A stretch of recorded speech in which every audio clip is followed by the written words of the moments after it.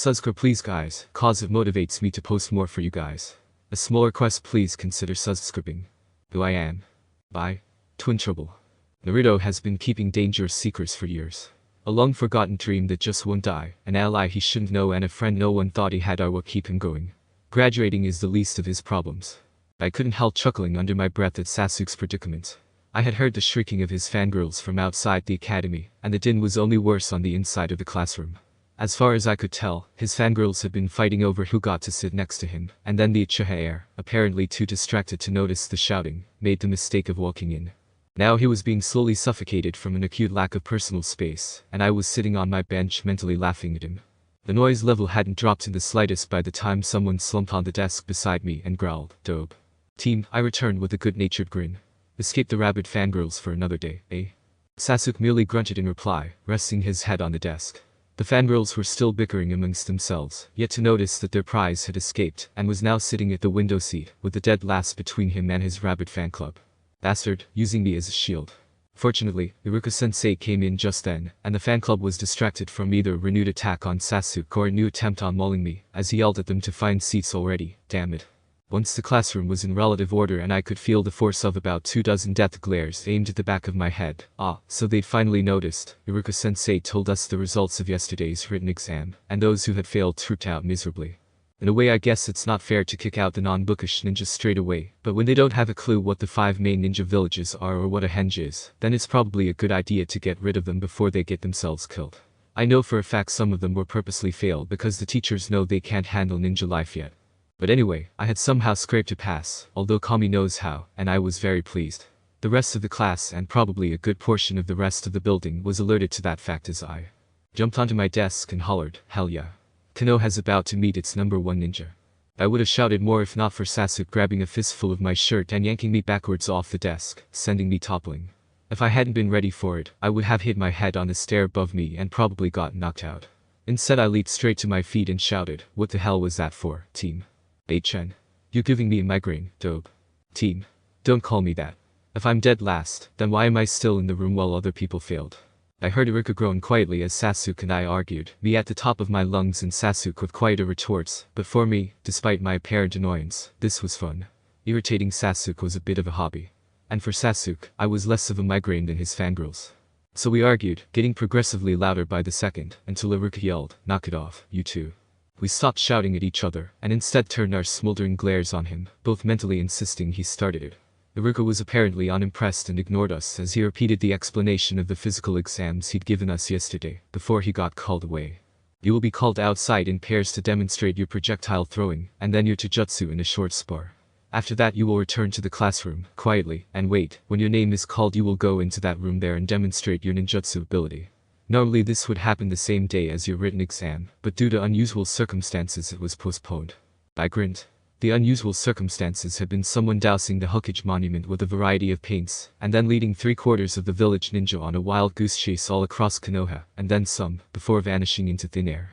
They never caught the culprit, a sore spot of the 17 Anbu who had been in pursuit, or even found out who did it, and the best part was that I was off the suspects list. I'd been in the classroom waiting for the exam to start the entire time. Perfect alibi that no fewer than 45 people could support. The chase had taken up the whole morning, and there hadn't been enough teachers left behind to supervise the exams. So, the written got pushed back to the afternoon, and without enough time for the FIS tests, they got dragged back to today. Ignoring the fidgeting of the kids around me, some frantically going over jutsu notes. What's the point of that? The theory won't help you now. I spent the next half hour seeing how often I could poke Sasuke with my foot before he shot me a glare strong enough to wither plants and poke me back, hard. Not long, apparently. "Stop fighting and get out here, you two." Oh good, that meant it was our turn. I bounced to my feet with a grin, while Sasuke stood up calmly and just walked down the stairs, me following him noisily and bouncing several feet in the air with every step. I probably would have tripped and fallen down the stairs at some point if not for Sasuke grabbing my jacket again and dragging me down. "Come on, dope, I want to get this over with." "Team," I screeched. "If you want to pass you're gonna have to fight for it." Mizuki, who was the tester for the FIS exams, sighed and dragged us apart before we could kill each other. "Wait for the spar," he informed us sharply. "Uchiha, you first, 3 kunai at that target, now." Sasuke threw the kunai instantly, and I heard the short thunk as each one hit the target. "Nice. 3 bullseyes," Mizuki commented. "You, same target, 3 kunai, go." I breathed a faint sigh of relief and threw my weapons, hearing a clash as they hit Sasuke's, and frowned. That seems kunai had better not have thrown my shots off. But no, it seemed I was fine. Sasuke's voice faintly awed as he muttered, 2 dead center and 1 damn close. Not bad for a dope. I shook my fist at him. A promise for the Taijutsu fight. Shuriken went almost exactly the same, and we both passed it would be impossible not to, with our scores. Now, we faced off on the grassy field, Mizuki standing between us and getting ready to get the hell out of the way. I closed my eyes and breathed in deeply, trying to relax. Freaking out or getting furious would not help me here. I needed to stay calm. Remember, Taijutsu only, you two, he told us. Sasuke, that means no Kaiten Jutsu.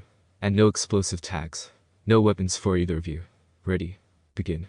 My eyes snapped open and I sprang sideways, Sasuke's first punch missing me, and there was a crunching of shredding grass, as he twisted on one foot to snap the other out at me in a powerful kick that I swept aside with both arms, dodging a follow-up punch and throwing my elbow at Sasuke's chest. It missed, of course. I landed on my forearms and immediately went into a roll. Once my back was underneath me, I pushed off, clipping Sasuke's chin with my feet as I jumped back upright, but he wasn't dazed, easily. Dumping the foot sweep I attempted as I spun around to face him. I heard the rustle of cloth, the sound that meant he was throwing a punch, and ducked it quickly, whipping around again, mentally. Cursing, damn the little bastard, he is fast. And springing away from the uppercut that grazed my cheek. It was an instantaneous act-react again fight, neither of us losing or gaining any ground as we exchanged blows that were either blocked or dodged, both unable to get in a solid hit as we ducked and weaved between each other's punches and kicks, moving as fast as we could.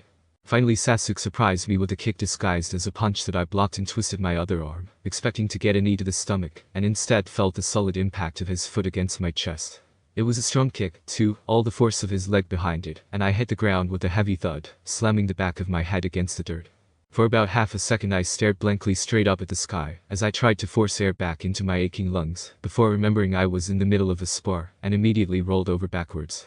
I got halfway through my roll before Sasuke landed on my legs, obviously having been aiming for my stomach, and found himself being flipped with my momentum, and he was thrown off easily as I flipped myself back upright and spun to face him, where he'd hit the ground with a thump and rolled away to get his breath back. We were both panting, breath rushing in and out of our lungs, as we tried to get oxygen into our systems, having just been winded. Sasuke sounded worse than me, straining for air, but then again, I'd had a precious few extra seconds. We were both waiting for the other to make a next move, the next wave of attack stalling. Neither of us wanted to leap straight in again. Then we both moved in the same instant, rushing back into the fight. I was grinning fiercely as I spun on the ball of my foot to get around Sasuke, and even though I couldn't see his face as I leaned into his back and jerked his feet out from under him with my other leg, I know. He was smiling too, in his own way, 'cause that's how me and Sasuke work. I heard Sasuke's back hit the ground, already midway through a roll, and I spun again, blocking his next punch and striking out with my own, swiping at his legs once more, and tilting my head to the side to avoid a high kick. We had gone back to the complex dance that made up our spars, barely grazing each other with our attacks, and dodging everything with a finesse that made it seem even less like a fight. I heard him draw his fist back through the rush of adrenaline, and mirrored the movement perfectly. Our fists slammed together, and instantly we leapt apart, panting heavily. Then I smiled, and we both bowed to each other, before turning to the astonished teacher. Mizuki stammered. You're supposed to keep going until someone loses. We both shook our heads. If we fight longer, we'll start using ninjutsu, Sasuke said quietly, and I grinned brightly, putting my arms behind my head. The teacher was startled by our apparent lack of will to kill each other, when we were usually at one another's throats, but he managed to say, okay then you both pass the taijutsu section, head back inside, and just wait. He stumbled off, probably for a cup or two of sake, having been watching small children trying to beat each other up for the past 2 hours. And Sasuke and me both went back inside. Back in our usual seats, we endured Sasuke's fan club fawning over him and fighting with each other in the background. Sasuke, I suspect, was merely trying to hide under his desk and sneak away, but I was just ignoring them. They just weren't worth the effort, and I was too busy being worried about my ninjutsu. See, I can't do a bunchin. I know why, but I can't fix it, or get around it, and I've been getting help, but it still doesn't work. I can do kawarimi, and even henge with ease, though it took a lot of practice and Sasuke laughing at me, but bunchin is simply beyond me. It won't work. Ichiha Sasuke, Iruka called, sticking his head out of the room. I blinked and looked up. Me and Sasuke were the only ones left. Somehow his fan club had all been through, and I hadn't noticed them thinning out, although Sasuke had probably sighed with relief as every girl left. It was a 5-minute wait of pure torture. I was actually starting to shiver, my heart thundering in my chest and my breath coming in short pants. I was about 20 seconds from a full-blown panic attack when Iruka called my name. I sprang to my feet instantly, feeling as if ants were crawling across my skin, and couldn't help brushing my arms violently as I bolted down the stairs, trying to get rid of the tickly feeling, and slow my heart rate down at the same time before I opened the door.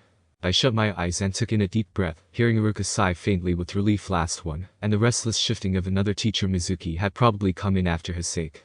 I took another breath before I opened my eyes, trying to calm down, and I heard Iruka say, "Okay then, could you please display a hand?" I swallowed anxiously and managed to say without stammering or letting my voice crack in terror, "Would've. Just me will be fine." I breathed in deeply and put my hands into the ram seal, focusing my chakra and pulling it around me, shaping it into the image I was supposed to, and held my breath even as I said cheerfully, "How's this?" "Perfect," Iruka said happily, his pencil scribbling on paper. "Now Kawarimi." I nodded in focus. This one was harder, but I knew exactly where he was standing, so if all went well, I could manage it.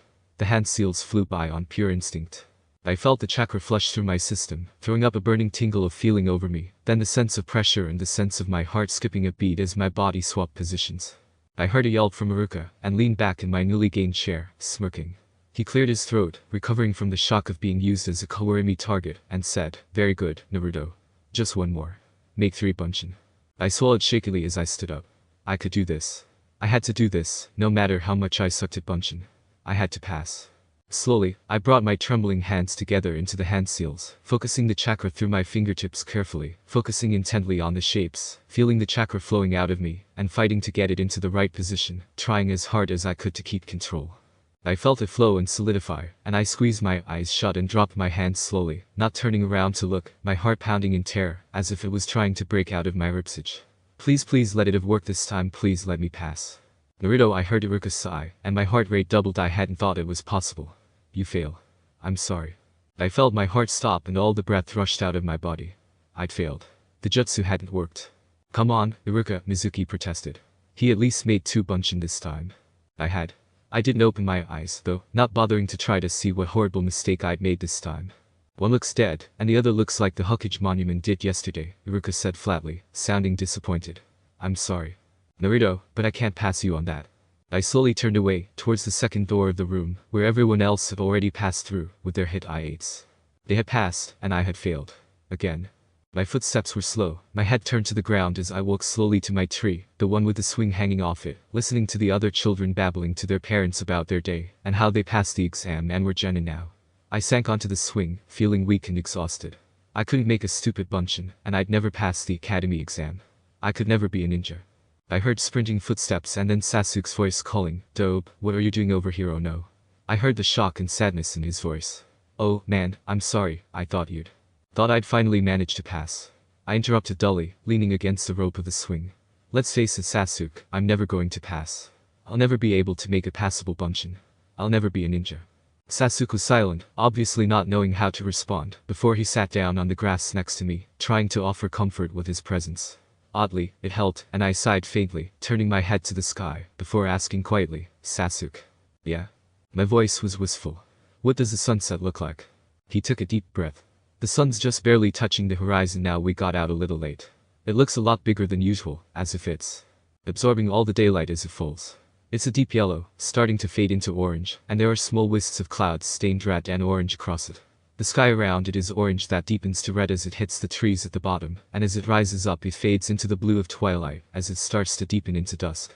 The sky on the other side is turning purple and dark blue, everything fading away into the darkness as it falls.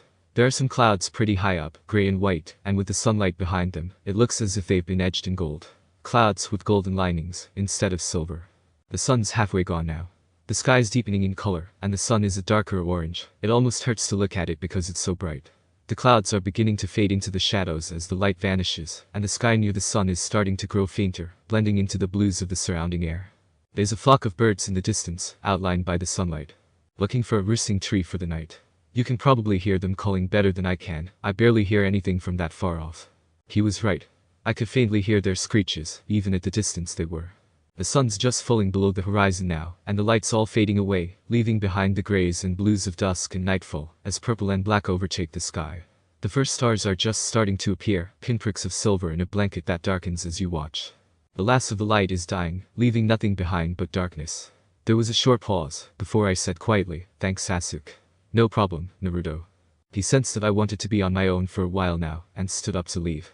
He didn't say anything more. There was nothing more to be said. I sighed, and stared up at a sky I couldn't see, wishing that things could be different, and knowing they never would be. I, Uzumaki Naruto, am completely blind. And Sasuke, aside from me, is the only one who knows. Attention. Had Kakashi. Memo. I would like to request that you consider taking on a Genin team this year. We are slightly short on Jounin following the Cloud incident and the long-term infiltration still in progress, and your experience is required. Signed. Sandame Hokage. Attention. Sandame Hokage. Memo. Not a chance. Signed. Had Kakashi. Japanese definitions, which I wish had been more common when I first entered this highly confusing fandom. Konoha, if you don't know this one already, it's short for Konohagakure no Sato, which is literally village hidden in the leaves. The shorter versions, Konohagakure and just Konoha, mean hidden in the leaves and leaf respectively. Team is translated to bastard or a similar root name in the English version, but literally is a connotation of a noun referring to a hand servant and is considered rude. Dobe, literally dead last, loosely translates to loser in the English dubs. Dojutsu, hand-to-hand combat, basically means martial arts or similar. Ninjutsu, this is the flash and bang stuff, usually referred to as jutsu. Kami, literally, God. Concepts. Order of names. Japanese people write their family names first, then their given names. I am holding true to this tradition, using Uchiha Sasuke instead of the Sasuke Uchiha some of you may be used to. This particular concept may help to explain clan pride, as writing the family name first subconsciously indicates that one's clan is more important than the individual. Calling people by their last names is more common in this culture, for the reason that their clan defines them more than their own given name. Techniques. Koorimi, substitution. B rank. Jutsu that allows the user to swap positions, or substitute, with another solid object that is roughly their size from somewhere else.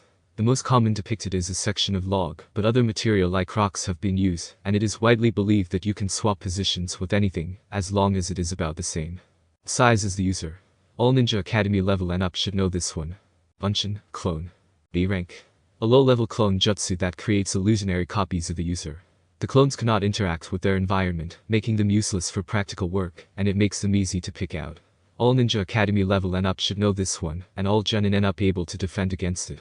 Henge, transformation. B rank. Illusionary jutsu that lets the user take on the appearance of another person or object. All Ninja Academy level and up should know this one. An. I always thought it was a bit ridiculous how they only tested them on one of their 3 ninjutsu and nothing else. So this may be different to canon, I don't mind. Canon is a guideline which will be happily disposed of when I no longer need it. I've seen a lot of Naruto has a disability fix, you know, blind, deaf, mute, but they always seem to vanish. That or they're not realistic. Ever seen a first-person blind story where the character describes color in all kinds of detail? Yeah. I'm hoping to be a good deal more realistic than that. And I swear if I get one review saying but Naruto's not blind, I will kill them. This is an AU for a reason. If you can't deal with that, the back button's up there. If you are willing to accept the fact that Naruto in this AU is blind, the review button is just there. TWIN1. Good sheep. Bah. TWIN2. What the hell are you doing here? This is my story. TWIN1. I don't quite know. Review. Bah. Moo. Pass. TWIN1.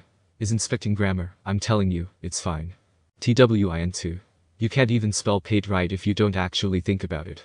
Is going over chapter with a fine-tooth comb, I think it's okay now, let me check it one more time. TWIN1. Oh, for crying out loud. Chapter dedicated to Starlight Scrub for being the first reviewer for who I am. 2. Pass. I'm not sure how long I had been sitting there when I became aware of someone standing in the tree above me, their breathing and shifting of weight against the bark reaching my ears. Automatically I looked up at them, even though I couldn't see them, and Mizuki's voice said, "Hey Naruto." I blinked, then turned my gaze back to the ground. There was something off in his voice, but it was probably just my hearing being a little off because I had my teeth clenched. Low. "Hey, are you okay?" he asked, and I didn't even bother to respond. I just had my one dream ripped out of my grasp. How did he think I felt? Apparently he realized that was a stupid question and kept going. I know Iruka sounded like he was going a bit hard on you. See, Iruka sees a bit of himself in you. He was an orphan, too. He only wants to make sure you can handle it, be the best ninja you can be. But I really wanted to pass this time, I whispered faintly. Needed to pass. I know, he sighed, but there was definitely something wrong with his voice. Hey, Naruto, what would you say if I told you about a secret way to pass? My head jerked up, looking at where his voice was coming from. This usually gave me the illusion of eye contact. There's another way to pass. Really? I still have a chance. I heard a flicker of hair and cloth. He must have nodded. Yep. I'm not really supposed to tell you about it, but you try so hard, you really deserve another chance. Yep, something was definitely off here. I'd never heard of a secret way to pass, and I'd been through these damn exams twice already, not trying to pass the first 2 times, just seeing how I handled pressure, not too well, as it turned out, so something was wrong. But I shoved it away, focusing on the teacher Sasuke had told me had gray silver hair. I was desperate to pass. If I passed this time, there was a chance I'd actually be with a friend. And without Sasuke there, I knew I was pretty much doomed. What do I have to do?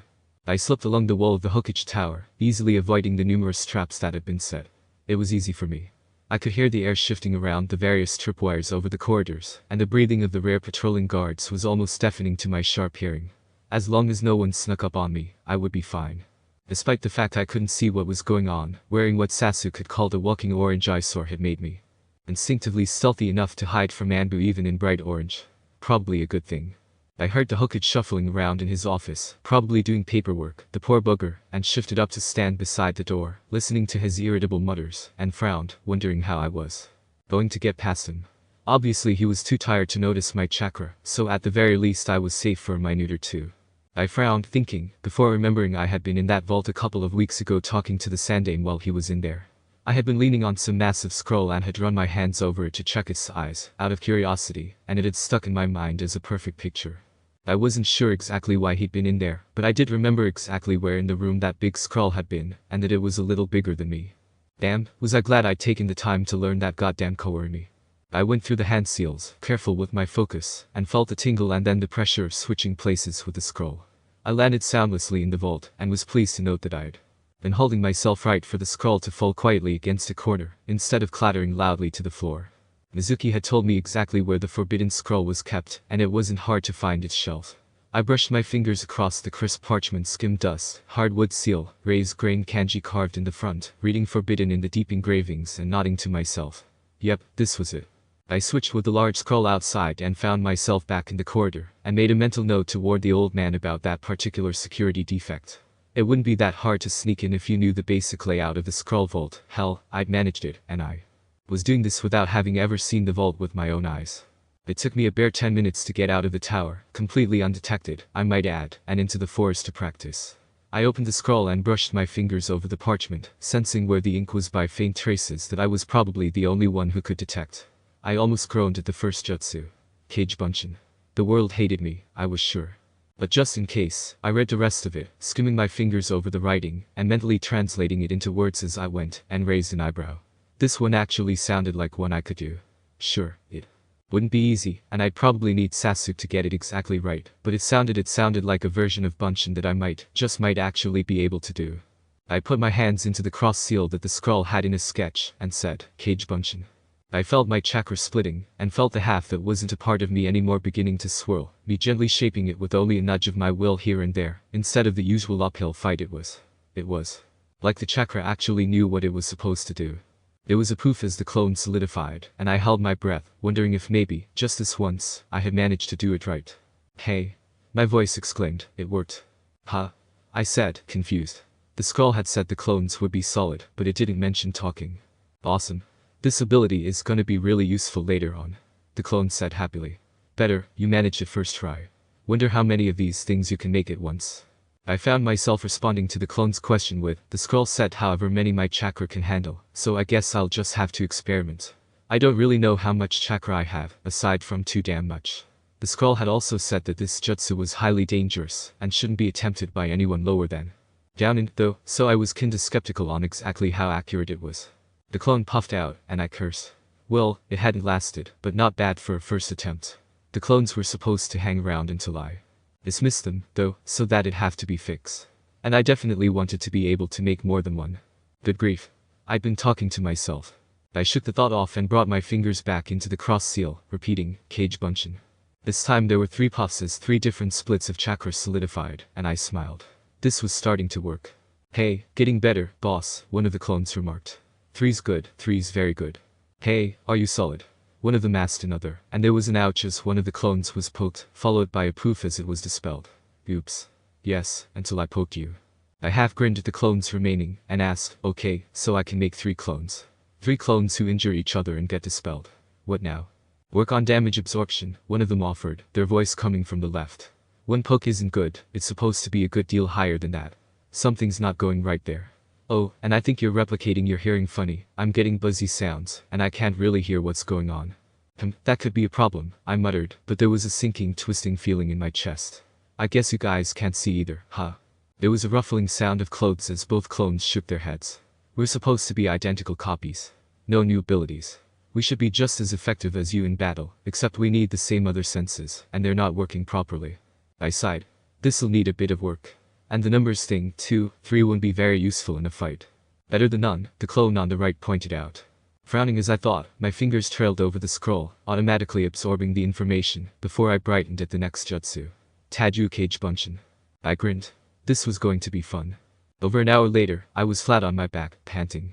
My chakra had been busily separating itself as often as it could, and I was starting to wear myself out. But, as far as I could tell, I had mastered this jutsu. The clones were all perfect, exact copies of me, and they had stopped dispelling at a simple poker shove, standing up to a couple of good kicks before poofing out.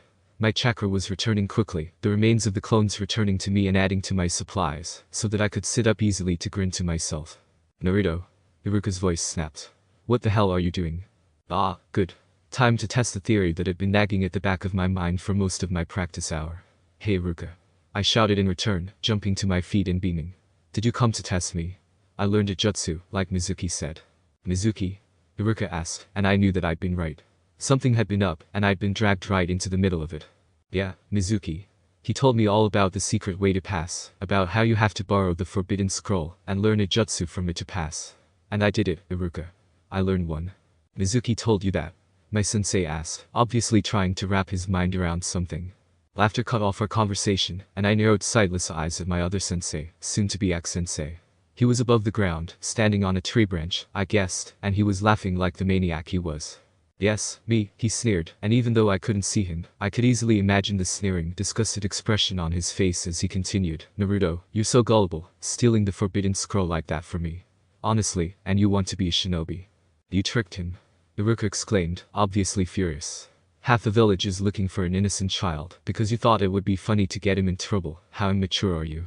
It's not for fun, Iruka, Mizuki snarled, it's for power. The power of the jutsu contained in that scroll. Hand it over, Naruto. Naruto, don't give it to him. Iruka barked instantly. I shifted the scroll so that it was sitting over my back. I had no intentions of handing it over, and I had a feeling I was going to need to make a run for it. Carrying this bulky thing in my arms would only make it worse. It was hard enough to sprint through a forest by memory alone. Mizuki. Iruka howled, apparently beyond furious, and I couldn't blame him. I knew he thought of Mizuki as a friend, and to have this betrayal. Naruto. Mizuki shouted to me, ignoring Iruka. Have you ever wondered why the village hates you so much? Ever wondered what you could have done? Why the whole village looks at you as if you're a monster? Mizuki, no. Iruka shouted. It's against the law. I tightened my grip on the scroll, taking a step back. This wasn't something I wanted to hear, but at the same time every day of my life. Every single day, I wondered. But I didn't want to hear it. Didn't want to know. When the nine-tailed fox demon Kyuubi attacked Konoha 12 years ago, it was sealed inside a baby. You are the Kyuubi. Even your beloved Iruka-sensei hates you guts. The bottom of my stomach dropped out. The nine-tailed fox. Why everyone hated me, why I had to fight for every step I took, why my best friend had to pretend to hate me, why? Why everyone called me a monster or demon freak whenever they thought I couldn't hear them. I heard nothing from Iruka, just a bare gasp of air that he needed for survival, and felt my chest tighten. So I was a monster. I was just a dropout, a monster, a failure. A freak. I spun around and bolted into the trees. Sneering laughter echoed after me from the barren depths of my memories. I ran as fast as I could, and that was very fast. I was almost as fast as Sasuke in a sprinting match, and if I really had a reason to be running, I was faster. I was probably lucky not to run into any trees, but my mental map and my memory was more than enough. It was easy for me to dart between the trees, ducking and leaping the lower branches. I didn't try to take to the trees. It had taken me 3 weeks and a sprained ankle to map them well enough for me not to be a health hazard, but I didn't want to risk it.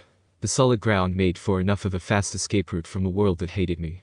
I sobbed in a breath, stumbling over a chute that hadn't been in that mud patch last week. Stupid trees, always growing, and tumbled to the ground, landing with a heavy crash on the forest floor, and rolling to cushion some of the unsteady impact. Ow. I really should have broken something, but somehow, all I felt was one massive bruise beginning to form over my abdomen.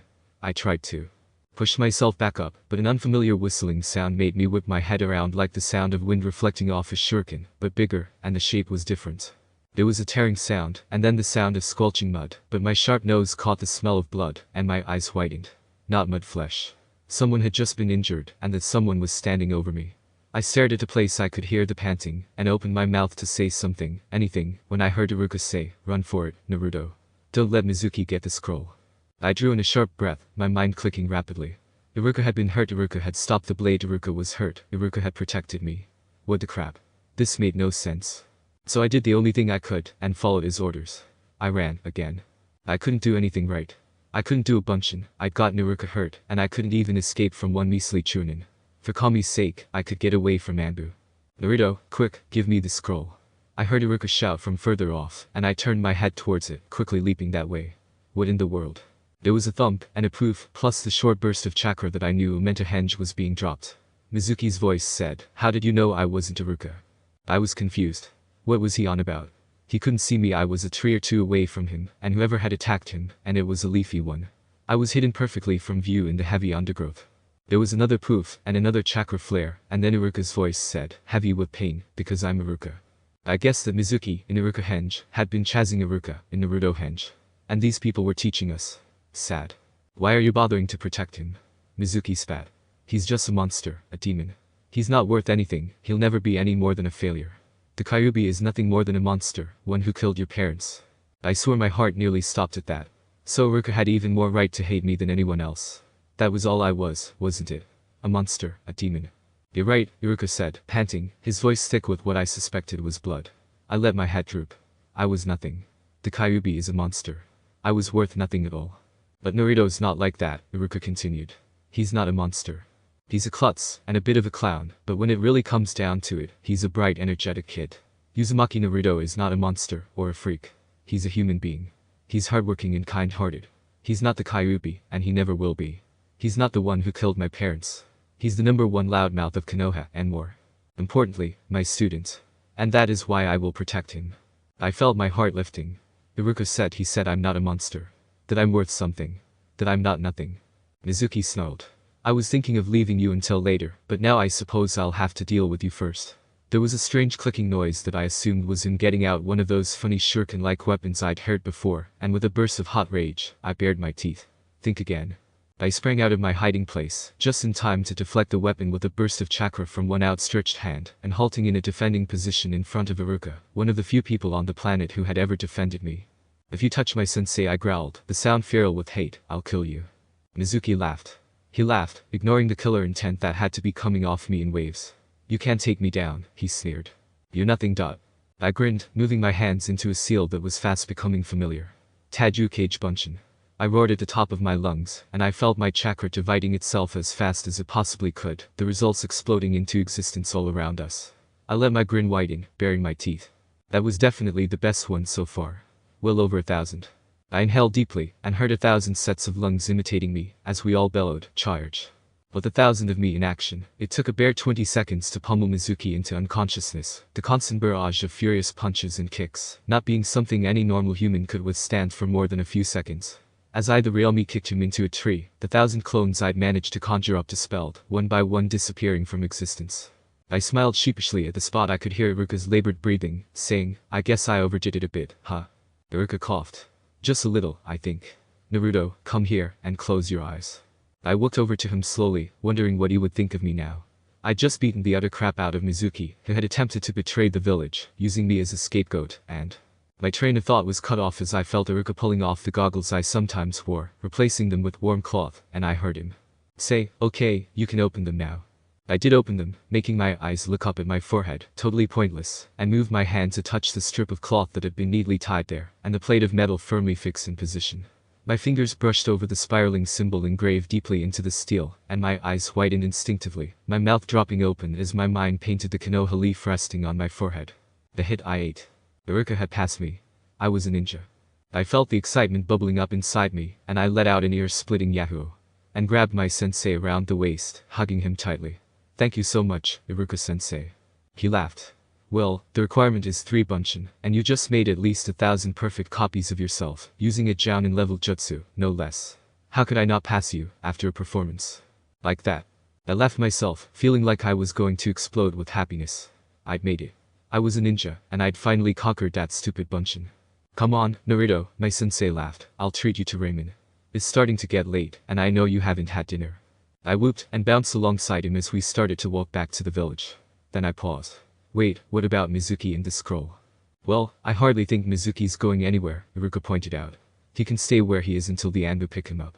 I left a message explaining what happened, and I'm sure the Sandame Hokage was following it in his crystal ball, so he'll know exactly what happened. The scroll can stay with us until we can return it safely to the vault. I nodded energetically. That made sense, and better, it meant I could have dinner straight away. I sat down at one of the stools at a Chiraku ramen bar, bouncing excitedly and begging Iruka for miso ramen. My sensei was chuckling under his breath as the chef plonked 2 bowls of ramen down in front of us, saying, "First batch of the morning, fresh and piping hot. Eat up, boys." Morning, already, must have been busy for longer than I thought. I heard Iruka's chopsticks crack and half froze. I wasn't sure where mine were. Sasuke always tapped the table for me where the chopsticks were, or muttered under his breath, but he wasn't here, and I couldn't let Iruka know I was blind. I just couldn't. Naruto. I heard a familiar voice bellow from down the street, and turned my head towards it. Where the hell have you been? I've been looking all over the damn village for you. I felt my face splitting into a grin. Sasuke. I hollered back at the top of my lungs. Sasuke. I passed. What? He was closer now. I could hear his sprinting footfalls as he ran towards us, and as he screeched to a halt he panted out, "How'd you do it? You passed, that's great." I grinned and formed the cross seal. Cage Bunshin. I announced happily, and the chakra instantly puffed out into a shadow clone, who did a backflip. That's awesome, Naruto. Sasuke said. Where'd you pick that up? Oh, Kami, don't tell me you actually. I borrowed the forbidden scroll and taught myself the cage Bunshin, I told him, happily raining on whatever hope he'd had that I hadn't gone and done exactly that. Arg. I told you not to tell me. Iruka cleared his throat, apparently surprised to see Sasuke talking so much. But really, if he's fighting with me, he talks quite a bit. He's very quiet around other people, most of the time, but when it was just him and me, it was normal. Sasuke, Naruto did manage to pass, although he coughed, it wasn't exactly orthodox. I had freaked out over the cough. Ah. Iruka-sensei. I forgot, you're hurt. We have to get you to the hospital. Iruka chuckled. Ah, don't worry about it, I patched myself up on the way here, and it wasn't that bad. Wasn't that bad? Those shuriken thingies were awful. They cause wicked injuries, you must be in agony. Well, tell me all about it, then, Sasuke said, sitting down in the seat next to mine. But then the ramen will get cold. I whined, the complaint a plea in disguise. I heard Sasuke sigh, and then rap his knuckles on the counter in front of me. The ramen's right there, moron, you can talk and eat at the same time. I know that much about your table manners. I love you, Sasuke.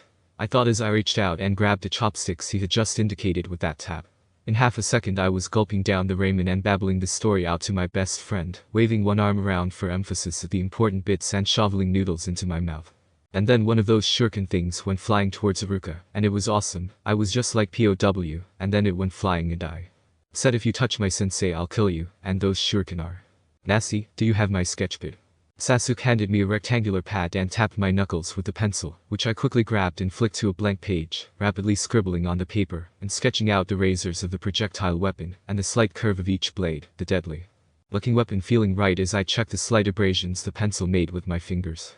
That slight curve would explain the whistles I'd heard, and the collapsible mechanism would have made those clicks as it was unfolding. Made sense. There, like that, about my arm span from point to point. Damn, those things were nasty.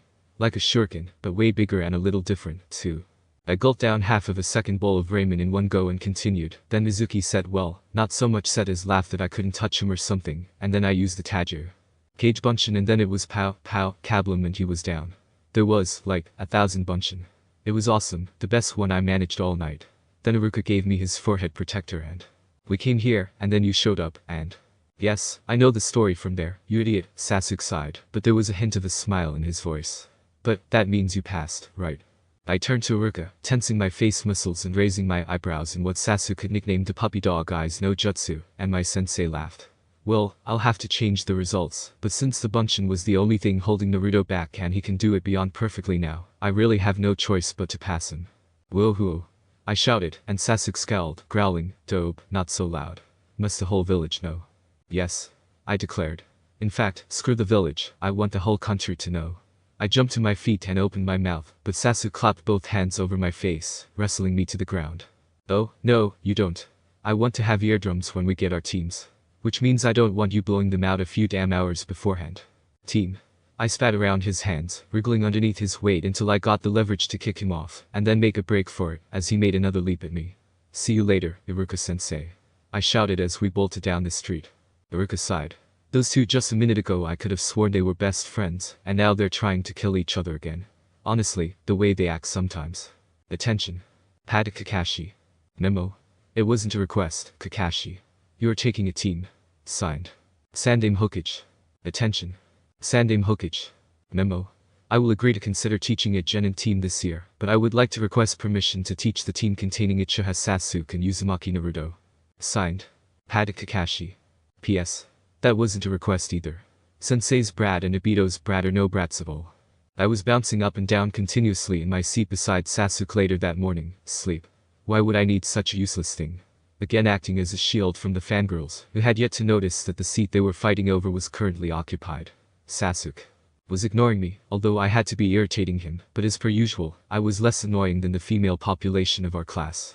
Even if I was high for no particular reason. Naruto's voice sighed from above me, and I glanced up, hopefully meeting Shikamaru's eyes. His voice had a slower tempo than a normal person's, probably something to do with his laziness. He spoke slowly so that if someone got what he was saying before he finished, he wouldn't have to say the whole sentence. You know, this class is for graduating students only. I scowled. In case you haven't noticed, Shika, I have a hit I-8, which means that I passed out, so I'm meant to be in here, thank you very much. He sighed again. This is too troublesome, he muttered, slouching off to a seat closer to the back, next to Chaoji, who was eating chips again. Slightly stale chips, I noticed from the sounds of the crunches. The din of the classroom only got worse when the two ringleaders of Sasuke's fan club came shoving in, calling each other names, and obviously arguing over the coveted position of being seated next to their hero. Sasuke let out a tiny sound that could have been a whimper, and I would have been teasing him mercilessly over the unmanly sound if I hadn't been distracted by a high-frequency screech, blasting my sensitive ears. After a few seconds, when the ringing had died down a little, I said, "Ow. I think I'm deaf in my right ear now." Sasuke sniggered. Well, that sucks, he muttered out of the corner of his mouth. You may not need your eyes to be a ninja, but you sure as hell need your ears. Wah. I wasn't actually deaf, but as I listened to the two girls bickered at each other at high pitches, I rather wished I was. Their pitch was giving me a number and percenting migraine. I was here first, forehead girl. No way, Ino pig. Sasuke-kun would way rather sit next to me than you. Wouldn't you, Sasuke-kun?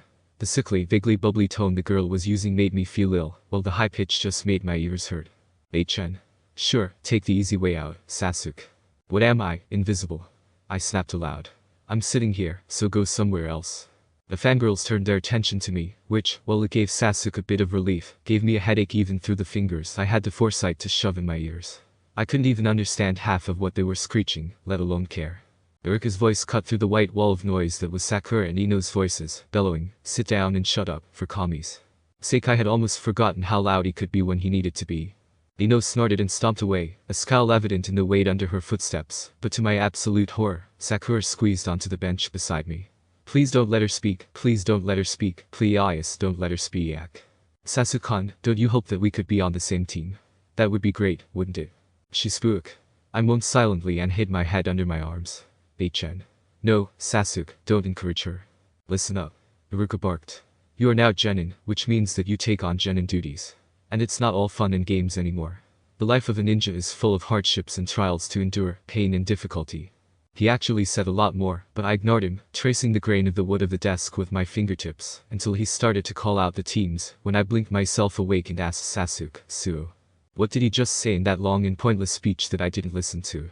That we are Genin, ninja lives suck, and these are our teams, Sasuke muttered under his breath. Oh? So why couldn't he just say that in the first place? Because he's a teacher. Teachers are hardwired to say as little as possible in as many words as they can. You would suck at being a teacher. You'd be great at it, if not for the fact that you couldn't see what the little snot-nosed Torax were doing. Why is that, Sasuke-kun? Sakura put in, and my heart nearly stopped. Shit, she was listening.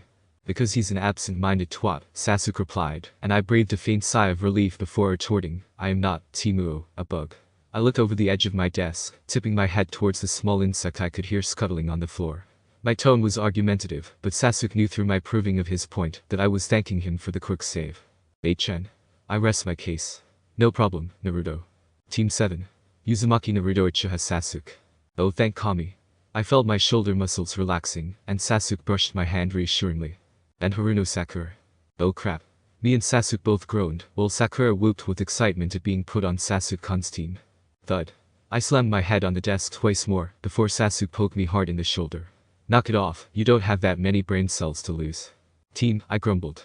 Several hours of listening to Sakura's high-pitched fronting later, and I was ready to crawl under a desk and die. Where the FN% is our FN%ing sensei. Naruto. Sakura yelled at me, don't swear in front of a lady. I'll swear whenever I goddamn want to.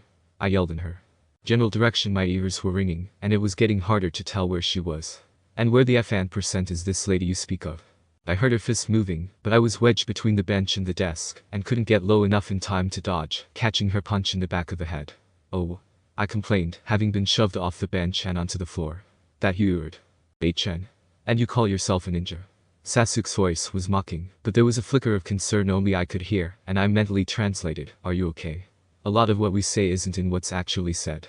It means we can have a full-blown argument and be discussing bits and pieces that no one else knows about.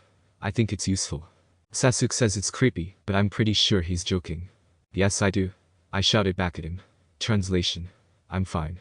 It was her fault. She is so annoying. Chen. I agree. Let's kill her later. Okay, so maybe the second bit was wishful thinking.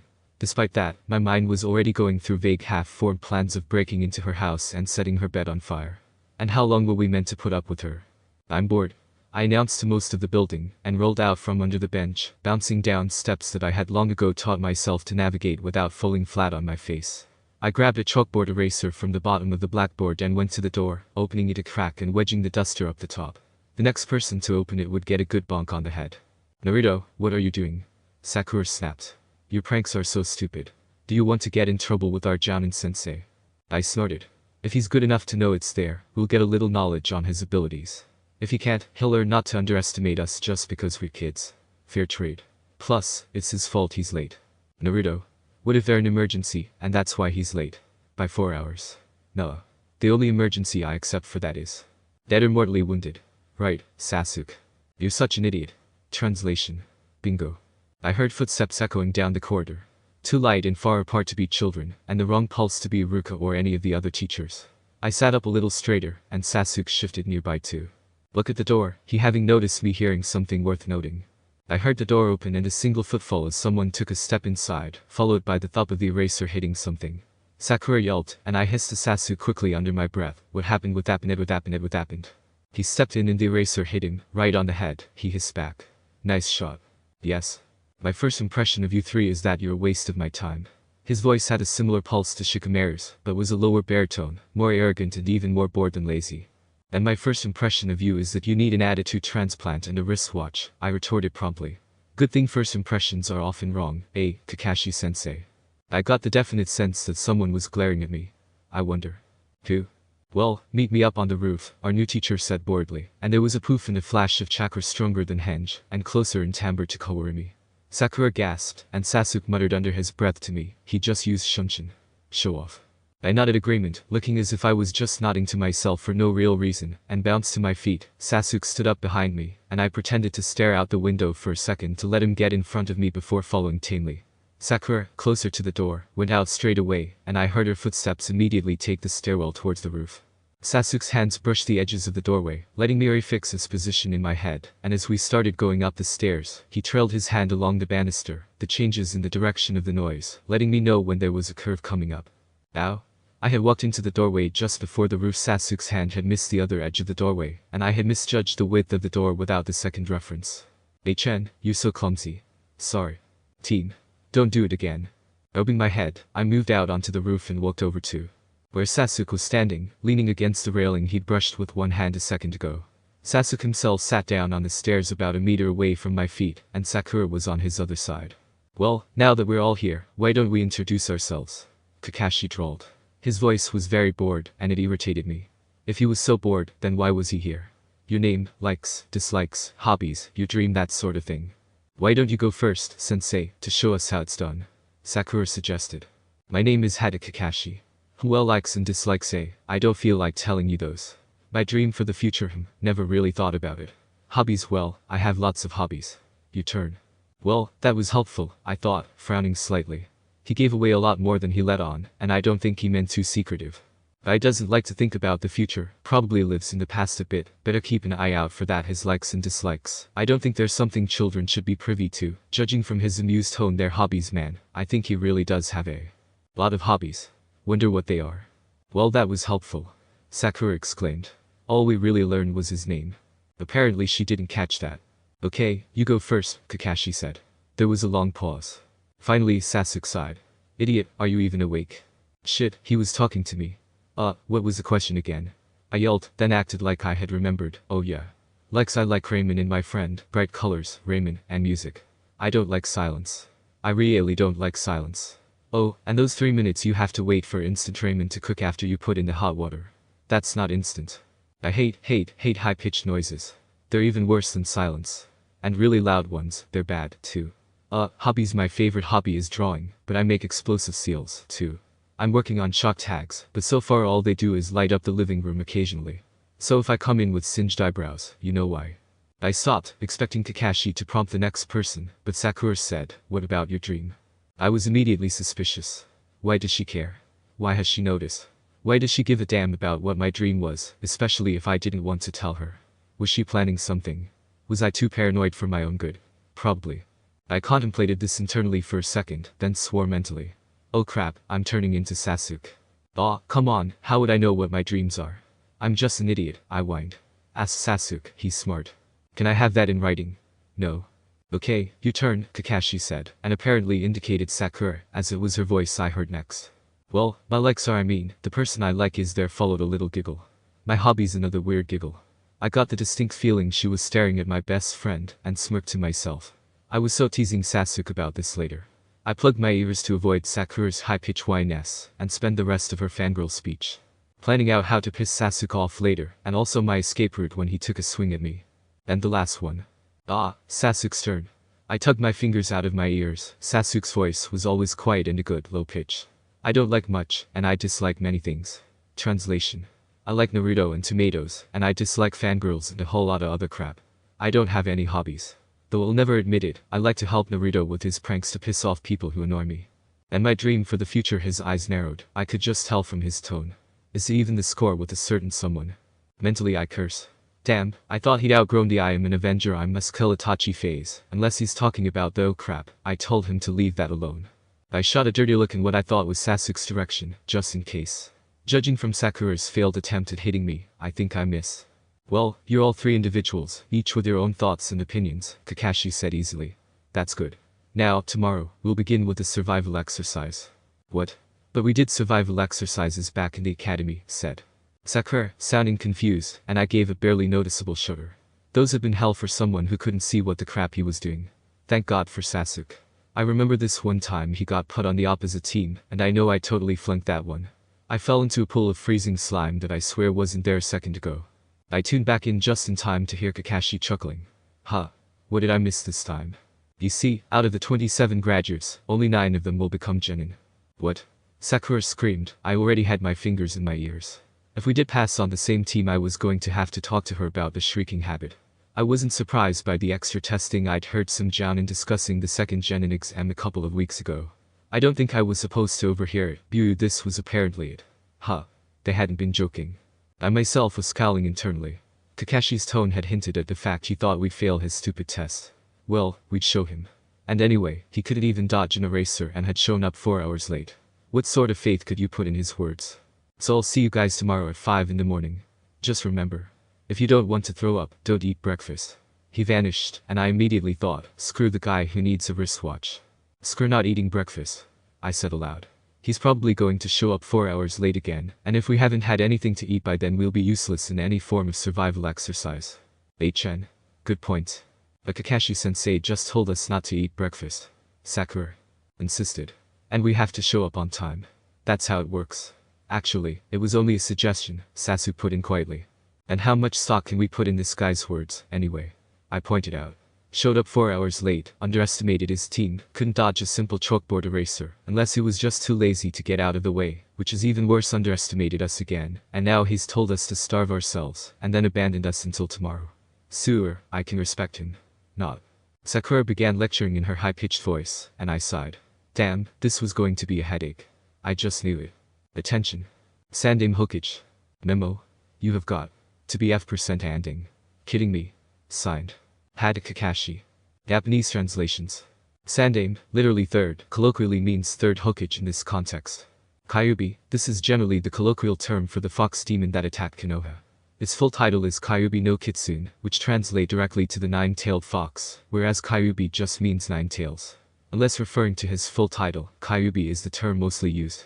This particular word is also spelled as Kikbi, but this is going into Romanji and confusing symbols on top of English lettering, so we won't go there. Just know that I prefer to spell it as Kyuubi. Hit I-8, the headbands the ninja wear. These are forehead protectors, the metal plate to stop kunai killing you on instant impact, although not all ninja wear them around their foreheads. They have the village's symbol on them to say what village the ninja belongs to, and are considered a symbol of adulthood.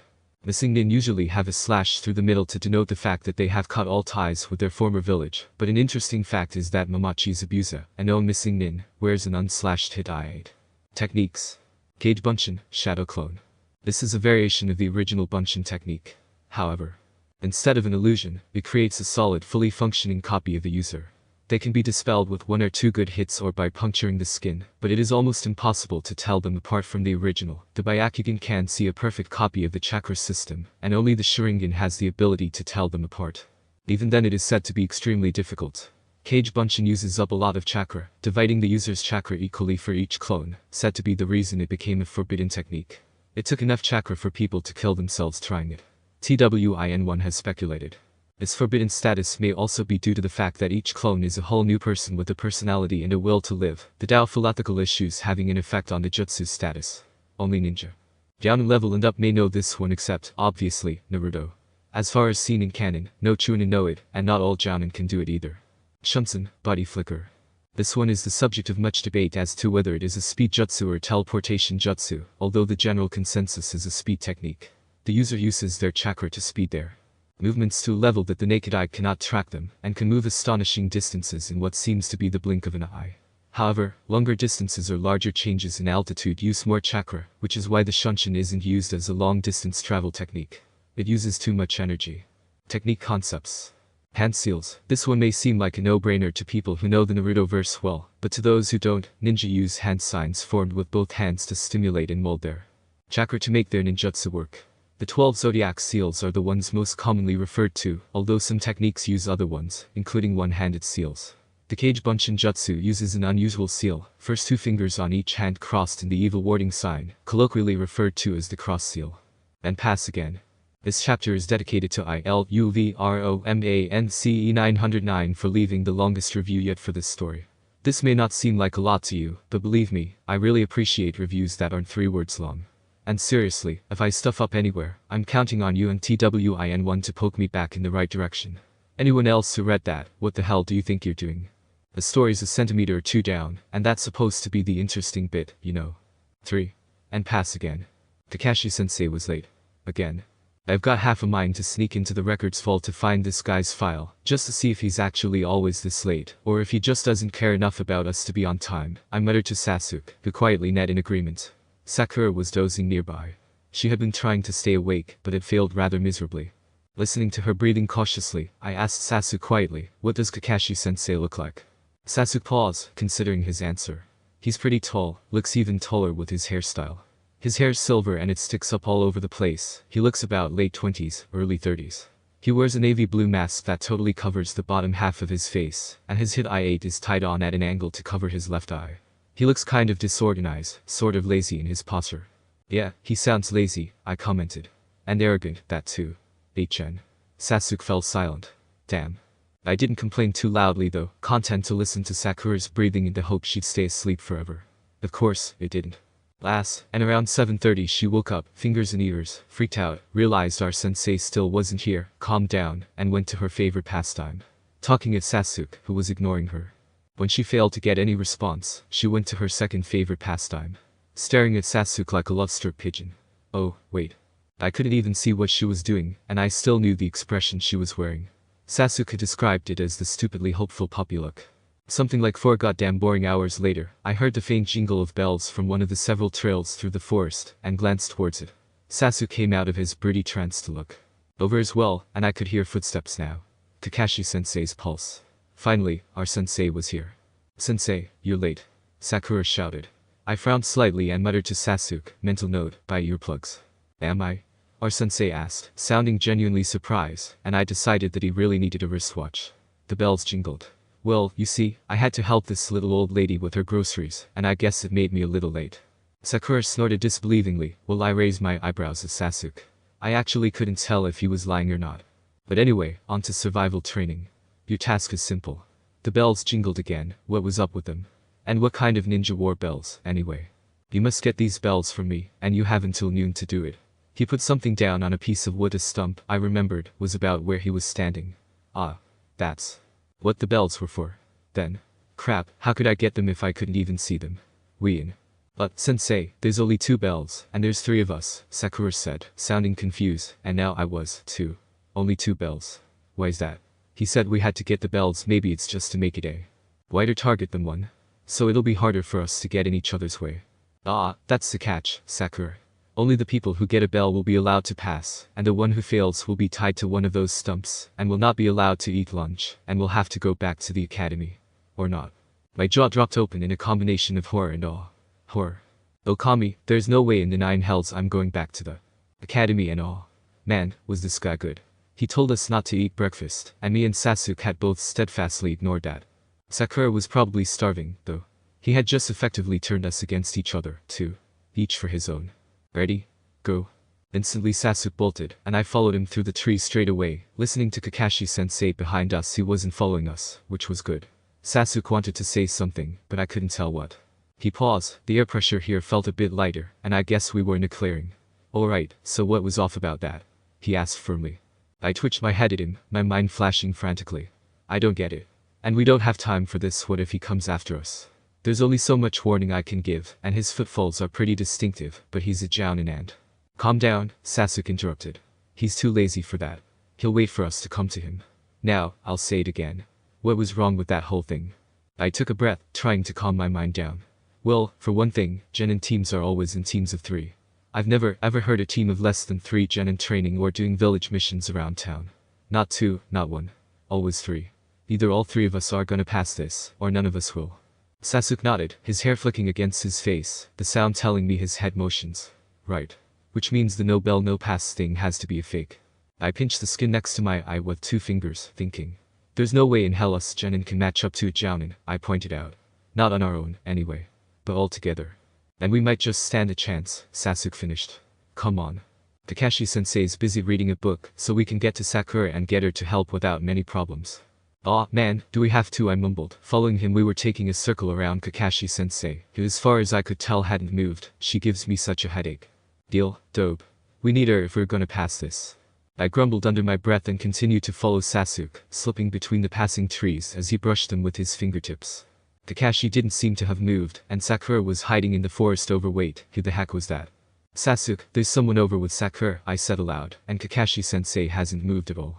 I think there's some. I swore aloud as my mind connected the identical footsteps in chakra signature, which really hadn't made sense with the jounin level jutsu I had learned just last night. Damn. Shadow clone. The what? Sasuke asked, his voice getting louder as he turned around to look at me, not pausing in his sprint. A what clone? Shadow clone, Kage Bunshin, I replied, moving around a bush that I remembered to have thorns. It's a form of the clone technique, but it's not Jinjutsu. The clones produced are solid and have their own chakra source. They're very dangerous though cause they divide the user's chakra evenly. Make too many and you'll kill yourself with chakra exhaustion in under a minute. Kakashi-sensei must be pretty strong to even make one. Sasuke grunted, absorbing the new information. Do you know anything else about them? I frowned and clapped a tree with my elbow. Team. You missed a tree. The scroll I was reading said something about them being able to fool the Byakugan codes of their chakra systems, but the Sharingan can't see through the jutsu. Hey, isn't the Sharingan your clan's bloodline? Yes. Shut up, we're getting close to Saw. There was an ear-splitting scream that actually made me freeze in place, and clamp my hands over my ears, in an attempt to ward off the nail being driven into my skull. Krr, Sasuke finished with a faint sigh of exasperation. Too late, I muttered, carefully prying one hand away from my head to check if the noise was gone. It had. What can you hear? Sasuke asked, coming back to me. He had the same thought as me, I think. That if Kakashi-sensei had made one clone to go after Sakura, what were the chances he'd made one to come after us, so he could read his book in peace? Sakura's 100 meters that way, unconscious, I think. Whatever that thing was, I'm pretty sure it was a shadow clone. It's gone now, and Kakashi-sensei is shit. 20 meters north and closing. Shit, Sasuke agreed, and whipped around to face the direction I'd told him. Double shit, I hissed under my breath, moving to stand at his back. The Bunshin's coming up behind us. This is not going to be fun. I can't say I expected to find you two together, our sensei's voice remarked from behind me. I didn't turn around, focusing my ears on the faintest of sounds the Bunshin was making, barely detectable, but enough to alert me to the threats still coming. You two are usually at each other's throats. Why cooperate now, when one of you could easily drag the other down? I scowled, knowing what he was up to. Necessity, Sasuke informed him, also catching on. Like one genin can take on a jounin. Even less likely, I continued, narrowing sightless eyes at where the clone was just brushing past a bush, and through what I thought was the boundary of our clearing, is 2 genin against 2 jounin. I yanked on the back of Sasuke's shirt, and we both crouched down, dodging the flurry of metal weapons kunai. I was reasonably sure from the sheer whistle of the blades cutting air, but Kakashi might have access to more dangerous weapons, and I smirked as I heard the sound of our sensei, having to step to the side to avoid his own assault. I tugged again, and we stood up slowly, keeping our backs pressed against each other to cover all angles. What say we even this fight out a little? I asked rhetorically, bringing my hands into my newly favorited cross seal. Cage Bunshin. Instantly 10 puffs of smoke went off, surrounding me and Sasuke in a wave of haze. One of them hinged instantly into Sasuke, leaving me and the original to take advantage of the cover and sneak away. It wasn't a particularly good cover, and I had my suspicions that Kakashi-sensei had seen right through it, but neither he nor his Bunshin followed us as we ran towards the spot Sakura was. Where the spot her breathing was, at least Sasuke would probably have been. Completely unable to find her without my ears pointing him in the right direction. Or not, as he described the scene of her fainting. Looked subtly terrified, face white enough to make her hair look red. What color is her hair normally? Pink, and I've heard it's natural. Pink. I frowned, trying to remember that color, before finally placing it and shuddering. It was a faded memory, and definitely not a good one. I shook off the dull memories of colors I had been sifting through and said instead, any ideas to wake her up? We're going to need her, I'm sorry to say. If I knew a suit and jutsu I'd use it, he muttered, and I grinned evilly. Makes me sad I don't know any, either. Ah well. Shake and shout it is, then. She woke up screaming in terror, and I pinned my fingers in my ears for what had to be the 10th time that day. From Sasuke's tense reaction, she had thrown herself at him and was now sobbing into his shoulder. Something about him dying. I stifled a grimace at that thought and piped up, we need a plan to get those bells off Kakashi-sensei. Just charging in randomly will only get us our asses handed to us on silver platters. Any ideas? Naruto, don't swear. Sakura snapped, coming out of her fear. Induced stupor to yell at me. It wasn't the original intention, but hey, it snapped her out of it. Whatever works even if it wasn't supposed to. I ignored her and turned my head to Sasuke, who was quiet, probably thinking. If what you already worked out is correct, he said slowly, then the bells are only a target, something to focus on. What Kakashi-sensei actually wants to see is teamwork. But that can't be the only catch, the bells still have something to do with this. But there were only 2 of them. While he was muttering over that, I didn't want to know what Sakura was doing, as long as she was out of my personal space. I suddenly blinked at an influx of information, giving it several seconds thought as I wondered how I knew that Kakashi had finished off my clones and was headed our way, though more slowly than he could have been. Then another flash of info. His clone was down, dispelled to nothing more than gases, and my last one had just been dispelled. Did shadow clones have the ability to transfer information to their creator? That was something to be investigated, but for now, I could definitely hear his footsteps. Whatever plan you've got, I want to hear it now, I said to Sasuke. Our sensei's coming to clones didn't distract him for long. Well, that was amusing, said Kakashi's voice from somewhere behind Sakura. Shit, I said conversationally as I turned around. Mental note. Factor in sensei's inhuman quietness when calculating distance through footfall volume. Kakashi, if I could see him, was no doubt giving us a very evil grin. I swore under my breath multiple times and wondered if I could pull off a henge of Sakura. Not likely. Sasuke's had taken close to a month to perfect and had to be updated regularly. I only had passing knowledge of Sakura. That option was out, although the clones would probably distract him long enough for us to what? We needed a damn plan.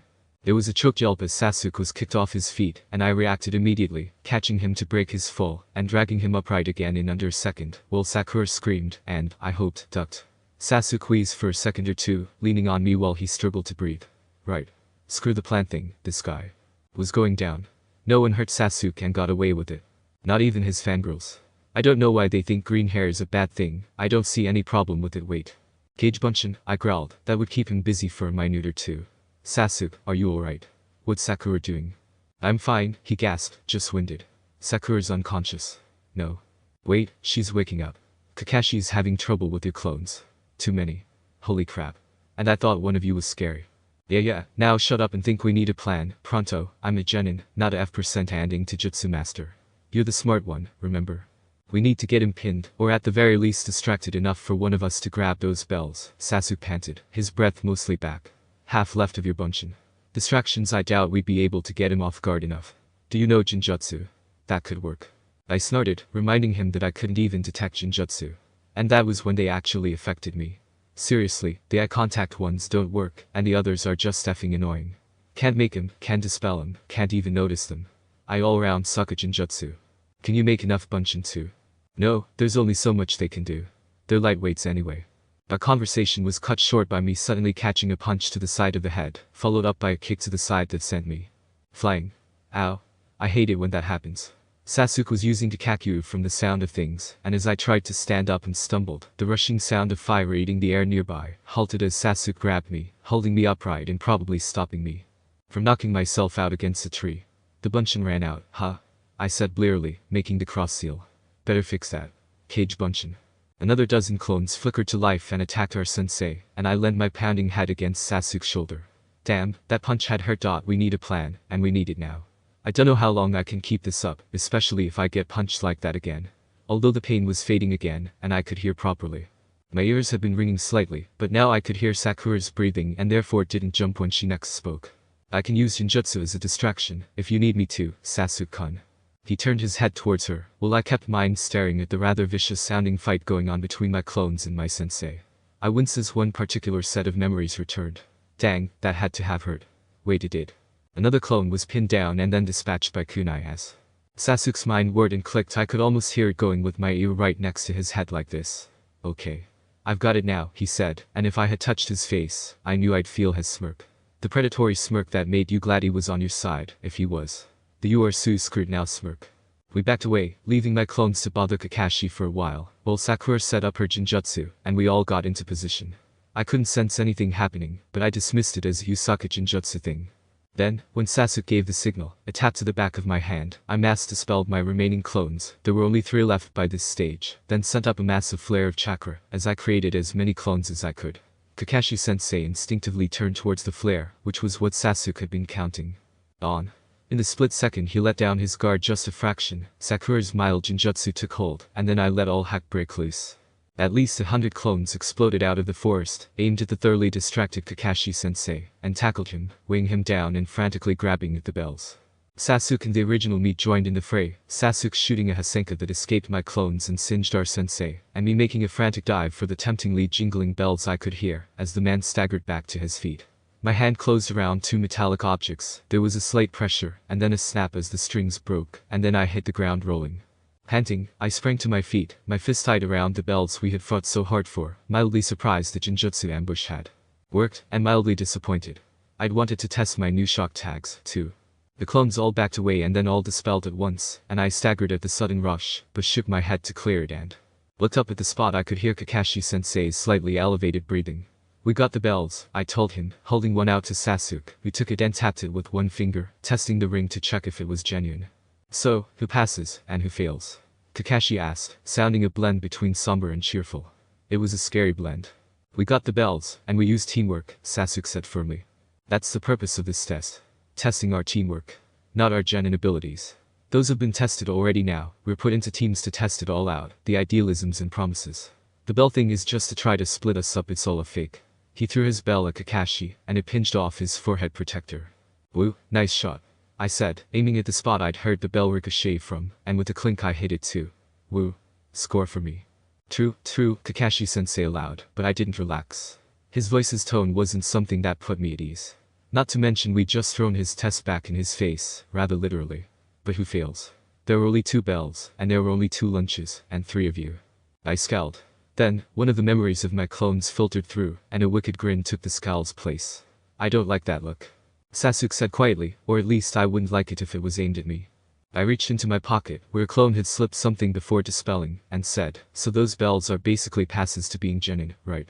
With a flourish, I brought out Kakashi's book from my pocket. "So, is your book worth a pass, Kakashi-sensei?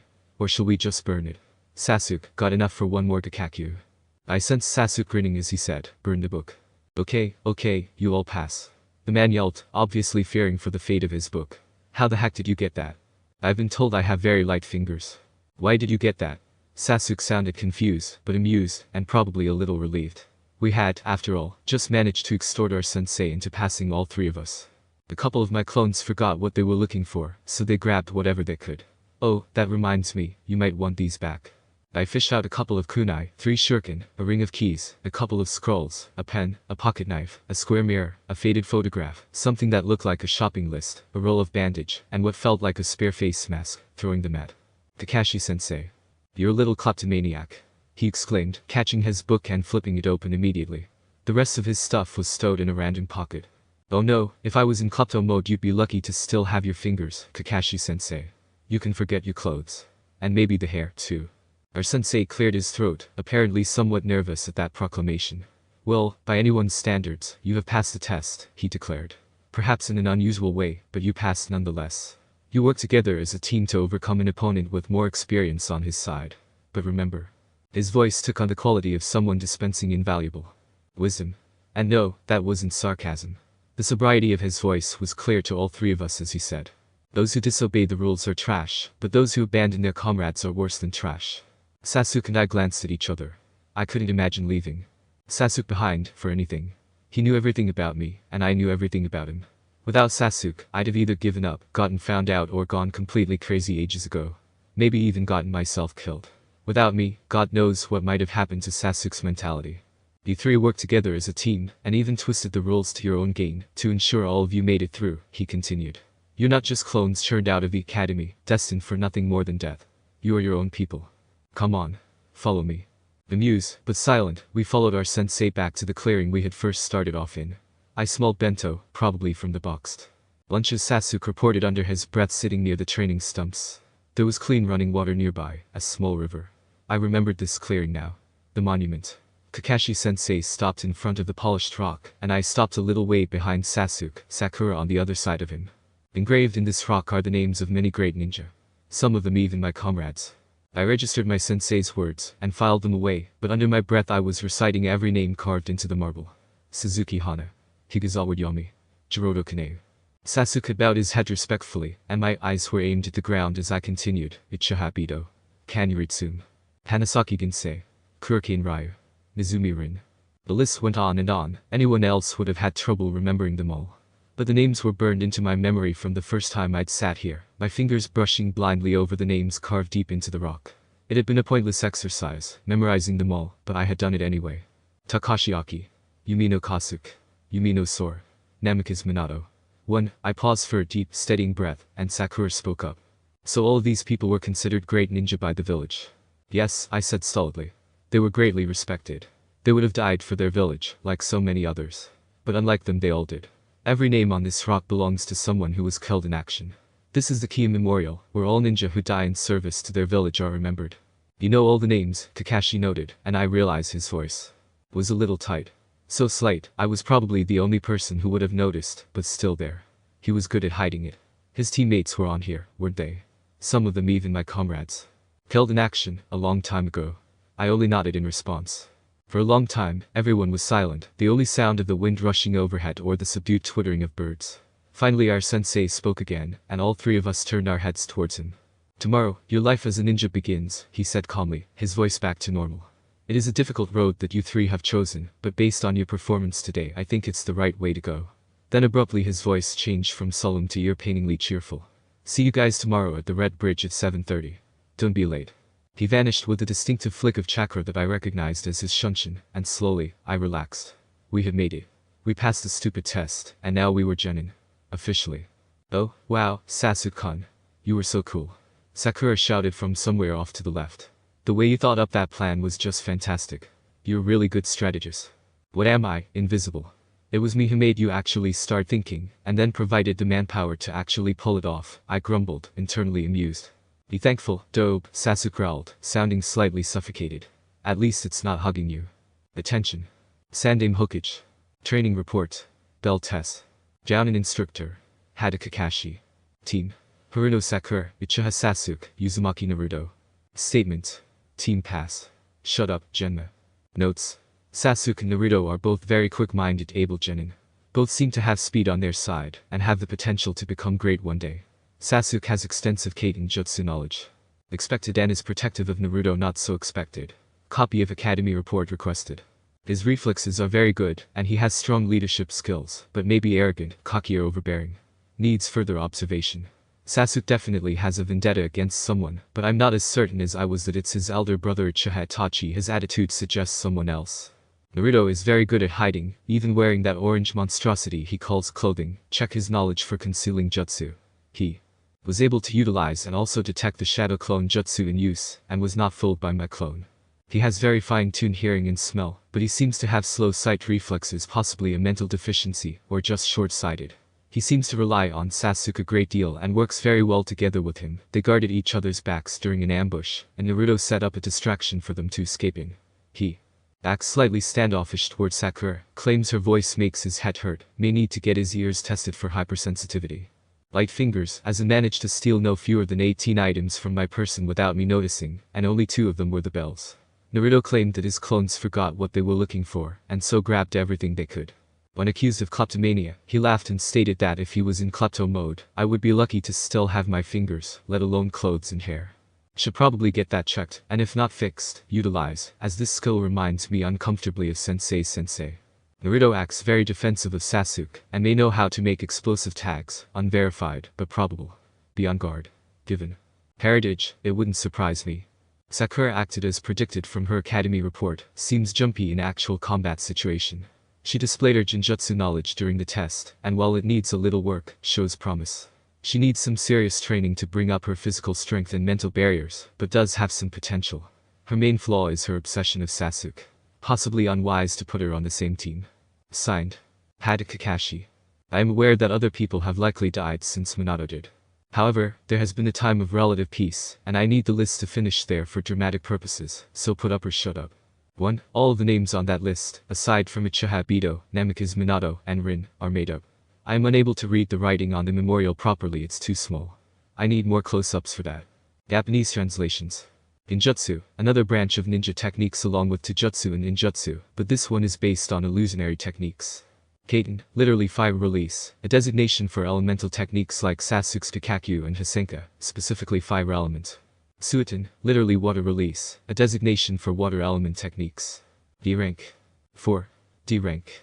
Ok. Where did that little brat go? Sasuke stomped into the room, footsteps shattering over the wooden floor, where I was calmly sitting on top of the table.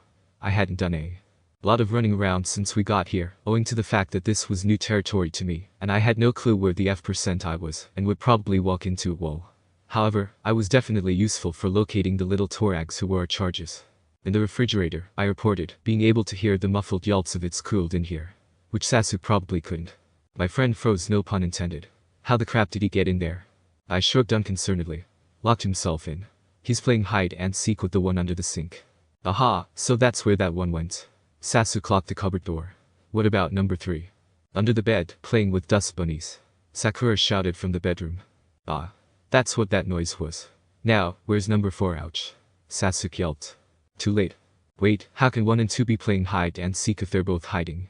Sasuke asked, grabbing hold of 4 before she could run off again. I'm looking, I reported. Aha. That makes more sense now. A-rank missions, I decided, as we shoved the 4 brats into the bathtub and scrubbed until Sasuke decided they were clean, and then dragged them into bedroom and guarded all the exits, were extremely boring. Not to mention pointless. I just don't see the point, I complained to Sasuke over an hour later, as we walked back to the bridge to meet our sensei, who would either be there waiting like he never moved, or we'd wait up to 4 hours for him to show. I mean, I understand that the babysitting thing is bodyguard practice, and find a pet is search and retrieve, while package delivery happens in the real world, but over far bigger distances. It's all ninja practice that never has to leave the village. A painting a fence. Cleaning up the park. What's that for? Humility, probably, Sasuke said, ignoring Sakura. His feet I could hear dragging along the ground. She was clinging to Sasuke's arm again, and he was apparently pretending she was not there. Us genin have big heads, and the D ranks are supposed to teach us humility and respect. Does it work? I asked, my ears keening to at least 2 genin complaining to their teacher that they were tired of walking dogs.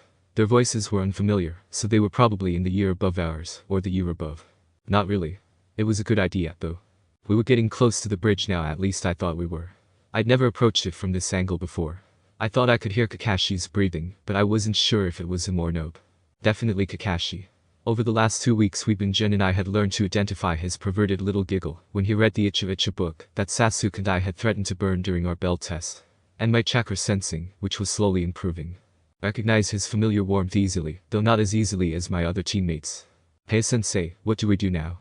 I asked brightly, bouncing to a stop on the wooden planks of the bridge and leaning on the railing. Whose fence needs painting or brat needs watching? Which boring D rank have we been assigned this time?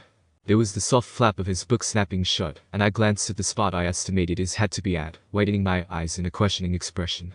I think you guys have done enough D ranks for this morning, he said, his voice sounding dangerously cheerful. I backed up a step and nearly went over the railing, but kept my eyes, or rather ears, on our teacher warily. I did not like his tone. Happy was not a good thing. So I think we'll do some training for this afternoon. He was up to something, very definitely. There was a slight ruffle as he raised his arm, holding something up. Sasuke and Sakura groaned, but I was utterly perplexed. What are they for? He was definitely grinning. These are blindfolds, my dear Genin. I couldn't help it. I laughed. It felt weird, having the cloth tied around my eyes like that, but at the same time it made me feel more secure, not having to worry about leaves or dust getting into my sensitive eyes. Yes, sensitive. They may not be able to see, but it still hurts like hell if bugs wander into them. Sasuke had walked into the bridge railing 4 times already, and Sakura was stumbling around blindly. I was just standing with one hand on the railing, listening to the breathing of my sensei and Sasuke's muttered curses, which were slowly getting worse. Okay, I said loudly, this isn't getting us anywhere. Stop moving, the pair of you. They both froze. Okay. Just stand still. Get used to the fact that you can't see, just hold still and let your other senses take over. My teammates were now standing still, and Sasuke had stopped cursing. Now sit down, slowly. Just sit for a few minutes. Your other senses will compensate for no sight. Just hold still. Focus on what you can hear, what you can smell. Breathe deeply, touch the wood underneath you, nothing matters but what is around you. I listened to their life signs, which felt slightly clearer now, as they calmed down. Sensei was nearby, but not doing anything, and I ignored him and his low, faintly familiar life signs. We all sat for a few minutes, until I continued, what can you hear? They're breathing, Kakashi-sensei flipping pages, Sasuke said quietly. Wind stirring the leaves, the river flowing underneath us. I can hear the village, and birds in the forest. I nodded to myself, then remembered they couldn't see me. Sakura. I'm the same as Sasuke, mostly. I can hear dogs barking and I think there's a team of genin in the forest near here, training. I focus, yep, there was. I'd been mostly ignoring them, but now I recognized the voices, their chakras faintly tickling at my senses. Familiar, but not identifiable by their essences alone. Yes, that's Team 8, training with their sensei. They're practicing tracking. Okay, do you feel confident enough to stand up yet? I was suspicious as to why Kakashi-sensei had yet to intervene, but I didn't really care, either. Sasuke was the first to stand up, then me, followed less certainly by Sakura. Find the railing of the bridge, I told them. I still hadn't taken my hand off it. You need a reference to work with until you get used to this. Don't move, just reach out until you touch it.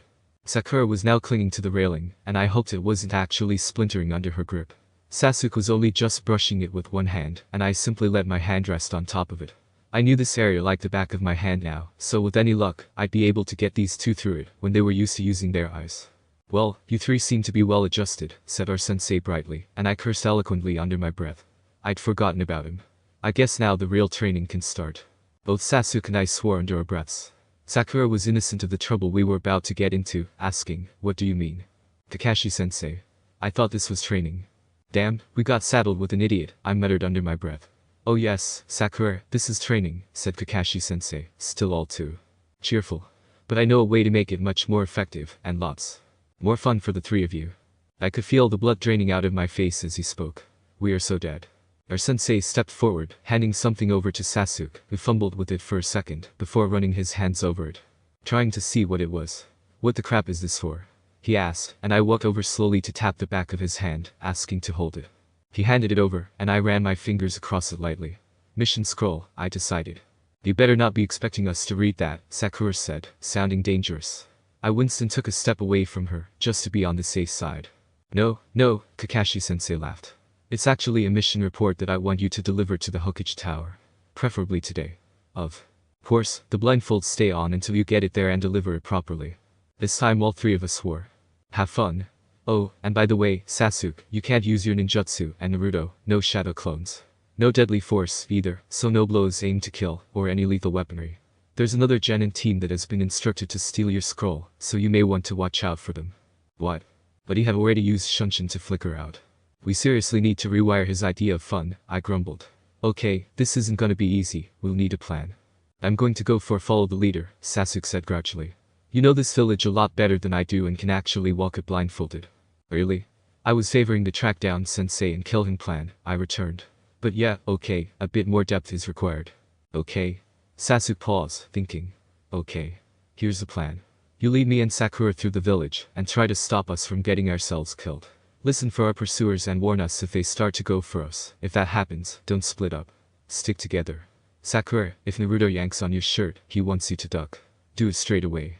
I'll carry the scroll, but if we get into a really sticky situation, I'll throw it to Naruto so he can get it out of here.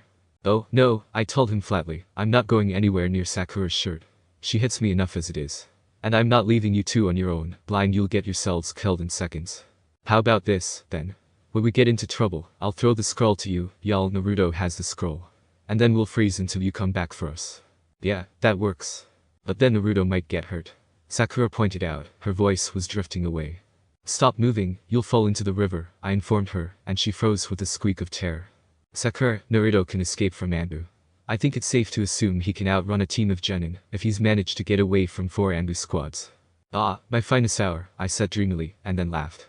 Sasuke, that dirty look he tried to throw me totally missed. I'm over here, team. What has Naruto been doing that had Anbu after him? Sakura asked, apparently confused. He considers pissing people off an art form and a partial method of revenge. You can just imagine where that's led him. Come on, we need to get moving if we want to get this thing there before nightfall, and I don't want to sleep on the streets blindfolded. I wrapped the railing with one hand. Village is this way, follow the sound of my voice. I can't tell you exactly where every pothole is, but I know where most of them are. When we get into the village we'll have to be touching, Sasuke said quietly, following me carefully, one hand on the railing and his footsteps uncertain. Sakura and I can't follow you from the sound of your voice alone, it's too noisy. We haven't had any training in this before. What, have you had training in this before, Naruto? Sakura asked instantly. Why is that? Did you have a sensei before? How did you do it? Was it hard? Why would you need to have training like this? Sakura, pipe down, I sighed, grabbing Sasuke's shirt before he could walk into a tree. If we're going to do this without getting rather badly hurt, we can't have you squeaking continuously at me. But why would you need blindfolded training? Sakura, shut up. Ah, Sasuke's patience had worn thin. Okay, Sasuke-kun. Sasuke was smirking now. I put up one hand and gently brushed his face, determining that, yes, the stupid smug expression was firmly in place. Eat your heart out, Naruto. I hate you. I know, right back at ya. Now come on, the sooner we finish this mission, the sooner we can ditch the blindfolds. Sakura's hand was clinging to my jacket, while Sasuke's hand just rested on my arm. He was surprisingly good at this. Then again, maybe he just trusted me. I briefly considered if this was a good thing, and decided to point out, this is such a case of the blind. Leading the blind that it's not even funny. Shut up and lead. I did, content to sing 3 blind mice as loud as I possibly could. Sasuke, predictably, ignored me. Sakura was trying to hit me but missing. I considered hitting her instead, just to show her, but decided against it. It wouldn't be fair to hit a blind girl. Now, if she hit me first, then anything short of murder was fair game. It was just after we made it into the village that I heard signs of people following us, and immediately focused in on them, blotting out the dull murmur of the village, deciphering 3 sets of footsteps. They weren't exactly trying to hide them. Definitely genin. One with the spring of a taijutsu user, another too light and even to tell, and the third set was female, a little bouncy. Was she walking with a limp, or just moving unevenly? At this distance, I couldn't tell. Their chakras were faint tingles of weight at the edge of my consciousness. I wasn't good enough yet to really tell what was going on. Apparently I was concentrating a little too hard on the far-off tingles, as I stumbled over the gutter and brought all 3 of us down, the other 2 landing on top of me. Damn it, Naruto, watch. Where you going? Sasuke yelled. Hey, in case you haven't noticed, I'm blind too. I yelled back, and as I pulled him to his feet I whispered in his ear, 3 followers, definitely genin older than us. Don't know them, at least 1 taijutsu user. I hate our sensei. Sasuke complained loudly to cover the near-silent exchange, and stumbled over the same gutter I had just stepped in. I held him upright with the cursor too and then said, so we know there's a gutter there, could we step over it now? Sure, why not? Said Sasuke dryly, picking up his foot and placing it well clear of the drain. We kept going, and I listened intently to the genin who were stalking us. Not so intently that I didn't remember where the giant pothole was, though, leading my teammates around it while the hunting team was talking. They were close enough now that I could hear nearly everything. Isn't that the top rookie's team, Team 7? I believe so, my youthful teammate. I shuddered. Now I knew these guys. I'd never officially met them, but it was impossible not to at least hear them at some stage, and in 8 years of blind wandering, I had heard them quite a lot. Better, I had scavenged their academy records. Okay, I know who they are now, I muttered. Team Guy, also known as Cell 9, they graduated last year. 2 males, 1 female. Female is Rock Tenton, weapons mistress, hits targets with any weapon you care to name and then some 10 out of 10, 100 times out of 100. She has some weaponry-related jutsu, but she's a pure kinjutsu fighter. I don't know of her using jinjutsu at all, and she prefers a ranged fight, no hand-to-hand. Her cousin, Rock Lee, is a taijutsu user. Something's up with his chakra coils that prevents him using any jinjutsu or ninjutsu, but he makes up for it in sheer hard work, not to be underestimated. He is deadly fast, too fast to see or even hear, when he's going top speed without weights. There are jounin who can't track him when he doesn't have his weights on. His personality is a little weird. I've been told he's a smaller version of his sensei. Scary thought, that. Last one is last year's top rookie, Hyuga Niji, Hinata's cousin. He's a basic Hyuga uptight bastard, but he's pretty talented. And he's got this weird thing about fate and destiny. And all sorts of other crap I don't understand, or particularly care about. He's supposedly a genius, but I can't judge it too well without more background. He uses the Hyuga Jyoken style as his taijutsu. As far as I know he doesn't have much else. Definitely a close combat fighter. It's creepy how you do that, Sasuke remarked quietly, so that the tracking team would have trouble hearing. You can tell a person's entire life story from their footsteps. Only if I've stolen their files before, I pointed out, and these guys are pretty pathetic as far as being inconspicuous goes. Lee can whisper, and he has a very, I'll say, distinctive way of talking. How good are they at tracking? Sasuke asked quietly. Sakura seemed to have decided to stay quiet. Thank God. What's it matter, you're blind. Genius or no, I bet you wouldn't be able to hide your trail. The Hyuga can't see through things with their Kakei Genkai, that Ijutsu Doohickey. Byakugan. I ignored the correction from Sasuke and continued, so we've got nowhere to hide from him, as long as we're within range, assuming he's using it, which I'll bet he is. Unless they're going easy on the poor blind idiots, which I doubt. As for actual tracking once we're out of range, they're so screwed. So it's speed for speed. Yep. And we can't see what the hell we're doing. Where are we, anyway? Sakura asked. Not sure. Signpost. Yes. Sasuke, give him a boost. You can't read it, Sakura pointed out as Sasuke hoisted me up by the waist, me going hand over hand on the pole I'd found, feeling for the signs that had to be up here somewhere. Oh, shut up. Aha. There they were. I ran my fingers across the weathered carvings, reading aloud, Fubaki Street and Shikurin Avenue. Hookage Tower is this way. I turned my blindfolded head. In the direction I knew the Hookage Tower was, and yep, the distinct chakra disturbance that was a collection of raw power was there, too. I'd gotten it right. Hookage Tower was one of the few buildings I could actually sense for the sheer power. The academy was similar. However, in a village bubbling with chakra, it was almost impossible to find wavers of power that were separate buildings without some hint of direction. As someone told me, I could feel it there, but if I wasn't sure, it might as well have been the southern gate. I couldn't sense Ambu HQ, either. It was shielded from cheeky little chakra sensors like me. I am a genius, I declared, sliding down the pole and narrowly missing knocking Sasuke over. Hey genius, would you mind getting off my foot? Oh, can it, Sasuke, we're about a kilometer of walking distance. It'd be 500 meters or so, but there's a load of shops in the way. I sniffed the air, instantly locating the sense of my comrades, and also the various smells sent off by the shops. The other genin were closing in, but slowly possibly they'd been ordered to go easy on us, but I doubted that would count for much.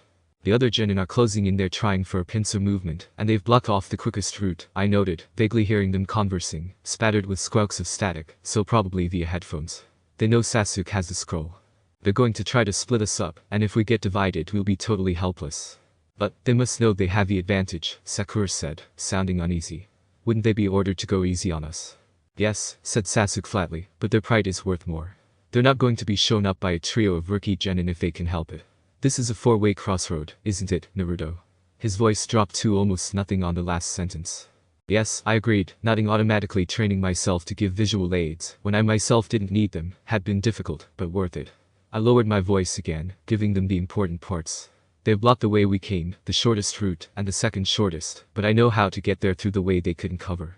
Sasuke grunted. It was a vaguely affirmative noise that meant lead on or hurry up already or both. I started to walk fast, knowing our only hope was speed, then broke into a jog down the uncovered street. The other two kept up, although Sasuke's hand tightened on my arm, and I was sure Sakura would tear through my jacket at any second. I turned down a street I remembered, less of a street than an alley, and burst into a run that had the other two nearly tripping over themselves. This was a shortcut. Hopefully, it would give us more of a chance. The hunter team has sped up, no doubt hoping to reform and catch us up, but sadly for them, I knew my way around here. Well, very well. Then I swore, sensing an abrupt change in chakra, need to remember that shift, and hearing the grim order. Attack and stop at all costs. Damn, they've gone attack mode. I barked. Sasuke, hand over the scroll. We were back on a moderately busy road, in the middle of a market, I thought. I grabbed the hands of the other two, pulling them over to a wall and pushing them against it. Stay here. Sit down and don't move.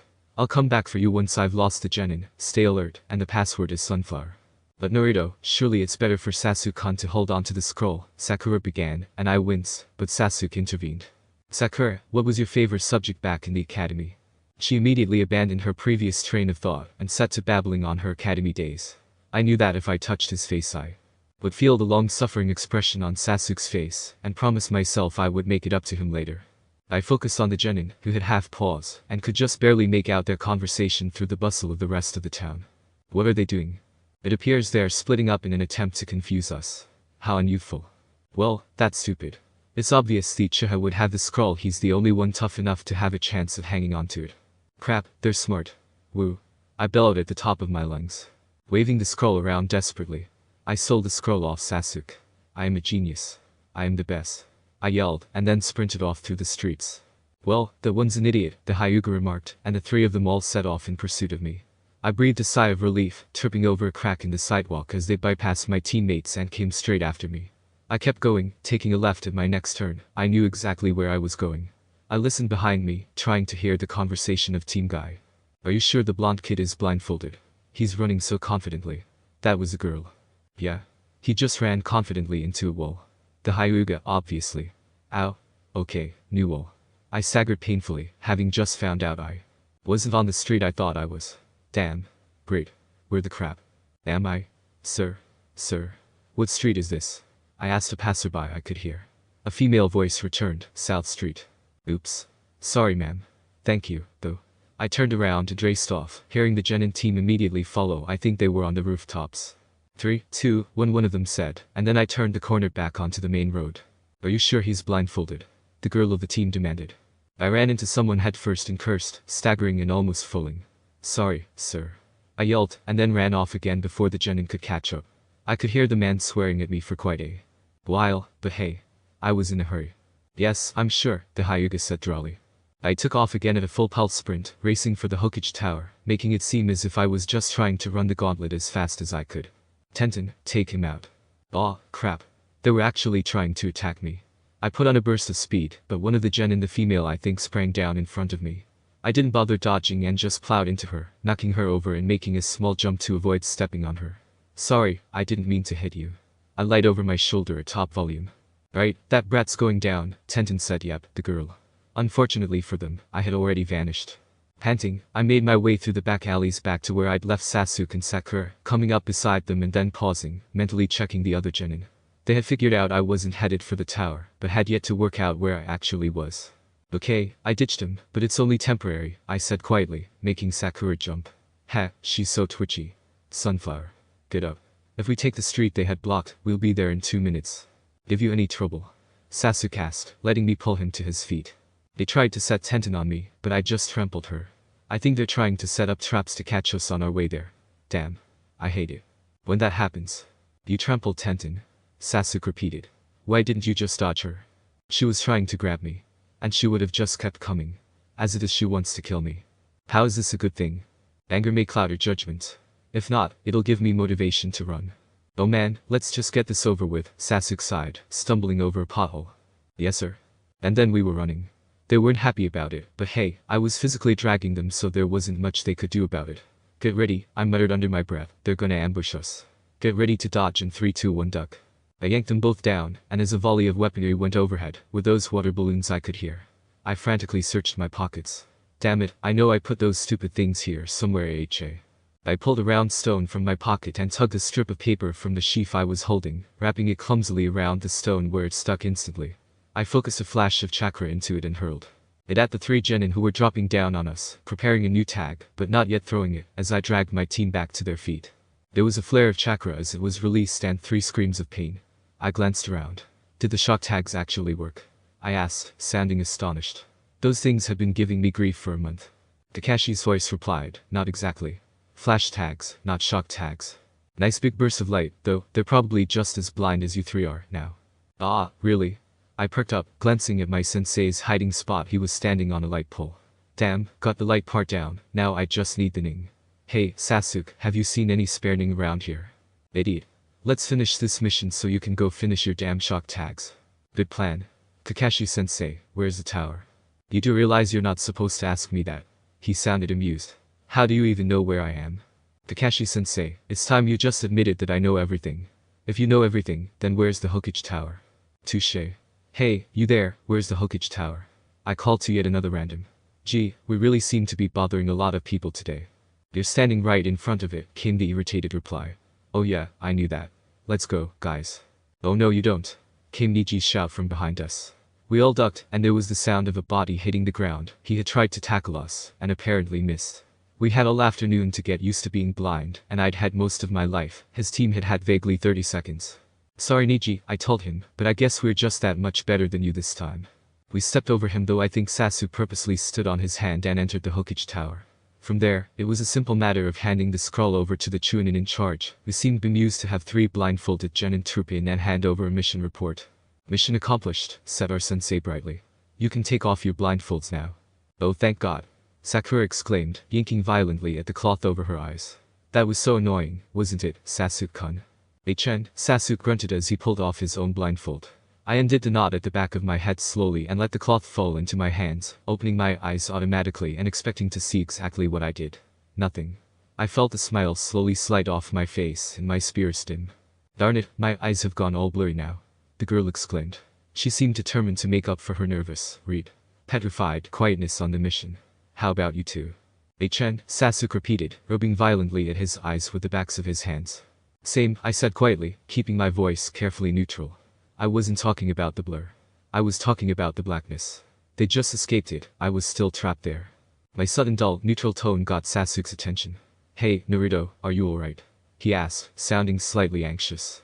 I forced a smile onto my face. Sure, I'm fine, I replied.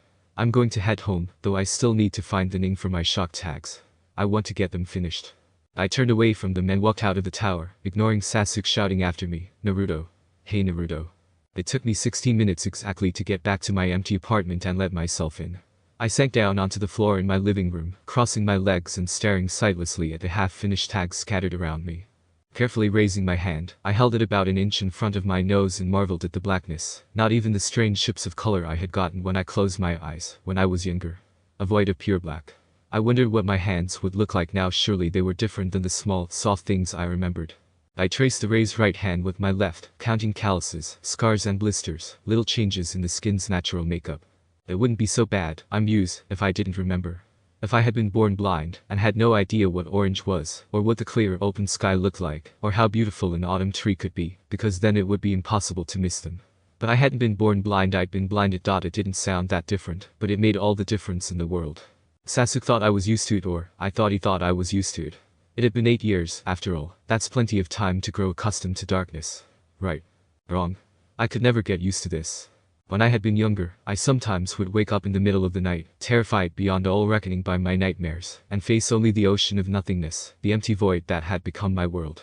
And no matter how loud or long I screamed, no one could save me from that void. Fury wrenched at my chest and mind, totally unanticipated, and I punched the floor beneath me. No one had even tried. Oh, was that right? I wondered suddenly. Hadn't Sasuke done his best, tried his best to save me? Well, it didn't work, I thought sourly, and besides, what does he know? He can just slip his blindfold off when he gets sick of darkness. I can't do that. My blindfold is permanent. I'll never see another sunrise, never laugh at a shadow pattern, never decorate my room with bright pictures to cheer myself up, and it's forever. How can Sasuke or anyone know what it's like? They don't know anything. I punched the floor again, harder, feeling it give slightly. Great. And now I have a fist-sized hole in my floor to worry about tripping over. That's just brilliant. I was jolted out of my brooding by a loud pounding on the door. Naruto. Open up. Let me in. Are you okay? You'd better not be sulking in there. I gritted my teeth. Sasuke. I'm not going away until you let me in. I'm gonna break down the door. Let me in. Now. The pounding stopped, and I knew I had about half a second before the door went flying off its hinges. God, Sasuke. It's open. Oh. I heard Sasuke open the door and come in, settling down on the floor in front of me. His hand brushed over the new fist-hole addition to my living room, fingers catching faintly on splinters, and then reached up to touch my right cheek. You say you're okay again and I'll hit you, he promised, and I realized for the first time my cheeks were wet with tears. Oh that. Naruto, what's up? I hesitated, then replied, my head hurts. It really did. Sasuke sighed. Right. Want a Panadol? One. Yeah. Sasuke stood up and walked into my kitchen, quickly finding the drug, before coming back out. Naruto, why is there kunai embedded in your counter? Because. Ah. Here, swallow these, then get up. We're going places. I gulped the pills down swiftly. Places. HN. Sasuke grabbed my shoulder and hauled me to my feet. Come on. Sitting here punching the floor isn't going to solve anything. It might. I protested. What, like the floor collapses and you die? I was silent, and he sighed. Come on, Naruto, you're not getting out of it that easy. He tugged me down the stairs and out into the street, where the daily mumble of human life was beginning to die down, waiting for the nightlife to emerge. Where are we going? I asked. Places. You don't know, do you? Not a clue. In the end, I think we went nearly everywhere. Sasuke dragged me across most of Konoha, insisting that there was more to life than sitting in my room making holes in the floor, training with our lazy sensei, and doing missions that sucked anyway. Despite myself, despite the fury and desperation, I found my spirits lifting the longer I wandered around the village. Just hearing Sasuke's low voice was enough to calm me down as we walked on. I listened to the sounds of people laughing, the clinking of coins and chirping of insects. Children scrambling and playing in the dirt. Drunken ninjas singing something horribly off-key and somewhat disgusting in a nearby bar. Sasuke insisting that we go to the stalls that sold ink, because he knew I was nearly out after making seals for a week and a half. I smiled softly. Okay, so the world was crazy and life was unfair. What else was new? We were passing the markets, and I could smell fresh fruit when I abruptly remembered a promise I had made to myself earlier. Oh. Sasuke, wait here. Wah. He said, but I was already heading away, and he had no choice but to stand, confused, on the pavement, waiting the 5 minutes it took me to get what I wanted. Here, I said, holding my hand out to him. For distracting Sakura while I ditched team whatever they were. Sasuke grinned and took the tomato. Sandame Hokage. Attention. Training report. Blindfold mission. Jounin instructor. Hada Kakashi. Team. Haruno Sakura, Uchiha Sasuke, Uzumaki Naruto. Statement. Team pass. Notes. Sasuke trusted Naruto to guide him, even though both were blindfolded, and Naruto showed extreme aptitude in this test. Read. Extreme. He may as well have not been blindfolded at all. He also taught the rest of his team how to operate blind. Sasuke and Naruto work well in a tandem and in defining plans. They bicker a lot, but it seems more playful than aggressive. Naruto took control of the team effectively, and Sasuke let him take control, even suggested it, stated that, you know this village a lot better than I do, and can actually walk it blindfolded. Has Naruto done this before? Naruto has extensive knowledge of other genin teams, and can read engravings with only his fingers. This skill was shown when they got lost, and he read a signpost while being held aloft by Sasuke. Naruto seems unable to comprehend that lightning is not made up of light and ing, although this may just be a private joke, I can't tell. Naruto can and does make explosive tags, and is working on developing shock tags, but can't get them to work yet. He has managed to create flash tags that only give off light, and is trying to work out how to make them into shock tags, hence the light plus thing argument. I would advise that whoever is selling him explosive material should stop it now. Naruto can throw accurately even though blindfolded. Has he been practicing throwing explosive things while blind? Because if he has, it should be stopped as soon as possible before he hurts someone, probably himself. Even though Sasuke was obviously dependent on Naruto for this exercise, Naruto still seems to depend on Sasuke. This dependence could potentially be crippling if they are separated. Should they be given individual missions to test this? Sakura performed as expected. I would like to request something of a challenge for these three, as they are doing very well, and I would like to see how they react in a real situation, something more of a challenge. Signed. Hada Kakashi. Hada Kakashi. Attention.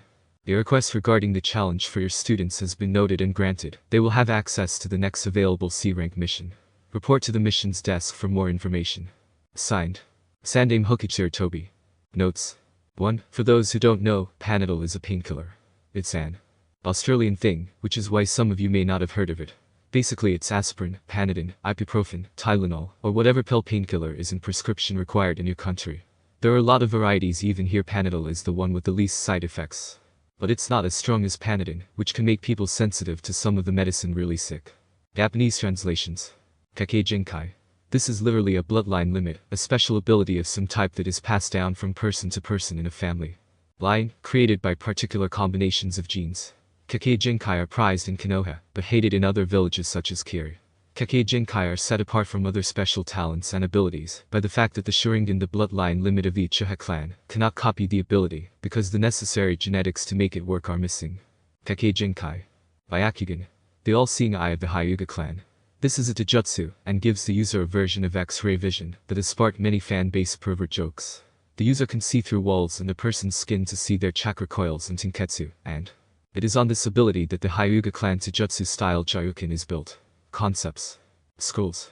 The ninja of Konoha seem to use both scrolls and proper books. Scrolls are usually for handwritten stuff like reports and jutsu notes, and the like. Basically, scrolls seem to be their version of newspaper. You gotta hand it to him, it's way less messy. And, well, that was fun. Kakashi seems to enjoy messing with his students, doesn't he? And, by the way, this is totally viable. Take away an advantage of your students to teach them how to work. Without it, it's like taking away their shoes and then making them run through the forest of death. Educational, but funny, in that sadistic teacher way that we all know and hate. C rank. 5. C rank. Where the crap is our sensei? Sasuke groaned, exasperation loosening his iron trap of a mouth. We had all but given up on our sensei ever being on time, but today Sasuke was more unnerved than usual because we weren't meeting in the usual spot. I was sitting with my back to the Kiya Memorial with Sasuke pacing in front of me. Sakura was standing up against a tree, probably imagining the best ways to kill our sensei from the tiny waves of color intent she was learning to send out. I shuddered. Women are scary. I'm gonna go look for him, Sasuke decided abruptly. Naruto, stay put. Here's your sketchbook, don't do anything stupid, and don't move. His voice was quiet. I doubted Sakura had heard him. Ah, come on Sasuke, I'm not 3 years old, I complained, softly. I can find my way around, you know. It's not like I'm blind or anything. Yeah, whatever. He left, and Sakura followed him like the pining puppy dog she was, leaving me on my own. I stared blankly after them for a second, wondering if I should be offended, then shrugged and flipped my sketchbook open, tugging the pencil out of the spiral binding. Yeah, just because I'm blind doesn't mean I can't draw. Actually, I'm pretty damn good, according to Sasuke, but I think he's biased. I can roughly draw any face I can run my hands over, and pretty much anything else I can touch like Mizuki's demon shuriken. And anything else that happens to pop into my head. I chewed on the end of my pencil for several seconds, letting my mind drift as I flipped through the book until I found a blank page, and then set the pencil down, starting to scribble almost straight away. In a few flicks I had started, drawing in the curve of a face I vaguely remembered from somewhere. I wasn't sure where, I didn't think, I just drew it. I only managed to finish the outline before I remembered another face, and immediately sketched it beside the first, then going back to the eyes of the first one. It's not as hard as you think to draw blind, especially if you're me. My fingers are sensitive enough to tell where the pencil marks are on the paper. The pencil changes how the paper felt, raising the paper's texture slightly and making it feel slightly slippery. I just totally finished both of the first heads when a third one started out before I even realized what I was doing, and I pulled my pencil off the paper with a sigh. I'd been sitting here for at least half an hour, and now I was bored. I turned around a little, reaching back with one hand and reading out the first name that my fingers touched. Ichihabito, I mused. One of Sasuke's relatives. Who were you? Did you have a family, friends, people you left behind when you died? Do people mourn you? Does anyone still miss you? Did Sasuke know you? I put my pencil back to the paper and slowly drew in jerky spikes of hair, shading them in carefully. How did you die? Why did you die? Was it stupid, pointless? Or did it mean something? To you or anyone else? I'm not sure why, but all three of the faces I'd just drawn were smiling. I smiled too. It was nice when my drawing smiled at me. The sad ones were creepy, and the angry ones made me feel guilty, like it was my fault they were angry. Was it worth it? I asked the name on the memorial stone, running my fingers over the sketches. Oh, hey Kakashi-sensei, I said, having just noticed the man flickering in to stand over me. I drew in a pair of were those things goggles. I frowned. My imagination scares me sometimes. This face's eyes were cheerful, bright, and all around hard to draw, but I think I managed it. I think.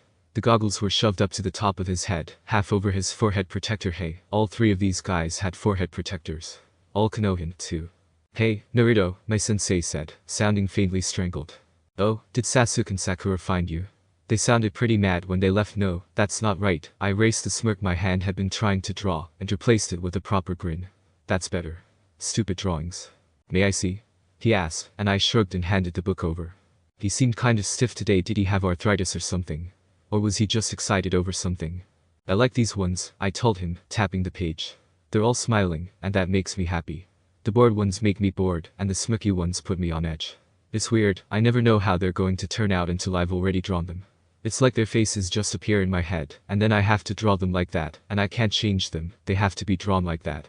I was babbling, hoping he would say something. Seriously, he was almost as bad as Sasuke, and it was making me nervous. Eventually, after several minutes of staring at the sketchbook and me chattering randomly, he asked me, "Where did you see these people?" I shrugged again, relieved to have been cut off. I didn't. They just appeared in my head, so I drew them while I was waiting for Sasuke to find you. So you were sitting here drawing for the last hour? Oh, drawing and talking to dead people, I said easily. Oh? Yeah, Ichihabito is really chatty. Kakashi dropped the sketchbook. Ah, man, did I get them wrong again? I complained. Sasuke said the last set looked like disfigured mutants. I was trying not to do that this time. Do you want to see the last lot? Man, they were nasty. No thank you, Kakashi-sensei managed. Sensei, are you okay? You sound kinda weird. There was a long pause in which I became anxious that I'd done something wrong, dropping my shoulders and blinking apprehensively. I'm fine, Kakashi eventually said, but we'd better go find your teammates. Oh, they're over there, I said, pointing vaguely northish with my pencil as I picked up the book and flipped it shut. I think they're lost. No, wait. Sakura thinks she's lost, and Sasuke's just coming back here. About time, team. I yelled the last sentence at the top of my lungs, and he shouted back, "Shut up, dope. Kakashi-sensei is extremely hard to find." Sure. I managed it, and I'm not even allowed to move. I guess I'm just the world's greatest ninja. Laughter tickled at my throat, he was so easy to tease. Oh shut up, dope, Sasuke grumbled as he farted his way out of a bush. I chuckled under my breath and bounced back to my feet. Whatever we were doing today couldn't be any worse than the park mission we did yesterday. How can I pick up litter if I can't even see where I'm going? Unless I tripped over it, which happened more often than I'd like to admit. Sasuke made me hold the bag, and the rubbish smelled really weird. Hi, kids, you'll never guess what sort of fun we'll have today. Well, Kakashi seemed to have recovered from whatever it was. It's incredible how he makes the word fun sound like a death threat, Sasuke commented quietly, coming up to stand beside me. To the mission's desk. Our sensei announced, making Sakura mutter under her breath as she came up behind us. How old is he? I just shrugged and followed our weird teacher. So, was it Tor the runaway cat or the evil triplets of doom today? Maybe the I forgot to weed the garden for 6 years and now the plants try to maim, kill and eat anyone they can reach mission. Man, was that one annoying. Thorns. What thorns? I don't see any thorns. Ow. I blinked as we walked into a room, the air abruptly becoming slightly stuffy and charged with the smell of sweat and bored people. Ah, the mission desk. Mental note. Avoid this job at all costs. It must be boring as hell. Not to mention dangerous, when you were handing the entire ninja population missions that, as a rule, they didn't want to do. Maybe it would be the paint offense mission this time. I hope not. I was tired of having to get drenched in turpentine because I always got covered in paint. His idea was to make the stupid paints non-water soluble. Screw the rain. Oh, Kakashi, said the Chunin at the desk. I thought I recognized him vaguely as someone called Katetsu. Maybe. Or was it Izumo? Why did I know this guy's name? You've got a mission order from the Hokage. A C rank. Nice going. Who'd you have to kill to get a C rank? He sounded bored out of his mind. I could tell you, but then I'd have to kill you, too, Kakashi-sensei said glibly, the parchment of the scroll rustling as he picked it up. Well, guys, looks like we get a C rank mission. Finally, Sakura exclaimed. All those chores were so tiring, and we never even got to leave the village. I just blinked.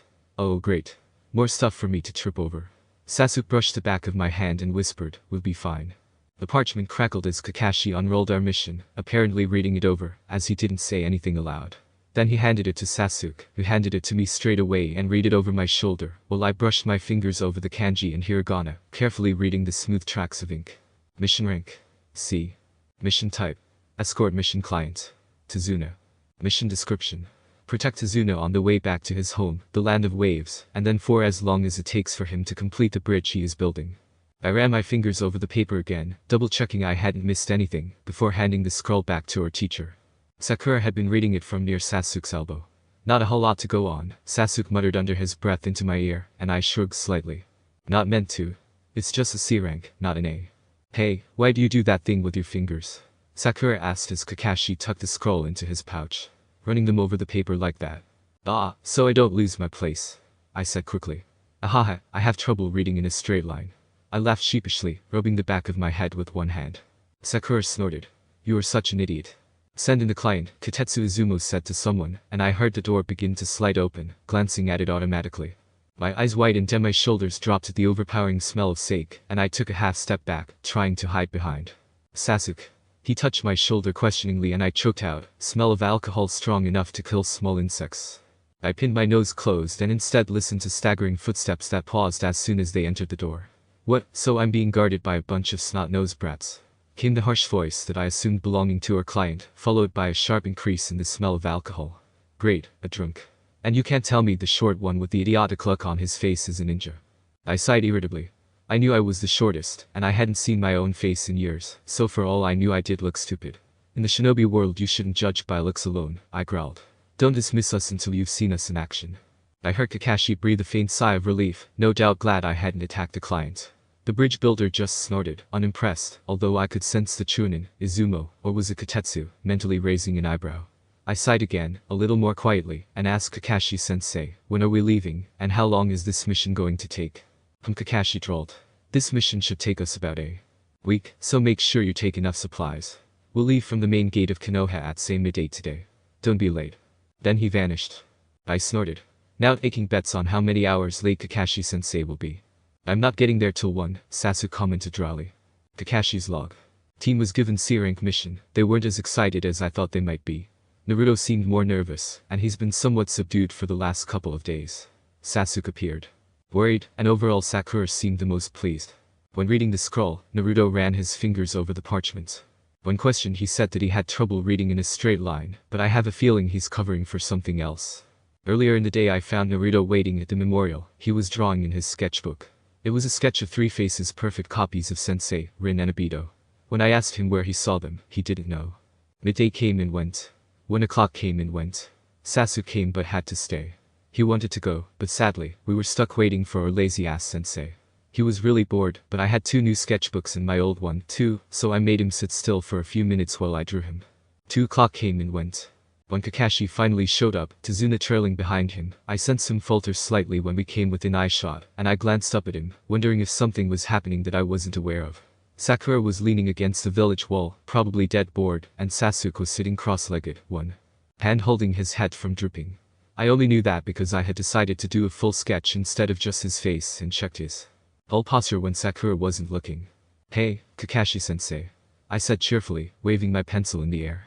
It's about time you got here. You're late, Sakura shouted, and I rolled my eyes and removed the pencil from my ear. Sorry, he said, not sounding sorry at all, but a black cat crossed my path, so I had to go the long way to avoid the bad luck.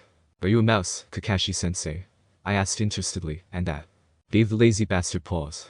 Pardon, Naruto. Are you a mouse? I repeated. It's only bad luck when you see a black cat if you're a mouse. Or if the cat's a panther, Sasuke pointed out. What's a panther, again? I asked, frowning. He truly is idiot one. Big black cat. Likes eating humans or lazy jounin instructors. The Uchiha said, growling the last part at Kakashi. Kakashi just laughed at us, but he seemed slightly off balance. Us retorting back like that instead of just Sakura shouting was a little out of the ordinary. I half smiled and accepted Sasuke's hand up, dusting off my knees and tucking the sketchbook into an easily accessible pocket of my backpack. Can we go, already? The Uchiha sighed. The second we stepped out of the village, I felt a faint shiver run up my spine. I had never been out here before, not once. Every step was new, and every step I waited to stumble, to slip, to find something under my feet that I couldn't see. I was shivering faintly. And the pounding of my heart was starting to drown out the footsteps of my comrades. Sasuke's hand gently brushed my arm and I started slightly, before relaxing. Just focus on me, he said quietly. We can do this. Naruto. It'll be okay. I took a deep breath, forcing my heart rate to calm down, and focused on Sasuke's light footsteps, the soft brushing of the cloth of his shorts, and his hand running across tree bark at random intervals. We were walking on the edge of the trail, I realized. I fixed every step in my memory, every little dip in the road, and the way the small stones under my feet shuttled underneath my ninja sandals, where every tree was as Sasuke brushed past. I was still shaking a little, though, a fact that our obnoxious client, who still stank of sake, seriously, dude, there's a new invention called soap, have you heard of it? Was quick to pick up on. How can I be sure these brats will protect me? he complained loudly. The short one's already shaking in terror, and we've only just left the village. I jerked up my head to glare in his direction, and I sensed Sasuke doing the same thing. It's my first time outside of the village, okay? I growled, feeling defensive. I'm just a little nervous. I've never been out here before. I scuffed the ground with one foot, a little self-conscious. But what about the academy exercises where we left the village to practice? Sakura asked, sounding confused. I sighed, and Sasuke twitched slightly as well. Sakura, those need permission forms. I was never allowed to go on them, and even the small-scale ones that stayed inside the village were hard to get permission for. I shifted agilely around a pothole that Sasuke indicated with a foot tap, focusing intently on his footsteps. But why couldn't you just get your parents to sign them? She actually sounded confused. Ah, the joys of living a charmed life. I smiled bitterly, wondering what my life could have been like if I hadn't been orphaned at birth, and given a heavy burden before I could even walk, let alone understand. It was Sasuke who answered her. Naruto doesn't have any parents, Sakura. They died a long time ago. He's an orphan like me. Though Sakura seemed to have realized she'd hit on a sore spot, and for about 10 minutes, we were able to walk in silence. I just focused on feet I couldn't see, just putting one foot in front of the other, hearing grit and dust shifting underneath our shoes as we walked. I blinked as Sakura's voice started up again. Excuse me, Tazuna-san. You said you come from the Land of Waves. That is correct. What of it? Well, doesn't the Land of Waves have its own ninja village? Why do they need us? Actually, Sakura, the Land of Waves is a small island, Kakashi-sensei explained. Ninja are military strength, and with the natural protection of the ocean, they generally have no need for them. When they and other small countries like them need ninja, they usually hire from the nearest great shinobi nation. So, Konoha is one of those, right? Correct, Kakashi said agreeably. Konoha, of the Land of Fire. Suna, of the Land of Wind, Kumo, of the Land of Lightning, Kiri, of the Land of Water, and Aiwa, of the Land of Earth, are the 5 great shinobi nations. There are other hidden villages as well, but those are the 5 best known. What are some of the others? Sakura continued to pursue the subject, and I restricted a sigh. What a know-it-all. There's Kusa, to the northwest of us, I found myself saying, still looking at the backs of Sasuke's feet, and Taki, straight north. There's Bird Country to the west, although I don't know if their village is still in action or not. Aim is to the west as well, but not as far as Bird, and there's supposed to be Yukigakure in the far north in the Land of Snow, but my map might be out of date. That place has been kinda in a civil war for the last few years. Dunno what's happening there. I sense everyone turning to look at me, even Sasuke. What? I growled. I might be an idiot, but I do like to know what's going on around me. It's nothing, Naruto, Kakashi said as he turned back around. I simply wasn't aware you knew that much on our surrounding countries. I shrugged and kept walking. I like maps, I muttered. Then I continued, barely aware I was still speaking. Wave is too small a country to either need or support a ninja village. It would have to band together with most of its surrounding islands to manage it, like the Water Country did at one stage. That is correct, Kakashi-sensei agreed. So whenever Wave needs missions done, they go to a nearby village. Aside from that, and in general day-to-day working, they do without. So if there are other ninja villages out there, does that mean we could end up fighting other ninja from a different country? The girl asked. Kakashi chuckled lightly. No, Sakura, at least, not on a C rank. On a B rank or A rank, absolutely, but on a simple C rank like this one, we don't have to worry about anything more than bandits and thugs, petty thieves. We wouldn't be encountering anyone with ninja training on this mission. My nose twitched as I caught a familiar scent, fear, tinged vaguely with guilt. I tugged lightly on the back of Sasuke's shirt, whispering, something smells funny, and let my sightless eyes slide towards the bridge builder momentarily. This guy's hiding something, he doesn't smell right. Sasuke tensed the muscles nearest my hand in reply and muttered, civilians. Translation. Civilians just don't know how to hide their secrets. Evidently, he was getting visual signals that agreed with my sense of smell. I tugged again, silently asking what we should do, and he shrugged, making the cloth pull at my hand, then tapped my fingers lightly. Translation. Ignore it for now, but don't forget about it. We may find something later that'll make more sense. I shrugged myself and let go of his shirt, content to walk on in silence. Or as close to silence as we could get, or sensei was humming something absently under his breath. I would have been curious, but considering his choice of reading material, I wasn't sure I wanted to know. We were maybe an hour out of Konoha. Man, was I sick of Kakashi-sensei's humming by then, when I stumbled slightly, my left foot landing in a puddle. Ack. I yelled, then glared at Sasuke. He chuckled, and I scowled, kicking the water in his direction, and it was his turn to yelp. Naruto, that's cold. And wet. And muddy. I hit it with laughter, incredibly amused by his response. You really are a genius, team. You worked out that puddles are wet, cold and muddy. I splashed him again and frowned a little, asking, feel that? And this time, I wasn't talking about the temperature. Can you sense the chakra? Chakra in water, what could it mean? Naruto. How could I not? Sasuke yelled, skipping away, but he landed ready for combat, a tapping in his feet, letting me know his recognition. Yes, I sense it. What? Can't handle a little water. I teased as I leaped out of the puddle of chakra and trotted back towards the group, Kakashi-sensei ending up behind me, my heart beginning to race. Are you ready for this? Gee. As if dope. I can handle it fine. Sasuke scoffed. Bring it on. I felt the flare of chakra and started turning almost straight away, hearing at least two bodies springing into the air into attack stances. Kakashi-sensei suddenly yelped, and there was a horrible sound of something being shredded through sheer force, and a quick flicker of chakra that felt like a kawarimi. Sakura screamed, and Sasuke flinched. I frowned, barely hearing one of the two foes' whispers of one down, and computing it to mean Kakashi-sensei was out of action.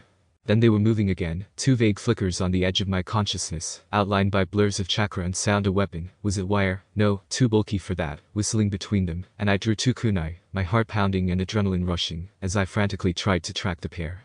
My ears were too slow, they were so fast I flinched back from the clanking of was that chain, and held my weapons in the only plausible block. I couldn't see the weapon, I couldn't see its target, all I could do was hope. Then there was a clash and a cracking shink, and I heard a shuriken bury itself into a nearby tree, closely followed by a kunai, and as the clank of metal on metal followed, plus an abrupt halting to the two shadows' movements, my mind raced to catch up. Wire chain tied together, wrap razor sharp, pinned kunai Sasuke 2. Kakashi chain 2 linked. There was a snap as the chain was unhooked from our adversaries, and I let out a yelp and dodged a blow I had only just sensed in time, feeling metal blades tug briefly at my hair before cutting straight through the strands. I sprang back, trying to block the oncoming blow with my kunai, getting a scratch on the back of my hand for the attempt, and as the pain jolted me my concentration dropped. Suddenly, all I could hear was my heartbeat, blood rushing past my ears, adrenaline pounding, my breath impossibly loud and harsh. I could feel my heartbeat in every inch of skin, pulsing with fear and excitement, and was completely lost in an instant.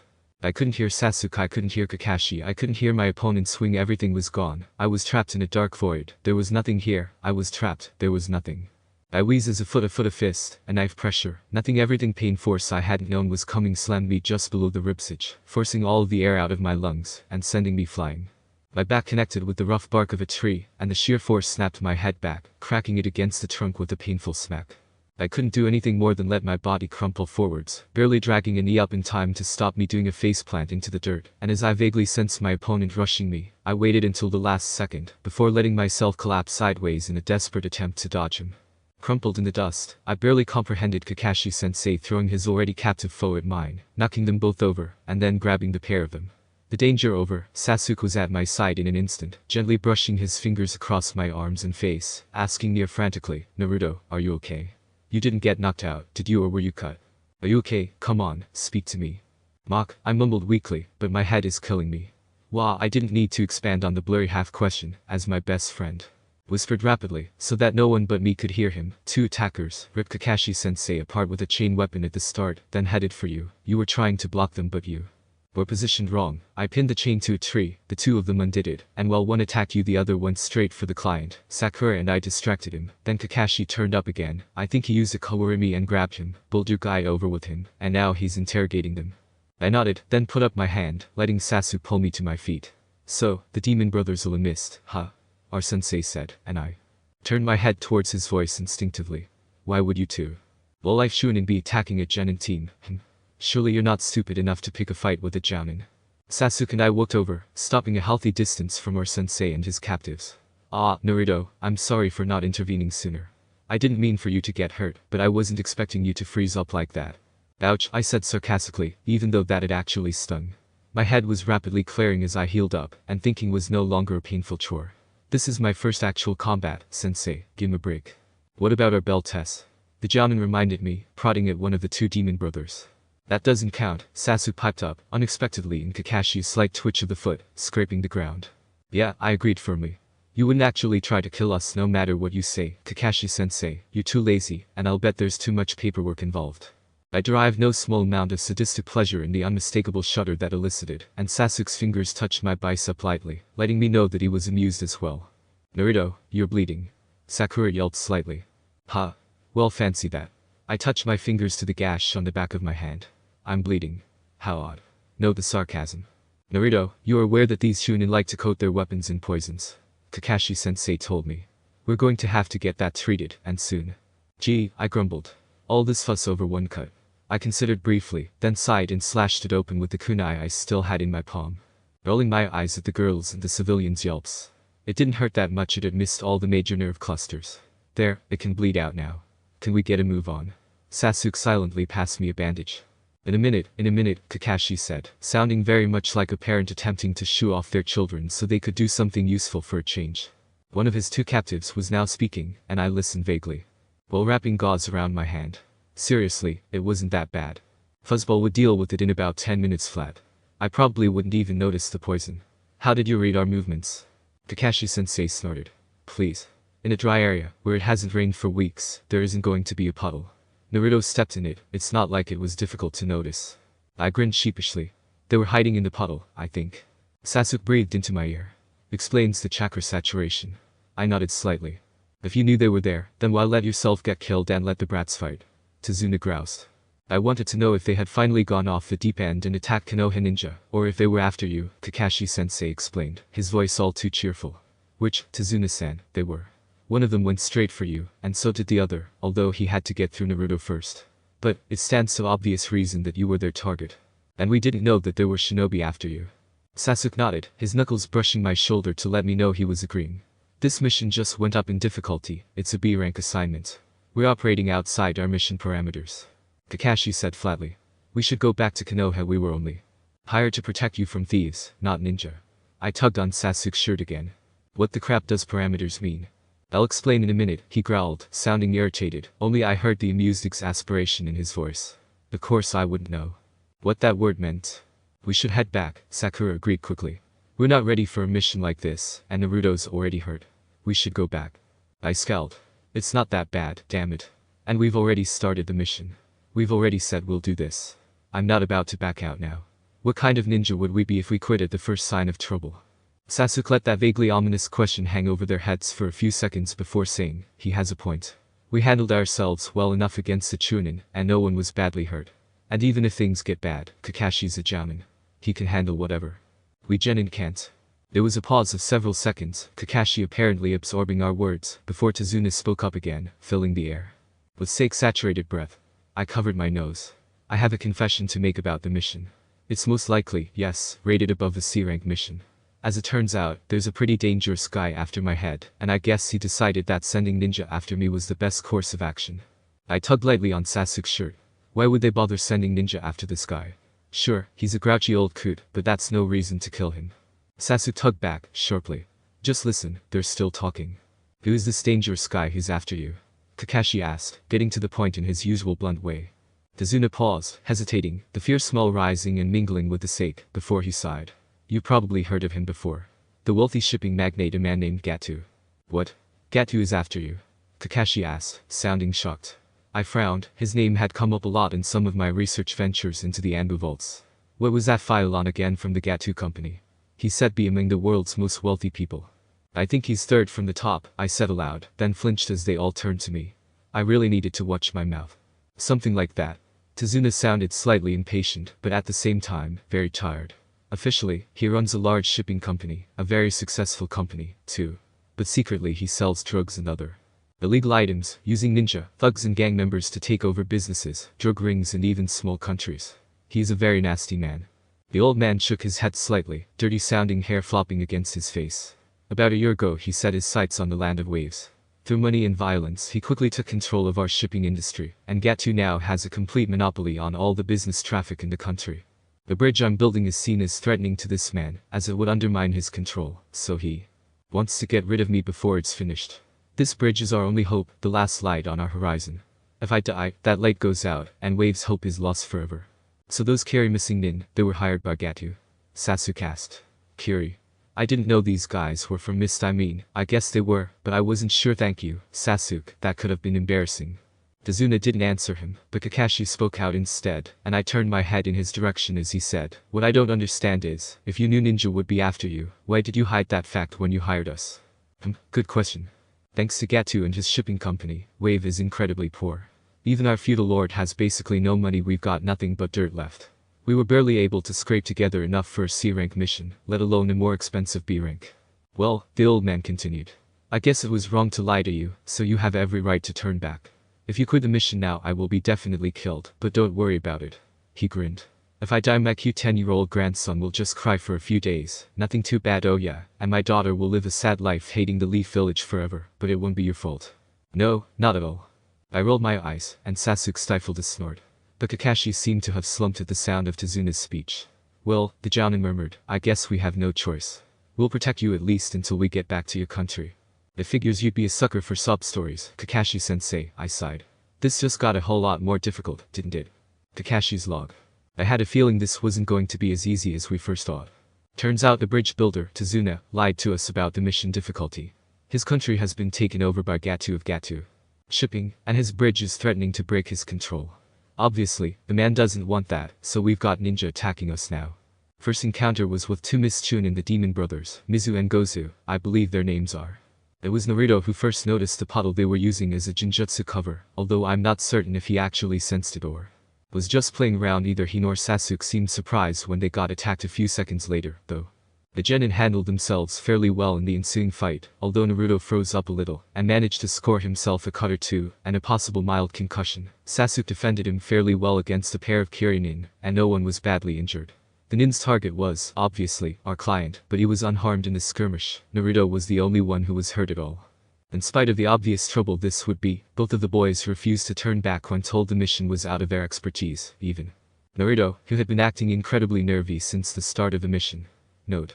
Has he really never been out of the village before? In a discussion on the ninja villages, Naruto had moderately detailed. For his level knowledge on the nearby hidden villages, and also of their current states, he even knew about Yuki, but was unsure of their status due to civil war. Second note. It should probably be investigated how he knows this. He has been showing startling knowledge on various subjects all month, and it's starting to creep me out. Third note. Naruto sketches a lot. He was sketching again when I joined the team at the gates, although I didn't see what he was drawing. This is going to be a pain, isn't it? Sheer dumb luck. Naruto's full of it. 1. Yes, that grammar is incorrect, however, it's there for a reason. Sasuke is using it as an emphasis of how he thinks Naruto is being particularly idiotic, and is dumbing down his grammar accordingly. 2. I know I should use the English version, but it's not flowing right. Deal with it.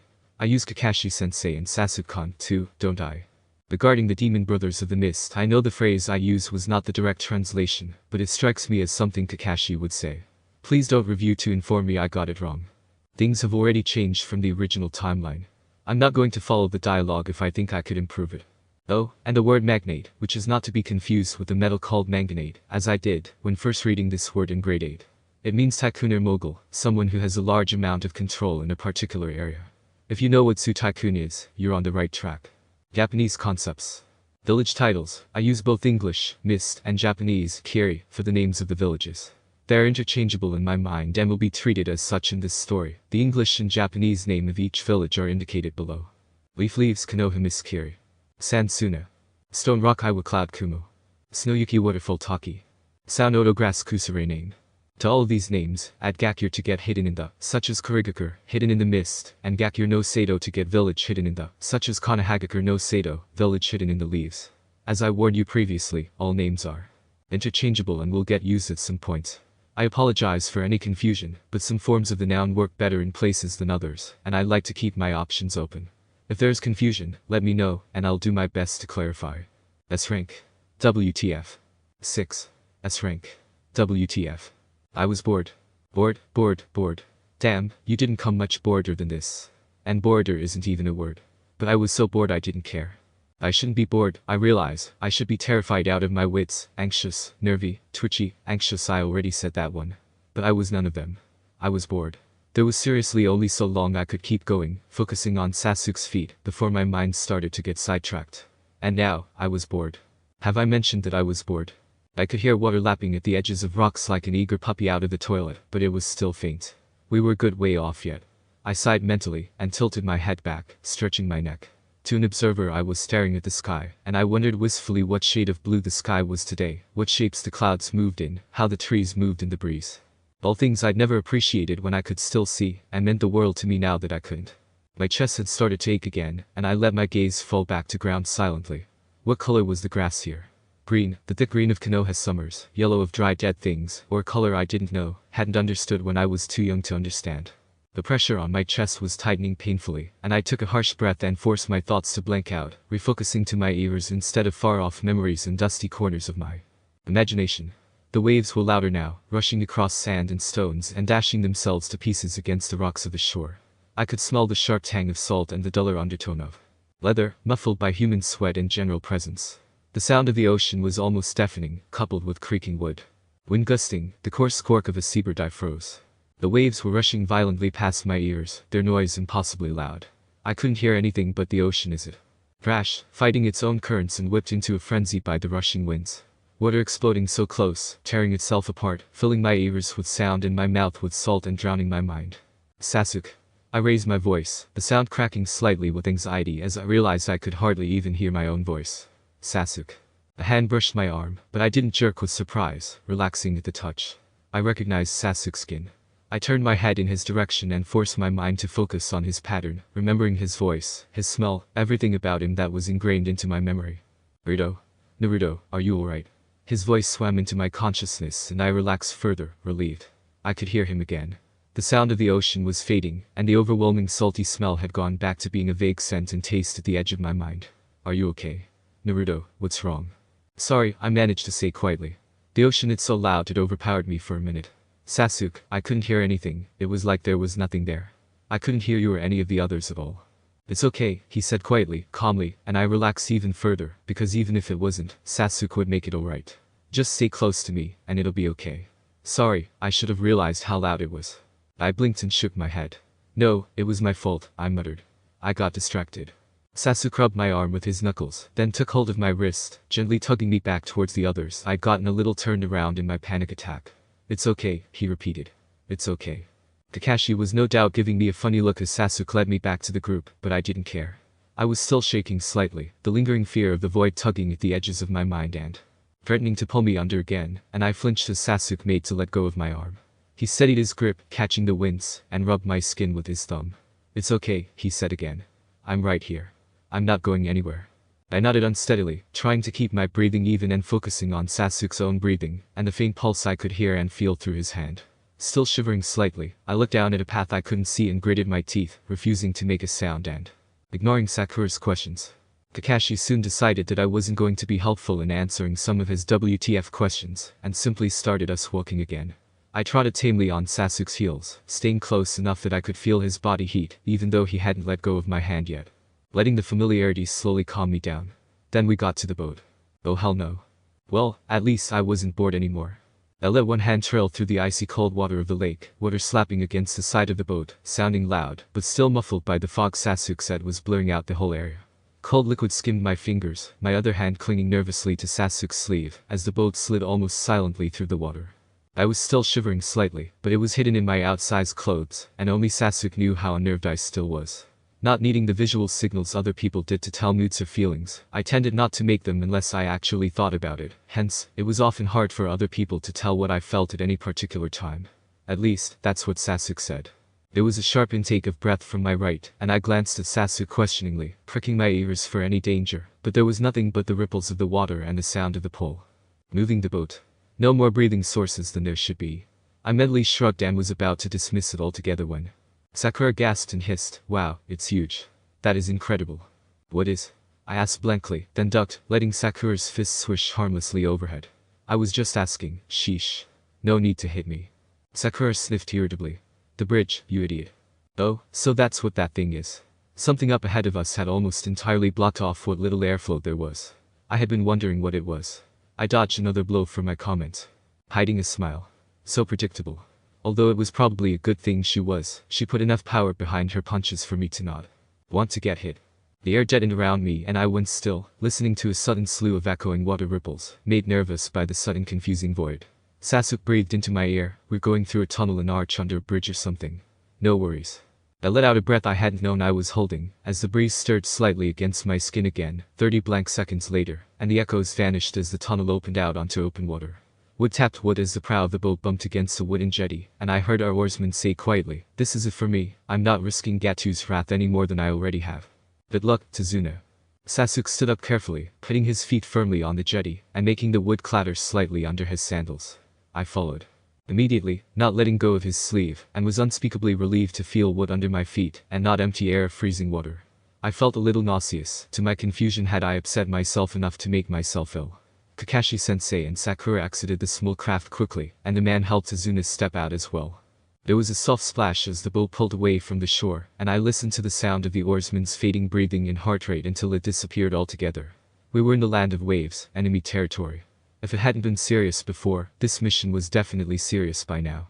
As we walked down the pebbly trail, the small rocks crunching under our sandals, I kept one hand of Sasuke's arm, focusing on blocking out the sound of the ocean, but still listening to our surroundings. It was harder than I expected, and it took me several seconds to realize that there was another set of vital signs, human vital signs, nearby, probably hidden from the view of the others. I couldn't sense any chakra, not even the life support of a civilian, which meant he was hiding it. At least from me. Kakashi-sensei could probably sense it where I couldn't. I wasn't that good with this sensing thing yet. Then his chakra flickered into existence in my mind, just a little, his position shifting with a brush of grass, and I hurled a kunai at him. Instantly, the chakra flashed a Kawarimi and I whipped around, a second kunai already headed for his landing position. A second flash, and I cursed too slow. He'd substituted again and was out of range now. Then I had to duck and fend off my female teammate, who was less than pleased. Naruto. What do you think you're doing? You scared me. What kind of ninja are you that a kunai thrown by a teammate no less can't scare you? I snarled, angrily shoving my weapons back into their pouch. There was some scratching and rustling from the shrubbery, and I assumed Sakura was going to see what I had been aiming at. Don't bother, I missed, I told her sharply. He got away. I was too slow.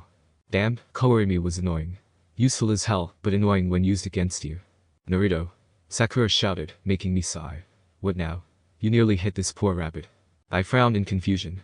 No sensible rabbit would be as close to a human as that would have had to be for my kunai to have any chance of hitting it. He must have used it as his substitution, I guessed, less suspicious than a random log, and less chakra flare than a shunshin. Not to mention faster. I noted the skill in a corner of my mind, baring my teeth as Kakashi-sensei lectured me. Naruto, kunai are sharp. Be careful where you throw them. There was someone there. I hissed to Sasuke, clenching and unclenching my fists. They were there, they Kawarimi out before I could hit them. Don't lecture me on chakra sensing, he was hiding it until he needed to dodge. And don't try to give me crap about the rabbit either, I can tell a human heartbeat from a goddamn rodent's. I degenerated into mental fuming. I had better ears than anyone here, except maybe Kakashi, and he hadn't even sensed the guy. But no one would care about a mere genin's opinion, let alone the dead last's. I believe you, Sasuke said quietly, interrupting my mental ranting. I blinked, then relaxed slightly. It always made me feel better, every time I was reminded that I wasn't actually alone, that there was someone on my side. Every time I was reminded of reality. Any clues on identity? I shook my head slightly, my lips pursing in frustration. Sorry. The shreds of chakra I got weren't familiar, and not enough for a proper scan. I'm out of my depth. Then I heard the sound of something huge slicing through the air, the coiling flicker that translated to spinning, a shift in Kakashi-sensei's breathing. I yelled as Sasuke grabbed me and dragged me down, the sound freezing in my throat, as I heard a blade that had to be at least 4 feet long, slash into the tree behind us, carving straight through the bark and jamming deep in the hardwood. I was frozen. If Sasuke hadn't grabbed me, that sword it went deep, way deep, into. Would of all things it would have gone straight through me. Well, said a cold voice from higher up tree, suspended, climb, jump, I guess some of the hype about you is true, copycat Kakashi. I shook myself and swallowed, gritting my teeth for the coming fight. The blood was starting to pound in my ears, making it just that little bit harder to hear, and I forced myself to focus. Well, said Kakashi-sensei lightly. If it isn't Momochi Zabuza, the kid who ran off and left the land of mist. I filed the name quickly, trying to sense out the still hidden chakra to get an identity lock on the guy, but he was still shielding it entirely like a void in my senses, where there should have been energy. This could be a little rough, Sensei mused under his breath, and I let my eyes flicker over to him for just a second. Zabuza, the man was called, spoke up again, his voice icy cold, slightly grating, taut with some unidentified emotion. If it wouldn't be too much trouble, would you surrender the old man? Fear? Anger? Excitement? Is he some kind of an idiot? I asked blankly under my breath. Sasuke snorted faintly. Then I flinched as the enemy unshielded his chakra slowly, building up a sense of power that I guessed was supposed to intimidate us. As it built up speed, I decided he was doing a very good job of it. Kakashi-sensei shifted. I can't say how, exactly, but he just shifted. Something changed, maybe in how he stood, or in his voice, or maybe his chakra, but something was different. Assume the Manji battle formation, he ordered crisply, taking a step forwards. Stay out of this fight. He's way out of your league. Believe me, sensei, I'm working that out on my own, I whispered almost silently. Below, cool chuckle. Ah, to face the legendary Sharingan eyes so soon in our acquaintance, this certainly is an honor. I bared my teeth silently, making a mental note to ask Sasuke what was happening later on. This wasn't making a whole lot of sense to me, and I really needed a visual. Or at least a description of the situation. Anything would do. When I was an assassin for Kurigakure, our opponent continued to speak, not needing further prompting. I possessed the usual bingo book, a kind of who's who of our enemies. It had a rather extensive write-up of you, including a mention of your impressive record. The man who copied over 1,000 jutsu, known as Kakashi, the copy ninja. I blinked twice quickly, anxiously wondering what we were going to do. Sensei said to stay out of the fight. Enough, Zabuza announced, drawing my attention back to where his cold, unnervingly amused voice was coming from. Pleasant as this conversation has been, I'm on a tight schedule to finish off the old man. All three of us Genin sprang into ready positions beside Tazuna. His heartbeat was just skyrocketed. I didn't blame him, and found myself wishing that I had my damn shock tags working properly. Flash and bang was all very well, but I had a nasty suspicion we'd need a lot more firepower in a fight like this one. Kakashi of the Sharingan, the master of 1,000 jutsu, the elite of the Konohagakure village. It looks like I'll have to go through you first. There was a loud crack and a flare of chakra, and I swung my head to the right as the follow-up Shunshin flicker appeared, and a split second later my teammates gasped as they followed the same motion. Is he walking on water? Sakura gasped, and I frowned in confusion. How could that be possible? That chakra buildup, is it concentrated in his? Then there was a flare of unfamiliar feeling, chakra no, felt once before, and the air grew colder water. The finest of the ninja arts. The Kurigakure no Jutsu. Hidden in the mist, Kiri, cold water. I get it now, he's calling up mist. But what for? He's gone. Sakura shouted. Aha! That's what. He'll come after me first, Kakashi-sensei warned, his voice cool and clipped. Momochi Zabuza was a member of Kurigakure's assassin corps, a famous master of the art of silent killing. Letting your guard down around him buys you a direct trip to heaven. I haven't necessarily mastered my Sharingan, so all of you stay on your toes. I swallowed anxiously. Believe me, sensei, I haven't been off my toes since we left the village. The mist was brushing distractingly against my skin, wisps of cold air heavy with water, sending tingling shocks over my flesh, and the musty scent and taste of fog was damping my senses. The breathing and heartbeats of the others, their life signs, quieted as if they'd moved away, but when I reached out, I could touch Sasuke's shoulder. I gulped and braced myself. The sensei was right, and there was no reason for him not to be. We were in a whole lot of trouble. There are 8 targets. I jerked back a step, then turned my head swiftly, trying to pinpoint where the sound was coming from. Well, what was that? My female teammate yelped. The fog was muffling everything, making it hard for me to hear what was happening, and the voice of our newest enemy was echoing disturbingly from all over the place, making me sense flashes of solid structures where I already knew there was nothing. Throat, spinal column, lungs, liver, jugular vein, subclavian artery, kidney, heart. So many choices. What vital, vulnerable place shall I choose? I swallowed again nervously, hands gripping my kunai until the tendons ached, searching in the muffled environment and trying to ignore the heavy, choking air, the feeling of breathing water, the thick smell and taste, the distracting whispers against my skin, my hands, my legs, my neck, my face.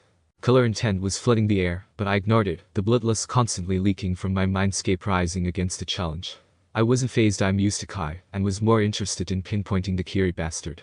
Sakura was shaking, Tazuna's heartbeat about 4 times too fast, Sasuke's breathing coming in short, harsh gasps, but he was okay.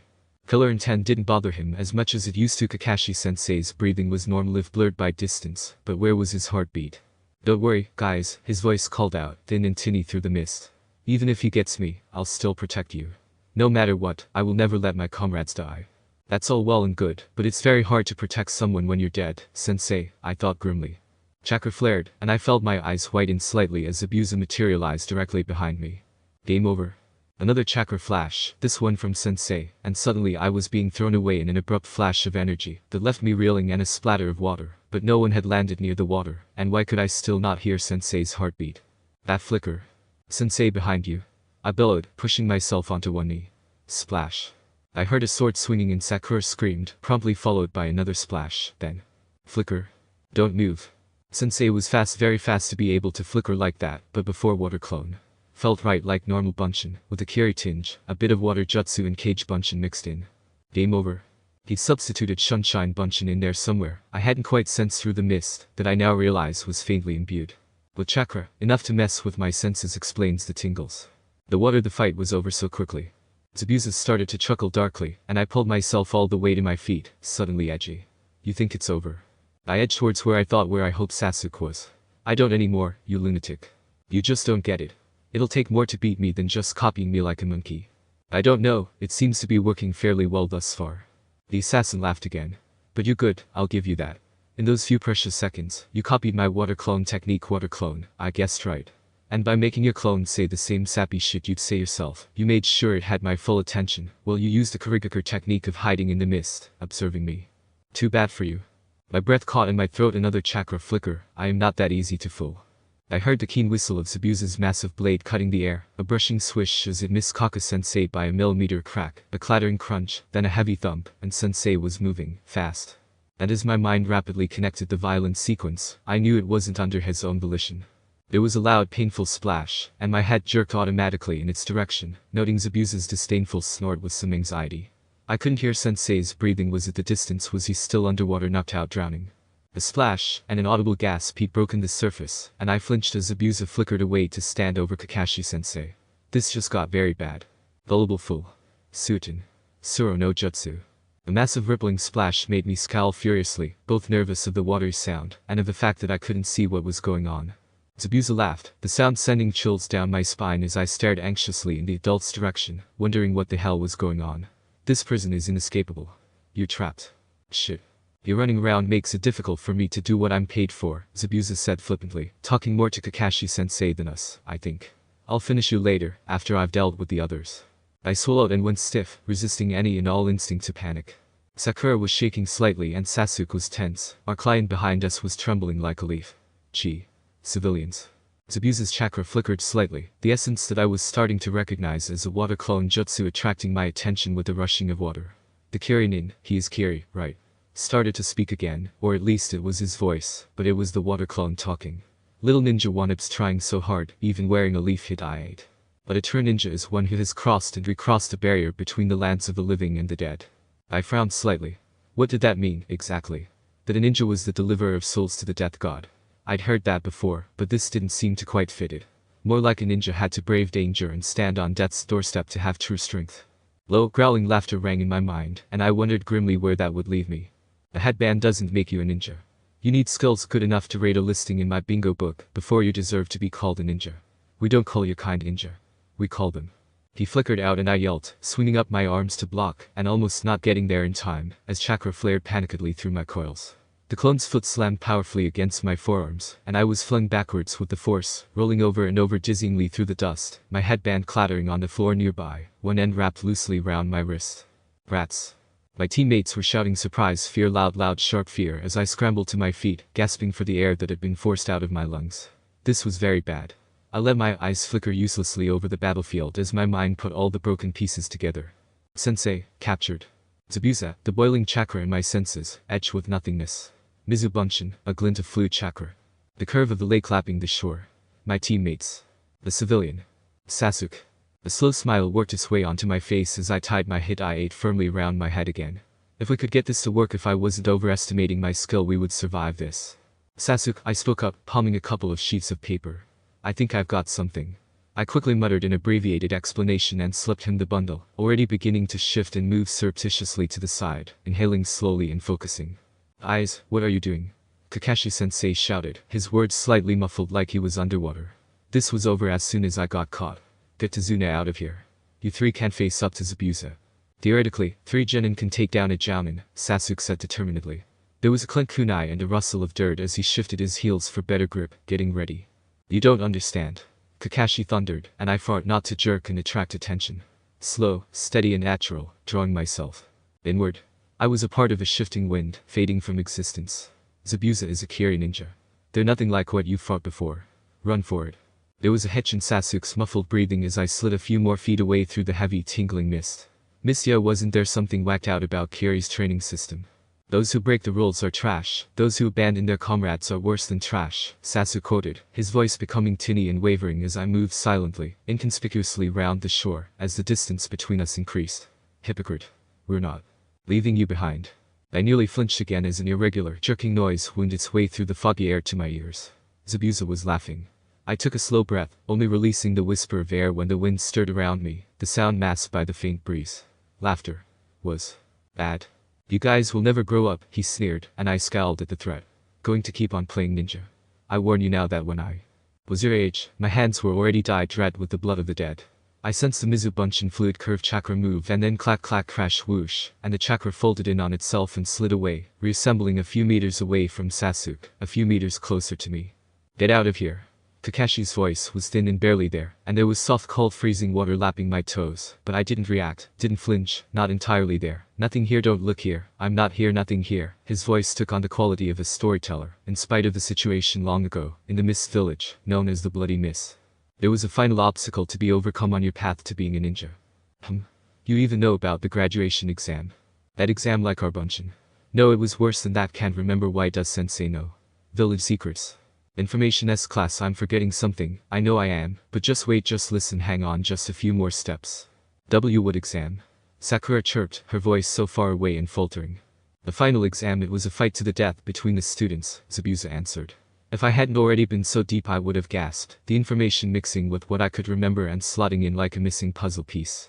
Every village has its secrets, I thought, and shifted. Friends who have trained together, learned together and eaten at the same table for most of their lives, are pitted against each other, they are forced to fight, until one of them loses their life. His voice echoed around me, and I half paused, trying to judge the distance.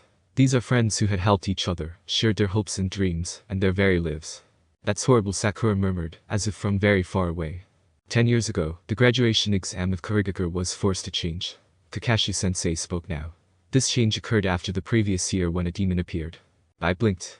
Change? Sakura questioned aloud, when neither Sasuke nor I said anything to keep the conversation going. What change? What did this demon do? There was an unsettled pause of maybe 2 seconds. Without pause or hesitation, a young boy who was not even a ninja yet killed over 100 of the other students. Ah, those were the days. Zabuza sounded almost nostalgic, if not for the kai I was able to sense, as I slowly came out of hiding. That was our daring friend Zabuza here, Kakashi-sensei continued, his voice ringing stronger in my mind. That's how he earned his nickname, the Demon of the Mist. Demon of the Mist, huh? The laughing chuckle echoing around me, made my empty chest cavity reverberate with the force of it. This fool had best prepared to meet the Demon of the Leaf. I ignored the voice and braced myself, hoping Sasuke wasn't freezing up with the burning waves of killer intent, and hoping the chakra-charged mist wasn't tipping me off my target with its buzzing hum. Then I heard the skimming whir of the massive shuriken Mizuki had once used, and the chang as Zabuza caught it easily. At this distance I couldn't sense the blistering chakra, but I heard a faint susurrus gasp that I didn't think was natural water splash the tingle that was a tag going off, and another a second or two later, a yelp of surprise, a rush of hot chakra, and the fluid chakra vanished altogether. Another low chuckle, and I braced myself, focusing, waiting for the signal. You pathetic brats. Although I'll give you points for having the sense to aim for my real body. Xing shui, there. I threw and let the loop of wire spiral out as the kunai it was attached to flew wide, well away from the missing nin, and I breathlessly counted, knowing that a second too late or too soon could kill us all. 3-4 now.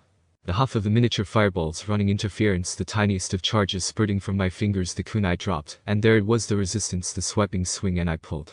The 3-wire strung kunai Sasuke had thrown wide now swung towards me, guided by my own wire, pulling tight around the missing nin we had purposely aimed to miss, and I grinned. Try. Dodging now, bastard. I threw around stones, the paper rasping under the fingers of my right hand, as my left held tight to the loop of wire keeping Zabuza captive. I heard keening knives from Sasuke, holding the other end of our impromptu net, and Kakashi-sensei was shouting something made unintelligible by distance and echoes. Explosions, the repeated tingles of my tag self-combusting. I felt a tug on the wire and hurled my last stone, the directed tag, leaving my hand a split second before the wire loosed. Zabuza had cut it. But pinned between two lines of attack and our struggling sensei, he had no choice but to bolt as our attack scraped past. Abruptly, the fight was out of our hands, as our sensei now attacked the missing nin who'd been holding him prisoner. Broad flashes of chakra and clangs and cracks of contact to swirl as they stopped and the chakra moved. They were talking, but I was too far away, and I began to shift again, moving back towards my teammates in case I was needed. Shouting, rushing, a single whisper of something. The void vanished. I blinked and jerked, startled, sensing Sasuke's rough heartbeat a few meters from me, as the chakra-infused fog quieted slightly. The void that had been our enemy was gone. There had been a tiny flare of chakra, but nothing. I didn't even sense the low chakra you'd expect, of someone dying or whatever, but I've never sensed that before, so I'm not the best person to be asking. Then, just like that, another vague void flared into existence near. Sensei, I choked on a cry of shock, and Sasuke stiffened beside me. But then he relaxed, and I automatically quieted, trying to follow. What was happening with senses still scrambled from the shifts. Time seemed to stretch and warp, and I shook myself a few times, trying to clear my senses and hear what was going on through the blurriness of my adrenaline rush. Naruto. Huh? I shook my head again, blinking rapidly as if it would disperse the mist that had fallen over my mind. Naruto, you okay? Sasuke was saying. Why yeah, I'm fine. I shook my head sharply, sending a tremor of pain through my neck, and everything snapped back into focus, time no longer distorting around me, and there were no chakra voids, just my team and the civilian and sensei. Although the weight of his chakra was still shifting, my senses must be unreliable, still shaken up. Thump. I blinked, my head tilted to where I was reasonably sure sensei had just collapsed on the ground, his life signs feeling a little bit out, but definitely present. Sensei. Sakura gasped, her voice startling in its clarity. It's just chakra exhaustion, I think, Sasuke said, his chakra shifting and compressing ever so slightly, as he knelt to check Kakashi-sensei's pulse. I think he just wore himself out. What was with that, the Mist Ninja? Sakura asked. A hunter nin, sensei said. Another ninja. The second void, it must have been Zabuza, missing nin, hunter nin, Kiri must have been after him, caught up. We had some help. Aloud, I said absently, hunter nin, they're a subsect of Anbu, aren't they? As I bobbed down beside my down teacher. Yeah, my friend was quick to confirm. Mists are the best known, but Kano has got a division or two. Hey. Tazuna-san. How far have we got to go? I vaguely sensed the civilian's startle. We need to rest, sensei's not looking too good right now. Not far now, I heard the cracked voice of the old bridge builder ring out, far clearer than it should have been, and I realized abruptly that all of the chakra tingles of the mist had dissipated. Good. Naruto, can you give me a hand to carry this idiot? I nodded reactively, taking the weight that was leaned on me carefully and shaking my head again, trying to get rid of the soft growling at the back of my mind. Man, that was annoying. Why does this keep happening? A long while later, I was going over everything I remembered about the fight, trying to piece together a rather broken series of events. Getting dragged out of my shift like I had stuffed up my senses for far too long, making me uncertain of exactly what had been going on at the tail end of the fight. Had we even won? I mean, we were alive, but still sitting upright with my back against one wall of the room our team had been given. I waited until Sakura's breathing settled peacefully, indicating sleep, keeping a touch of my attention on sensei warily, in case he decided to wake up earlier than the Uchiha had guessed, before interrogating. Sasuke. Okay, Sasuke, spill it, what happened today? I need everything. The mist screwed up my perception. Something bad. Did we win the fight? He snorted and I rolled my eyes. Shut up, did we win? Yeah, you remember the hunter nin? I frowned. Only vaguely. I'm guessing we got help from one of Kiri's tracker ninja. That would definitely explain why we're alive. Okay, so Zabuza was babbling about the Sharingan at one point. That's your clan's Taijutsu, right? Chen, Sasuke grunted, with a tone that indicated an affirmative. Kakashi-sensei is apparently known in the bingo books as Kakashi of the Sharingan or copycat Kakashi, but you picked all that up already. I nodded swiftly. He seemed to want confirmation. Okay. At the start of the fight, Sensei pulled up his hit I-8, and his left eye was a Sharingan eye high level, too, if I remember right. My eyebrows went up a little and I felt my mouth crooking slightly. Seriously? Chen? The Sharingan, that's clan specific, right? You clan. Does that mean he's an Uchiha?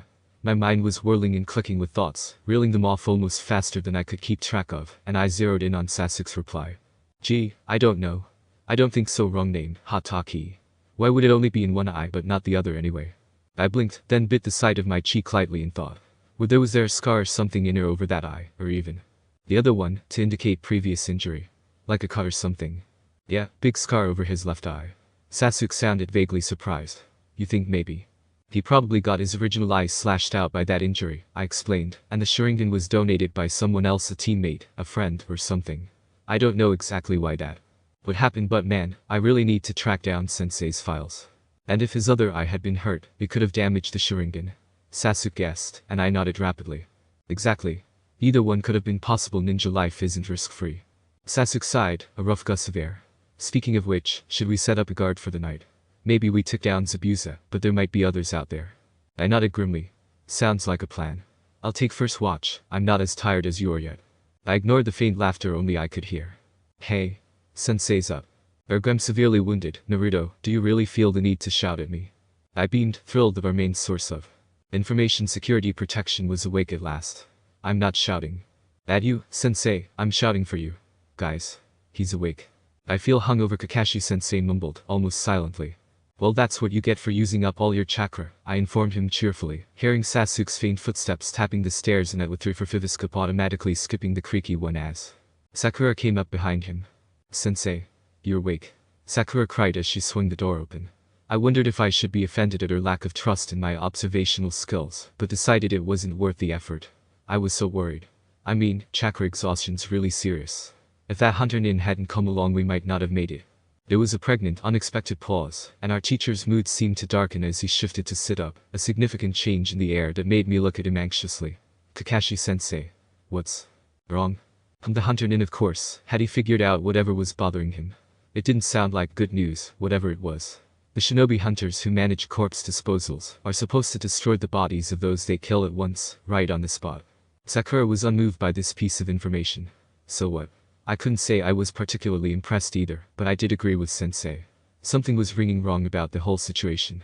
As I listened to him grimly explaining the so-called hunter nin, Zabuza's false death and how we would have to be ready for anything, I sighed. Things are never simple, are they? The training schedule. It's amazing, the innocent things our sensei makes sound like death threats. Kakashi's log. I've been out of S-rank missions for a long time now. Suddenly running into an A-rank missing nin with 3 green genin and a client to protect is not fun. On the plus side, my genin have definitely got some tactical skills I haven't seen them showing before, although their teamwork continues to astonish. Note. I have yet to see those academy reports. Must remember to check when we get back. On the minus side, they're all morons for not following orders and getting the hell out of there when I told them to. Also on the plus side, they took my warning when I first met them to heart. Although maybe that should be on the minus side. Note. Definitely get Naruto's ears checked for hypersensitivity. He froze up when the ocean got too loud, apparently overpowering all his other senses. I can do that while we're in wave, fortunately. I have decided. I do not want a genin team. Ever. Ever. Again. Techniques. Kurigaku no Jutsu, hidden in the mist. If you remember last chapter's little explanation, then you'll have picked up that this jutsu meant hidden in the mist, and that's pretty much what it does.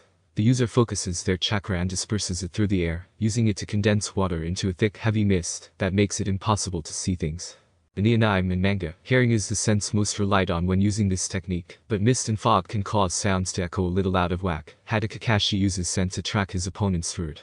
It's not an attack jutsu, but it can be very annoying, and is native to the mist. Village. It is a bunshin, water clone. This is basically a clone, like the original illusionary bunshin taught to students, but is closer to cage bunshin in its makeup. It's solid, can take some damage, and takes less chakra to make than a cage bunshin, but it also requires a water source for anyone except a true master of the water element, and is rumored to be able to take less damage, and to be the second weakest version of clones. Suiten. Suro no Jutsu, water release. Water prison. This jutsu causes a bubble of water to encase the target, and is said to be impossible to escape from. However, the user must be touching the bubble for it to hold, making it a short-range jutsu and therefore a bit risky. It also needs a water source, unless the user is a water master. There is some argument about whether or not captives can breathe, as Kakashi was known to hold an entire conversation while being held in the Suro, but the exact physics of how that would happen is unknown. Concept of the day. Pronunciation. Japanese is a far more syllabic language than English. Wherein English letters sound changes depending on the other letters around it, the Japanese sounds remain pretty much the same no matter what you do with them. Sounds can be altered or extended with particular punctuation marks, but not completely warped like English. An example of this in action is a favored insult in the Naruto fandom. Dobe. By basic English pronunciation, this word has only one syllable, pronounced dobe with a very soft B sound. Japanese pronunciation dictates 2 distinct syllables and a stronger B sound, dobe. This syllable thing may sound confusing, but people who study Japanese will understand how the syllables are organized in hiragana and katakana. Well, that was entertaining. For those of you who, like me, are far enough along in their understanding that the little sections at the end of each chapter acting as translator are annoying, I apologize. However, I remember how freaking confusing it was to have random Japanese in a story without translations.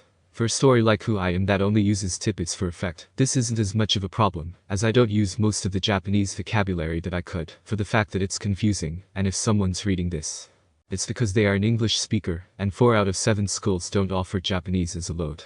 So bear with me, guys, and remember it could be worse. Nightmares. Righto, this took longer than I would have liked. The fact that I hadn't read the manga for this chapter, nor seen the anime, means that the explanations here are severely paraphrased, or work to my personal understanding, which I'm told at times is really twisted. I was also incapacitated by swine flu and a bout of depression, following the mysterious disappearance of several irreplaceable pages of story notes. However, the depression lifted after I cleaned my desk, and 2 days spent delirious cleared up that pesky flu. In the end, though, this chapter ended up dedicated to TWIN1, who in spite of having coughing fits every half sentence, is the only reason this chapter made it out at this time, particularly once my muse went on strike in protest of our latest English assignment. Everyone give her a round of applause. My sister, that is, not my muse, who has been locked in the attic until further notice. Okay, onto the important story notices. Owing to the fact that underlining is plain painful to read and bolding is reserved for something else, a lot of stuff is in italics, including thoughts, dreams, flashbacks, memos, Kakashi's log entries and emphasis. So, italics has a broad definition of change in consciousness.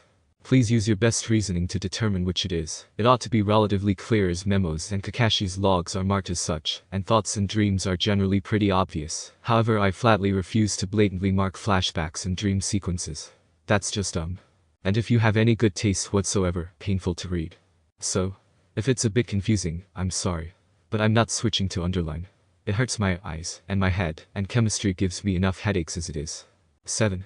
Nightmares. I blinked. Come again. Tree climbing. Sensei sounded way too happy. There was something to this exercise that I hadn't gotten yet. Kakashi-sensei, we can already climb trees. Sakura's voice radiated confusion, her chakra signature, becoming familiar to my senses, rippled and twinged slightly as that confusion. Interesting, we learned that back in the academy. Or earlier, if you hung out with that monkey Kiba for any period of time, I commented under my breath. Sasuke snorted faintly, shifting near me with a rustle of cotton. Sensei didn't notice our exchange, continuing, but this time, we're going to learn how to climb trees without using our hands. I stared at him uncomprehendingly. Sasuke said, apprehensively. You know, I really ought to have expected him to start asking us to do the impossible. The blindfold incident should have tipped me off our teacher is insane. It's a chakra exercise, you maggot-ridden fleshbag of idiocy, came the unwelcome droll, as Sensei continued. I'm hurt that you think I'd ask the impossible of my students, Sasuke. This is an exercise designed to help you maintain better control over your chakra. Watch and learn. I bit my tongue, focusing on my teacher's movements as he limped over to the nearest tree, and kept walking. I blinked, my head tilting as I followed his progress upwards, and mentally shrugged. He seemed to be climbing a tree. Man, if I could see what was going on, this would make so much more sense. Sakura made a choke noise and Sasuke shifted again, and now I knew I was missing something. I raised one eyebrow and let my mouth fall slightly open, mimicking a perplexed expression as I mumbled out the corner of my mouth to Sasuke, what the hell? Ichiha didn't have a chance to answer straight away, as Sensei clarified his earlier explanation with, see? We're going to climb trees without using our hands. I blinked, and suddenly my expression was real. The hell? Didn't he say that before? This is basically it, in a nutshell, Sensei admitted from where he was, Sasuke describing it to me in an undertone, hanging upside down from a tree branch, now sounding bored. Focus as much chakra as you can in the soles of your feet, and use that power to cling to the trunk. When you have full control over your chakra, there's almost nothing you can't do. Kakashi-sensei, how will learning to climb trees this way make us any stronger? Sakura asked, her voice, loud and sharp, made me flinch. Our teacher sighed. I'm getting to that, listen and learn. The point of it all, the goal is greater control over your chakra. A lot of the chakra you draw for jutsu is wasted, and you tire yourself out more quickly. This exercise will teach you better control so that you only use what you need for your techniques, and maximize the effectiveness of what you do use. Of course, this is made more difficult by the fact that the sole of your foot is one of the hardest places in the body to accurately focus your chakra. If you can master the chakra flow in your feet, you will be able to focus it anywhere. In theory, anyway. The last part was muttered very low, so I probably wasn't meant to hear it, but I rolled my eyes anyway. Of course, Sensei, because theory always works exactly as it should in practice and battle plans never randomly go wrong. So, ching ching clink, Sensei sounded gleefully cheerful. The best way to learn is by doing. The sheer whisper of split air I took a step. Back and a kunai buried itself in the dirt near my feet. I'm not expecting you guys to make it all the way up the tree first time, so use these kunai to mark how high you get each time to remind yourself. A running start will probably give you enough momentum for a good first attempt. I shot a withering look in his direction, kneeling to pick up the kunai. Yeah, running headfirst at a tree sounds intelligent, Sasuke grumbled. Kakashi's clothes rustled, and there were twin thunks as he landed squarely on his crutches as he jumped down from his tree. Suit yourselves. I glanced at him as he started to move, the crutches making his steps uneven, and yelped as I smacked into a tree. Ow. Damn it, dope, watch where you're walking, Sasuke growled, and I had the cork at the edge of my mouth in a sneer. Shut the hell up, team. Within 3 minutes I lost count of how many times I hit the ground. The first attempt was nothing short of disastrous, too much chakra sending me skidding backwards before I could even get both feet off the ground. Several tries later, I managed to get the right amount of chakra to stick, only to discover my usual problem was interfering. My chakra's overactive tendency to waver, flare, and otherwise excitedly escape my control. Ow. A couple of steps, and my control would slip and send me flying. The repeated falling was enough to almost make me thankful I couldn't get very high. I admitted to myself where I was sprawled in the dirt for the NT each time. At least this way I wouldn't break my neck. Idiot. Can't you do anything right? Do you need any help? Yeah, Naruto. You're totally hopeless.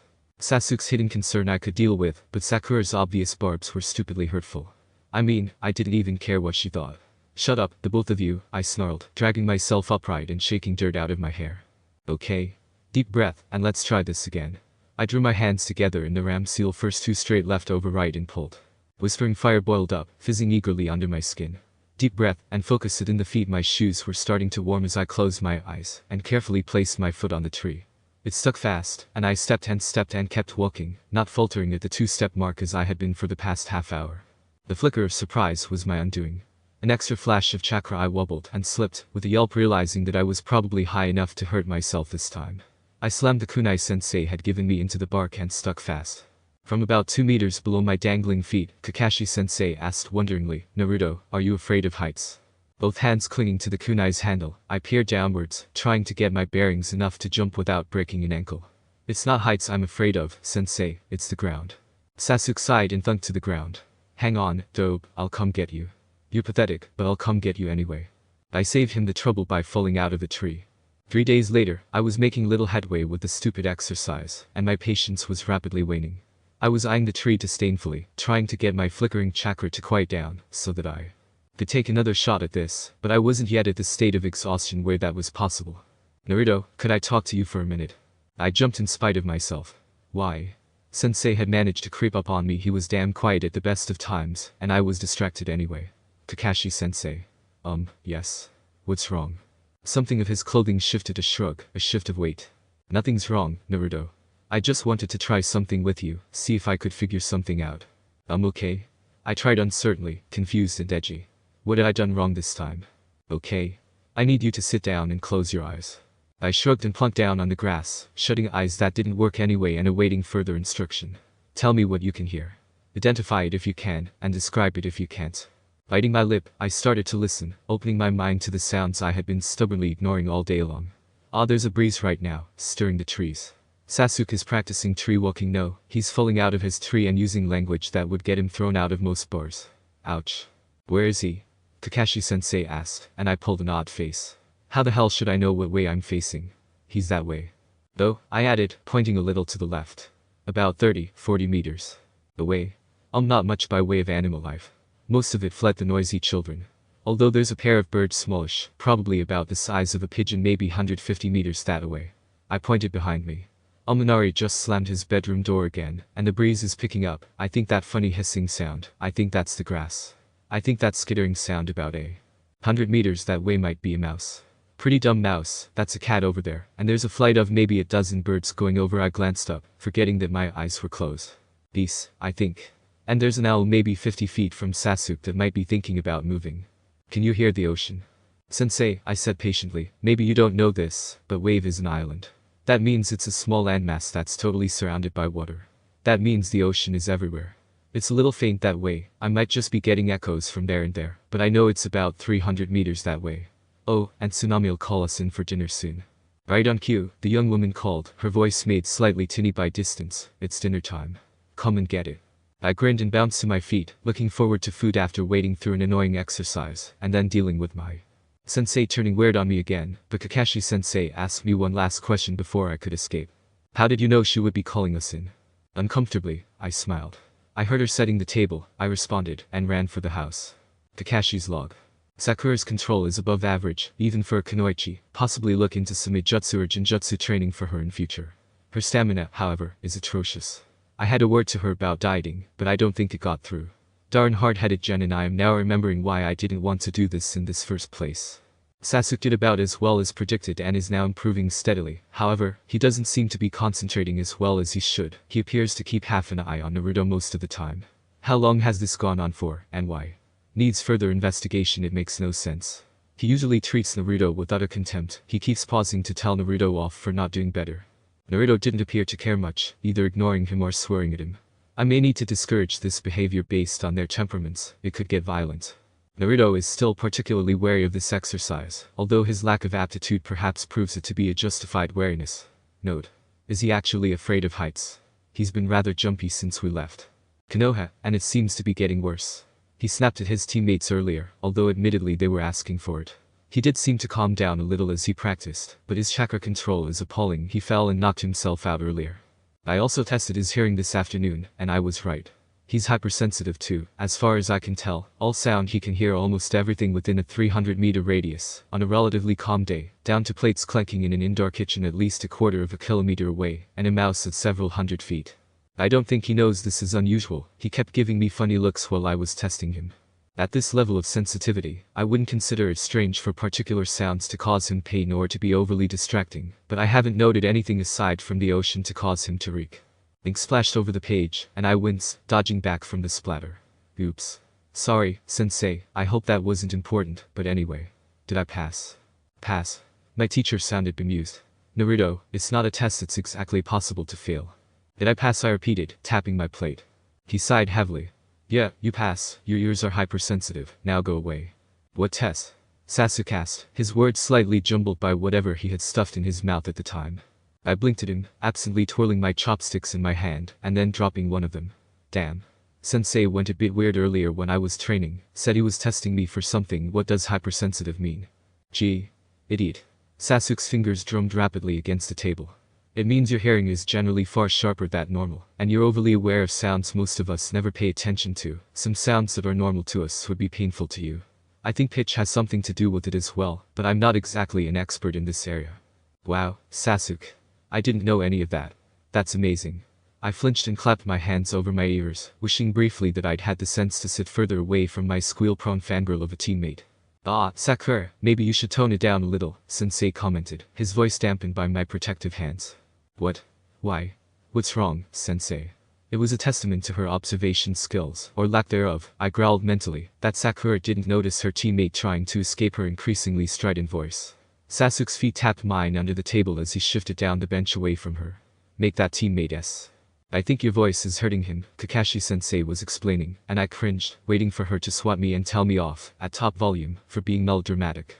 Instead there was a muffled murmur that I couldn't understand, and impulsively I pried one hand loose to listen, ready to clamp it back.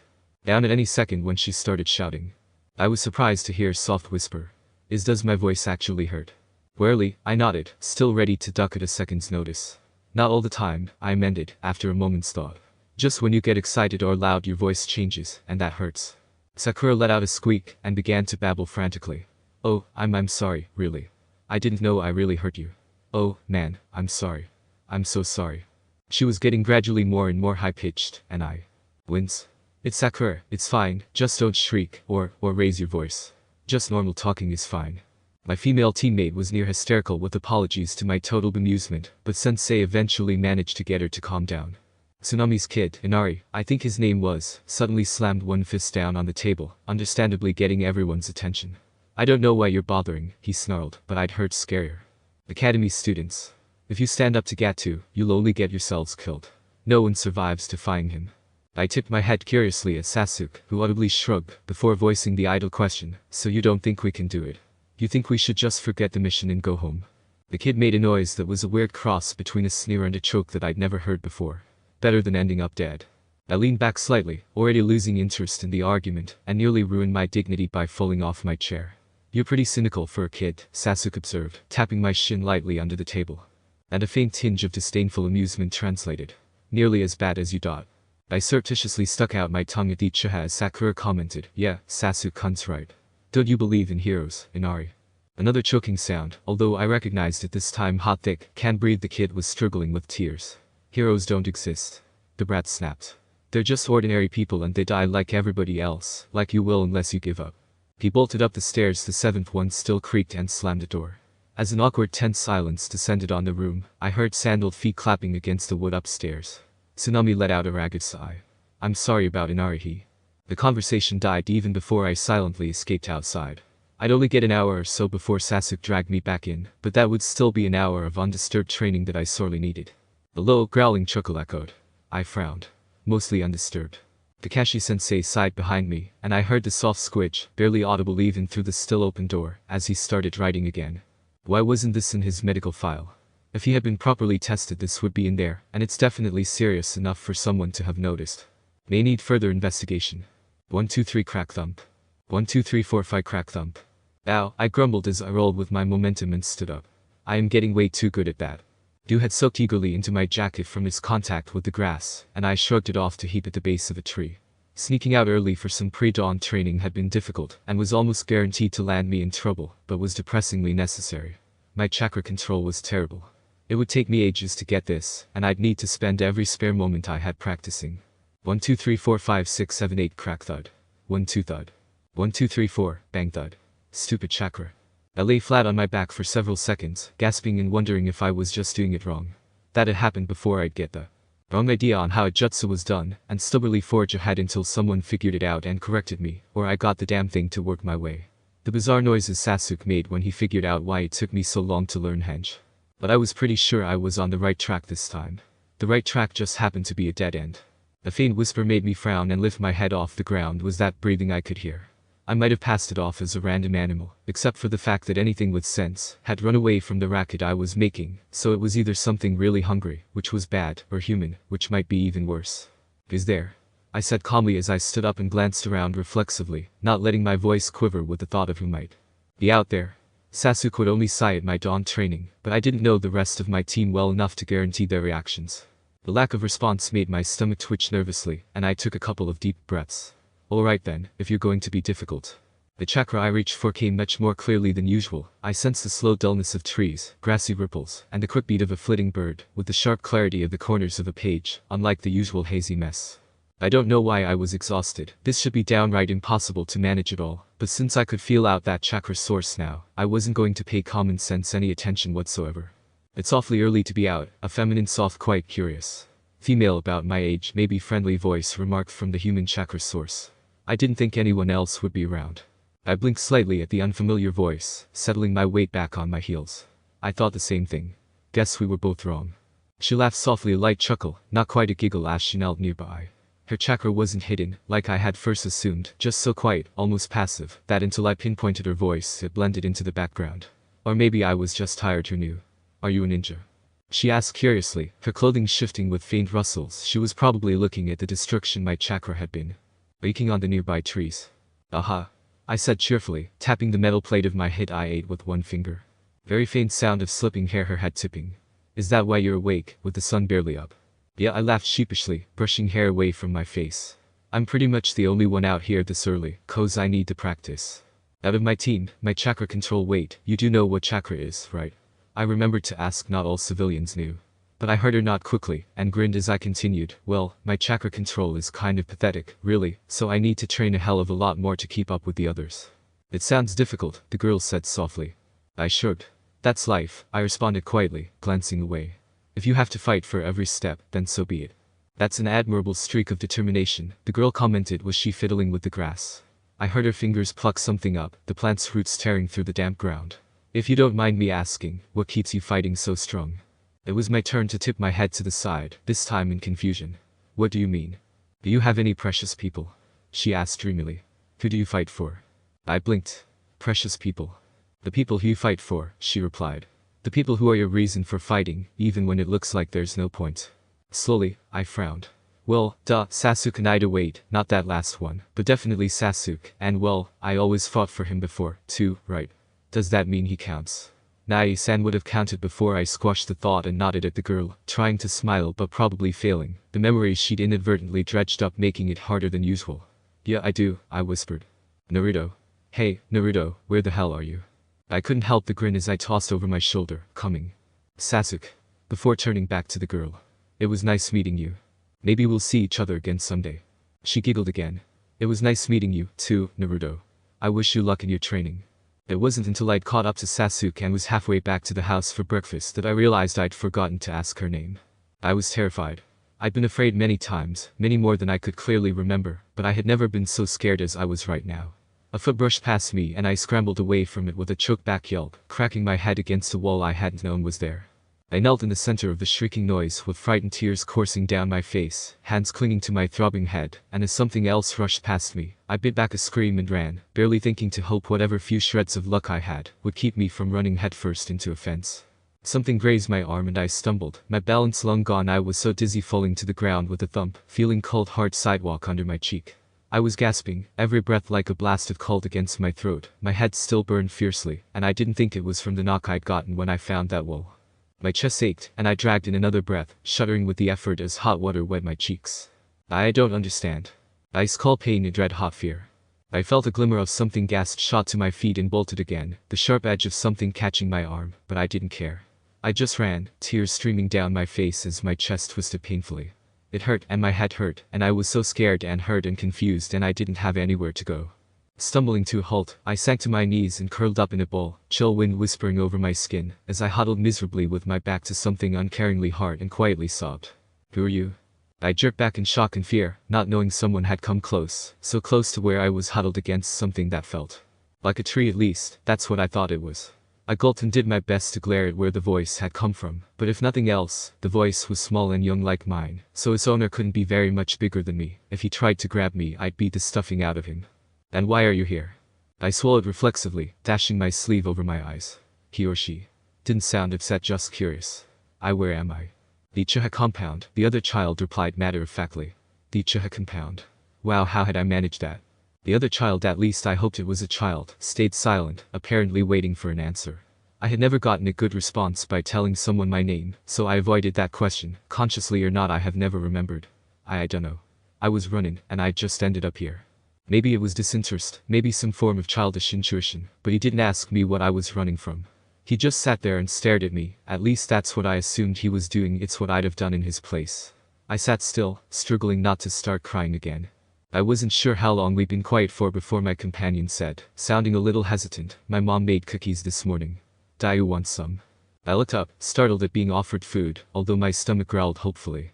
I hadn't eaten since I bit my lip, hadn't been able to find my way back. I didn't even know how long it had been. I couldn't tell anymore. The sun never rose, the sun never set. It had gotten very cold once since the day I swallowed. It was cold at night, had it been that long. When you stop and think about it, the strongest friendships are formed by food. Warmth, peace, and the feeling of a full stomach. You've been hurt. This was someone else. Bigger, stronger. And his voice was different. Still sounding young, but so much older, so much more that I drew back warily, wanting to be ready to escape. I'm fine. My voice sounded hollow even to me. How could I do this? What could I do? Should I even do anything? Everything had been turned upside down, the ache in my chest rising in a piercing wave, and I didn't know what I was meant to do anymore. The first child, I was more and more sure it was a young boy, chirped happily. That's my big brother. He's the best. Meeting the Uchiha brothers, I think, saved my life. Who, me? I'm Sasuke. Nice to meet you, Naruto. I would never have made it this far without them. Safety. Knowing that someone cared. Tachinai was probably the main reason no one ever found me out. I mean, a village full of ninja, blind child, how hard would it be for them to spot it? But they never did.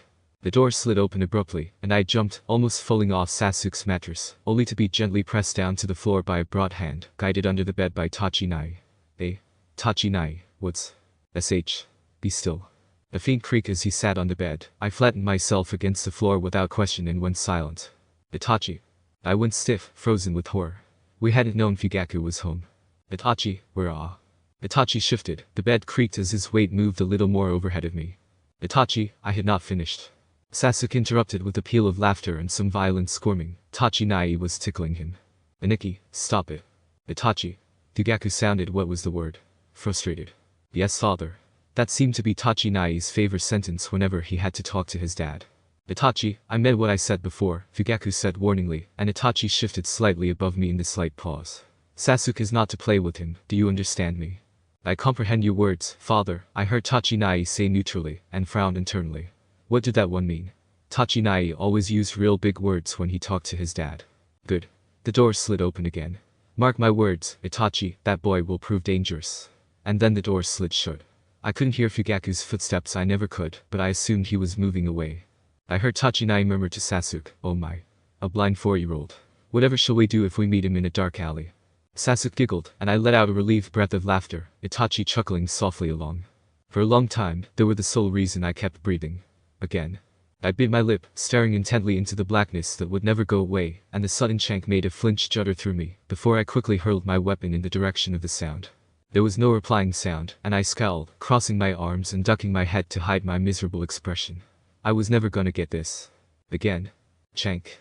I didn't move. What was the point? This was stupid. Would I ever thought I could do it? I said again, Naruto-kun. Chank. I flashed him a bitter scowl and threw. Chank. I stiffened with shock, staring blindly at the tree I had just heard the answering sound of kunai meeting wood from. Not one of Itachi's throws, the ones meant to give me a reference, but mine. I'd hit the tree. Whooping, Sasuke nearly bowled me over, and I quickly scrambled away from him. He was gabbling excitedly and almost cheering. He was so happy, and it didn't make much sense to me at all. Sasuke was much better than I was even at 6, he was a good marksman. Even Tachinai said so. Grudgingly. If we bugged him for an hour. He sure didn't have to throw 50 times to hit the target just once. But I felt an insane grin stretching my own face all the same, because I'd done it. Maybe I could do this, after all. Tachinai wasn't just Sasuke's big brother. He was mine, too. Yoch. The spoon keeps tipping. You gotta hold it steady. How can I do that if I can't even see it? Tachinai broke up the impending squabble easily. Naruto, you need to feel the edges of your spoon and hold it horizontally from the ground. That will stop you from spilling the soup. 4-year-old understanding stuttered to a halt. Unwa. A sigh. Warm hands over mine, carefully steering my spoonful of soup towards my mouth. Hold it like that. Keep it level. Ow. Doesn't food go in your mouth? Now, Atauto, be nice. Both of them were my best friends, even if the rest of the Uchiha clan hated me. They were always on my side. I think, maybe, that's why it hurt so much when he turned against us. It's real quiet out here, tonight, Sasuke said nervously, his voice just a little tight with anxiety. I was already on edge, the breeze tugging at my clothing and bringing with it a feeling of inescapable uneasiness that brought a sour taste to the back of my mouth. It took me too long to place the ghost of a memory the wind played with, and I swallowed, the scent bittering in my neck's frightened breath. Suke, I smell blood. Then darkness. Cold. The smell of blood so thick and choking I'd never forget the scent again. Adrenaline flaring, sharp breaths burning, screams I never wanted to hear, and the shocked ice-cold pain of something torn apart. I don't understand Itachi Nai-san. Why did you do it? Run, Sasuke. I jerked upright with a stifled cry of pain. It took me a few minutes of frantic tugs to extricate my wrists from the tangled blankets, and my struggles had wound the sheets around my legs in a smothering cocoon that was easier to wriggle out of than unwind. Eventually, I escaped my bed linen and slipped onto the porch, cool night breeze, rapidly chilling the sweat on my skin. I was trembling and gasping, air damp and cold against the back of my throat. The rough solidness of wood under my feet and palms was locking me back in the present, and the painful memories back in their box, coarse splintery ridges, contours of pressure. The wind stopped tasting of blood, my ears stopped ringing with screams. I shuddered and crumpled against the post on the corner, leaning against it for support as I fought to stop the shaking. That's a dream, just a dream. Don't lie to yourself, you little fool. I shuddered again, mind ringing with the remembered cutting words, and almost missed the soft scrape of the door behind me opening again. Naruto. I relaxed once more, closing my eyes and looking away from where he had just slipped outside. Swallowing past the lump in my throat, I gasped another breath, the pain in my chest slowly loosening, but didn't otherwise respond. Naruto, you okay? I sighed quietly. Just a bad dream. He didn't say anything, but I could sense the question anyway, and glanced back in the direction of the door with a tired half-smile. It's alright, Suke. Just memories that don't seem to want to stay that way. He didn't say anything further, just moved up to stand beside me on the porch, the wind teasing at our hair. I was calmer now, calm enough that I didn't jump when his fingers lightly brushed my exposed forearm, instead readjusting my weight so that I was leaned on his shoulder instead of the corner white post. I don't understand. For all he was an Uchiha, Itachi had been part of my family, too. Tachinai. Despite the common sense that told me he'd never be back to the same older brother I'd known. Why? Why did you do it? I miss him. Japanese definitions. Nai. This isn't grammatically correct, it's the slang form of sorts of the suffix nai-san, which is shortened from ani-san, which indicates that a person is an older brother, or is regarded as close enough to be an older brother. The jutsu, I may well have this one wrong, as I only have 2 reference sources for it, and one of them's not reliable, but I'm fairly sure it's the broad term for medical jutsu. Itato. Little brother. Itachi is famous for using this one for Sasuke all the freaking time. Aniki. As far as I can tell, another version of older brother, noun form rather than suffix. If anyone can give me an exact definition, I'd appreciate it. Concept of the day. Hiragana, katakana and kanji. Japanese writing doesn't use the same script as English script, means letters, alphabet, by the way, like French and Indonesian do, and actually has 3 different alphabets. They use characters called hiragana for general use. Each character represents a different syllable, like ha, kai, ho, mu and bi. This way of organizing their lettering is part of why Japanese is such a syllabic language. Katakana are different characters generally representing the same syllables as hiragana. Some slightly more foreign sounds are represented as well. They are generally less complicated, blocky, and childish. So if you've seen Japanese symbols that refuse to appear on hiragana charts, like me, they're probably just katakana and you're confusing yourself. Kanji are the most complicated, with each character representing a different word. Japanese people spend most of their schooling learning the kanji, so forgive me if I don't know a lot of them. Kanji are also pictorial, most of them having originated from an image that was later stylized into the symbol we have now. Hence why it's so confusing and complicated. The pronunciation, however, follows the same style as hiragana and katakana. Through the fire. Sweat drops. This wasn't supposed to be a hard chapter to write. Hell, it was easy, compared to some other stuff I've been working on. And yet, I got so stuck I had to get TWIN1 to write the last half of it for me, because I'd developed such an appalling block. So the style of the story changes. Sorry, but we did our best. Dedicated to TWIN1, for obvious reasons. Warning. I have noticed that it's about here that I have stopped censoring the swearing. My apologies to anyone it offends, but this is rated T. 8. Through the fire. A Sasuke. I panted, eyes flickering around the chakra-enclosed space, trying to get my senses to get a grip on my surroundings, and feeling freezing air wafting off the chakra that I could only sense as a wall of blurred energy. I canted solid, the sounds bounce, it's all a blur. Just stay close to me, he gasped out, stepping closer, his footsteps echoing against the stone, and making my unsteady perception waver uncertainly. I couldn't pin down where I was or where our enemy was, couldn't even tell how big the dome was. It was disconcerting, more even than stepping blindly onto a road I didn't know, and I moved until I stood close at Sasuke's heels, straining my ears to try and hear something, anything, that would help. How had things gotten so bad this quickly? One minute it was a fairly normal day, albeit weird, thanks to Sensei pulling us from tree climbing to help guard Tazuna, and the next, there was shock-cold mist everywhere, sticky blood slicking the floor, Zabuza at Kakashi Sensei's heels, and another random ninja on me and Sasuke's. Just stick close, my friend repeated, his clothing shifting as he moved lower to the ground, me copying him straight away. We're gonna be okay, Naruto, I promise. We'll be okay. Just hang in there. His fingers brushed faintly against each other as he formed hand seals, and his chakra began to flare out a Keikyu no Jutsu. He'd exploded all around the dome, and I immediately guessed at its size from the range of the fire that I could feel, getting something about 15 to 20 meters across, but I couldn't tell how far up it went, or how thick the outer wall was. There was a hiss of steam. Water boiled off from the splashes on the bridge, and Sasuke gasped slightly.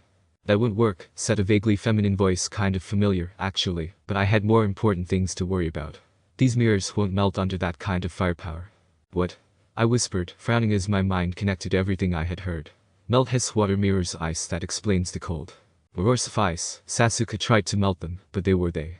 With the walls, they were shielded and bolstered with the chakra that was blocking my full senses, they wouldn't melt from just a Kakyu. I cried out as pain suddenly rippled across my front, the force of the blow, no blow s mini fuck, that hurt, sending me flying backwards and landing flat on the ground, Sasuke slamming down next to me a half second later. What the fuck was that? I gasped out, shaking my head violently. I had barely caught that, the tiniest waver of chakra before I was sent flying. Where is he? Sasuke growled, pulling himself to his feet. The real body, where is he hiding? It's useless to try to keep up with me with your eyes, the voice said, coming from everywhere at once like a whole lot of clones, all speaking at the same time, but this was too sharp and precise for clones, they were always a little out of beat what was going on. I wouldn't be caught so easily. What should we do? I asked, standing up slowly and turning my head blindly, trying to get a lock on a chakra source that wavered slightly like it was moving, but was too solid to be. It was honestly like he was coming from everywhere at once. Sasuke swallowed, gasping nervously. Just stay close to me, he ordered. We'll be okay, Naruto, don't worry. I gasped in a breath, the cold searing my mouth and nose and throat and chest, and so loud rasping over my tongue, and my heart was thundering, and where was Sasuke? The chakra around me was echoing, shifting a wall of white noise, cold loud. Can't see, can't hear, what's going on? Sasuke, where are you? Naruto, move. I heard him shout, and reflexively threw myself to the side. Flashes of chakra and flashes of energy and flashes of hot and cold, so deep and harsh and freezing, it burned sharper than fire, and pricks of force that exploded in shocking bursts of pain, as I crashed heavily to the concrete floor of the bridge. Hot liquid was starting to soak my jacket, but I barely registered it, throwing myself away in response to another of Sasuke's shouts, clinking, deflecting. And then blood rushed through my ears as adrenaline took over, and everything smashed together in a frenzy of unfamiliar sound. I heard vague swearing, dropped to the floor, tiny prickles of pain that vanished almost instantly, tried to scramble to my feet, tried to hear, everything echoing and rippling, and that chakra's signature's annoying insubstantial wavering. I do not want to fight you. That makes two of us, I thought, a little hysterically, finally getting my own feet under me again, and backing away from where I thought I'd heard the voice coming from, but with all the echoes it was so hard to tell. I couldn't see, couldn't hear. Sasuke, where are you? I do not wish to kill you, the voice continued, hauntingly familiar, but I shoved it away in favor of dodging the next flurry of attacks, yanking a few of the needles from where they'd landed. Senbin, that explained the pricks. It is difficult for me to be a shinobi. I do not want to kill you, and I do not want to be killed by you. Sasuke brushed against my arm, and I almost collapsed with relief, or was that blood loss? And slipped into place a half step behind him as we circled the walls, radiating sheer cold. My friend was keeping our opponent busy. I could hear them exchanging words. No weaponry, thank God, though I was too preoccupied to pay attention while I searched frantically for a gap in the coldness, a weakness or fault that we could escape through. I had just determined that there were no slips in the wall of icy chakra, when Senbin skittered near my feet, and I sprang away reflexively, spinning to face where they had come from. But just a split second later, there was a flicker from behind me, and I dropped to the floor, skidding to the side and regaining my feet as rapidly as I could. Scrambling away and struggling to keep my bearings, I'd lost Sasuke again, and everything was flashing and flickering with chakra and splashes of ice-cold water. Impressive. Sasuke hissed sharply from just in front of me, and I latched onto the sound, my mind swirling and focusing, and suddenly I could hear again, the world clearing fast. Impressive. My friend snarled. You're beating us around like so much driftwood, and that's supposed to be impressive. Sasuke's temper was beginning to kick in. He was usually quiet up until you pissed him off. I had discovered this inclination at the tender age of 4 years, 2 months, and have never forgotten it. Your surviving this in itself is no small feat, Sasuke snarled again, but further the blonde one, you have done well to come this far, in your condition. I have never before seen a successful ninja who could not see. My heart stopped. Sasuke's warm chakra and body heat moved closer to me in response, while I sucked in a horrified, shocked breath. 8 years, 8 long, difficult years, and no one had ever figured it out, except for this one person. Sasuke and his brother, I told them, but this person, this enemy, figured it out all on his own. And that scared me to hell. It was hard to see at first, our opponent continued, but now it is clear to me. You move like a child in the dark, only half sure that you're not about to stumble upon a piece of furniture. You rely on senses that my demonic mirror's technique scrambles. You are an amazing person, to have survived this far. But now, I fear I cannot allow this to continue. I must protect the person I hold dear. Sasuke's sleeve brushed my arm, the cold ice that had formed along it, making my skin prickle. Please don't hold it against me. He is the only reason I fight. I fight for the sake of his dream, because I want to make that dream a reality. His dream is my own. And for the sake of that dream, I will kill my heart and become a true shinobi. If I must, I will kill you. Oh fuck, I muttered, and then bolted on Sasuke's heels, zigzagging closer and away in a mad attempt to throw off the ice user. Stabbing. Pain in my back and shoulders told me it wasn't working, but it wasn't as frequent as before, even as I slipped and skidded on half-melted ice and very nearly lost my balance. Then I really did lose my balance as someone screamed. Was that Sakura? Sasuke murmured from above and to the left of where I was sprawled on the ground. It sounded like Inari's mother, actually, I said, lifting my head. Nah, it's just echoing funny. Sensei left shadow clones to watch the house, you told me. It's gotta be Sakura. A smattering of needle pricks across my shoulder blades reminded me that sitting still and gossiping wasn't smart. I heaved myself upright, wondering how much more of this we could take. Sasuke was doing something now, I didn't know what. He was shouting, there was heat, his chakra was surging. He was breathing fire again. I felt panic climbing up my throat as I realized how out of touch I was, how the mirrors and the revelation that this person knew my secret was affecting me. It was just like several days earlier, when I had gotten lost in the sound of the ocean, only 100,000 times worse, because this time as I floundered, I could still perceive enough to know that Sasuke and I were in great danger, that Sasuke was getting hurt. Something connected solidly with my shoulder and I went flying to the left, landing hard and rolling several times. Sasuke gave a grunt that hid pain and, with another wave of crackling heat and flickering chakra, shot off another stream of fire. From the direction the noises were coming in, I guess he was standing directly where I had been. It took a moment for my scrambled mind to connect the dots, and I pulled myself together and focused just on doing that, clinging to the single lifeline I had keeping me from slipping into the suffocating darkness that always lingered around me. My breath caught when I realized Sasuke had shoved me aside, out of the way of an attack, and had taken the blow himself as a consequence. I could hear the echoing voice of our enemy, hear him speaking to Sasuke, something about precious people, and for some reason, the phrase tugged at a string in my memory. I shook the feeling aside. It was unimportant. I focused on my senses, closing my eyes uselessly to give me a sort of psychological aid, a trick I had learned a long time ago from a teenager I had thought of as a brother. Okay. I was on my stomach on the wet ground, the wooden planks of the half-finished bridge cold underneath me. Sasuke was off to my right and a little behind me, fending off an attack that seemed to come from all sides at once, though whether that was true or I just couldn't pinpoint its origin, I had no idea. To my left. Well, to my left, I could sense a wall of some kind, blocking airflow and radiating cold the ice, part of the ice dome the enemy had created. I was near the edge of the dome. No one's eyes were on me. I could get out. Not taking a single second to think it through further, I acted on the impulse, jerking my legs up underneath me and dashing for the small gap I knew there had to be right there, because there was a slight breeze, and air didn't flow through ice. If I managed to slip out of this bastard's ring of icy doom, I might be able to attack from outside. Or at least drag Sensei's arse over here to rescue us. Wasn't it his job, anyway? I had barely gone 2 steps before something collided solidly with my stomach and carried me backwards a few yards. Someone moving fast had got me a good one in the gut. The someone disappeared, but not before I caught a whiff of the gentle scent of soap and herbs hanging around the attacker. I was so shocked I went limp and forgot to line up a landing. Don't think I have forgotten you, little one, the feminine voice of our tormentor said. There is no escape from this place. I heard Sasuke skid through a puddle on the ground just in time to throw up his arms and catch me, and we both tumbled over in a tangled heap, as he was unable to absorb the shock of my fall. Idiot. He shouted, probably more out of fear and habit than any real urge to insult me. You moron, dope. I wasn't listening. I was too busy staring sightlessly up in the vague direction of where I last knew our enemy to be. You. I gasped. The girl from the woods. What?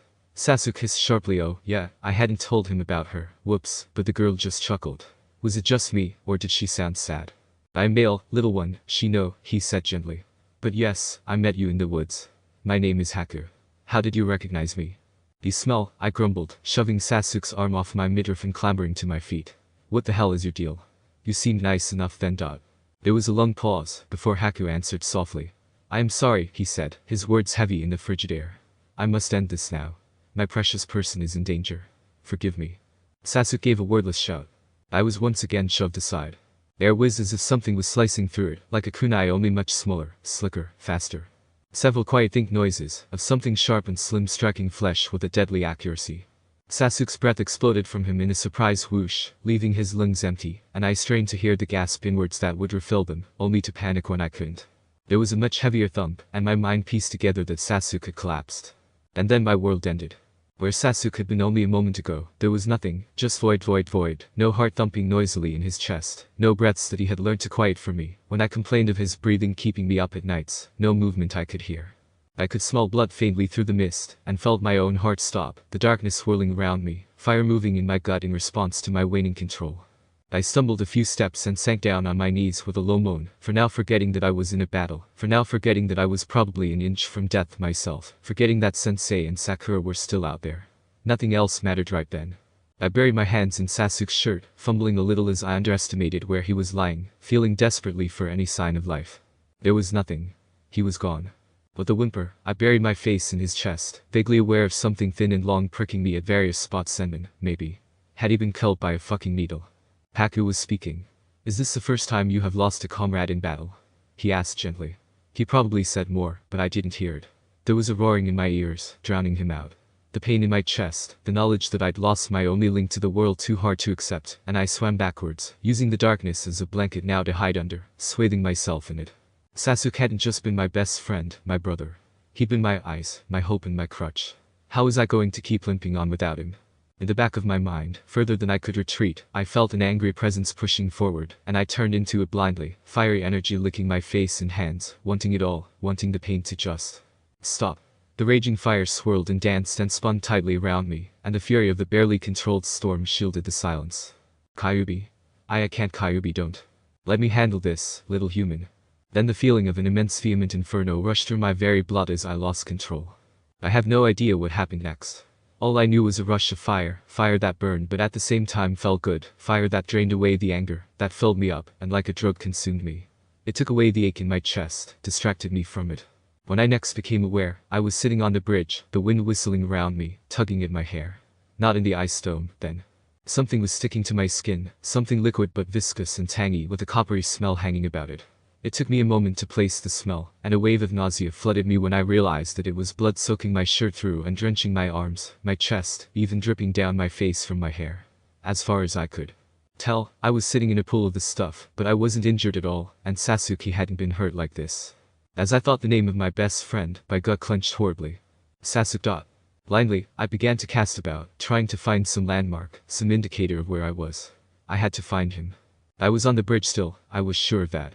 There was no mistaking the sound of the ocean below, the feel of the slick wood beneath me. I stood carefully, testing every limb and muscle for damage, before I trusted my weight to it, and looked around, my broken eyes mimicking a scanning glance out of sheer habit. I listened as hard as I could.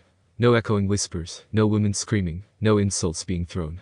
I registered the sound of people possibly a battle at distance away, still on the bridge, and guessed that Sensei was there. If he was roughly where he had been before my blackout, I was too. Roughly. So all I had to do was find Dobe. I froze. The word was tense, standoffish, with none of the usual warmth and affection attached to it, but there was no mistaking it. As Sasuke. I stuttered, disbelieving. But you're dead. Hakuke killed you. Paralyzed me, Sasuke's voice came again, and this time I used it to begin the process of locating him, turning towards the noise and taking a tentative step forward. He was only a few meters away. Senbon can, if used properly, induce a state that mimics death. Remember, Dobe. I paused, confused by the venom in his tone.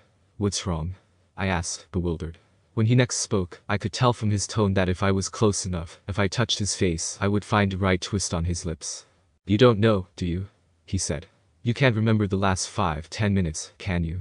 I wanted to deny it, something in his tone warned me to deny it, but I couldn't lie, not to Sasuke. No, I admitted, taking a step towards my friend. You just went absolutely nuts, Sasuke growled. You were completely out of control. I bit my lip, stepping forwards again. A rustle of clothes indicated that Sasuke had stepped backwards, and hurt flashed through me. It must have shown on my face, because Sasuke sighed heavily and moved forwards again, sandals thumping softly on the wooden walkway. I felt his hand on my shoulder, a tentative gentle force, and I choked on a sob and reached out to grab hold of him, the gravity of what had happened finally sinking in. For a long moment, Sasuke let me cling to him, even though he was probably disgusted with the blood passing from my body to his. I thought you had learned to avoid these insane moments, he said eventually. I took a shuddering breath and promptly hid in his shoulder. I lost control. I'm sorry, I said. I'm sorry. You were Suke, you were dead and I just fuck, Suke, whose blood is this? What did I do? You didn't hurt anyone but the bastard trying to kill us, Sasuke assured me. Kakashi killed the other one's abuser. Then a bunch of losers turned up, but one look at you scattered them pretty well. I cringed. Sensei. Sakura. I whispered, very afraid of the answer. I felt the muscles through Sasuke's body twitch as he shrugged. Sensei looked like he noticed something. Sakura was dragging the bridge builder away. Probably didn't see or sense anything, he said. Then, something gave, something softened, and he brought one arm up to hug me back roughly. I'm glad you're okay, he said, very quietly. Then, louder, you're really back in control now, right? I considered, shoving at the ever-present demon in my mindscape, making sure he was buried as well as I could manage, and nodded. Sasuke grunted. Good, he said. Keep it that way. Dobe. The word was what pushed me over the edge. Suddenly, I was back to normal. I drew away from my friend and swept my hand over my eyes quickly, before grinning in his direction. Gone was the caustic sting behind the insult, returned was the affectionate meaning it usually held. Everything was okay between us. The stupid demon's stupid outing hadn't damaged anything. Team. Kakashi's log. We had our first large-scale fight today. Everyone did very well. Sakura protected the client, like the genin were all supposed to do, and I took on Zabuza. He is dead now. The boys scuffled with Zabuza's protege, a child by the name, according to Naruto, of Haku. Around the kid's age. He is dead, too, but I didn't kill him. Neither boy will tell me what happened, but I know the Kyuubi, or at least his chakra, was involved. I could sense it the moment it appeared. For a moment, I was afraid Kyuubi had been released. When I saw Naruto a few minutes later, I thought the demon had taken control. Naruto's eyes were bright red, and he low-okayed feral, somehow. Animal. He killed Haku. After the fight, he was covered in blood, but seemed to have no notion of how it got there. He complained of being a little nauseous, but otherwise felt fine. He acted normal. Laughing, teasing. Sasuke, nothing seemed to have changed. When I questioned him about the fight, he was able to explain in detail the first portion of his battle, until Sasuke was rendered unconscious. After that, he claims to have no memory of how the fight concluded or what happened to his enemy. I do not think he remembers his first kill. Kami, I hope I'm right. Sasuke was a little battered, but the battle was well worth it for him, as he has activated his Sharingan. I'll have to spend some time teaching him how to use it properly when we return home. Sasuke didn't seem to notice anything different or wrong with Naruto during the fight. Sakura was well out of a direct line of sight of Naruto, so she was none the wiser, but I have no way of knowing if Sasuke saw or sensed the demonic chakra, or if he was unconscious the entire time. I will have to watch him and make sure he is pulled aside, and either fed apart truth or a deflecting story, if he shows any signs that he saw Naruto in his state of less than perfect control. Tomorrow we head home. I want to start Sakura on some chakra building exercises. She has good control, but abysmal stores. Kin to the polar opposite to Naruto, actually. I am frightened for Naruto. If this gets to the council, there is no telling what they could do to Naruto. And B. Have to forget to include it in my official report. If the seal is failing. And B. Have Jiraiya check the seal over. If Kyuubi were to escape. And B. Have Jiraiya check the seal over really well. I wonder what Minato-sensei would do. Japanese definitions. Amazingly, I think we avoided adding in any new terms in this chapter. Wood for us. Techniques. The only new one introduced here is Haku's demonic eye smears or Makumhai Mesachem, or Makuhayu Shu, and it was never actually named in the chapter. It's a bloodline technique, which implies that ice is not a normal element to manipulate, and encircles an opponent with multiple sheets of ice that are so polished they act as mirrors. Haku can enter the mirrors from the outside and travel between them almost instantaneously, throwing his senbon along the way, and remaining basically untouchable.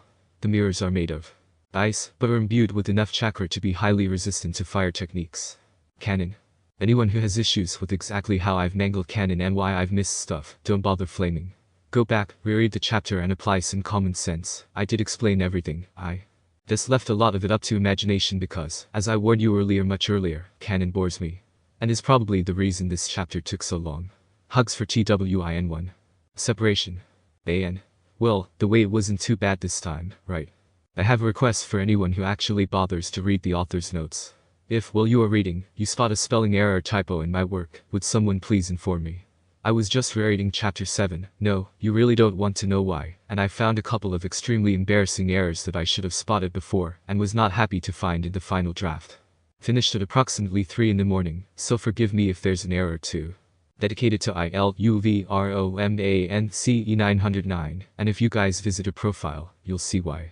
9. Separation. Attention, Sandaime Hokage. Memo, requesting 3 separate missions assigned instead of 1. Required to test individual capabilities. Signed. Hada Kakashi. Attention, Hada Kakashi. Memo, request granted. See the missions desk for possible assignments, no doubt you've already got something in mind. Signed. Sandaime Hokage. It was somewhat of a relief to be sitting with my back against the railing of the wooden bridge, the quiet rippling of the stream under the planks, a soft whisper compared to the all-encompassing roar of the ocean. The bird calls fluttering through the wind were all familiar ones again, none of the unexpected keens and whoops that had ground on my nerves while we were away. It was good to be home. The rest of my team, minus our teacher, of course, was waiting in the morning sunshine, the light warm on my face as it cleared the ridge. I was a little bored, but listening to Sakura desperately trying to gather the courage to ask Sasuke out on a date was amusing. She managed to stammer her way through half an overture when Sensei appeared, and in the rush of air, I nearly missed Sasuke's sigh of relief. Good morning. Kakashi-sensei chirped, and I found myself mentally comparing his voice to the birds twittering in a shrub nearby. You're late, Sakura snarled, sounding furious at being interrupted. I shuffled into a deeper slouch, uninterested in our teacher's excuse. I heard something about a bookstore and immediately stopped. Listening. They were well known, our teacher's bad reading habits. I started listening when Sasuke's foot tapped my railing. I don't know what I'd do without him, he was always the one who kicked me awake in class. Wave had been far too close. I have never understood your propensity for dwelling on what could have been. It did not happen. Cease considering it. I didn't have time to spare the suggestion more than an eye roll before all my attention focused on what my teacher was saying. Sakura, you're going to be helping out at the hospital today. The boys are working on something else, so you'll have to have a quick talk to the head doctor to get an idea of what they need you for. She made a startled sound of protest, and Sensei, I swear he gets weirder every day, said, shoo. Shoo shoo. I couldn't help choking with laughter, and nearly fell off the bridge as Sakura walked hesitantly away, pausing every few seconds like she wasn't sure if she'd get called back or not. Sasuke's hand on my collar stopped me from getting extremely wet. Gee. You're such an idiot. Be more careful. Already Sakura's absence was obvious, the combination of the loss of her now familiar chakra, and the quiet following her usual racket. So what you want us for, Sensei? I asked cheerfully. Boys only mission or something. Or something, Sensei agreed in a too light voice, and I sat up a bit straighter, suspicious. What kind of something? Sasuke asked from above me, moving a little closer. The fun kind, of course. Crap, we chorused gloomily. Kakashi didn't seem to notice our distinct lack of enthusiasm. If he did, he was doing a very good job of ignoring it. Sasuke, the mother of the Hanasaki triplets, wants to go to the markets today without the children. You need to watch the three of them for a few hours. I shuddered and stood up, dusting myself off. The Hanasaki triplets were little brats, although at the very least it was unlikely to turn into another wave. A resigned HN from Sasuke gave his agreement to that thought. At least it's not wave, and I stifled a grin, turning towards the Konohan streets. I didn't get far. Now, Naruto, where are you off to? Kakashi-sensei asked lightly, and I froze, a ball of ice forming in my stomach. Sasuke had stopped moving too, and he stepped a little closer to me. No matter what Sensei threw at us, we knew there was safety in numbers.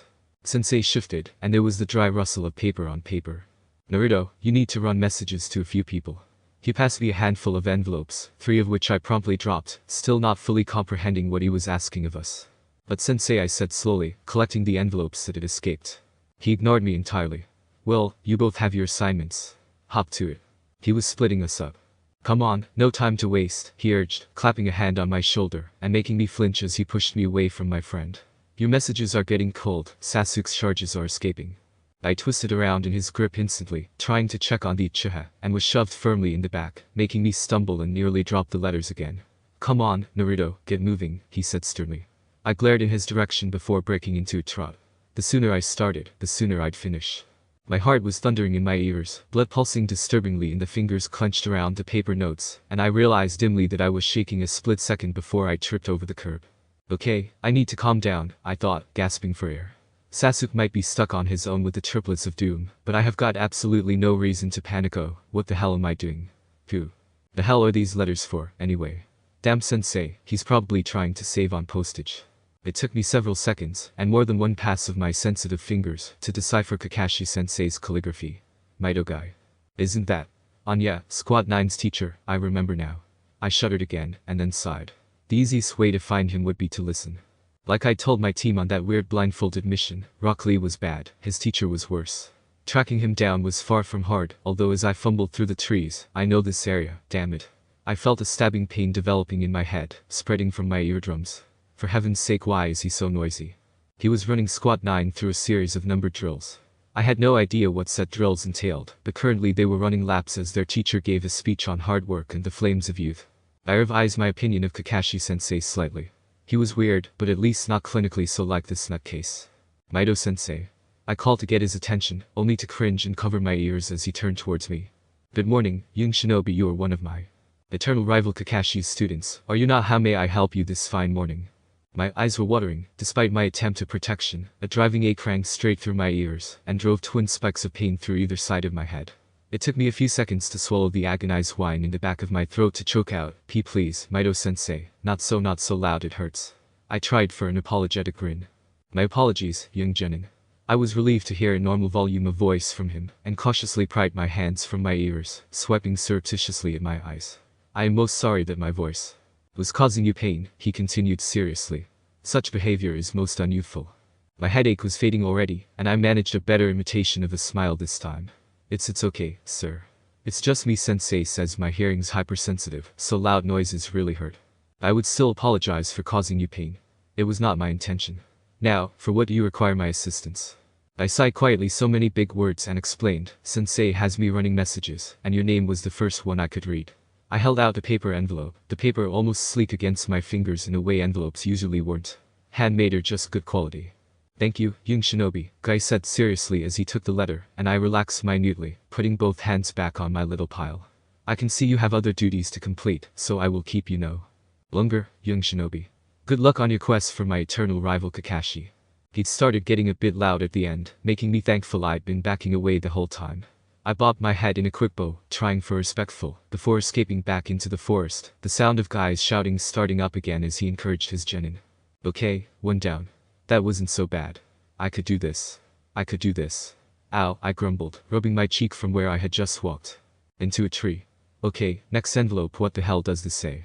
Sensei's handwriting was still nearly impossible to decipher. Seriously, I will never again complain about textbooks, but I managed to figure it out eventually. At least, I hope I had Inizuka Tsunkiba's mom, right? I frowned to myself, stumbling inelegantly over a tree root and swearing crossly as I trotted back towards town. She'd be at the clan compound, right? Unless she's on a mission or something. I felt a flash of worry. Would I have to hover around with her letter until she showed up again? It was bad security to just leave a message floating around, but shoved it aside. I'd deal with that if and when it came to it.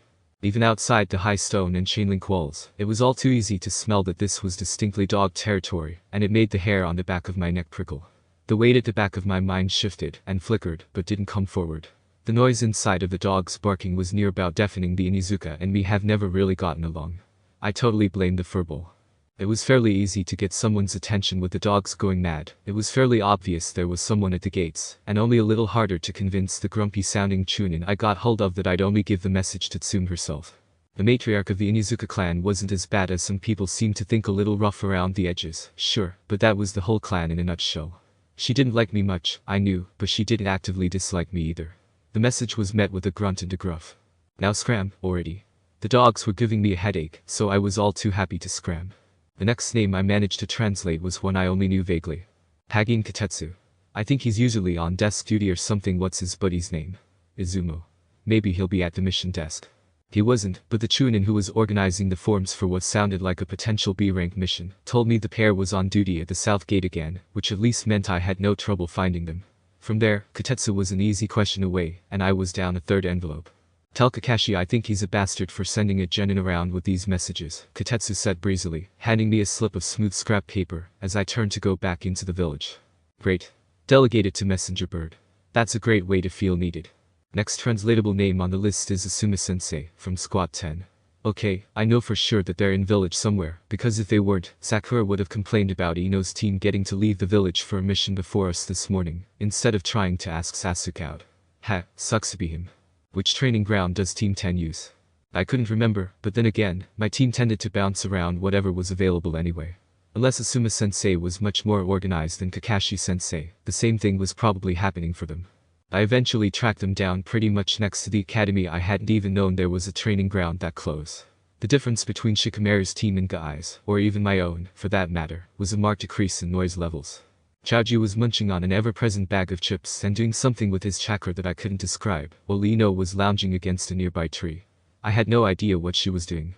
Shikamaru and the target of my search were sitting on the grass. From the occasional soft clacks of wood on wood, they were playing either Shogi or Go. Asuma-sensei. I eventually piped up to get his attention, when it seemed he was too focused on the game to acknowledge the human-sized messenger bird hovering a few feet away. I have a message from Kakashi-sensei. Oh, thank you, Naruto, he said distractedly, taking the note with one hand and moving a piece with the other.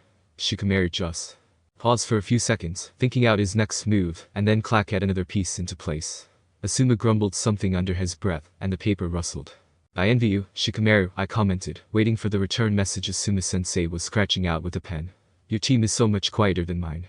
I winced as Ino suddenly barked something at Chaoji, and Shikamaru shifted his weight. I don't see how yours could be much worse, he drawled. I have Ino. I grinned. I have Sakura and the person she likes to squeal over. Trust me, you got it easy. Thanks, Naruto. Asuma handed me another little folded slip of paper. Take this back to Kakashi for me, would you? He moved another piece, then swore under his breath at Shika's counter. I grinned again and shuffled my envelopes, looking for the next readable one. Yamanaka Noichi. Wow, I guess it's true that ninja run in families. Hey, Ino, would you happen to know where your dad is today? I said aloud, tipping my head to look at the girl absently. Ino shifted on the grass, probably a little startled at being addressed.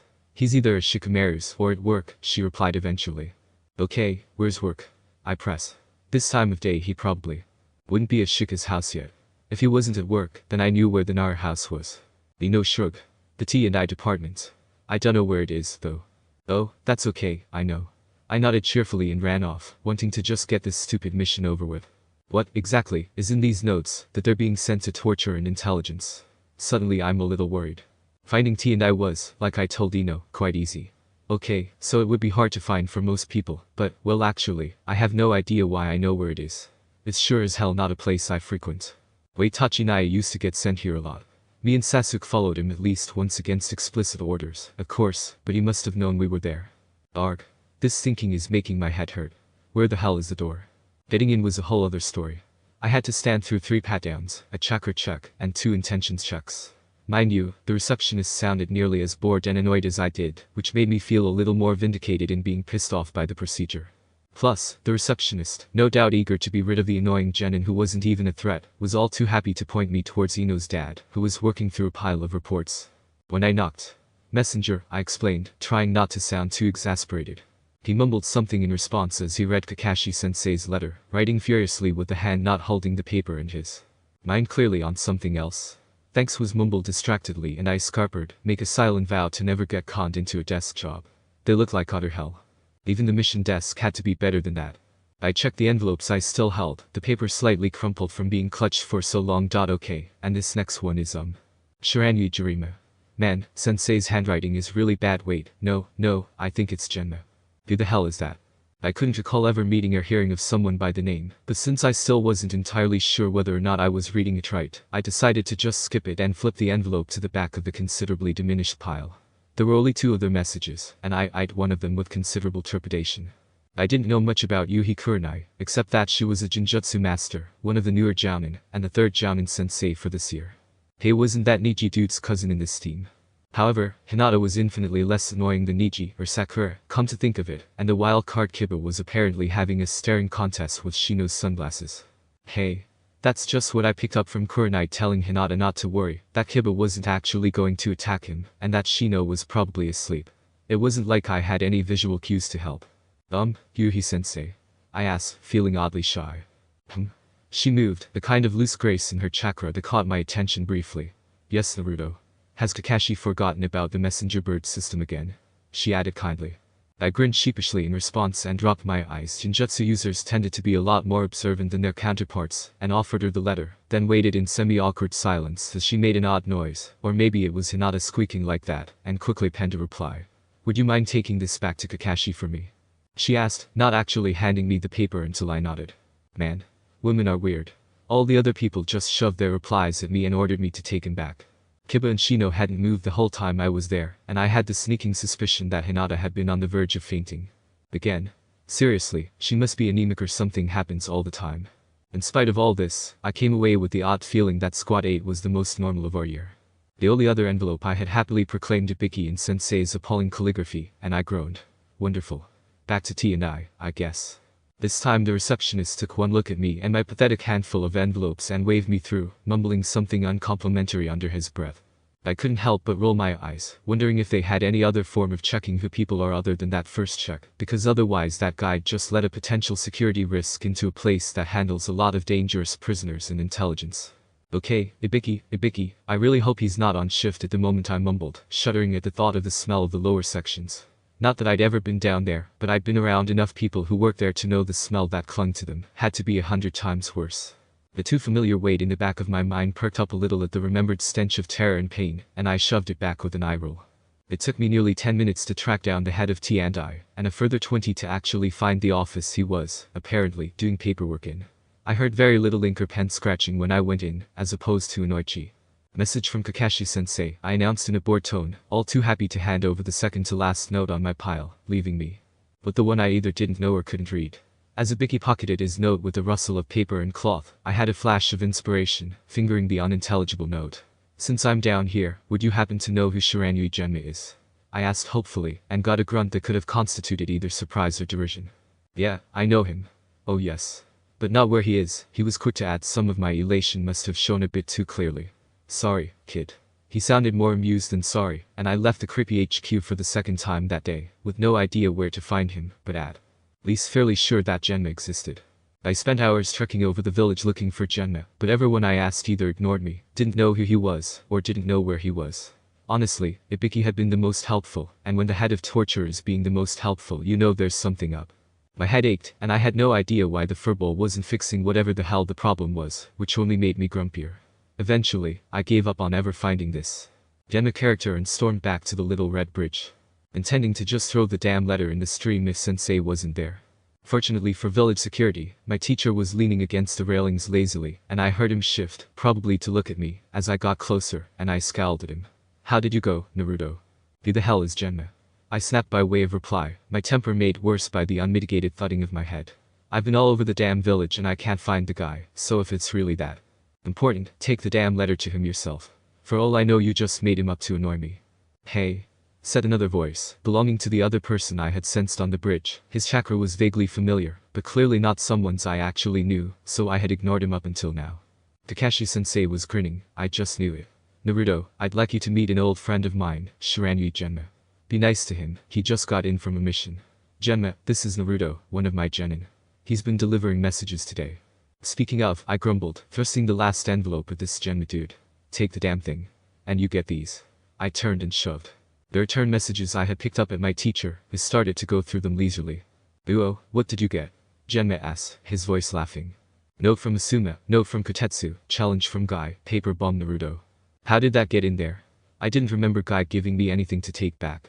But, assassination attempts aside, nothing interesting, my teacher finished, hand going out to pat my shoulder absently. The unexpected contact made me flinch. A job well done, eh, Naruto?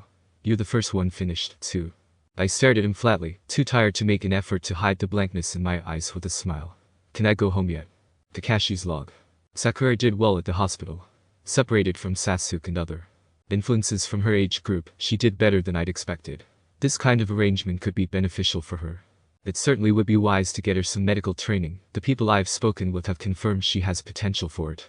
Sasuke wasn't as focused as I thought he would be. He kept losing one of the triplets, and seemed to have trouble getting him back. He also seemed to be very upset with me by the end of the day, though I'm not entirely sure why.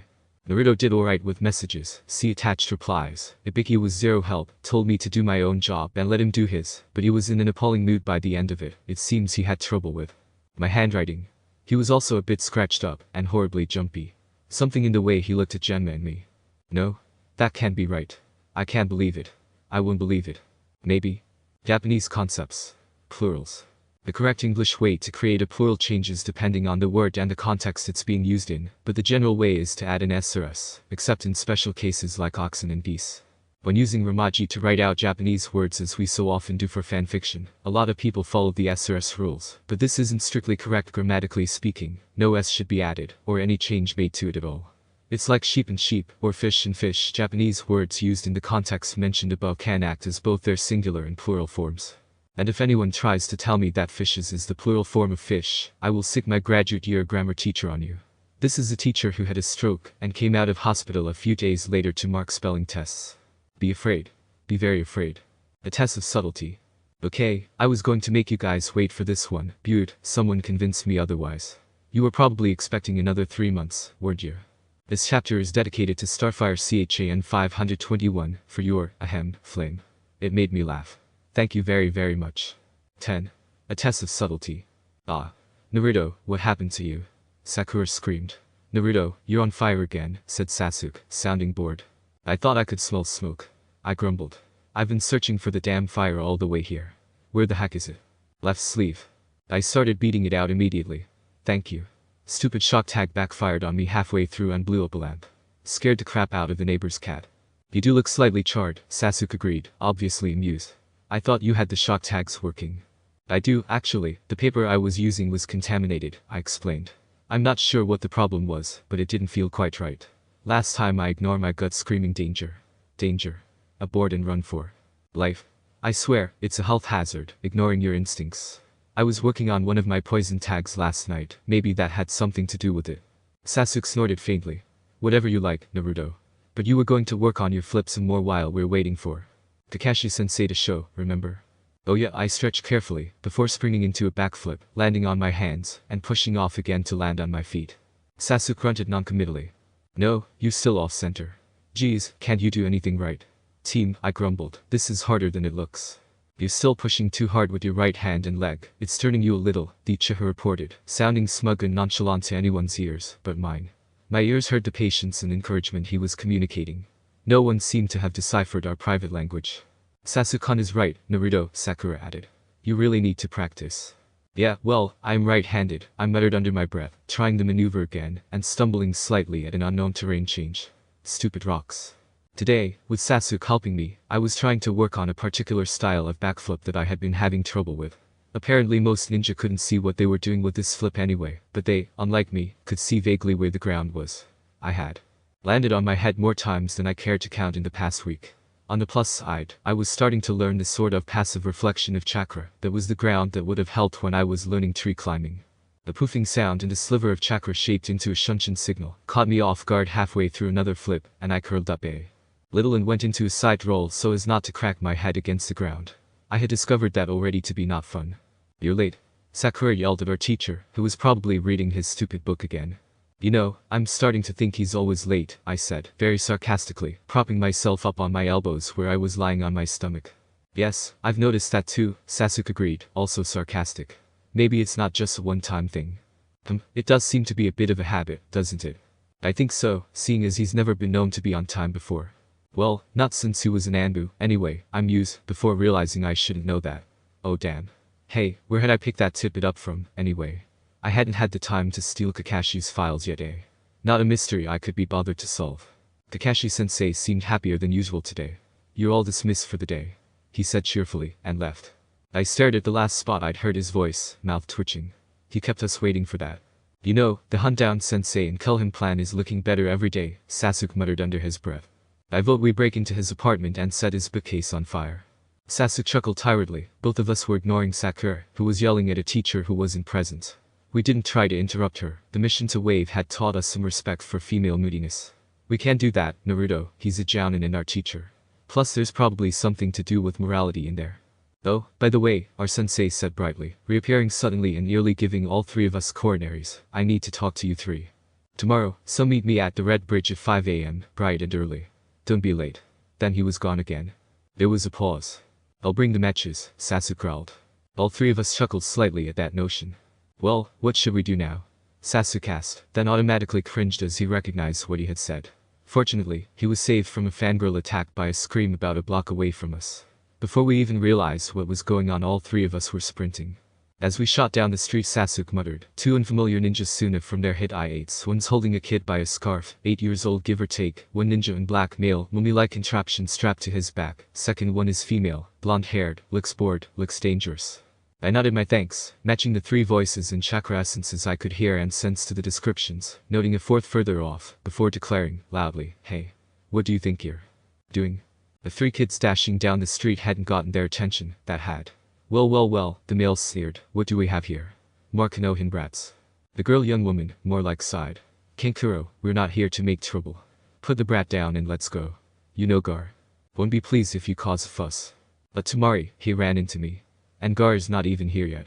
The kid made a choking sound, and I literally felt my face hardening. "Put him down," I ordered, my voice quieter than usual but with twice the force. "You're on Konoha ground, attacking our people," Sasuke remarked from my left. "The kid didn't hurt you, so quit looking for trouble," Sakura added, with a tiny spike of killer intent. I snorted slightly, the action perfectly silent. "You're here for the exams, not to cause a diplomatic incident that could take years of paperwork to clear up. Now put him down." There was an almost soundless growl from the Suna ninja called Kankuro, and I stared at the spot I could guess his face to be with a stone mask, not glaring, but letting him know that I and the rest of my team meant business. "And you can come down from there," I called sharply to a tree, the one with a set of vital signs, and an unfamiliar chakra sitting on a high branch. "I know you're hiding up there." There was the chakra flash of a shunshin, the sensation a little different to a Konohan shunshin, and the ninja in the tree reappeared much closer by and on ground level. "Kankuro," he said, his voice a cold growl. "We didn't come here to make trouble. Put him down or I'll kill you." His voice was totally matter-of-fact. I almost raised an eyebrow at the sudden fear scent flooding my nostrils at the third nin's appearance in the street. Apparently the other two hadn't known he was there, and were very scared of him. With a slight rustle of clothing, he seemed to turn slightly towards us and said, "I am sorry for their behavior." Then his clothes rustled again as he turned away. The other boy Kankuro set the kid down, and the little one ran away instantly, his chakra form immediately rejoining with two others. Before all three fled. "Gar. You see, what happened was they started at the kid, he." "Shut up." "Right. Sorry Gar. I was totally out of line. Sorry." I was probably frowning slightly, doing a full scan of the three's unshielded chakra. It was slightly harsher than average Konoha chakra, probably from the desert environment they hailed from. It made sense that chakra forms differed from place to place. Zabuza and Haku's chakra had felt a little different, too. More fluid, though I hadn't really noticed it at the time. The third ninja, the one they called Gar, his chakra was something else entirely. It was thicker, coarser, more bloody and hateful. Almost like the chakra of the demon fox Kyubi. "Who are you?" I voiced aloud, even though they had already started walking away. Their soft footsteps halted, and at least one of them turned around to look at me. Sabaku no Gar, of Suna, the boy with the demonic chakra abruptly voiced. There was a short pause of maybe a heartbeat. Who are you? Uchiha Sasuke, my dark friend said coolly. This is Uzumaki. Naruto. There was a pause before he realized the third member of our team was here. That is Haruno Sakura. Without another word, the 3 Suna shinobi vanished. Instantly Sasuke rounded on me. What exams? When did you hear about them? When were you planning on telling me about them? Calm down, I told him awkwardly, scratching my head. I only heard about them a little while ago, from the sensei of Team 9. Right, and when did you last come into contact with him? My friend asked dryly. I haven't. I can just hear him shouting about them. I still hear him shouting about them, I added, twitching as a particularly loud bellow reached my ears. How can you guys not hear that? Naruto, remember, your ears are hypersensitive, Sakura informed me. Ours are normal. We just hear the normal stuff, whereas you can hear it Jounin sensei from 2 kilometers away. Point of interest, I wouldn't class Mido Guy's stealth as being Jounin level. Think Rock Lee, with adult lungs. I shuddered slightly at the thought. At this stage I think about a quarter of the village knows about the Chunin exams from him alone. Chunin exams? Sakura asked with interest. I didn't know they were coming up. The Jounin have been trying to keep it under wraps from the annoying genin population, who will demand to be nominated, I explained. The tests begin next week, though, so ninja from other countries are starting to pour in. Even if they haven't heard Guy yet, every genin in Konoha will know about the exams one way or another. Finally, Kakashi-sensei. I exclaimed the next morning at approximately 8 o'clock. I thought you were never gonna tell us. Kakashi seemed confused by that. What do you mean, Naruto? What would give you the idea I wouldn't tell you? Where did you hear about them before, anyway? I and most of the village heard it from Guy, I informed him. I managed to filter it out through some babble about the flames of youth and sparring. Figured you couldn't be bothered to tell us about them until the last second to warn us where not to go. Kakashi-sensei gave a definite shudder, one that I noted down as an unusual reaction in Kakashi's mental file. How well did he know Guy? That message last week, what had that been about? Of course I would tell you 3 about the exams you're entered in. There was a pause before my horrified brain managed to reboot. You what? I nominated you 3 for the Chunin exams, Kakashi-sensei repeated calmly. Even if you don't pass, it will be a good learning experience for the 3 of you. Here are the forms, fill them out and take them to the academy, room 301 on the 3rd floor on the day of the exam. The exam is in 1 week. Good luck. Proof. I really am gonna kill him someday. Hey, I hope Sakura shows up, I announced suddenly as being me and Sasuke stood in front of the academy where the first test was being held. There was a crowd of genin from every country, their nationality identified by Sasuke's descriptions and my knowledge of village insignia except Yuki, which I made a mental note to check up on later, hovering around the doors and fighting to get through. Why? Sasuke wanted to know, keeping 2 fingers on my wrist too. Let me know he was still there even through the raucous din the ninja were making. It's totally optional, and we'd probably do better without her. Actually, all 3 team members need to be present to even get inside, I informed him, voice low. Before this mob got here I heard a pair trying to force their way in, but they weren't allowed. If Sakura's not here, we wouldn't be entering the exam after all. Sasuke grunted, sounding resigned. Hey, guys, Sasuke-kun, Naruto, came Sakura's light voice from behind us, carefully quiet. I smiled slightly in thanks that she had listened to the explanation of her loud voice hurting my sensitive ears, and nodded in greeting. When did you guys get here? About 2 hours ago, I informed her. I wanted to scout out the competition without having to watch my back too much.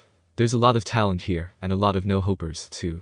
I can't help but wonder how some of them even made genin. They're more cannon fodder than Chunin material. Come on, let's go, Sasuke said flatly, pushing himself off the tree he'd been leaning on, and gently tugging at my orange jacket, to let me know we were going. I followed him easily through the crowd, having gotten much better at focusing on an individual's pattern than I had been before, weaving around the scrambling genin. I only lost Sasuke once in the mass of sounds and smells, and I quickly found him again, less concerned by the loss of my reference point. Okay, so it still freaked me out. Just not to the point of mental breakdown. We managed to fight our way through the crowd and bolted up the stairs, where another crowd was hovering around a door on the 2nd floor. Why they were so interested in a door I remembered to be the broom closet was beyond me, but I ignored it and made to go up the next flight, only to get yanked back by Sakura. Naruto, where are you going, you idiot? To the 3rd floor, I said blankly. But this is the 3rd floor, Sakura insisted, thankfully still quietly. That door there, it's room 301, Naruto. Are you blind or something? I felt Sasuke twitch. Sakura, this is only the 2nd floor, I told her. We need to go up another floor first. That's just a genjutsu, Sasuke added under his breath, and I realized the door had been hinged or similar. Those 2 Chunin must have set it up, I mused. What 2 Chunin? Sakura and Sasuke both asked. The two guarding the door, I returned, just as confused as they were. No way does that chakra belong to Genin. My sensing had been getting better and better since the emergency crash course in Wave. I could sense power levels now, too, and I was starting to get a feel for the slippery shadowy anonymity that indicated a shield the void that had baffled me when we were fighting Zabuza. Another Genjutsu, Sasuke realized, and I shook my head silently. Most Genjutsu didn't affect me, but they still affected the people around me. I needed to work on my sensing abilities for Genjutsu or my friends could get in trouble, and I'd never know. I listened to the sounds of a brawl starting and smirked slightly, shaking my head. Leave the silly Genin to their fights, and the silly Chunin to their amusement. Come on, guys, let's move. As we walked upstairs, my ears caught a conversation somewhere further off a room upstairs, I suspected. Putting one hand on Sasuke's arm so I wouldn't get lost, I focused in on it. I need to go and do a last scan on the Forest of Death, said a female voice I vaguely recognized as a Konoha Jounin. You have fun torturing the Genin with intel gathering, Ibiki. I will, said a male voice, the head of interrogation, if I remembered right. What the heck was Ibiki doing here? It's so amusing, watching them figure out they don't need knowledge, and then fail to do anything useful about it. And they wonder why making Chunin is so difficult. What's the last question this year? The woman asked, sounding interested. The voices were fading, they were moving away from me, out of my range. The do or die, pass or fail, sink or swim question. Risk and pass, or take no chances and fail, was the quiet reply, before they faded entirely. I blinked and stumbled over the last step as I came back to my team. I laughed slightly, then realized Kakashi-sensei was standing idly outside the door to room 301. Hey, Kakashi-sensei, I said, vaguely surprised. What are you doing here? I thought you already passed the Chunin exam. I sensed a glare being shot my way and smiled innocently. The book was shut with a snap, and Kakashi-sensei said, I wanted to be here to make sure all three of you came. We already know that we need everyone here, I interrupted before he could tell us something I already knew. Well then good luck to all three of you, he said brightly. We have such a weird teacher, Sakura sighed, moving towards the closed door. I could hear more people behind it. I went to follow her, then paused and bit my lip. Should I tell them what I overheard? Or would that count as cheating? But we were ninja, playing fairs for samurai. Any advantage we had should be exploited. And I shouldn't hold such an advantage from my team. My hearing was one of the few advantages we'd be able to get. The other genin would have years' worth of experience on their sides. Hey, guys, I said, making them both pause to look at me. In this exam it's information gathering, not knowledge. Don't be fooled. And the last question is a risk-taking thing. Risk and pass, take the safe option and fail. I stopped and scratched the back of my head. Sheepishly at their no doubt questioning looks. Just something I picked up, it wouldn't be nice to not share it. Sasuke breathed out faintly. Thanks, Naruto, that could be useful, he said. Let's show him what we're made of. I grinned and trotted up to him, and we moved towards the door as Team 7. When did you hear that? Sasuke muttered into my ear. Like, 2 minutes ago. I whispered back. I think it was the proctors talking. He nodded and opened the door.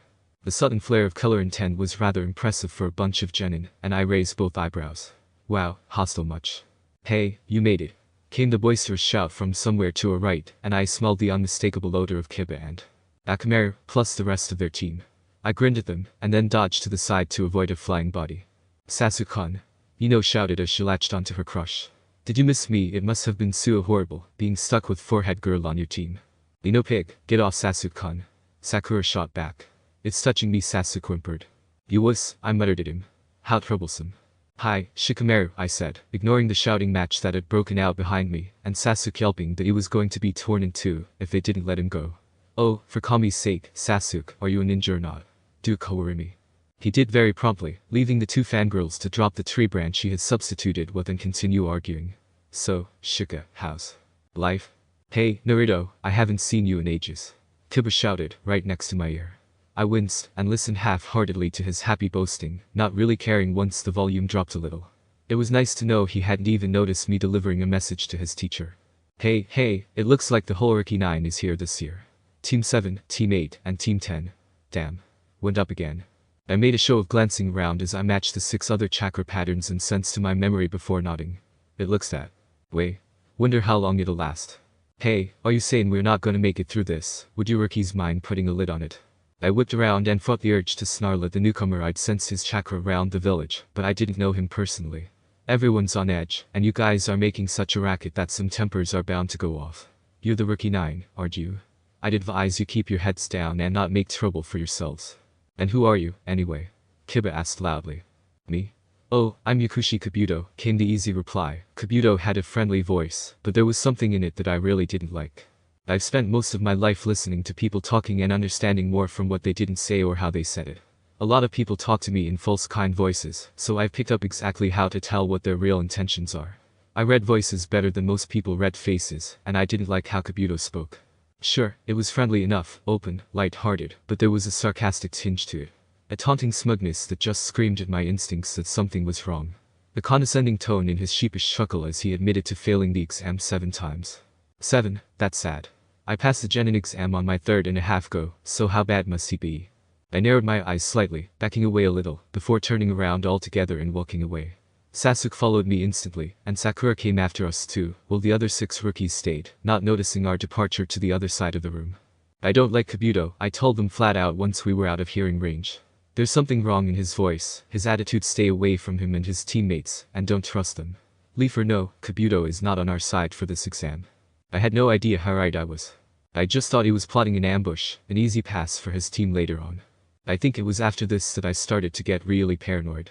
The door at the bottom of the hall slammed open, and I glanced at it, instantly recognizing 2 of the chakra signatures as Jounin, and 3 more as Shunin, 2 of them the signals that had been guarding the 2nd floor door.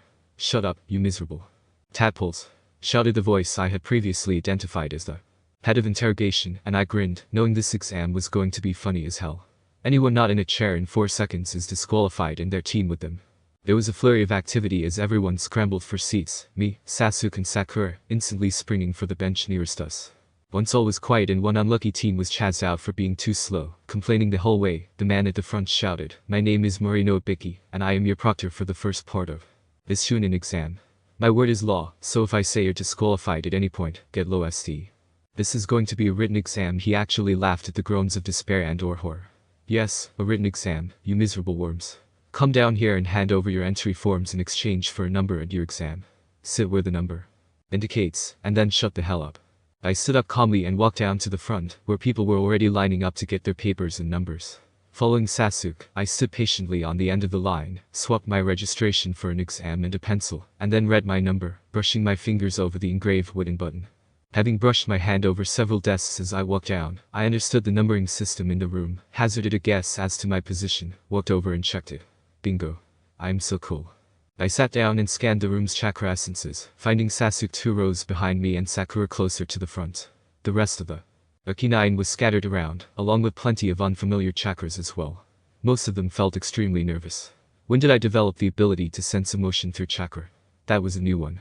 Had it happened gradually, or had I had a breakthrough? Filing the whole deal away for investigation later, I tuned back in, and I suspected that the sadistic Jounin up the front was grinning. Now that we're all ready for this, I'll explain the rules. There are 10 questions on this exam, and the marking system is a little different to what you're used to. Instead of being awarded points, you begin with 10 points. For every question you get wrong, a point is deducted from your overall score. If you get caught cheating, then 2 points will be taken from your score. If you cheat 5 times and get caught, then you will be disqualified. If any member of your team gets a score of 0, then the entire team fails. There was a definite groan as that rule was announced, and I frowned. This was information gathering, I knew that already.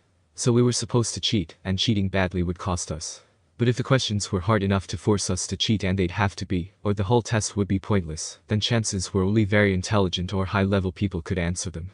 Which meant there were plants in the exam Chunin or higher. My mind was noting Ibiki's time limit setting. You have 1 hour to do this test. And the 10th question mystery. The 10th question will be given to you when 10 minutes remain. And at the same time, I was tracking down the strong chakra sources in the crowd, separating strong Genin and actual Chunin. I pinned one down as a definite plant of bare 2 seconds before Ibiki yelled, "Begin." And I flipped my paper. I put my pencil to the paper and listened closely, shutting my eyes unconsciously as I zeroed in on my target, the Chunin plant. As he started to write, not too fast, fortunately, I copied his pencil's movements, listening to the slight scratches it made as graphite was rubbed into the paper, my sharp ears able to tell what direction the characters were going in, how far, and how far apart each new stroke was. This was a skill I had learned in the academy when we needed to copy things from the board. I had taught myself to follow the teacher's chalk movements with only my ears. I couldn't read it from the board, but if I heard it being written, I could copy it perfectly. This guy obviously knew all the answers to the questions, and I copied them all dutifully, finishing a good 10 minutes into the test. Now I had nothing to do. Great. First I checked my answers, to make sure the Chunin I had picked out wasn't a moron. They seemed viable, but considering I didn't even understand half the questions, that didn't exactly count for much. Although I was pretty sure the codebreaker was right. Codes were something I understood, my sealing experiences and reading between the lines helping me along. Next I followed the chakra flickers flashing through the room as best I could, recognizing the Byakugan from Hinata, Niji and another. Hyuga I didn't know, Sasuke was using the Sharingan behind me. The demonic chakra dude from Suna was using something near the ceiling that just reeked of his chakra, and Ino was stealing answers off Sakura with her mind transfer jutsu. Some guy from Rain, or maybe Kiri, was doing something with chakra and what sounded like needles, and one of the people I didn't know the village of was doing something with bells. And now I was bored again. I flipped over my test paper to find the back completely blank, and couldn't hold back a grin. Now, what to draw? I pondered this for a few seconds, my mind flashing through all the conversations I'd heard today for inspiration, and before I knew it my hand was drawing, flickering over the paper in broad strokes, and I just went with the flow and drew. 20 minutes later, I brushed my fingers over the full-length sketch, raising an eyebrow at what I saw. A young woman maybe 20 years old, wearing fishnet, a skirt, a trench coat and not much else. Her hair was pinned up at the back, but the ends fanned over her head, and her face was adorned with a rather evil-looking grin. Sadistic. Psychotic. Satanic. She was holding a kunai nonchalantly with one hand, her other hand making an unfamiliar seal, the barest hints of chakra shading her outline. I had no idea who she was. Wait, I did. Her name was Anko, couldn't remember last name, and I had actually seen her face when I was 3. I think the rest of her. I think there was a report on her making special jounin a while back, and that had a series of photographs in it that I had borrowed temporarily. Apparently I had pieced them together. I stared at the picture for a few seconds, wondering what self-respecting female would wear something like this, before I added a caption underneath. Just to freak out anyone who knew this Sanko person. And I was bored again. I spent the next 15 minutes scribbling aimlessly on my paper, until finally Ibiki bellowed, pencils down. It's time for the TNTH question. There was the sound of more than 100 pencils clattering onto the desks as everyone dropped them.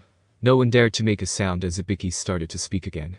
Now, before I give out the 10th question, I'm imposing another rule. You can choose whether or not to take this question. If you choose not to, you and your entire team fail, and you can try again next time. But if you choose to take the question, and you get it wrong, then you and your team can never take the Chunin exams ever again. There was instant chaos, people screaming that's not fair. Left, right, and center. I pinned my hands over my ears in a doomed attempt to block out the noise, and waited several minutes for the din to subside. Eventually Ibiki solved the problem. Shut up. I pried my hands off my ringing ears in blessed silence, ready to block them again if it restarted, but Ibiki kept talking. I make the rules. For those of you who have taken this exam before and been allowed to return, well, unfortunately for you lot, this is my first year proctoring. He grinned. I make the rules, and if you don't want to risk failing permanently, put up your hands and leave. For a few seconds nothing happened. Then someone stood up and bolted, not someone I knew. That seemed to have been the floodgate, as suddenly the teams were dropping like flies. I sat patiently and hoped that Sakura would have the guts to wait it out. Hopefully me telling them beforehand about this doozy of a 10th question would help them to hold out. People just kept leaving, some slowly losing their confidence as the pressure poured on, others snapping in an instant under the strain, and still others holding firm. I waited, sensing the emotional states of the people around me wavering through their chakra, the flashes of disappointment, terror, anger, the whole deal. This had to be a new skill. I'd never noticed anything even approaching this magnitude before. Although I had to wonder uneasily what had triggered it. The girl sitting beside me, Hinata, I now realized was shaking slightly, her clothing rustling faintly, her chakra flickering with indecision. Another team dropped out, this one a Leaf team, not one of the rookie 9. But it was only a matter of time, wasn't it, before someone chickened out, broke under the mounting stress. Was that killer intent I was sensing? Is it everyone? Ibiki asked menacingly. You're all going to risk your careers on this one question, and if someone can't answer it. There was no response, aside from 2 more teams dropping out. That's it. Well then, you all pass. What? The girl from Sunatomari shouted out. What happened to the 10th question? There's no 10th question. Ibiki retorted. Or rather, the 10th question is the decision to continue, in spite of the risks, even though you didn't know what was coming. There was some startled muttering, and I thought I heard Sakura turn around in her seat to look at me, but I might have been imagining it. What does that have to do with it? Someone called, grass, if I wasn't wrong. As a Chunin, do you have the ability to say let's turn back halfway through a dangerous mission, just because you don't have enough information? Was Ibiki's thunderous reply. As a Chunin you have to take risks. You have to be willing to fly blind in enemy territory with no idea where you're going or what you're up against. You have to be prepared for anything. You cannot turn down a mission because you think it's too dangerous. We are ninja. The ninja life is danger incarnate. I nodded in understanding. The last question was a test of all that and more. A Chunin has to make decisions that could destroy their team if they pick the wrong option. The 10th question weeded out those who weren't ready to make those kinds of decisions, or weren't ready for the consequences. So you have all passed the first exam, Ibiki repeated. Your second exam will be. The window imploded and I instantly ducked out of the way of any shards. Glass is painful. I heard someone land on the floor and thought I heard the clank of weaponry accompanying it as well, but I focused on the voice now shouting at us. Alright, Magus. I'm Mitarashi Enko, the proctor of the second exam. I want to see you at Training Ground 44, also known as the Forest of Death, in 1 hour. Got that? I winced and covered my ears. Well, get lost. Ibiki was busily gathering up all the exams from the desks. Some had even ended up on the floor when Hida Kakashi, a jounin of one of the rookie 9, came in, eyes glued to his R-rated orange book. Hello, Kakashi, he said mildly, picking up another exam paper and considering whether to shred it on the spot. What brings you here? The book snapped shut, and Ibiki knew that the other man meant business. I've been noticing some odd things about one of my students, and wondered how he was acting around others, as you already know. He mock glared and Ibiki grinned unrepentantly. Ibiki, this might be important. Did you notice the blonde, Uzumaki Naruto, doing anything strange in your exam at all? Ibiki shrugged, picking up another paper. He wrote all his answers down with his eyes shut, for one thing. And he didn't seem at all bothered by the do-or-die ultimatum 10th question. He glanced at another paper and raised an eyebrow. Here's his exam now, he said, noting the message I'm bored. Scrawled around the edge in a continuous border, which didn't bother him. No, what was confusing was the way his answer handwriting was a startling imitation of the Chunins that Ibiki had planted a couple of rows in front of him. Interesting. Then he turned the paper over, and nearly had a heart attack. Ibiki, are you alright? You look like your spleen just imploded, said Kakashi, sounding slightly anxious. Without a word Ibiki flipped the paper around to show Kakashi a perfect sketch of Anko in one of her favorite battle positions, her left hand in a strengthening seal, her other one holding a kunai ready for a Kuchi's jutsu. The evil grin was more than perfect, and the gleam in her eyes made the black and white image come to life. He read the caption underneath. She's coming. Kakashi's log. I am slowly being driven insane by these genin. I went to check Naruto's progress in the Chunin exams, and his handwriting was perfectly identical to the Chunins he had been copying off. Or rather the Chunin they assume he was copying off, as no one actually caught him at it. Then he wrote I'm bored to make a border around his exam paper. But what took the cake was his new sketch. On the back was a perfect drawing of Mitarashi Enko, the proctor for the second exam, who I'm quite sure Naruto had never met until she was introduced as the second proctor. He certainly wouldn't have had enough time to sketch her then. And the caption was freaky. She's coming. It was enough to scare Ibiki briefly. I have attached it as a reference. Also, before he went into the exams, he paused in the doorway, and then told his teammates the entire purpose of the first test, and what to do with the 10th question. There is definitely something going on here. Note. How did Naruto know I was an Anbu? Japanese update. This is something I learned just this morning, regarding the word kami in the Japanese language. Earlier in the fic I cited it as meaning literally, God, but I'm now told this is not strictly correct, regardless of how it is frequently used as such. There is no direct translation for it, as kami is used to denote various deities, and not just the all-powerful God of Christianity, and several other religions, don't get me wrong. However, as it's the closest translation we've got, it's the one we're gonna go with. Snackabite. Okay, people, after reading the question in so many reviews, I'm going to answer this one publicly. Naruto did not know that Anko would be the second examiner. He knew vaguely that she was involved with the exam from the conversation he overheard, or did I delete that bit? But nothing more. Precognition. No, I'm trying to steer as far away from the supernatural as is possible when you're working in a fandom that involves demons and fireballs and lightning shooting out of your fingers. And because we keep getting asked this, yes, it is possible for blind people to draw. It may not be perfect, and Naruto is probably a little rough around the edges with it, so to speak, but it is possible for them to draw and get it pretty darn right. I was attempting to take it a step further and explain it with chakra, but if we get asked 4 times a chapter what's going on, I clearly haven't been succeeding. Right? Question and answer time is over. Read the story time now, if you're not already. 11. Snackabite. I was checking my backpack for the 18th time by feel as I walked towards the second exam with Sasuke, checking that I had packed everything I needed. Did the pack feel too light? What if I'd forgotten something? Were my new tags in here? Had I remembered the extra bundles for my teammates? 10 seconds of frantic scrabbling later, I remembered I'd put them in a pocket of my new pants. Sasuke, who had made me wear them for the exams, informed me they were black, which I wasn't happy about, but he said there was an orange stripe up the hem, so maybe they weren't so bad.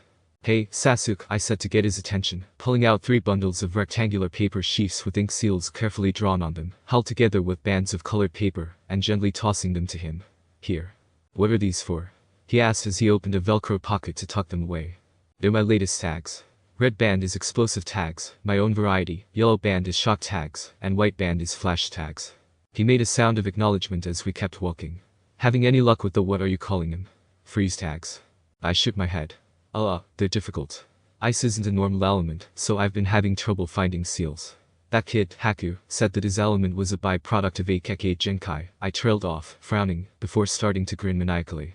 Aha. I think I've got it. I began to scribble in a notebook, suddenly having gotten an idea for combining the 2 elemental seals. Ice was made up of water and wind, but they wouldn't mesh, I could see that straight away.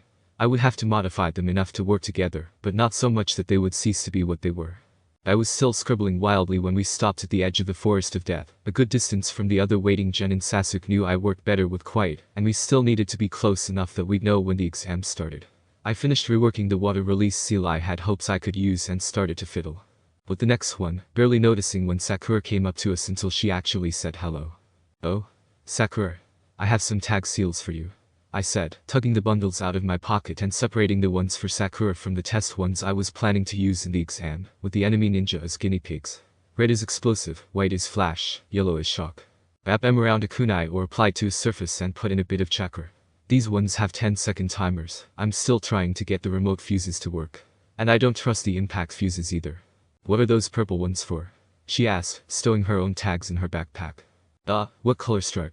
I asked distractedly, putting the handful of tags away and returning to my sealbook with a frown. No, that bit wasn't going to work, the notes were all wrong. Purple band, yellow stripe, Sakura answered me. The paper was pale purple, too. Those are my new poison tags, I mumbled, erasing part of the wind seal. I want to test them in the exam. Yellow stripe means they're tranquilizer tags. They still need direct contact with the enemy to work. Damn. Stupid wind seal, these things are so hard to work with. What about the green tags? She asked, still bothering me. Damn it, couldn't she see I was trying to work here? They were an attempt at a least signature seal gone awry, I muttered, tapping my chin with my pencil. What if I shifted that part, moved the second node? No, that would reverse it, but if I moved it there and connected it to those 2 chakra paths, aha. I think I've got this. No, wait, Ard. Stupid freeze tag. Wait, the green tag seals. They're mud tags. Not lethal but good for a scare. Unless they're the new ones I was going to test, in which case they're quite possibly lethal, until I work the kinks out of them. Listen up, maggots. I heard the proctor bellow. As my team shifted towards her, me putting my seal notebook back in my bag, I caught her muttering faintly about aspirin, Panadol, and Tylenol, accompanied by a strong whiff of alcohol, and I winced. Hey guys. I said quietly, getting my teammates' attention. Talk softly around the proctor and be nice. She has a hangover, the mother of all hangovers, from the smell I'm getting. Sasuke muttered something under his breath. Something to do with. So why did she break the window, then? I listened to Anko's explanation of the second test, frowning. Internally. This could be a problem. I'd never been in the Forest of Death before. I was working totally blind, instead of having a pre-researched map to help. Then I let out a slow breath, reminding myself that even the wave mission turned out okay. We'd get through this. Somehow. Here, Sasuke said, handing me a sheet of paper and tapping it near the bottom. Sign this. What's it for? I heard Hangover Lady say something about waivers. I told him as I skimmed my fingers over the area he tapped to find the sign here line. It's to say we know the dangers of this test. You know, so if we get killed the village won't get in trouble. I nodded as I scrawled my messy signature on the paper. I expected something like that. Mentally, though, I was frowning and taking note of that. This exam would be a perfect time for the up-and-coming Gen and teams to get snuffed, with no problems. An ambitious village could even sneak an undercover top ninja to kill off as much of the competition as possible. And it would be almost impossible to prove, and then react. I snorted aloud at my own paranoia and handed the waiver back to Sasuke. Like anyone would have the audacity to do that. Then.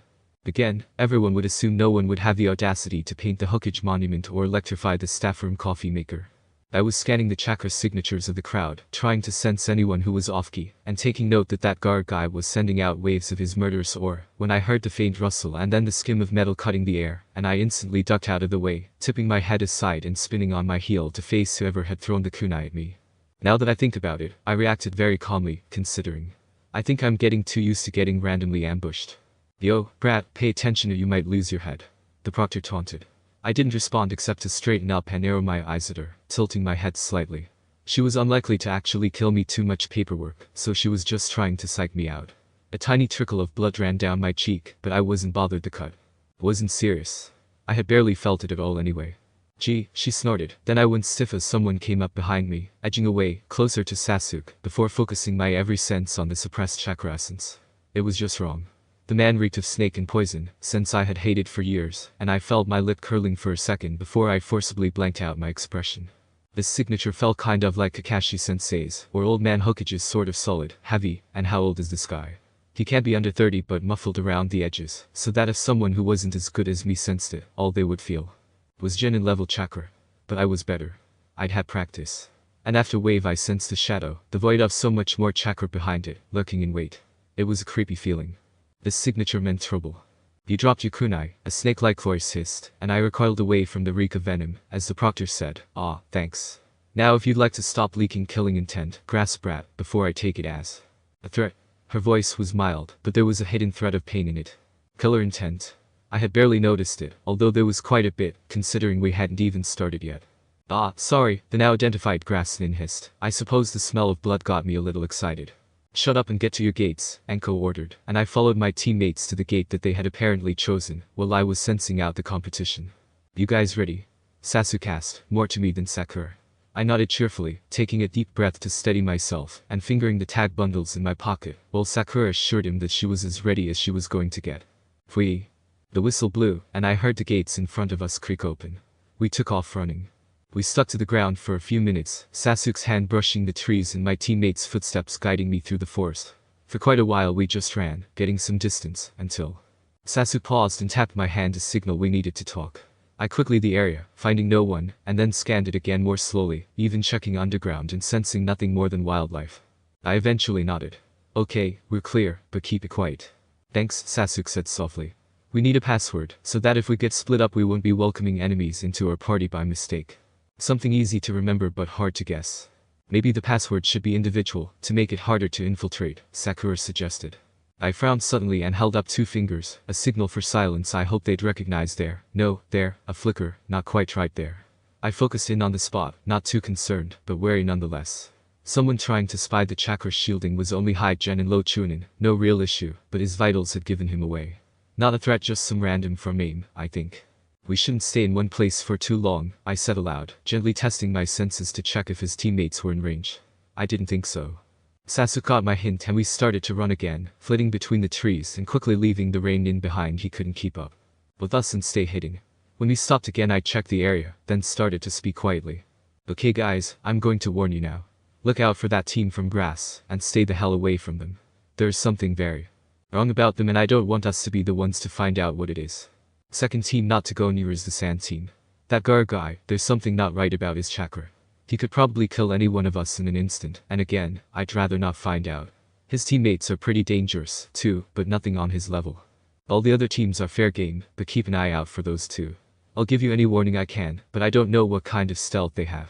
They may be able to slip past. They're only genin," Sakura argued, quietly.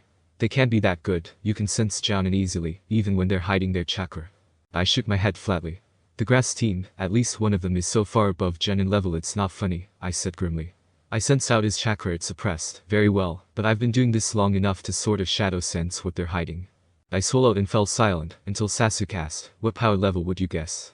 "Jounin, high chunin." I shook my head slowly, remembering that heavy weight in my awareness. "I think we're talking cage level and up." Sasuke swore softly. "What the hell are they playing at? Someone like that could slaughter every genin here without breaking a sweat." "I don't know, but be on your guard," I said flatly. "Now password, fast, before someone shows. Team for now, we may do individual later in the test when things get more desperate. Let the fire begin, and we fight until the last one stands," Sasuke said quietly. Return phrase is when the last one standing falls, the fire burns from the ashes, and the cycle begins again. "Got it." "Wait," I ordered, my mind deserting the password problem for a more immediate one. "What the hell is that?" "What's what?" Sakura asked. "That noise. It's like I don't know." I turned to face it, and felt the blood drain out of my face, as I finally recognized the sound, and the magnitude. "Start running." What is it?" Sakura demanded. To my annoyance they hadn't moved. "It's a goddamn giant snake. Move your goddamn asses." Suddenly grasping the gravity of the situation, the pair started sprinting, me on their heels. I'm starting to see what that Anko chick meant when she said dangerous Forna. Sasuke called, rapping his knuckles sharply on a nearby tree that I immediately dodged to the left to avoid. Hate to see what she meant for the floor. I was about to agree when something roughly the size of a building slammed into my side, knocking me flying. Low-hanging branches and foliage whipped against my face and limbs as I rolled to a stop in the shrubbery. For several seconds I lay still, ears ringing, before shaking my head and scrambling to my feet. Sasuke. I called uncertainly, turning my head and trying to listen for my team's footsteps. Sakura. Then I couldn't help screaming as something hot and wet closed over me, and everything turned upside down, and I was dizzy and sick and I couldn't breathe, and the smell was horrendous. Snake. The fucking snake. The fucking snake ate me. You. Alright, this thing is so dead. I snarled, my voice muffled to my own ears, struggling in the snake's throat. Cage Bunchin. The tiny, cramped, damp, moving space was starting to fill up with shadow clones, and I held the jutsu, creating more and more and more and more. There was a muffled shriek, and then the wet pressure was gone, and me and 100 Cage Bunchin stumbled and landed on the ground. You, one of them groaned. Was that thing the summoner real snake? Another asked. I spat, trying to clear my mouth, then retched, emptying my stomach onto the grass, the acid searing my mouth and throat and burning away the taste. I moaned, and my stomach wrenched again, making me cough and spit at the foul taste. I think it was real, I'm tasting blood that ain't mine. Yuck, whined another clone. I staggered to my feet, still spitting violently, and turned in a small circle, trying to get my bearings back. Spread out and search for the others. If you find them, flare your chakra or something to get our attention, and everyone circle in. Got it. Yes sir. 100 voices answered me, and soon the air was filled with stumbles, curses and the occasional poof of a clone, accidentally dispelling itself when it tripped over. More than one. Walked headfirst into trees, making me roll my eyes. God, clones were really pathetic sometimes. I shoved my irritation aside at a sudden flash of familiar chakra, the sweeping rush I would always recognize as my own backed with Kyuubi's fire. One of my clones had found my teammates, frantically running on and calling out, trying to find me. I took off at a sprint in the direction of the chakra flash, which was rapidly dying away. The clone had dispelled itself on something. With other Bunchin on my tail, closing in on their location. The forest of death was actually kin to cool, I mused, dodging a thorn shrub that had just killed a clone. Maybe me and Sasuke could come here to train sometimes.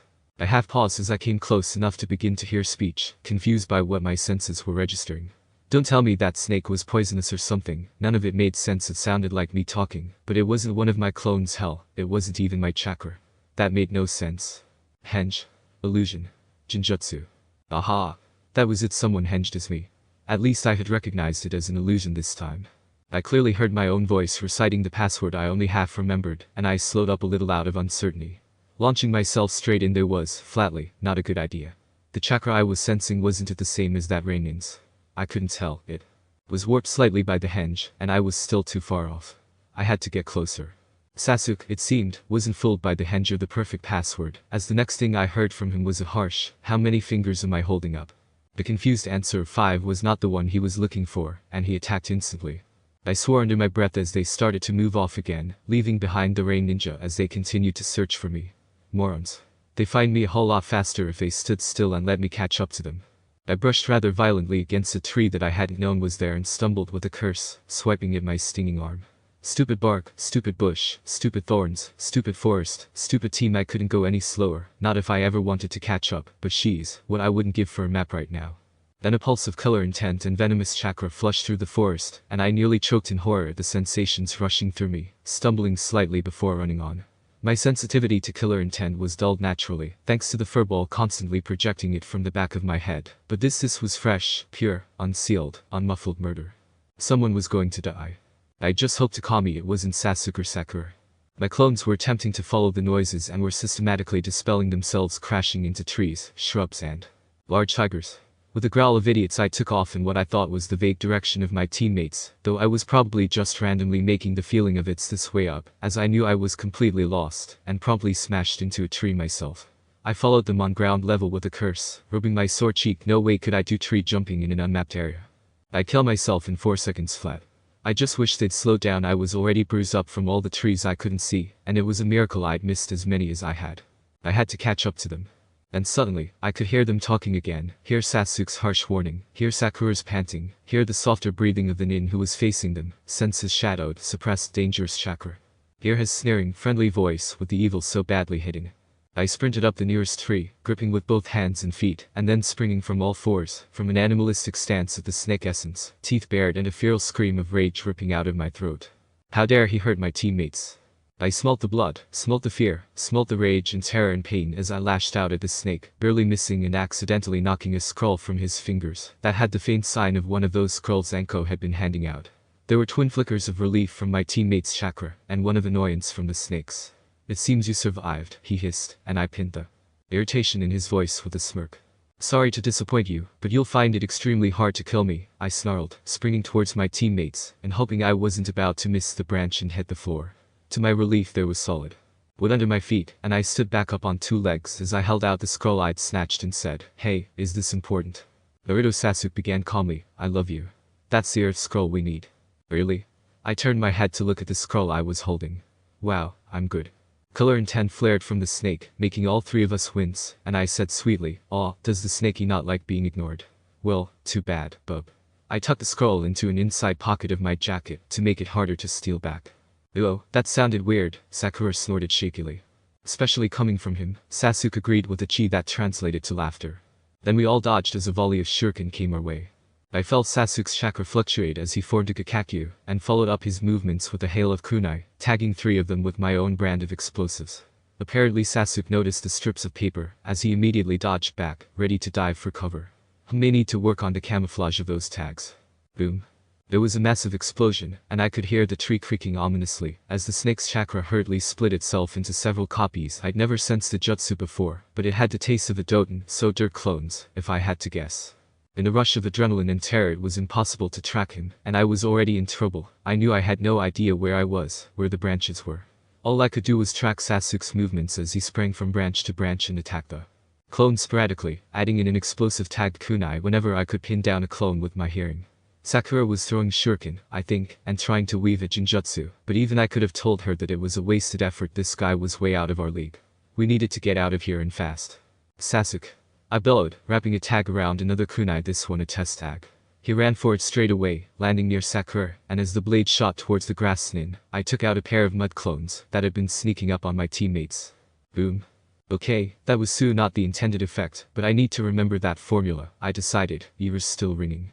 The angry hissing from my left was not unexpected, and I merely bared my teeth in response to the wordless threat, reaching for another tag.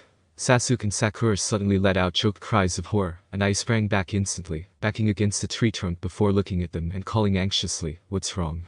Sasuke, what's happening?" No answer but a strangled sob which only scared me more. "Sasuke. So Shikumi doesn't affect you, eh?" the man said silkily. "You don't even bat an eyelid. A killer intent that would knock out a tiger. You're stronger than you look." "I'll take that as a compliment, you snake," I growled. "Sasuke, snap out of it. Team. Wake up. What the hell is wrong with you?" The enemy ninja let out a disturbing peal of laughter, and then Sasuke's chakra flared as he grabbed Sakura and sprang to another branch, stifling a cry of pain. "Sasuke.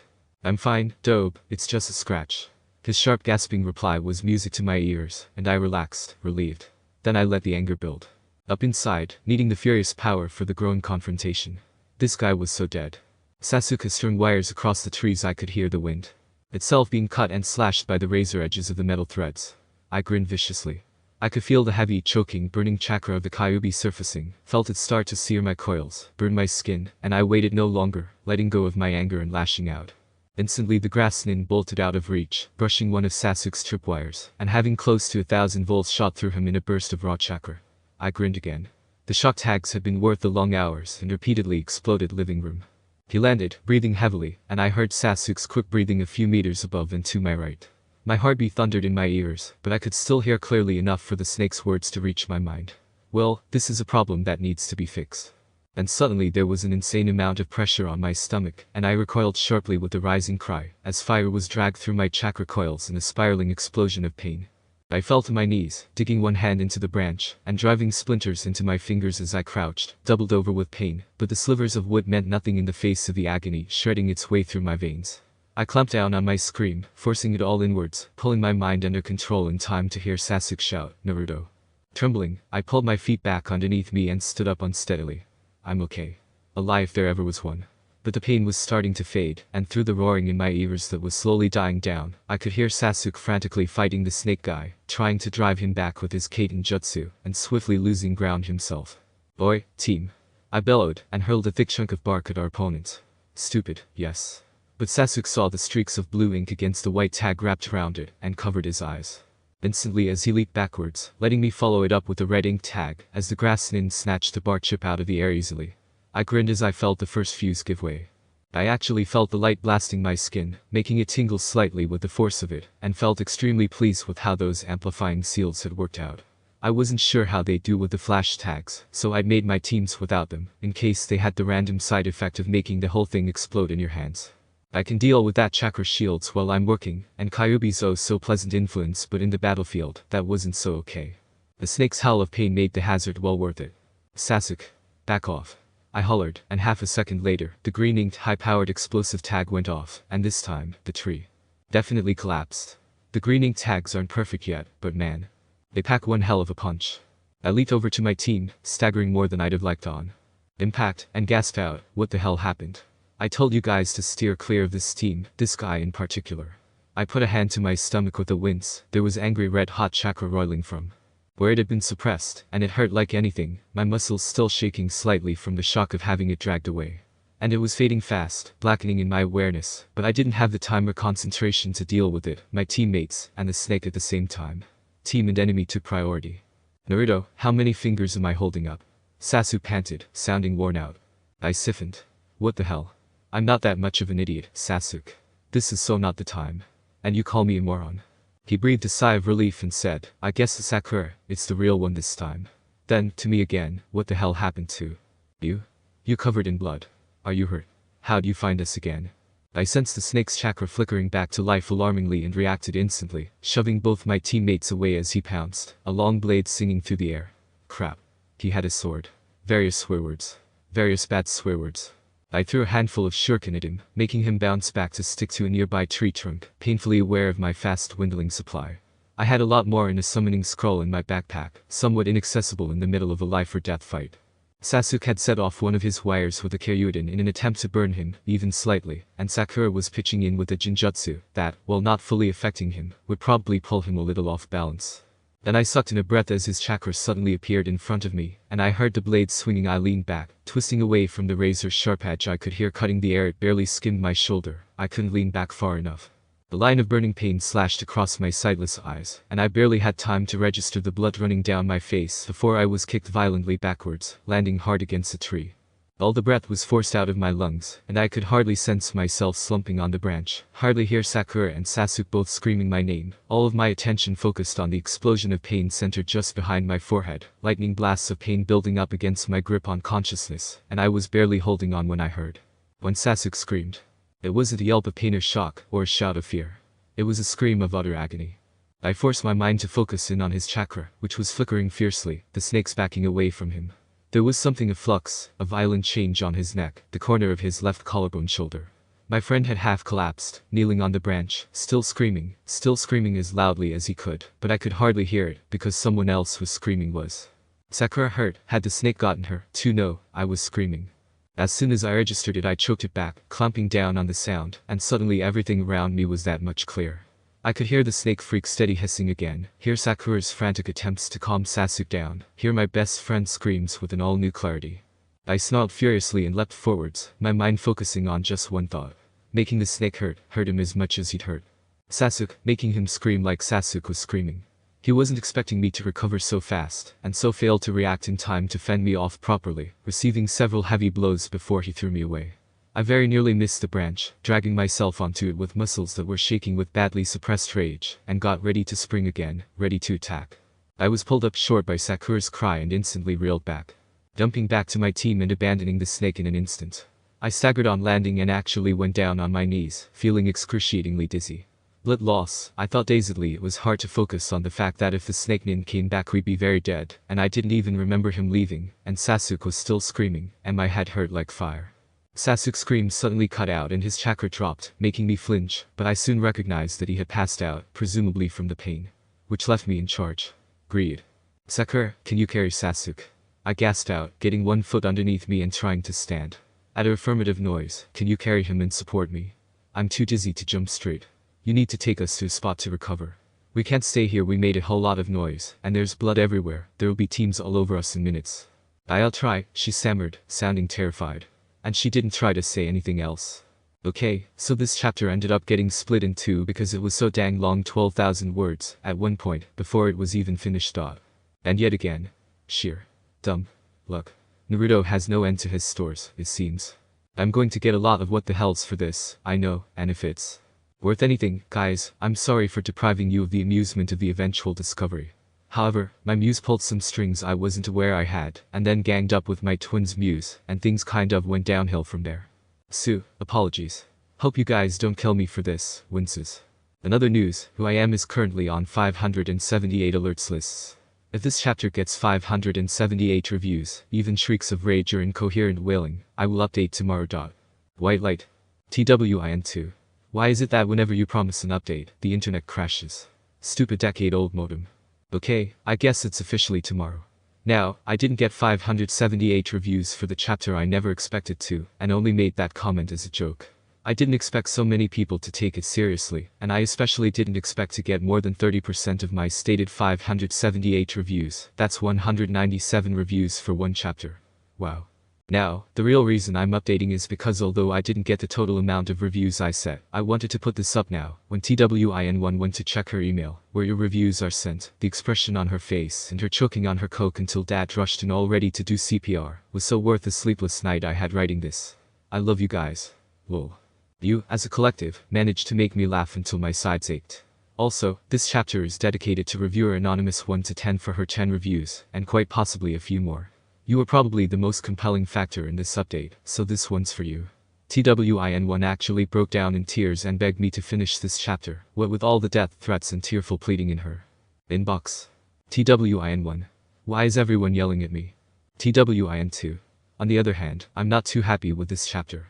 It's just, off. If anyone can quantify it, please feel free to drop us a line, it's driving me crazy. 12. White light. I was sitting straight back beside Sasuke in a shelter created by natural barricades of tree roots, my hit I-8 in my hand, while Sakura dabbed uncertainly at the blood on my face. Finally I sighed and said, Sakura, just bind them, already. Do it properly, and don't worry about hurting me. No matter how gentle you are, it's gonna hurt, so at least do it right. Please. Before I pass out from blood loss. I honestly don't know why I haven't already. Oh okay. See, can you? I'll try not to scream, I said flatly, just hurry up. I'm getting really dizzy, and you'll need me as an advance guard while we wait for Sasuke to wake up. I couldn't help letting out quiet yelps as she wrapped gauze firmly around my slashed eyes, but Sakura didn't hesitate, and I bit down on the sounds and let her tie it off, forcing myself not to fight against the cloth. I let out a shuddering breath, swearing violently in my head as Sakura pulled her hands away and backed off, me wiping shakily at the blood still on my own face with a damp cloth, and grimacing at the sticky feeling on my fingers. We'll only stay here overnight, whether or not Sasuke wakes up. If we can get to the tower quick enough, we'll be able to get some good, safe rest, and some medical attention for him, too. I really don't like the feel of that chakra flux. I heard Sakura nod, and then she squeaked, sounding embarrassed, and said, sounds like a good plan to me. I frowned slightly, not enough to disturb my eyes. What was her problem? What was there to be embarrassed about? I shrugged it off as a girl thing and continued, I'll watch Sasuke, you stay on guard. We're not going to be getting much sleep tonight, I'm afraid. Putting one hand in my pocket, I separated out my remaining tag bundles, finding the one I was looking for. Sakura, here. I handed her half of the tags from the sheaf I had selected, explaining, these are, or should be, tranquilizer tags. Slap them on a person. Like you would an explosive tag to a branch and activate it, and it'll knock him out for at least 12 hours. Just don't use it on Leaf Nin if you can avoid it. They're still in the test stages, and I don't know if the effect is strong enough to kill or not. I had nerve tags as well, but they were nowhere near as certain to work. I only started on them after wave, and I didn't want to accidentally hurt my teammate if the tags went bad and exploded randomly, which they were still kind of prone to doing. As Sakura left the shelter of the buttress roots, I leaned back with a silent groan. It really was a miracle I hadn't collapsed from blood loss. Already had wounds bleed a lot, and this one was no mere scratch. I was fairly sure I hadn't healed already because something was up with the fox. The bellowing pain that still reverberated in my belly was a pretty good clue, but guessed enough of his chakra was still running through my coils to stop the bleeding a little. But still, it was only a guess. I had no idea what the hell was going on. Leaves whispered as I wiped Sasuke's forehead gingerly. He was overheating, feverish, his breath rasping slightly and his chakra rippling angrily, centering around the flux in his left shoulder. That was seriously going to have to get looked at. Sasuke, I said quietly, replacing the damp cloth, you better come through this, okay? You hear me? No dying on me. Not now. Not after we've come so far. There was no obvious response, but I thought he gave a faint sigh that might have meant, just hang in there. It'll all be okay in the end. I half smiled, and then exhaled slowly, letting my ears focus on the outside world, listening to the scramblings of small animals, the humming of insects, the screaming of a genin team from Kumo. I wonder what they ran into. But it was a long way from us, so I didn't really care. I took another deep breath, trying not to fidget. My system was still buzzing with adrenaline, even after the long time it had had to calm down, and I found myself twitching incessantly, checking Sasuke's pulse and temperature, scanning the flux every few seconds. Then I flinched, fighting with my stomach, before staggering away to vomit. In a nearby bush. My head was killing me. It wasn't just my eyes that hurt, it was like that snake freak attacked my brain as well, making my whole skull radiate pain. I hope that sword thing didn't have acid on it. I coughed, then spat, rinsing out my mouth, before stumbling blindly back and sitting down near Sasuke again to lean against a tree. I sighed, listening to Sakura's quick, anxious breathing out the front of the little cavern created by the tree roots. I needed something to do, or I'd lose it entirely. Or throw up again. Neither option was that inviting. I pulled my sealing notebook out of my backpack and flipped it open, going back to the problem of the freeze tags. The problem was that as a general thing, the elements didn't work together, they worked against each other. You had to change a fundamental part of them to stop them destroying each other inside the tag boom, but doing that meant they weren't wind and water anymore. It was impossible to just contain them. 2. Ever tried to put a metaphorical leash on the elements? Not fun. Also does not work. I chewed on my pencil, staring sightlessly at the supposedly innocent seals on the paper with a slight scowl. You can't defuse them enough to get them to connect and work together, and if you separated them far enough for them not to blow up, they wouldn't be able to react to make the ice. The metaphorical light bulb went off in my head, warm and sparking with energy. Directional seals were usually, but if I used them here plus a spiral glyph to bind it all, together put those seals there and that one there, and change the direction of that rune. Those nodes, the connector paths, would act as conduits for the extra power, and they even had that endothermic tendency that would let them store power. I grinned at the scramble of notes that the page must look like, then flipped to a new one, wiped my finger over my cheeks, which were wet with blood again, and began to ink in the seals for 3 freeze tags, following my newly determined formula. "Ah, hell yes," I muttered happily, ripping out the page and carefully tearing the 3 tags separate. The next unlucky bastards to come across us could be my guinea pigs for these, as opposed to the innocent trees I usually ended up using. Sasuke groaned softly, and I shifted my focus back onto him, wiping the sweat off his face and changing the cloth. "Come on, Sasuke, you've beaten worse than this," I told him quietly. "Hang in there, huh? We just gotta get to the tower, but you better wake up before then, bastard, you're damn heavy. You hear me? You gotta wake up." He didn't respond, though I was hardly surprised. His chakra system was flaring uncontrollably, and the worst of the storm was centered too close to his head. This kind of crap was painful enough, but in your head, that had to hurt like all fuck. I wring out a cloth absently, listening to the sound of a genin team arguing off in the west. They were too far for me to make out the words, but they didn't seem to be close enough to be a threat, so I set about finishing the freeze tags, edging them with blood to stop them from going off the second I put chakra into them, and deciding on an impact fuse seal. Even if they didn't always work, the timers would be unreliable for these ones. I just finished when I realized that the genin team had stopped arguing and were now moving and heading straight at us. Shit. "Sakura, 3 hostiles, approaching from the west. Be on your guard." She gulped, then whispered, "Thanks. Be careful." I frowned, wondering what she meant, then turned back to my best friend as he coughed weakly, chakra fluttering disconcertingly. I checked his pulse again, changing the cloth as I listened to the approaching team suspiciously and relaxing slightly, as Sasuke's coughing fit calmed. The 3 advancing genin were just that. Genin. Their chakra was normal, if with a different feel to most others, and it wasn't aged or shadowed. All the same, 3 enemy genin was probably 3 more than my team could handle right now. I heard a squirrel scurrying around, far too close to our camp, and cocked one eyebrow as I realized it had just escaped from the 3 genin, who had stopped moving for now. The sound of a kunai landing in the dirt made me twitch, and the squirrel bolted away. I guess Sakura hadn't wanted it to set off whatever traps she had set up. Then I heard voices, unfamiliar ones, talking quietly, out of most people's range of hearing. Well, sadly for them, I'm not most people. She noticed the explosive tag on the squirrel. There was a tag on the squirrel. I don't think so. Then what? I think we'll find out if we get closer. That was 2 males. I guess the third was female, judging from footsteps and the usual way genin teams were set out, but I couldn't be certain. exceptions to every rule and all that shit. So let's get going. I quietly warned my teammate, get ready, Sakura, they're coming. She squeaked in fear, but I was preoccupied with Sasuke's violent shivering. Damn, he was just going from one extreme to the next. I wondered vaguely what time it was. If I really tried, I could guess it from the lengths of shadows on the ground, or the strength of sunlight, but that was difficult, and not something I usually bothered with. I just asked Sasuke. Not to mention I could usually only tell day and night. But the thought fled my mind as I heard a male genin's voice, one of the ones from just earlier, say mockingly, keeping guard all night. I huddled down instinctively against the bark of the tree roots, wondering if they could see me, hoping that the answer was no. Wake up Sasuke-kun. We want to fight him. I froze. Fight Sasuke? What the hell for? There were stronger, more impressive genin out there to prove themselves against, and we were unlikely to be targeted as easy prey.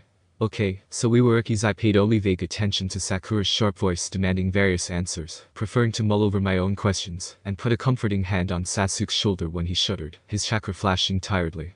The internal fight was wearing him out. Hang in there, Sasuke. I wonder what that man could be thinking. There was a definite sneer in the guy's voice as he spoke, and I frowned slightly. That had something to do with that mark, the power flux in Sasuke's neck, which was still just as violent as before. But hearing that, we can't let you go, the other male added. I'll kill you. And I'll kill this Sasuke guy, too. I bared my teeth. You're right. They have to get through me first. Wait, Zaku, said the first one, and I instantly pinned the name to the second male voice. How unoriginal. What use is a trap if it's noticed? They spotted one of Sakura's traps. Gee, how sad, Zaku said snidely. She threw the knife so the squirrel wouldn't get caught. Let's kill her now, said the first genin, and I could hear the malicious grin in his voice. My heart started to pound as I reached for a weapon, hearing all three of the enemies push off from their vantage points, all headed towards us, and then there was a sharp twang, as Sakura cut a wire. I raised my eyebrows at the size of the log I could hear swinging down towards them, and grinned. Sakura had definitely improved from the bratty fangirl who'd been a footstool in Sensei's bell test, thinking to trap the above as well as below. Then there was an incredible blast of air, not sound, just air that shoved against me, no doubt far more violent outside of the shelter. What the hell? I thought frantically, shifting my feet so that I was ready to move if I had to. I was about to charge out, weapons flying, when a voice made me relax as I realized we were okay, at least temporarily. Rock Lee had come to the rescue. Thank Kami-sama for his insane crush on Sakura, an inability to back down from a challenge. The blows I could hear landing sounded very painful, and I made a note to watch out for this guy, on top of all the other mental notes on Rock Lee. Seriously, there was enough mental paper in there to make a mental tree. His Sujutsu was very impressive, and his speed was nothing to sniff at. I listened to them exchanging blows, half of my focus on Sasuke. It was groaning quietly between gritted teeth. I was starting to get really worried. The flux wasn't getting any better. I still had no clue what it was, and his system was getting exhausted from the constant fight. If I had better chakra control, I might risk giving him a bit of my chakra to help fight whatever was the problem. My chakra was volatile enough to drive it out, but I didn't, so I couldn't. Then I jerked and clapped my hands over my ears, gritting my teeth against a blast of air and ringing sound that shot needles of pain straight through my eardrums into the center of my brain, hot pulses of fire burning in my head, and making tears come to my eyes, which made the deep wind there sting. But I paid it no mind, forcing my hands even tighter over my ears, and trying to block the painful noise. Then it was gone, and I tried to drag myself back to the present, my skull still echoing with the vicious ringing. Other sounds, people talking, filtered through to my agonized mind, but I couldn't focus on them, my brain flickering from one thing to the next in a confused pain jumble. Slowly I regained my grip on my senses and consciousness, finding myself crouched on the ground beside Sasuke, my head in my hands. I could hear the sound genin jeering as Sakura fought them. Sakura. I shot to my feet at the sound of kunai meeting flesh and darted forwards to the entrance, trying to build a mental map of the situation. All I could tell was Sakura was in close quarters combat with was it Zaku couldn't tell life signs right, and I could smell the blood, and there was another team in the shrubbery, but no, that was just Team 10. I hope to Kami they don't attack us, and I shouted, Sakura, use a tag. I don't know if that was her original plan or not, but there was the tiny flare of chakra needed to activate a tag, and then she was scrambling away. I held my breath, waiting for the tag to blow, but nothing happened. Until Zaku crumpled to the ground. Oh hell yes, I murmured, grinning. Looks like the tranquilizer tags are a win. Zaku. Yep, definitely a girl as the third-party member. What the hell? Get up, you lazy bum. No reply. I smirked. Oh hell yes. Gee, do I have to do everything myself? The girl complained, and suddenly she was standing above Sakura, making me stiffen in surprise. I'd heard her moving, but that was still rather impressive. You'll never survive as a kunoichi when you're more worried about your looks than your weapons, her cold voice said, and I heard. Sakura yelped in pain, putting me on edge as I reached for a tag slowly. But if Sakura was there, she'd get caught in the blast. This wasn't going to be easy. I mean, your hair is perfectly silky smooth. Great for a model, useless for a ninja. Sakura seemed to be being shaken. Had she been grabbed from behind? No, she was being shaken by the hair kami. That had to hurt. I seemed to have been forgotten temporarily, and I quickly flicked through my repertoire, trying to think of something I could do to save my teammate, and Sasuke's breathing was getting harsher by the minute. Explosive tags too strong, shock and flash tags too inclusive. I'd hurt Sakura too, other tags contact-based. I heard the buckle of Sakura's weapon's pouch clink, raising an eyebrow as Kin sneered, "What are you gonna do with that kunai? It's not like you're strong enough to actually hurt me."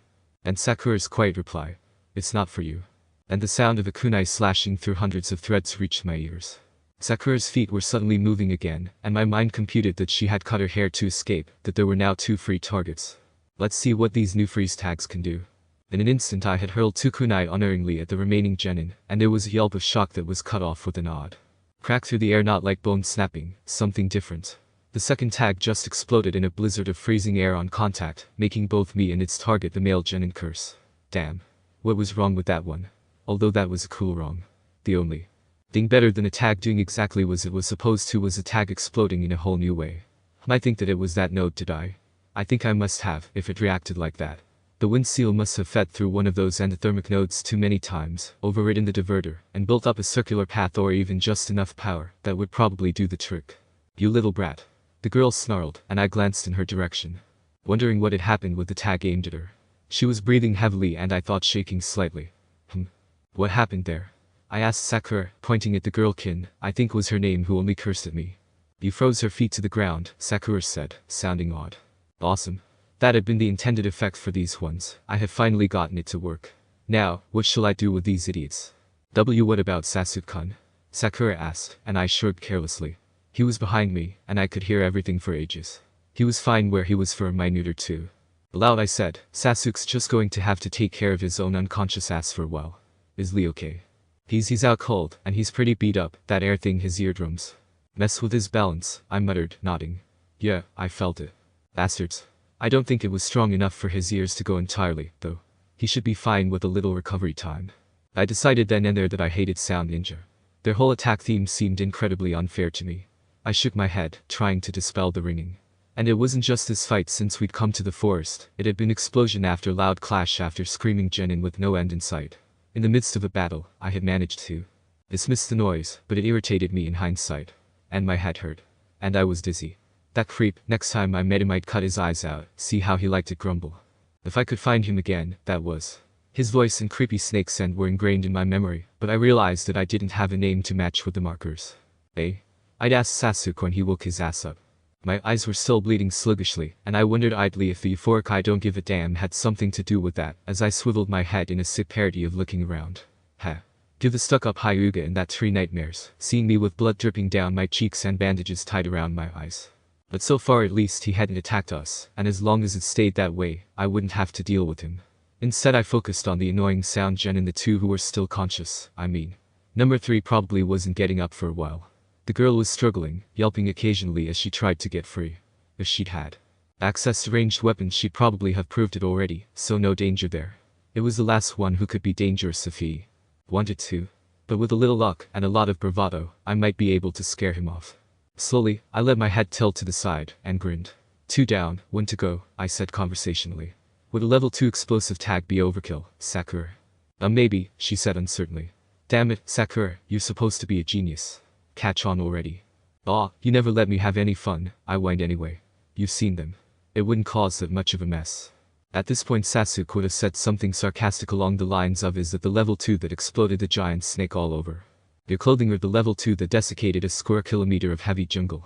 And while Sakura's response wasn't as good as his would have been, it still did the trick.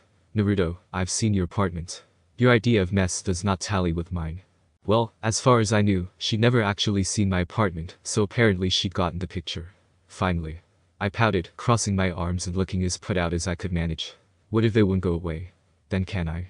And she sounded like she was considering it, though the sound guy didn't seem all that upset, and then something exploded well behind us, sparks and shrapnel dotting our little clearing. That was another team down. Oh, that's where I left that tag, I exclaimed, trying for delight. Sakura stifled a snort, and finally, the last sound Gen unfolded. Very well. He shifted, feet scuffing the grass. I concede defeat to a superior force. If I leave you my team's Earth Scroll, will you let me take my teammates and leave without further struggle? I automatically glanced at Sakura, thinking quickly as his female teammate spluttered and screeched. We didn't need another scroll, we had both. Now, we were in the clear. On the other hand, if these guys didn't have a scroll, it would make it much harder for them to pass this exam. It aggravated my headache, which was now the size of a small country, harassed my teammate, and had been going after Sasuke. I wasn't feeling particularly charitable. Fine, I growled. You turn up in my scope again before the end of this, and you'll find out what was making all those explosions earlier. As the tired, defeated chakra of the sound team faded away, my focus was drawn to the rest of Lee's team, who were standing over us but not moving. Yet. I scowled up at their tree. Are you going to come down and bother us, too? I demanded, not willing to even try to be subtle. Are you going to try to fight us? The Hyuga asked in return. Annoying bastard, answering questions with questions. Nichi, his name was A. At this point, I really didn't care. Use one of those level 2 explosive tags of yours to run us off. No, I said frankly. I mean, if I had to get rid of you guys, I'd just hit you with a tranquilizer tag like the sound dude got. You'd probably survive it well, maybe. In here survival's more of a question than an answer. There was a distinct pause as the two glanced at each other, before the girl Light nearly trampled in that training exercise all those months ago, cleared her throat and said carefully, how about we just take Lee and get out of your hair? I could be perfectly happy with that arrangement, and told them so. Team 10, it seemed, had decided that discretion was the better part of valor, as I'd heard nothing from them for a long while, not so much as an intake of breath. Annoyingly, I couldn't remember when that had happened, but if they decided to sneak off without bothering us, so much the better. I was in no mood to be dealing with more people now, not with Sasuke shifting again. Sasuke. I scrambled back to my fallen friend. He was panting, twitching, making odd, soft little noises that I couldn't classify, but his heartbeat was sharp and steady, and his chakra was starting to settle, just a bit. It would clearly still hurt like a bitch, but hey, anything was a good sign at this point. Sasuke. Hey, can you hear me? Come on, man, if you can't hear me then I'm gonna have to get seriously worried about you. He groaned, and the tired pain-filled sound was like music to my ears. Oh, hell yes. How are you feeling? Come on, buddy, give him something to work with. Pain, blood loss, numbness, something to do with your chakra codes. That's some weird shit it's doing there. Naruto, shut up, he growled. His voice was faint, hoarse, and gasping, a weak little cough punctuating the end of his sentence, but it was a response, for heaven's sake, a response. However, it wasn't what I was looking for. That's not an answer, I informed him crossly. Come on, you were the idiot who didn't avoid the big scary chakra dude, now own up to it, and tell me what he did. Licha had tried to move and hissed in pain, slumping back. How the hell should I know? He panted. Ugh, I had the craziest dream. But for you, I told him brusquely. Can you get up? We got blood everywhere again, we're gonna have to move soon. But grief, can't you even sit still for 5 minutes without making a mess? Sasuke demanded, now struggling to sit. It was obviously a lot more trouble than it was really worth, because he was forcing chakra into his muscles just to be able to move them right. Chakra made a sharp crack against the ground where it sparked, the heat scorching the grass under his hand to a few blades of ash. Sasuke yelped and jerked his arm back, nearly toppling over. Sakura caught him and I prodded thoughtfully at the burned spot. I take it you didn't mean to try to set us all on fire. I said mildly, and my friend swore tiredly at me. Chakra just flashed out, he huffed. Can't control it. I rubbed my jaw, chewing absently on my lower lip as I thought about that. Sasuke's got real good control when you play with fire most of the time, you have to be able to keep it in check, right? He never had the problems I did with random flares. The chakra flux, I said aloud, and Sasuke shifted. I read the question in the movement and continued, kicking my feet off to the side so I wasn't sitting on my heels as I did so. Since you passed out, your chakra's been, like, freaking out. Looks pretty painful, but then what would I know? Anyway, your shoulder looks the worst. Which is bad, because your chakra doing cartwheels near your brain is just never a good thing, so. My shoulder. He interrupted, shifting his hand probably to rub at his collarbone. That's where he bit me. I gaped at him. He bit you? Oh, gross, have you got any idea what that can do? Oh, that's disgusting. Sasuke poked me, and I quickly went back over what we'd been saying, trying to remember what I was supposed to be. Oh, right. So, I think that might have had something to do with it, I finished lamely. Your chakra was going mad, so I dunno. It doesn't seem to be doing anything now, so maybe we can get Sensei to take a look at it later. Why yeah, I guess so. His hand moved again from the next sound he was running it through his hair or rubbing his head or something. Damn, that was such a weird dream. He seemed pretty bothered by it, and my pretty Uchiha buddy usually brushed off dreams and nightmares and shit like they were bedbugs or something. About what? I asked, wondering if it had anything to do with his chakra. With it in tune with the rest of you, it's spazzing like that would do something to your head, maybe dreams. Something to look into, maybe. Just searching for something I couldn't find, he murmured, and he was clearly very much out of it, or he'd never have been talking about this in front of his already devout fangirl. There were voices, but they didn't make sense. I couldn't figure out what they wanted, so I just sort of ignored them. He tried to sit up again, hissing in pain even when I tried to take some of his weight, and Sakura supported his other side. Damn, that grass dude really did a number on you, I said slowly, still trying to gauge the real level of injury. I guessed I know anything about him. Ichiha, still breathing hard, managed to nod and murmur back, why yeah, not much, I'll admit, and a lot of the crap he was spouting didn't make sense, but he called himself Orochimaru. Nope, doesn't mean anything to me, I assured. A few hours later, we stopped for a break, mostly because Sakura just about collapsed and began to cry, spluttering something unintelligible about my eyes and Orochimaru and being so scared, and how she was sorry she hadn't been able to stop him from hurting us. It went on for a while, until Sasuke finally gave in and invited me to sit on the forest floor before moving towards the noise of Sakura's sobs. From her little wail and the thump of two bodies colliding, it sounded like she threw herself into his arms, and Sasuke for once didn't sidestep. It wasn't your fault, emo boy murmured to her. You did all you could. Sit down, come on, sit and drink this. I tilted my head.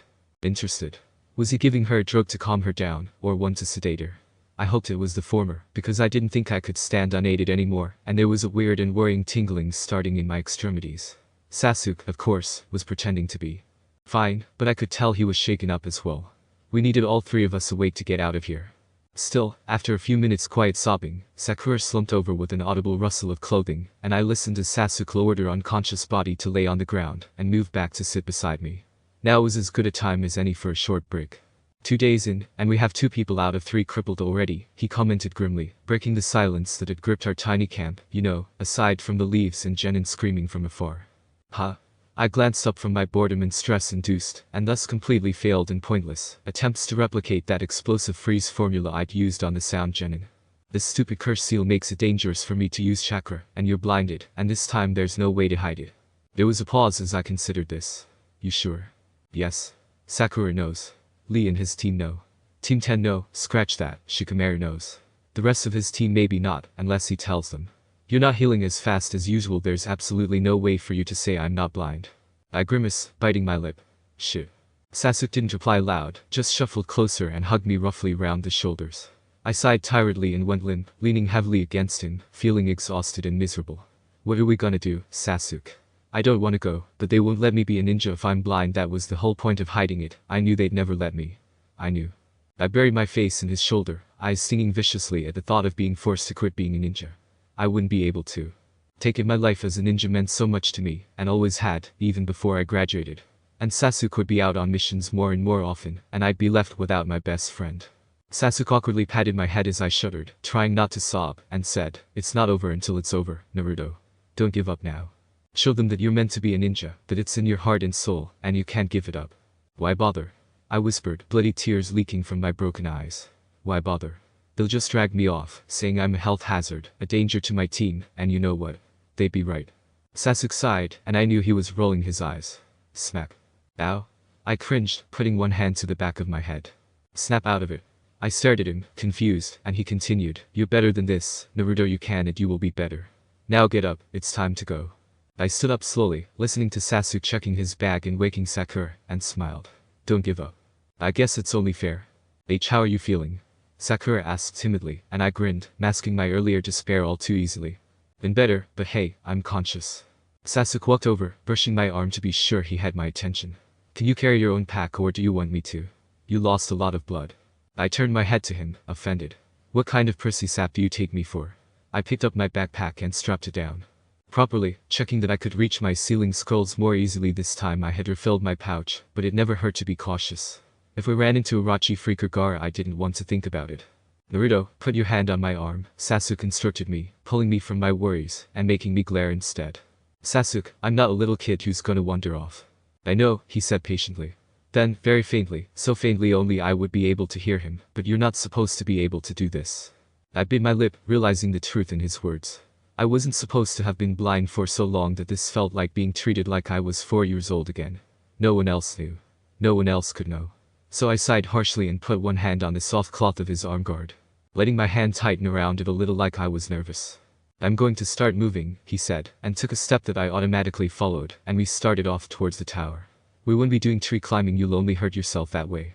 There was an unspoken question in that comment. How did you manage it before? I'll learn, I said flatly, and then murmured as quietly as I could. Nearly killed myself then. Listen for you and Saku, and ain't all I could do.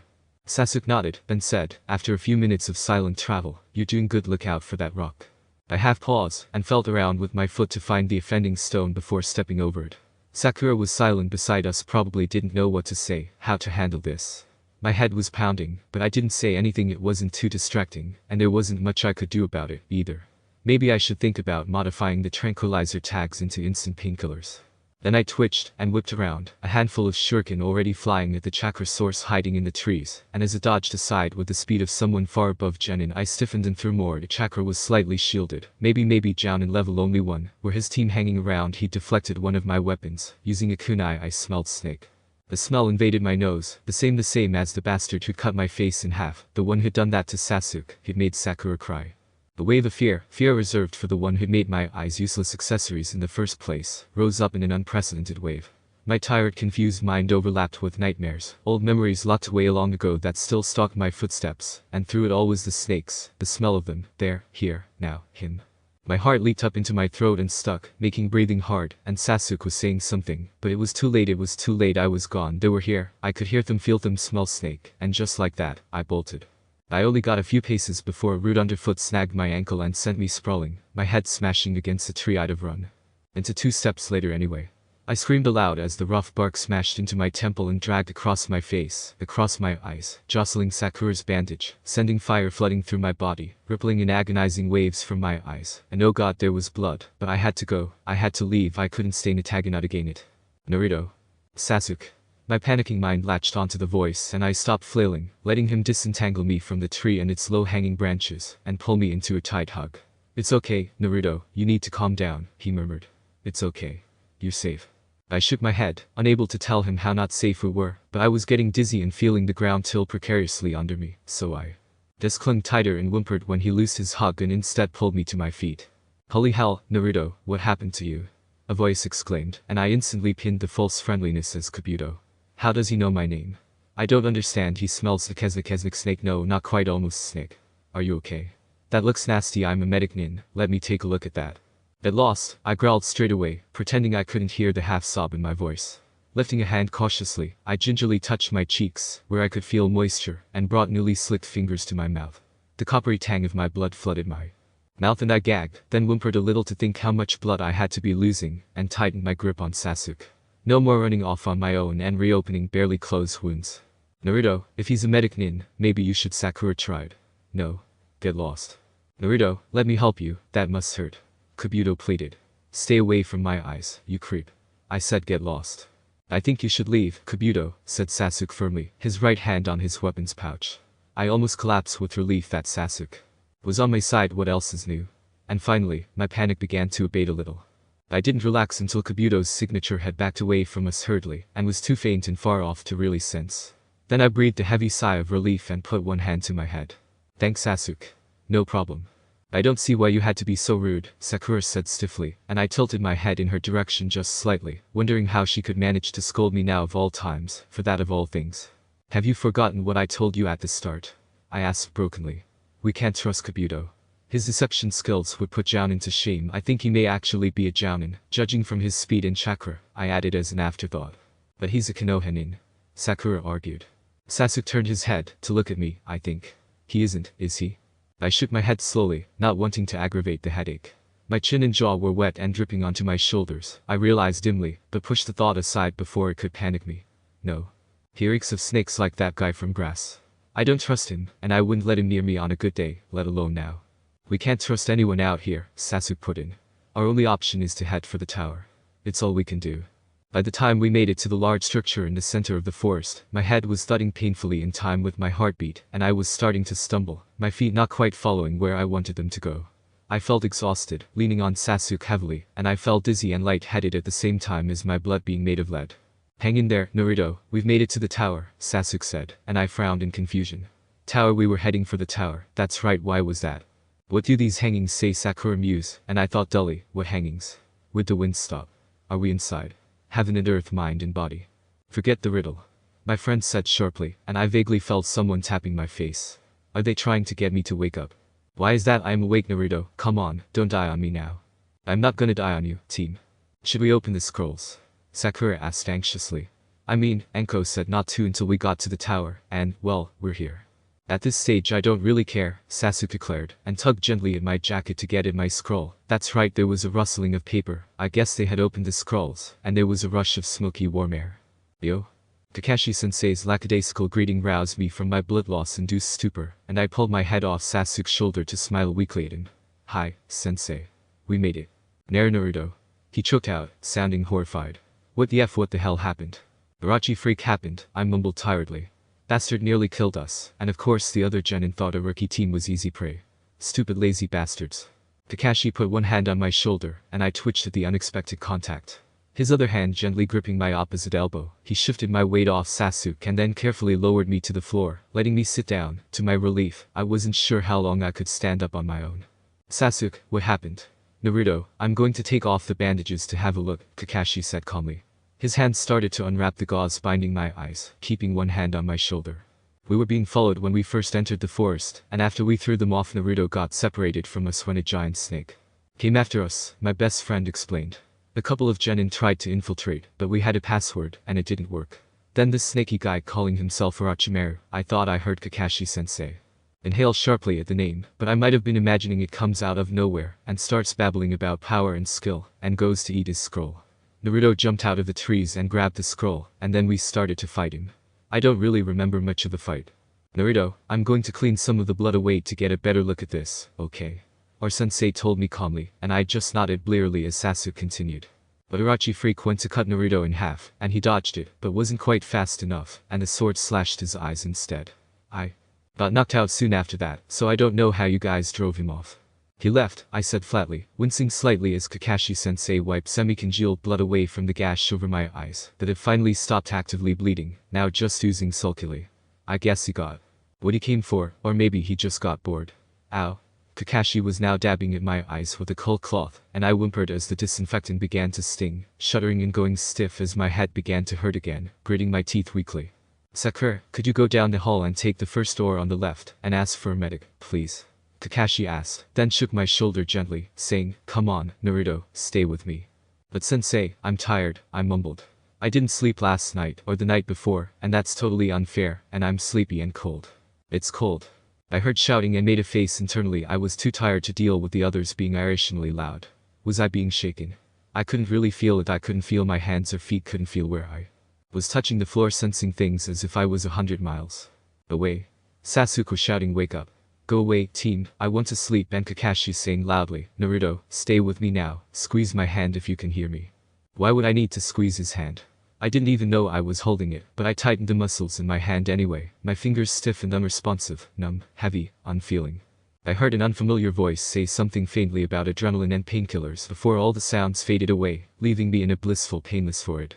Then I gasped and jerked, a stinging pain in my neck as feeling rushed through my body, shuddering with the shock of it. I shoved myself into a sitting position off the floor, shaking my head dizzily, not even aware I had collapsed. Ow, what the hell? I complained, putting one hand to my neck. Shock, said a voice. I didn't know the medic, I assumed. I'm surprised he lasted as long as he did. You said this happened 27 hours ago. Yes, said Sasuke from my left. I could feel his hand on my forearm through my long-sleeved shirt. First day of the exam, late afternoon. He bashed his head a little while ago, though, and the bleeding started again. He trailed off helplessly. Tough little thing, you are. Now I'm gonna give you a painkiller, kid, so don't fight me, alright? What's his blood type? I'm going to need to give him a transfusion as soon as possible. Unfamiliar hands grasped my arm and turned it over, and I flinched as the needle slid under my skin, depositing the drug into my system. A moment later, those same hands slid up to my collar and dug for my dog tags. Naruto, I'm going to stand up. Just stay where you are, Kakashi instructed me, before standing up like he'd said he would, but he didn't move away. We made it to the tower, okay, then, I decided, tilting my head slightly.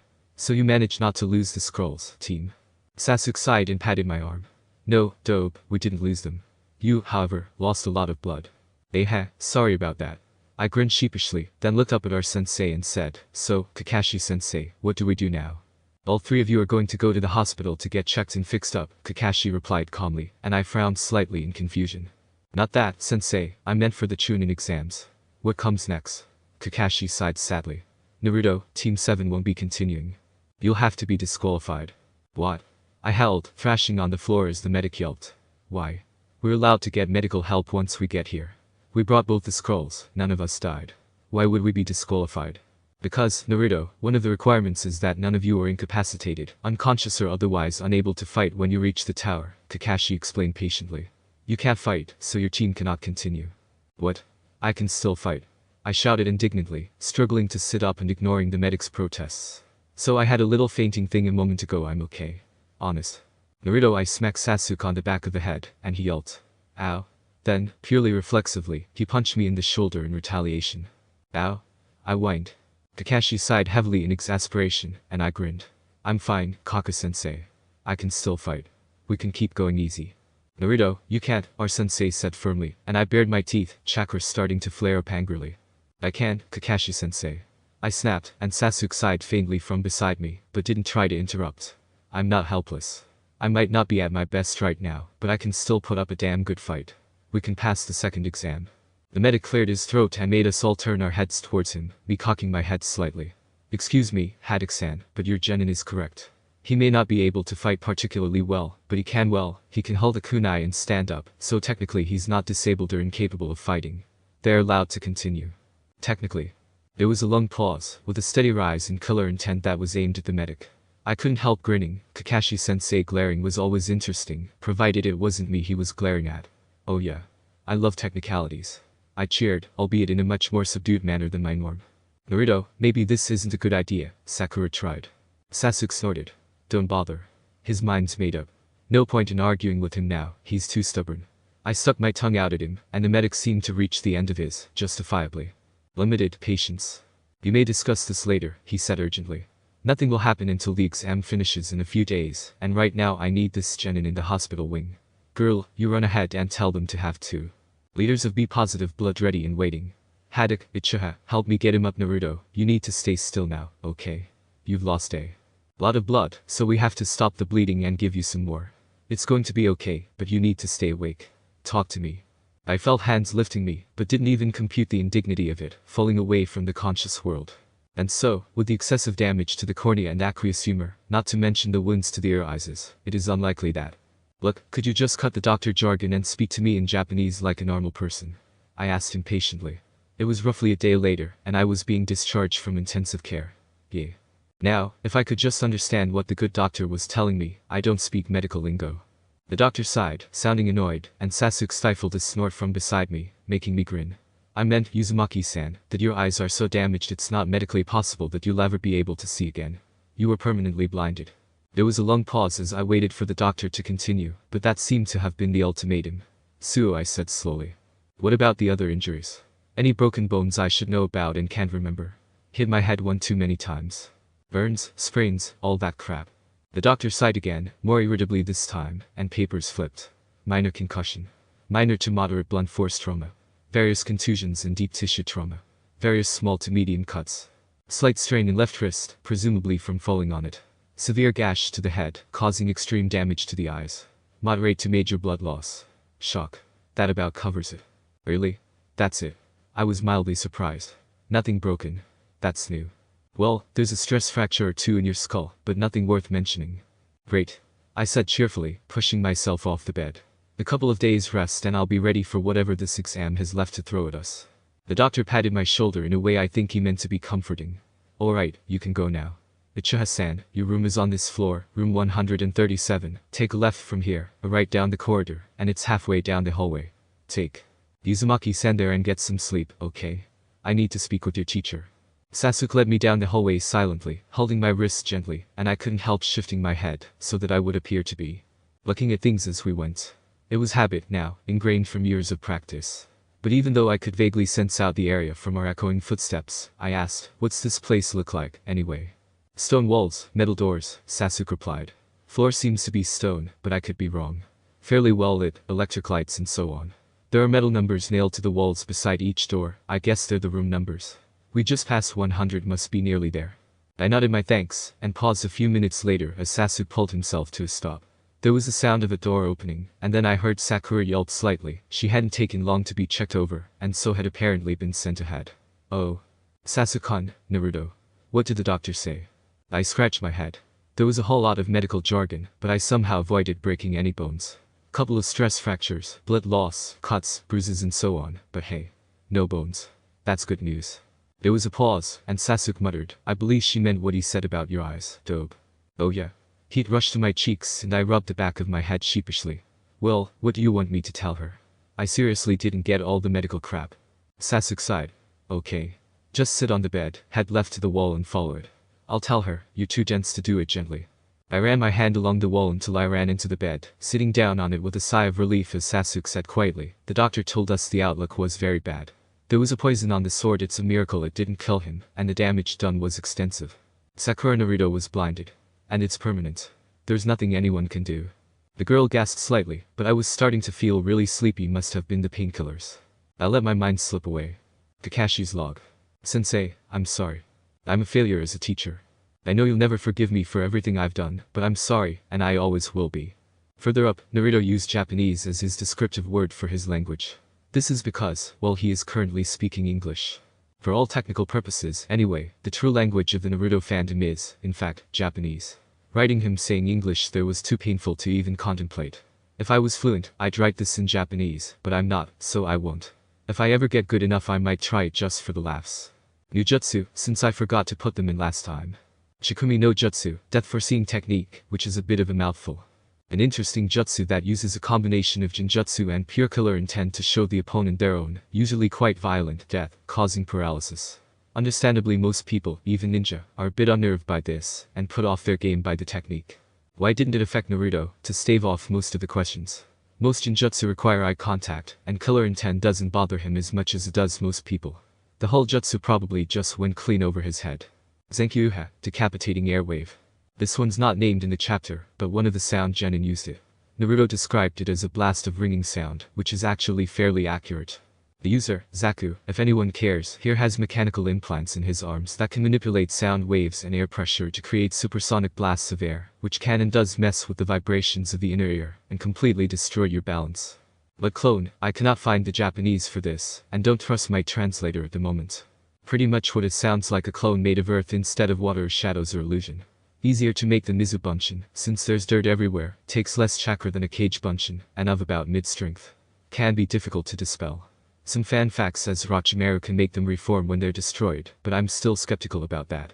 Oh, and a few people commented that Naruto was unaffected by massive explosions going off practically underneath him. It's the difference between a scratch when wandering your garden, and a scratch while in the jungle running madly away from hungry tigers. At home you'd wail and complain and insist on a band-aid, but in the jungle, you've got bigger things to worry about. It's not that he wasn't affected, he was just preoccupied. I think this chapter described it better, but if not, there you go. Why do I have to keep explaining stuff? Am I really that poor writer that none of this is implied in text? The test of nerve. TWIN1 scurries into view with a podium, plants it in center stage, then scurries off again. She returns a couple of seconds later with a bunch of cords, and begins to attach them to the mic set into the stand, seemingly at random. Someone hits her from under the stage, rearranges the cords, then drops back out of sight, dragging TWIN1 with him. TWIN2 walks onto the stage, to surprise applause, and settles a handful of notes on the podium. TWIN2. Well, people, I seem to have been getting a lot of questions, only it's mostly the same questions, over and over, and some of them have difficult answers, so I called up this meeting to explain them briefly. If you feel you have an acceptable knowledge of the situation, feel free to skip this and go straight to the story. Now, the most common question. How is Naruto blinded? This is important to the plot, and I've been feeding you hints already. Don't worry, it will be fully revealed later on, but it's going to be a bit of a wait. In the meantime, guys, have a little faith. You've stuck with me this far, haven't you? Why has no one figured out Naruto is blind? Don't his eyes and mannerisms give him away? Okay, that is a very legitimate question, one that took me ages to sort out, and it's not going to be touched on for a while, or even very well, so I'll explain it straight. He's been trained to mimic normal gestures, which camouflages the less than normal ones, and though his eyes do look different, he knows and hides the lack of reaction.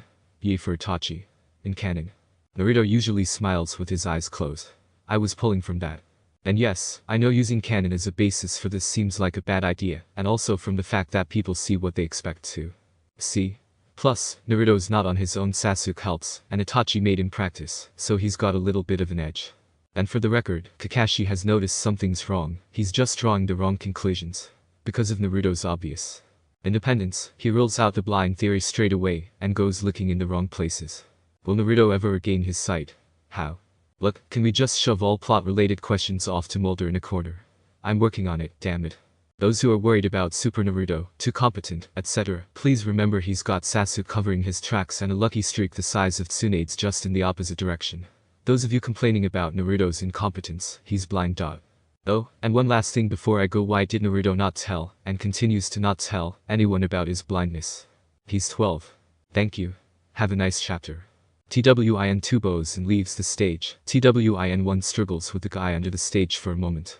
She wins, and escapes with the podium, dragging the cords behind it. Chapter 13. A Test of Nerve. I woke up in a warm, soft bed that was definitely not the lump of stone in my apartment, or the grass of the training fields I occasionally zonked out in. Had I stayed over at Sasuke's house or something? No, we were midway through the Chunin exams. We were in a tower in the center, and would be staying here, recuperating, until the exam finished, in 3 days' time, including today. I smiled slightly, and sat up, wondering what time it was. Sakura was still asleep, in a bed across the room, and Sasuke's light breathing came from above me. Must be a bunk bed. I yawned, and then swung myself off the bed and stood up. A mistake, I discovered, as strained, exhausted muscles took my weight for half a second and then collapsed.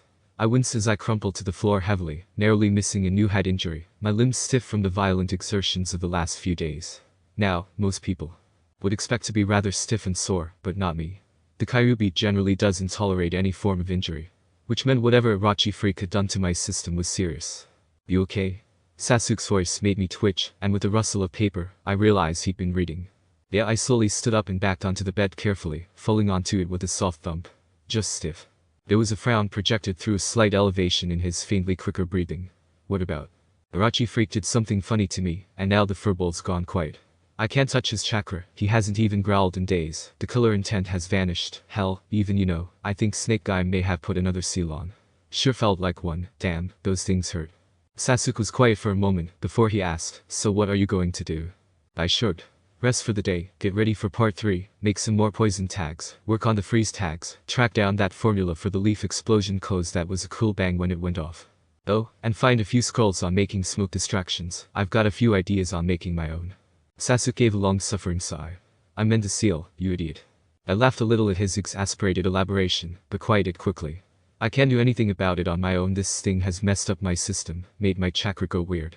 I could probably release it on my own. I know enough about sealing to maybe be able to. I could figure it out, but I can't risk messing with the Fox's seal. One flare at the wrong time and I could rip myself apart. The bed above me creaked as Sasuke shifted his weight uneasily. If your chakra's not cooperating, how will you fight? I'll be fine as long as the jutsu doesn't need precision, I explained. A flare in the middle of, say, Cage Bunshin would just create an extra dozen or so. Or they could come out as random mutant freaks like your normal Bunshin, but that's beside the point. I tilted my head upwards in a combination of horror and astonishment, surprised Sasuke would say that aloud with Sakura in the room, would speak with her in the room, but then again, she was currently asleep. That doesn't happen, Sasuke. How'd you know? He argued. Sasuke, I've had random flares in the middle of that jutsu often enough to know. That wouldn't happen. It's just the nature of Cage Bunshin. Gee, if you say so. Watch your back while you're fighting, though without controllable chakra you'd be at a major disadvantage. My friend sounded vaguely anxious, but he didn't try to talk me out of it. I smiled.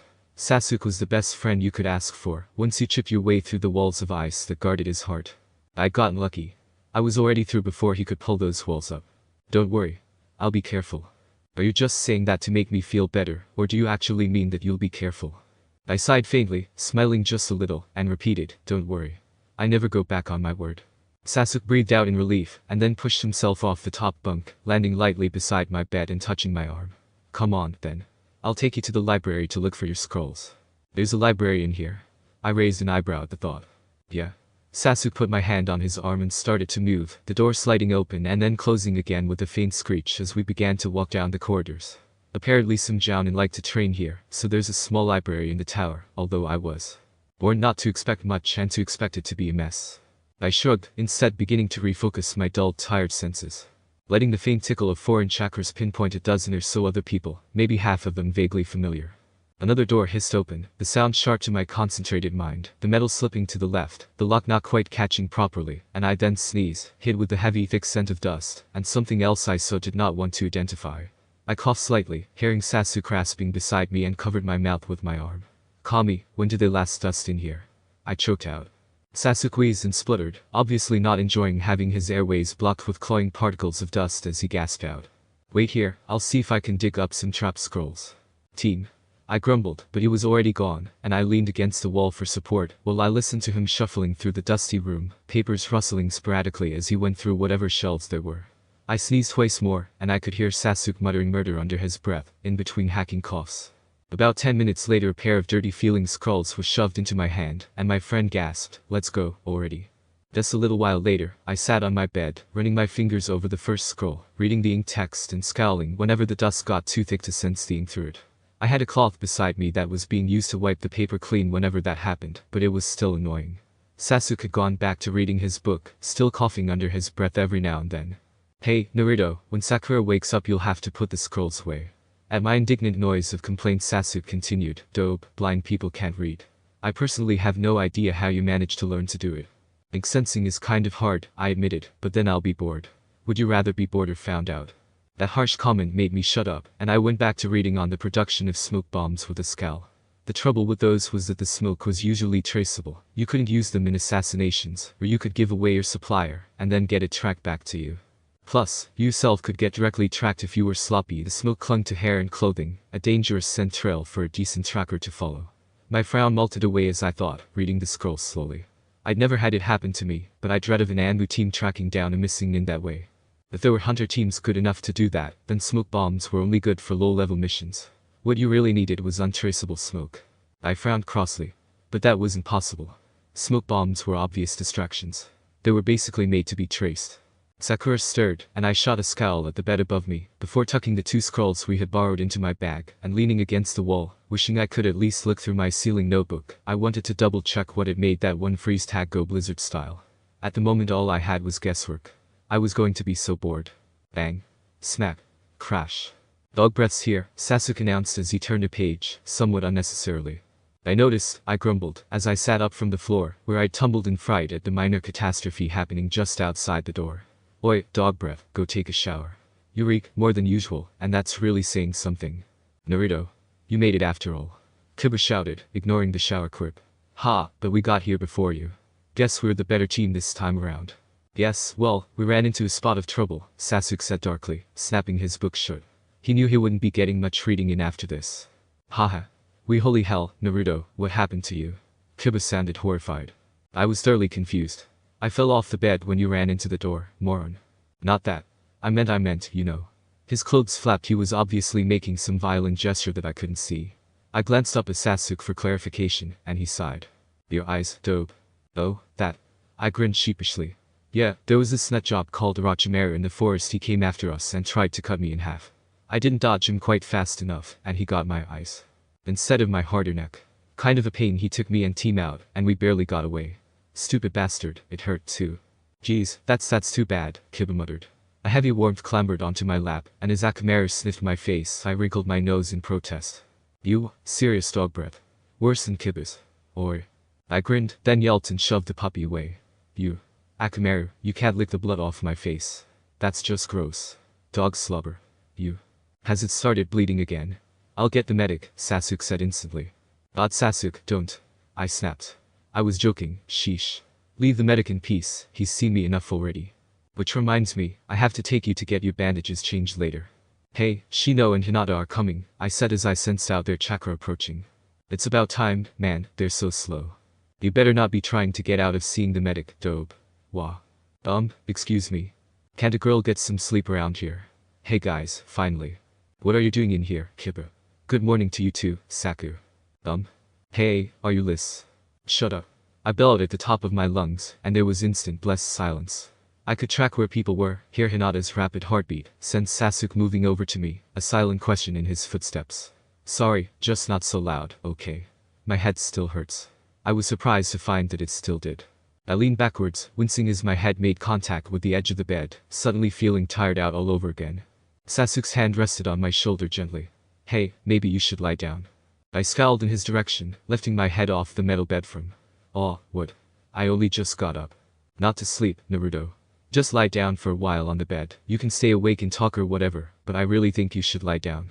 Before I could put together a coherent argument or even really care enough to think about doing so, Sasuke gently lifted me, far more easily than he should have been able to, and as he set me down on the soft bed I felt like the floor had dropped out from under me, and groaned quietly as the dizziness spun my senses into a disconcerting mess. Make it stop, I moaned, clinging weakly to his shirt and feeling sick as his hands lifted away, leaving me with no anchor points as my own hands let go, just a void that felt as if it was shifting and spinning around me. I'm not going anywhere, and the room's not spinning, Sasuke said calmly, gently pushing me back against the pillow and keeping one hand on my shoulder, knowing I wanted the reference point.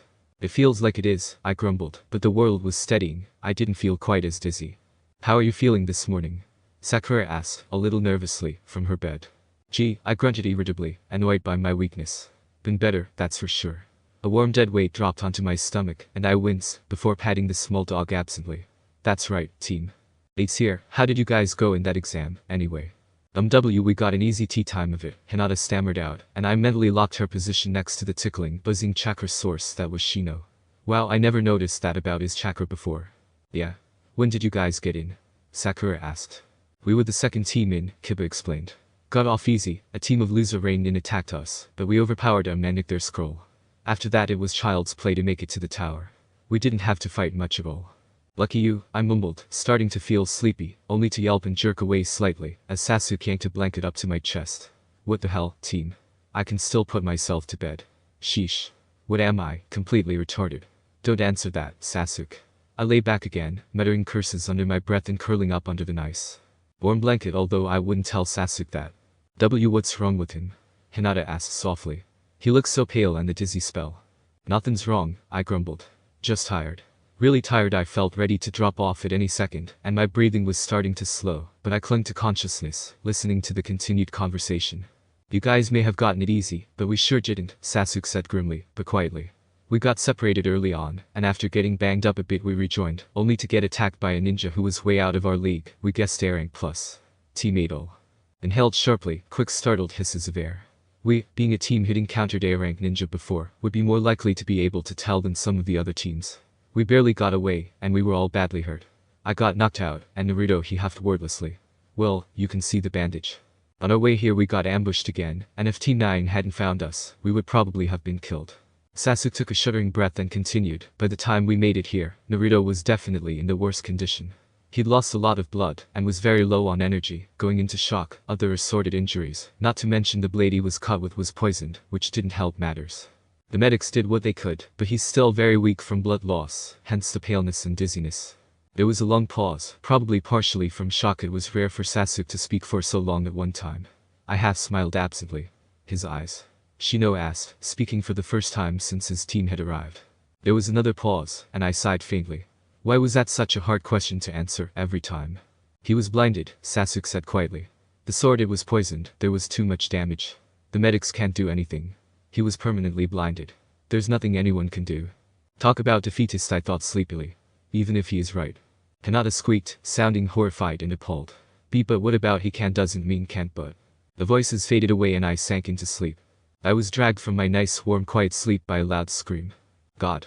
Quit screaming, already. I yelled, pulling the covers over my head, and then burying my head under the pillow for good measure. I could still hear the scream, and it didn't stop. There was a thump as Sasuke hit the floor, having jumped off his bed, and then there was a yelp, and the scream cut off as he smacked whoever it was over the head. Who is it this time? I mumbled, letting my nose peek out from under the pillow. Naruto. Oh my god, what happened? What the hell, Ino pig? He was asleep. Oh, it's just Ino. I curled up a little, hoping I could fall asleep again, but whimpered and covered my head, as the pillow was abruptly yanked off. Ino, stop it, said Sasuke flatly. Sasuke-kun, what he's hurt, what happened? Trouble Smo, wonderful, the rest of Team 10 is here. Foregoing any attempt at sleep, I sat up and made to rub my eyes, only to stop as I touched the rough bandages. As far as I could tell, it wasn't bleeding again, but my eyes were throbbing, and I was still slightly disoriented. Hey, Sasuke asked, touching my arm. You feeling any better? My head still hurts, I reported, but I don't feel like the floors. Warped into another dimension under my feet without my knowledge, so that's an improvement. That's good, you're recovering. Do you want to lie down again? Goddammit, I have been lying here since what time is it? Silence, punctuated only by the harsh breathing of Team 10 and Sasuke's quieter, calmer life signs. What day is it? Silence.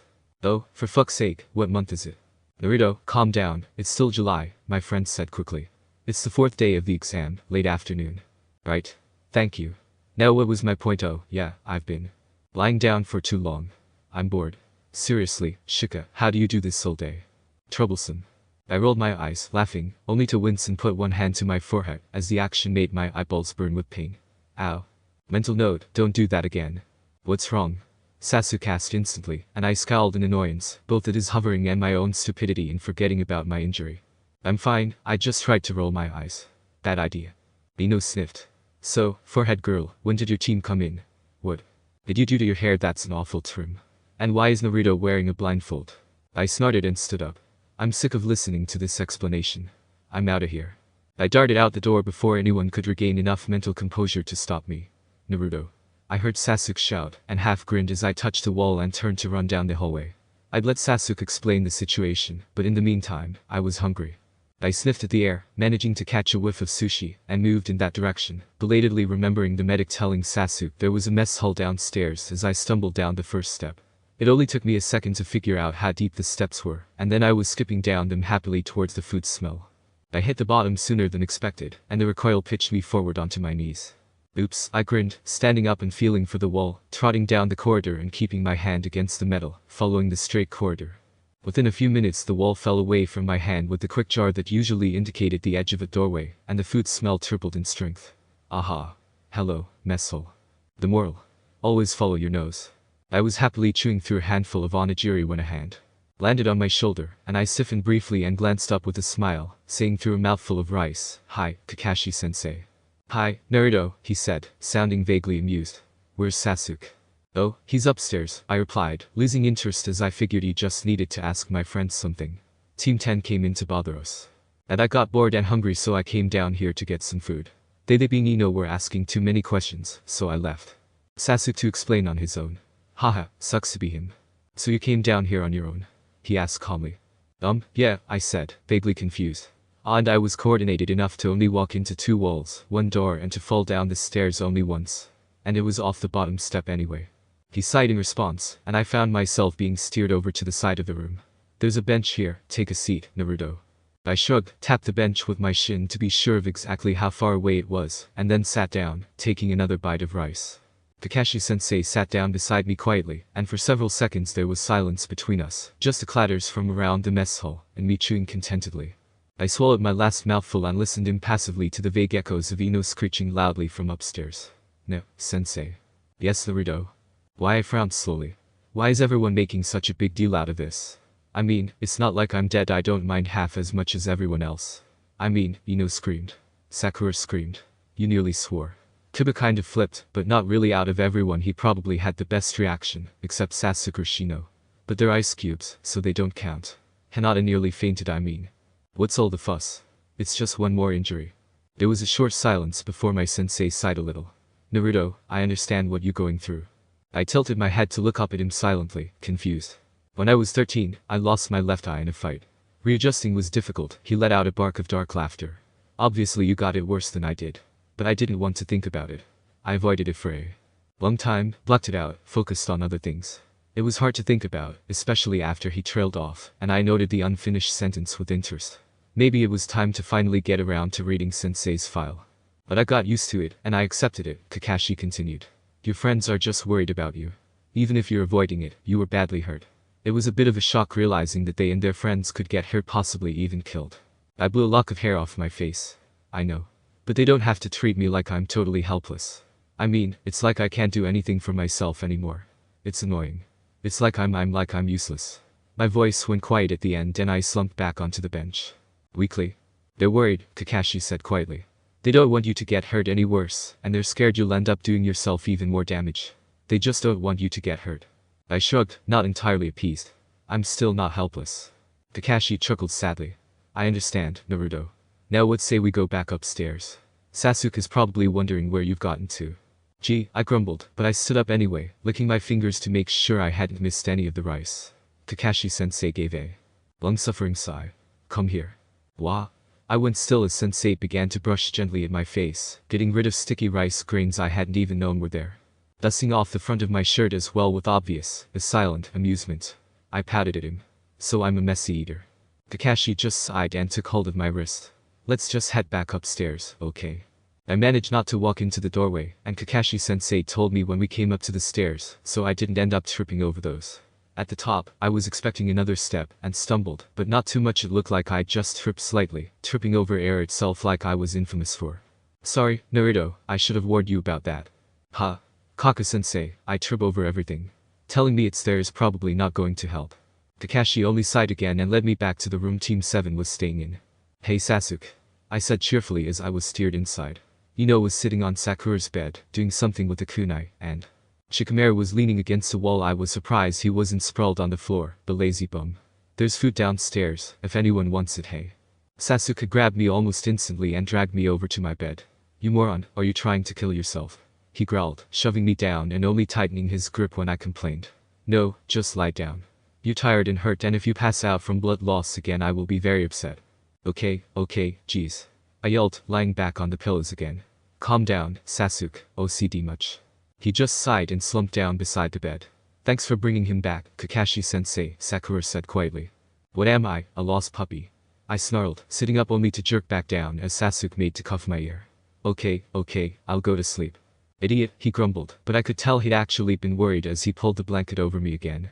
Why is everyone always so damn worried? I thought crossly, tugging the blanket hem up to my chin. I can take care of my damn self. I've been doing it since I was 4 years old.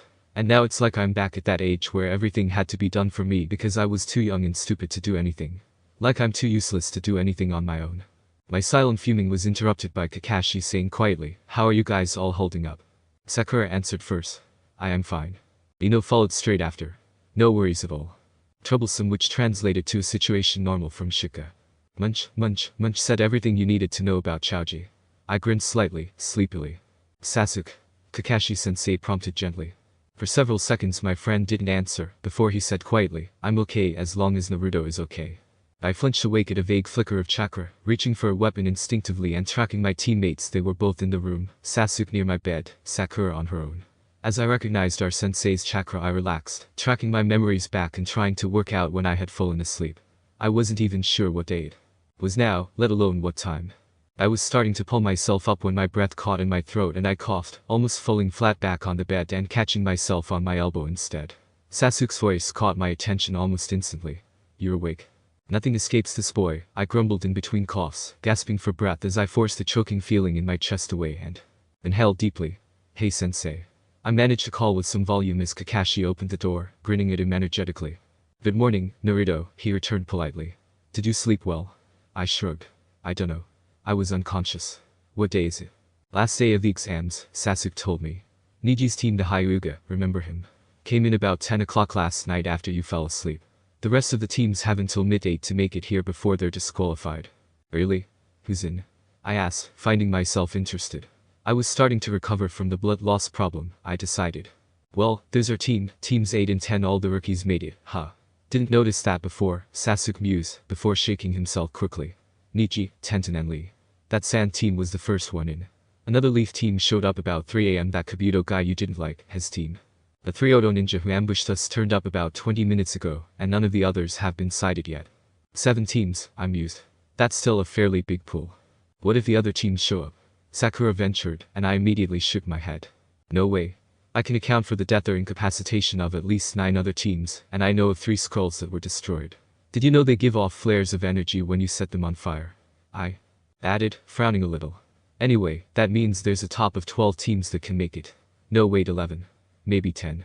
I doubt 4 teams are even left alive in the forest right now, or at least whole teams, and it's even less likely they'll make it before time up. Naruto, what do you mean by account for? Kakashi asked, sounding curious. I shrugged in response, slightly confused.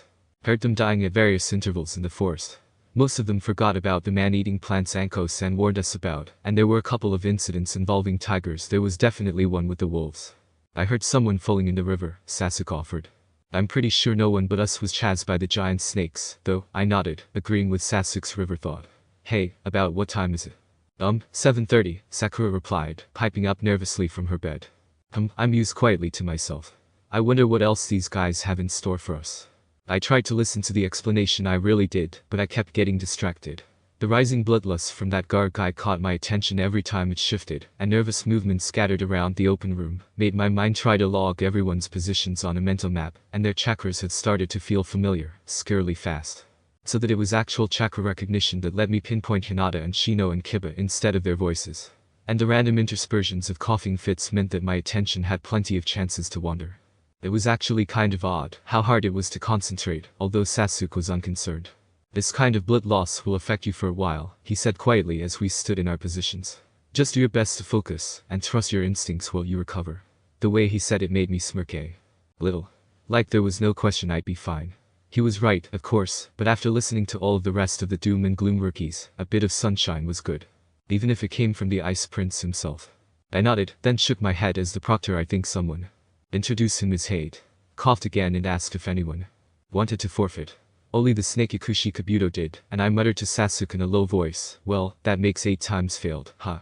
My friend chuckled faintly. No one else wants to forfeit. The proctor coughed out, amid deafening silence, and there was a long, expectant pause. No one else at all. I think they're waiting for you to forfeit, Dobe, Sasuke said quietly. I scowled with a sharp, angry twist of the mouth, and grumbled back, they're just gonna have to be disappointed, team. No one else going to forfeit. Hey, pressed. Long silence. Anybody at all? Silence. Last chance, guys. Silence. Are you all totally sure? Silence. Nobody else wants to forfeit. Silence. There's no shame in conceding defeat. This has been a very trying exam. Silence. This is your final decision. Silence. Anybody who's not quite sure. If you don't feel quite up to it. Oh, for crying out loud. I am not going to forfeit. Can we move on already? I bellowed in frustration. Hade dropped all pretenses of speaking to all of the genin at this stage, and spoke directly to me. Are you sure? If you don't think you're up to it, it's okay to give up. Kakashi-sensei, I whined, before abruptly changing my tone as a suspicion hit me. Wait, did you put him up to this? Would I do that? Sensei asked innocently from a balcony thing that was supposed to act like a grandstand, I think. I scowled, wanting to roll my eyes, but not daring.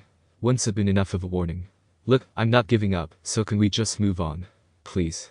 Hade coughed once more, and there was the faint buzz of electricity in the air, before someone said, loudly, first matches. Uchiha Sasuke vs Sakata Yoroi. Clear the arena, except for the 2 fighters. I nodded, frowning as I tried to remember everything I had on this Yoroi. I couldn't recall anything straight away, but I did have his chakra essence, right now, and a skill that seemed to be developing as fast as it fucking could to try and keep me alive. Sasuke. I said quietly, before the proctors could try to make me leave. I don't know much about this guy, but his chakra's a little funny. I don't think you should let him get too close, or hit you with chakra-based attacks, at least until you work out what he can do. His chakra, it's Konan, yes, but only just. There's just something not normal there. Watch your back. He nodded slightly, and I patted him lightly on the shoulder, and skipped out of range of a Chunin trying to grab me, darting away and up the stairs. Honestly, it's not like I'm a total idiot. I remember where the stairs are that we climbed down. Okay, half an hour of speech crap earlier. Maybe some people would have to look around, but not me. I settled onto the railing near the stairs, focusing intently on the 2 remaining chakras still in the arena. Sakura and the rest of the Rookie 9 were all standing fairly close to me as Hade called. The fight will continue until one of the fighters is unable to continue for any reason, or forfeits the match. A participant can forfeit at any time. Killing is allowed, although I reserve the right to intervene at any time to prevent death, if the opponent is already incapacitated. Now begin. Yoroi started with a straight leap as Sasuke stupid in any other situation, but with them so close together, it would have been difficult to dodge. Fortunately, Sasuke darted away, fast on his feet as ever, and I strained my focus to zero in on Yoroi's chakra. It was shifting slightly, pulsing in time with his overexcited heartbeat, but whatever. Jutsu he was using, if it was even a jutsu, wasn't a familiar one. I couldn't even guess at what it might do. It was totally beyond anything I'd sensed before.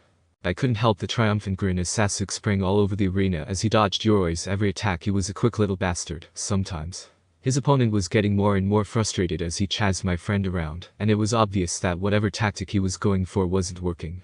I wasn't sure if anyone else had noticed the faint chittering whir of Sasuke fiddling with his ninja wire whenever he hit a wall, but I was getting curious as to what my friend was up to. We're Changqing Weir. Ching chink weir chit weir chank chank chink weir chit chit, weir chank weir ching click shri. A sharp yelp and a soft huff of was that laughter from my buddy down there. And then Sasuke called with a casual air, "You might want to stop moving. Spider's web is pretty tricky to work out of. When it's inactive, and you've already tripped it twice. And if you ask me really nicely, I might be able to get you loose and let you keep the leg you've gotten wrapped in the wire." His opponent spat a fairly nasty curse, punctuated with a rising yelp of pain, that finally reminded me of where I'd heard all this before. Naruto, are you okay?" Sakura was asking in that still too anxious voice, but I just laughed harder and waved her off. Over my own hilarity I could hear Yoroi struggling, or rather the results of attempts to, as Sasuke tugged on his strands of razor wire to adjust them in their grip. He was still good at this, always had been, perfect Uchiha brat, even though it had been a long time since we played the trap game Spider's Web. It had been a favorite of Itachi's. In fact, it had usually been him doing this to Sasuke. Hanging over the railing, I bellowed, "Copycat." "And proud of it, too," he quipped, as the proctor pronounced his opponent thoroughly incapacitated. While two Jounin and a couple of Chunin struggled to get the guy loose without tearing him apart, I trotted unerringly down the stairs, Sensei catching my shoulder halfway down, and making me yelp, as he all but jerked me off my feet by the collar. He set me down again on the step carefully, and said in a sing-song voice that nearly hid the strain therein, "Be careful, Naruto, you don't want to trip with everyone watching." I tilted my head up in a mockery of looking at him, nonplussed. "Yeah, like that'd be anything new," I said, but humored Sensei by moving down the last 4 stairs at a slower pace. Then I paused to compose myself, straightening my jacket and even running tidying fingers through my hair, before I cleared my throat, pinpointed Sasuke's position relative to me in my mind, and launched myself at him. I got him, too, right around the middle, sending us both tumbling to the ground with a yelp. "Naruto, you retard," he snarled without venom, shoving at me. "Copycat, copycat." I taunted back, and together we rolled over and over in a mock brawl that served no purpose except to amuse us both.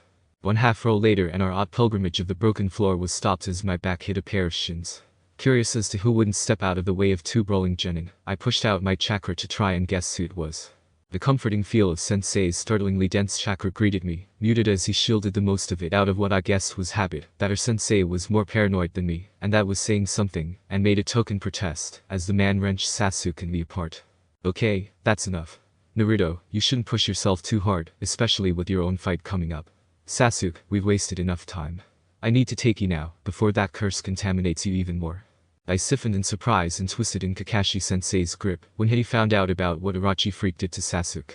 It was news to me that he knew, but Sasuke drew in a soft breath with a stubbornness that told me this was an argument that had been started at an earlier date, maybe this morning, when Sensei had come to our room to herd us back here, wherever we were now. Sasuke had been half-dressed, and I had been shooed into the bathroom quickly enough, so I suppose I could have lost the clash in the shower water. I knew that if I put up my hand and traced Sasuke's shin, I would find it raised at a stubborn, defiant angle. "I wouldn't go," he said clearly. "What did you say?" Sensei asked dangerously, sounding beyond annoyed now. I was given a little, unconscious, shake and set aside. "Sasuke, do you realize what?" "I know it perfectly well, Kakashi-sensei," he growled back, "but I'm not going until Naruto's fraud.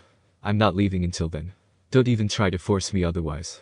Kakashi-sensei gave a very long-suffering sigh, growled out a fine, and then shunshed Ned up to the balcony where the third Hokage was sitting. "Holy shit, when did he get here? I had no idea the Sandaime was here.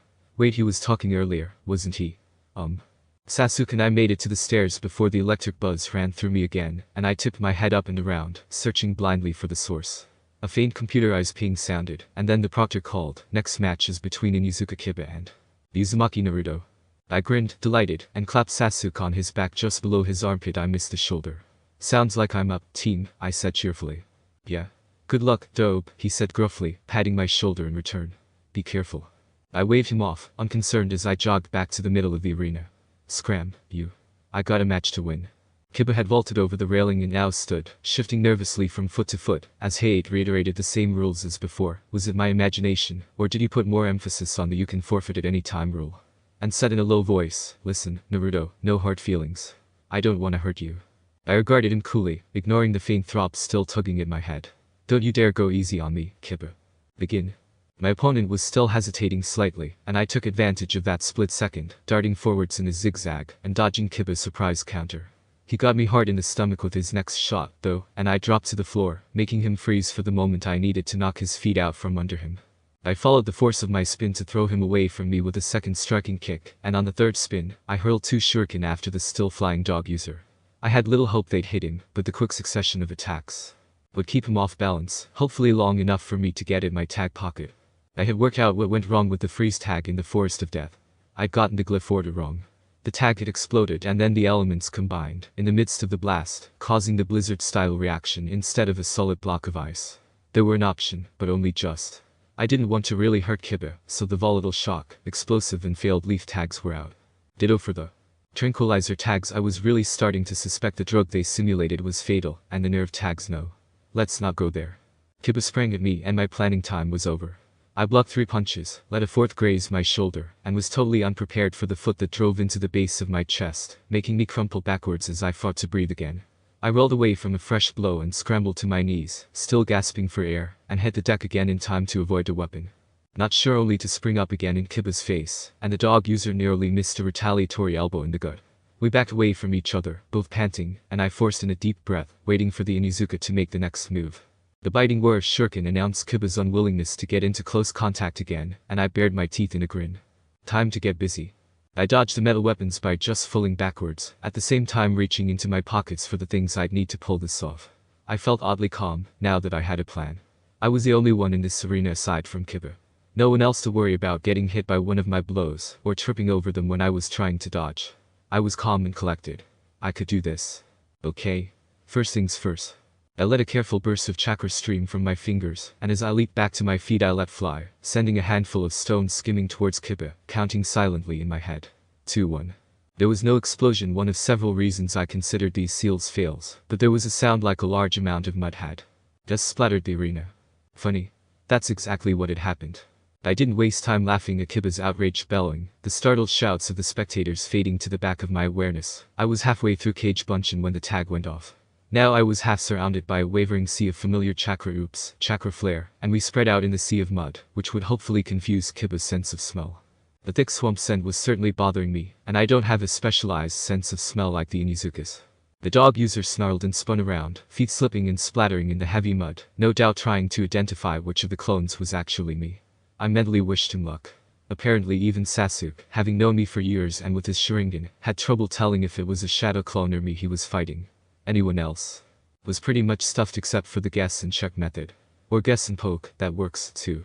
Alright then, Kiba snarled, shaking himself roughly. First things first. Get rid of the lightweights. I got ready to A. Dodge, and B. Implement the next stage, but couldn't help wondering if Kiba was aware how easily I could make more clones. Probably not. That's Uga. Kiba roared, and I winced, then bounded quickly away from the harsh whoosh the spin of the technique created, not wanting to get caught in its impact. The clones did their best but were mostly dispelled, resulting in a large cloud of smoke, and I grinned to myself as I and a handful of remaining clones shot after him. Little known fact. Cage Bunshin smoke can make people sneeze. Another, slightly better known fact. It is really hard to concentrate on where your enemy is springing from when sneezing. Especially repeatedly. The overall effect. Kiba, flat on his back in the mud, with half a dozen mess sitting on his chest. I, the real me, put a kunai to the dog user's throat and said calmly, surrender.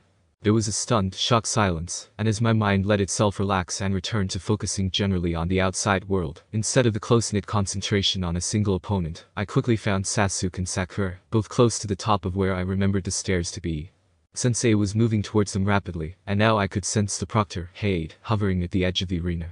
There was a long pause, and I was starting to worry that I might have to actually hurt Kiba, before Hade called solemnly, winner of match 2. Uzumaki Naruto.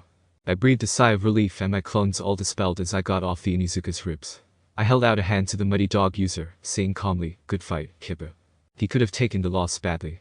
He could have refused the hand and snarled at me.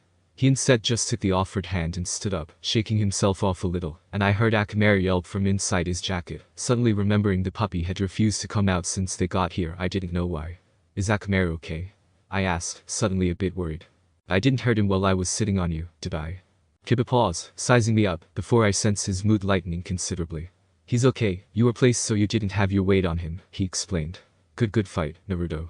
Hey, where the hell did you get that much mud from, anyway? He demanded. I'll be smelling this for weeks. I laughed. Me too.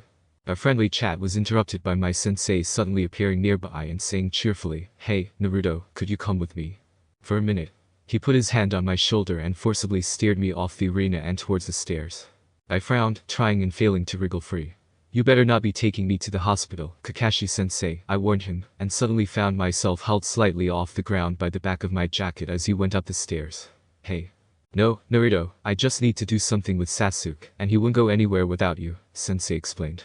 Oh, you better not be taking him to the hospital either, Sensei. I won't help you with that. He chuckled, sounding slightly irritated, but it was a weird sort of tone, not quite annoyed, more what was the word? Exasperated, that's it. You don't really have a choice here, kid. I was set gently back on my feet next to my Uchiha friend, and beamed at the rest of Team 7. What was all the worrying for, huh? I said cheerfully. What worrying? I knew you'd beat the crap out of dog breath, Sasuke grumbled. Quit doubting me, or I'll drop you. Promises, promises. Boys, Sensei intervened, his voice slightly strained, as if he was trying very hard to make sure his voice was as light and lackadaisically carefree as always. I cocked my head at him, wondering what his hang-up was. He wasn't taking us to the hospital, so he couldn't be afraid of our impending deaths, so what was? A previous conversation came back to me in a flash, what Sensei had said about Orochi freaks cutting out my eyes rattling my peers, perhaps it rattled him as well. I guess if one of my students came back from an in-village test that I assigned them with a disfiguring injury, I'd feel a little bad. I smiled sympathetically and patted Sensei's arm.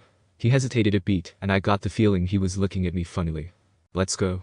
What followed was a very, very, very boring evening. I was guided over carefully, with a hand on my elbow directing me that irritated the crap out of me, into a large drafty place with stone walls and pillars, and an echo following every breath. I shivered inside. Placebo effect, maybe. I was settled out of the way in a dark corner, on a coarse bit of material that took me a moment to recognize as Sensei's vest.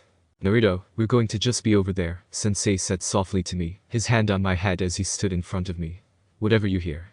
I need you to stay on this spot, okay? This might hurt Sasuke just a little, but if you smudge the seal by accident, it will all be for nothing. I heard Sasuke swallow in a way I knew preceded his stoic, determined face. I sucked in air rapidly, the dank chill making me shiver again. Hurt him? I repeated anxiously. Why are you going to hurt him? Some creep just bit him. Give him a bit of antiseptic and a stitch or two. Orochimaru did something a little more than just bite him, Naruto, Sensei was saying patiently.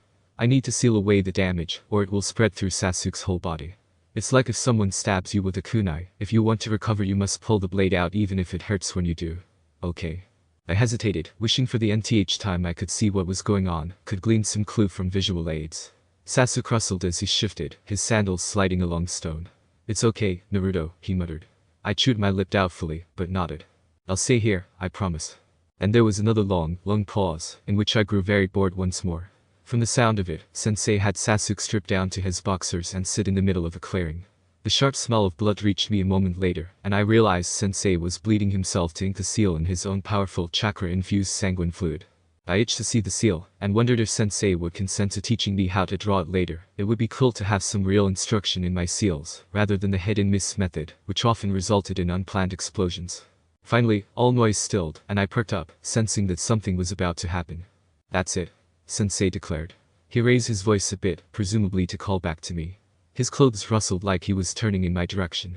Naruto, I'm going to start now. You stay right there. Whatever happens, alright. I nodded, resisting the urge to roll my eyes, knowing from the last time I tried that how much it would hurt. Just a few more moments and this will all be over, Sasuke, Kakashi said to my friend. Grit your teeth. Sasuke took a shaky breath. He sounded cold, and I heard his teeth knock together as he followed our teacher's command. The sound of flesh brushing flesh and soft claps told me Sensei was creating hand seals at an incredibly rapid rate. I sat up straighter anxiously. Fujihoin. The sealing of the curse. Kakashi-sensei said, accompanied by a sharp thump, planting his hand on Sasuke. And a surge of chakra. There was a millimeter sound as Sasuke instinctively tried to scream, but managed to cut it back just before it burst out of his lips. It seemed to catch in his mouth, bubbling just below the surface for slow seconds.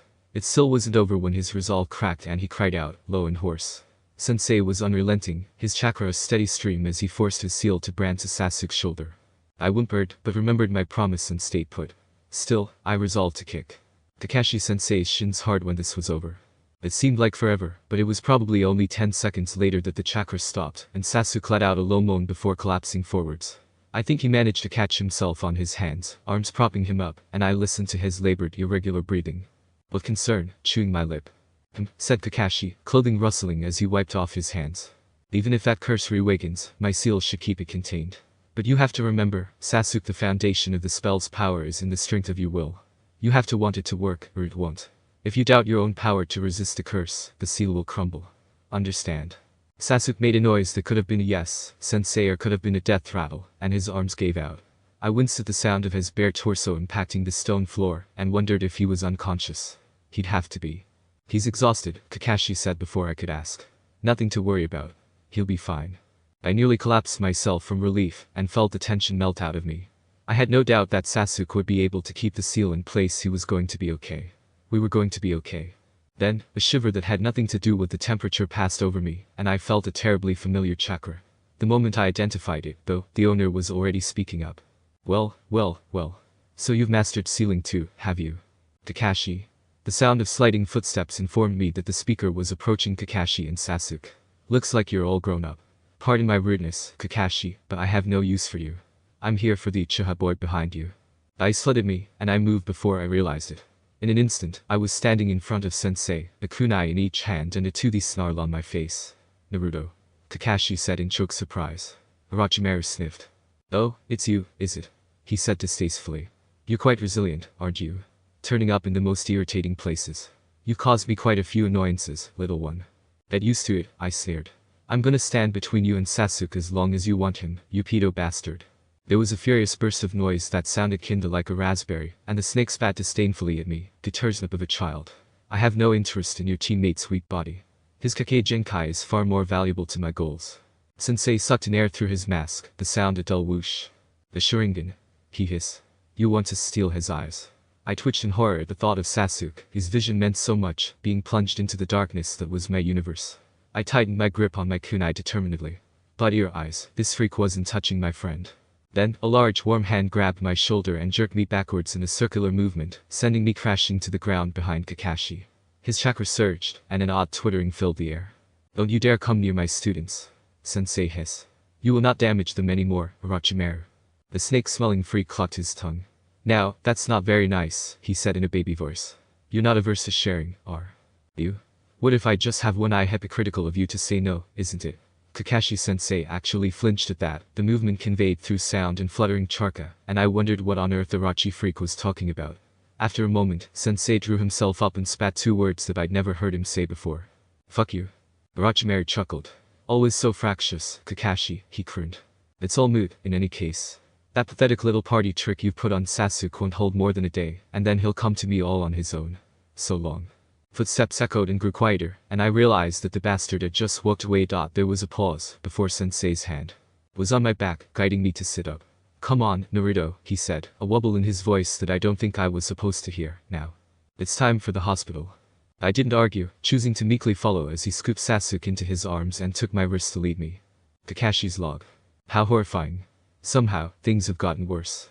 Sasuke and Naruto both won their preliminary matches. I left before Sakura's fight, but I would be surprised if she advanced to the next level. Still, there's always the chance. Orochimaru interrupted the sealing of Sasuke's curse mark. He told me he wanted Sasuke's eyes. His eyes. What am I going to do? First Naruto, then Sasuke. Am I going to get to the hospital to be informed that Sakura got her eyes scratched out in a cat fight over Sasuke now? This is a nightmare. TWIN2. And before I forget, this chapter is dedicated to YUKK, and Anonymous is a pretty bad name. You guys brought a TWIN1 into kicking and blackmailing me into finishing this chapter. Memorandum. TWIN2. This is a little short, but TWIN1. But I made her post this, like, now, because we're going overseas tomorrow, and henceforth the next chapter may be slightly delayed. TWIN2. And if you spot any errors in this chapter, please let me know. This was edited on about 4 hours sleep over the space of 3 days. The sleep, not the editing. TWIN1. Seriously, calm down. TWIN2. I can sleep on the plane. 14. Memorandum. Beep. Beep. Beep. I shifted uncomfortably on the hospital bed. Was Sasuke alright? Kakashi-sensei had somehow gotten us both in the same room, so I could hear his heart monitor beeping steadily whenever my own wasn't going off. Stupid thing was driving me crazy, mine, that is. Sasuke's was a reassurance he was alive. But aside from that, I had no idea how he was doing. Beep. Beep. Beep. That beeping was really getting to me. So annoying. In flawless time with my heartbeat, which I could hear perfectly fine, thank you. Beep. Beep. Beep. I pricked my ears interestedly as someone started shouting from downstairs, trying to pick out A, who it was, and B, what their problem was. Beep. Beep. Beep. But that stupid machine was driving me crazy. I growled and shook my fist at it uselessly, temporarily ignoring the shouting as I glared at the continuous, obnoxious beeper. Then I sighed tiredly and leaned back against my pillows, shutting out my own heart monitor and listening to Sasuke's. Somehow, the beeps for that one were slightly different, a fraction of a higher pitch, and somehow, that made all the difference between annoying distraction and reassurance. Beep. Beep. Beep. I heard the shouting start up again, right outside the door, but a little quieter. It must have been quieter, because I still couldn't pick what was being said, but when Kakashi-sensei's voice came into my comprehension, saying, "Iruka, before you go in there you need to know." I put my fingers in my ears and braced. Surprisingly, there was no instant headache for me, and I dropped my hands cautiously, ready to clap them over my ears if the shouting started. But there was a telltale thud, and the door just opened quietly, and I grinned at the two chakras that had just come in. "Hi. Kakashi-sensei." "Hi, Iruka-sens." I was cut off by a heavy weight suddenly attaching itself to my chest, hugging me tightly, and I flinched back for a second until I identified the mass, and then relaxed into his grip, bringing my arms up to hug him back. He ran his fingers through my hair, and I shivered at the contact. He was rocking back and forth slightly, shaking with silent sobs that I could hear faintly catching in his chest. "Naruto, oh no, Naruto," he whispered frantically, and several sobs escaped, making me go still as the tears that accompanied them landed on my shoulder. This was by far the worst reaction yet. Oh Naruto, Iruka-sensei's sobs had intensified, and I hugged him awkwardly, flinching at the tears soaking into my clean shirt. It's okay, Iruka-sensei, don't cry," I stammered out, patting him on the back, and looking over at Kakashi helplessly. "Please don't cry, it's okay, don't cry." He let out a strangled sob and ruffled my hair again, biting back his tears. "I guess I shouldn't see cry," he choked out, pulling me closer. I hadn't thought it would be possible, and sobbing aloud again. I looked at Kakashi again, desperately hoping for help. I had trouble dealing with my own random emotions, let alone other people's. Sasuke's were easier to predict than my own, but he could read me pretty well, so that wasn't so bad. Wait. Off on a tangent. Kakashi, help me. I remembered another reason I had wanted someone else to be in the damn room. "Hey, Kakashi-sensei, is Sasuke okay?" I asked. He seemed mildly surprised by the question. "Yes, Naruto, he's fine. You can hear the heart monitor." I sighed, resisting the urge to roll my eyes, having learned it would hurt. "I know that, but is he okay? Is he sleeping peacefully or is he in pain? Does he look upset or like the curse mark is bothering him? Does he look like he's going into shock? Have any of his cuts reopened? Is he okay?" I could feel Kakashi smiling slightly and shaking his head at me. "He's sleeping quietly. He's not in any pain. He's not upset. The curse mark isn't hurting him. He's not going into shock, and all of his cuts are fine. He's okay, Naruto, I promise." I grinned weakly. "Thank you." "Oh, hey, Iruka-sensei," I said, hoping to distract the man from his weeping. "My respect for you has gone up. You decked Kakashi-sensei. That was so cool." He sniffed and said, obviously confused, "What? I heard you outside, whack, that was so awesome. You were so cool. You do realize I let him hit me?" Kakashi said, sounding amused. "Yeah, you keep telling yourself that, sensei," I smirked, before twitching and focusing in on the chakra that was approaching.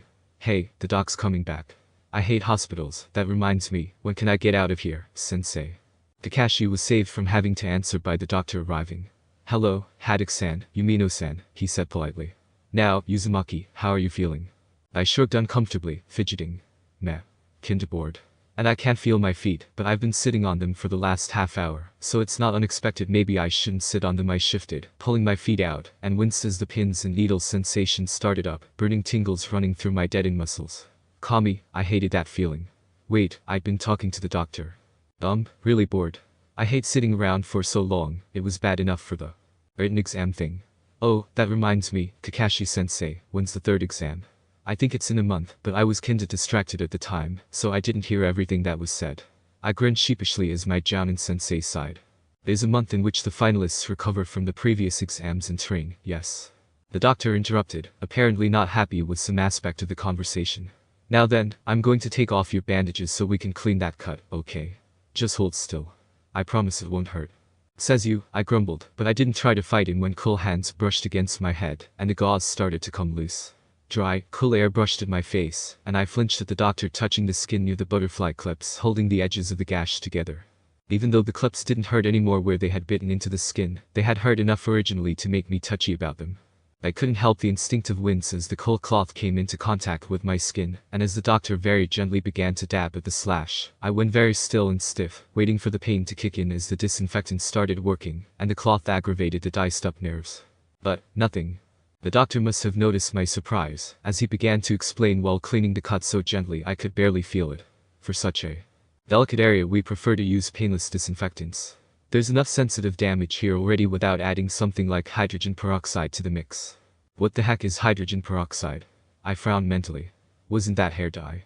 Or something like that? Before I really noticed, the doctor was done with my eyes, having wiped away all of the bloody residue, and firmly bandaging them once more with clean gauze. Now Uzumaki, we'll have to change your bandages twice a day to make sure your injury doesn't get infected, okay? Even when I'm not here, there will be a nurse in the room all the time, even if you can't hear her, he said. If you need something or want to ask a question, just ask her. Before anyone goes anywhere, can I just ask when the heck I can get out of here? I interrupted. I'm bored. Seriously. This is not the most interesting of places, and the disinfectant is killing my nose. The doctor hesitated. We'll just have to wait and see, he said evasively, and I glared at him. Not the answer I wanted to hear. Now say goodbye, visiting hours are over, and I think Haddock-san has something important he needs to do. I'd like to have a word with him myself. Kakashi put one hand on my shoulder, saying lightly, I'll come by tomorrow, Naruto, just get some sleep. Yes, Sasuke'll be okay when you wake up in the morning. Don't worry, hey. Erika hugged me again and gently ruffled my hair. I'll drop by tomorrow, too, before school starts, okay, Naruto. Just get some rest. Why does everyone keep saying that to me? I grumbled. Attention. Had a Kakashi memo. Yo, Kakashi. That was wicked awesome, your genin totally kicked arse in the exam. And blind. What are you teaching those kids? Signed. Shiranui Genma. I listened to the music someone had put on in the corner of the room. The loss of the annoying beeping of my heart monitor, they had decided I wasn't going to collapse into shock again, was calming, and I had always liked music, so I was actually fairly content, just sitting here listening intermittently to Sasuke's heart beeper and the CD player. I was starting to feel slightly tired, but not in the way that meant I should go to sleep. Just tired. It was weird, being so tired but not sleepy. Maybe I should go check Kyuubi, see what the furball's up to down there, and figure out what the hell happened. I shifted slightly, pulling my legs under me so I was sitting cross-legged on the bed, resting my hands lightly on my knees. I let my breath out slowly, shutting myself down, reaching down deeper and deeper into my own mind, drawing away from the real world, the music that was fading fast, the beeps that died to my hearing, the soft sheets that fell away into nothingness. I blinked painlessly. There was no pain in my mind, at least none that was affected by the outside world. If I tripped over I felt it, but my eyes didn't hurt. I wasn't bruised and scratched and injured. Water lapped around my ankles, but I wasn't concerned, that was normal. I started walking, not worried about walking into the wall. I put out my left hand, and the slimy stone materialized straight away, exactly where I knew it would be. This was, after all, technically my world. As far as I could tell, it morphed and shifted around me as according to me. But Kyuubi on occasion, when I pissed him off or I blinked as the pulsing heat of the fox's chakra flickered slightly from in front of me. Now that was odd.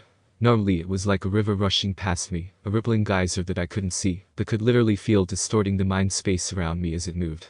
That tiny glimmer of power was not normal. Kyuubi. I called. You in there, you dumb fox. Nothing, not even a responding flare. Hey. Foxy. Anyone home? No response. I scowled. Yo. Fox. Rabbit demon. Kairu-chan. Small insignificant human wants to know what the fuck is going on. Still nothing, not even the growl of exasperation and usually entertaining rage a comment of that style would normally produce. I was starting to get nervous. This wasn't normal, and the seal not being normal was, simply put, a very bad thing. I moved forward, reaching out and touching one of the cold metal bars. This disconcerted me for two reasons. 1. Going too close to the cage occasionally means the fox takes a swipe at my head. 2. The bars were usually warm. He liked to stay close to the front of the cage, as far up in my awareness as he could go. But the metal was stone cold, and the fox's hot breath was absent. Kyuubi. I called again, more loudly this time. The shard of the fox I could sense did flicker in response this time, but only faintly. I frowned. This was so not normal. I walked beside the bars, letting my hands catch against them, and paused when I caught a warm chain in my hand instead of smooth metal. Chains locks that seal, had it been used to lock the Kyuubi out of my system. Any normal person would have been skipping for joy, but unfortunately, the fox was kind of useful. The super healing and limitless chakra being two things. I didn't miss the constant killer intent, though, that was kind of creepy. Time passes differently when I'm in my own head, so I don't know how long I paced around the chamber that Kyuubi's cage was in, running my hands over the bars and trying fruitlessly, I might add, to read whatever seal had been used. But seals, when active, are essentially solid chakra. Where was I? In a place basically composed of chakra. Yeah. Chakra on chakra equals no distinction equals can't read. What a pain. Eventually, I gave up. The Kyuubi couldn't help, I couldn't see what was going on inside my own head, and there was really no point in hanging around any longer.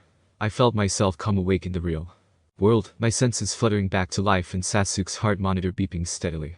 The music was still playing, but it was a different song too before something with violins, I thought sleepily. So the Kyuubi was definitely trapped.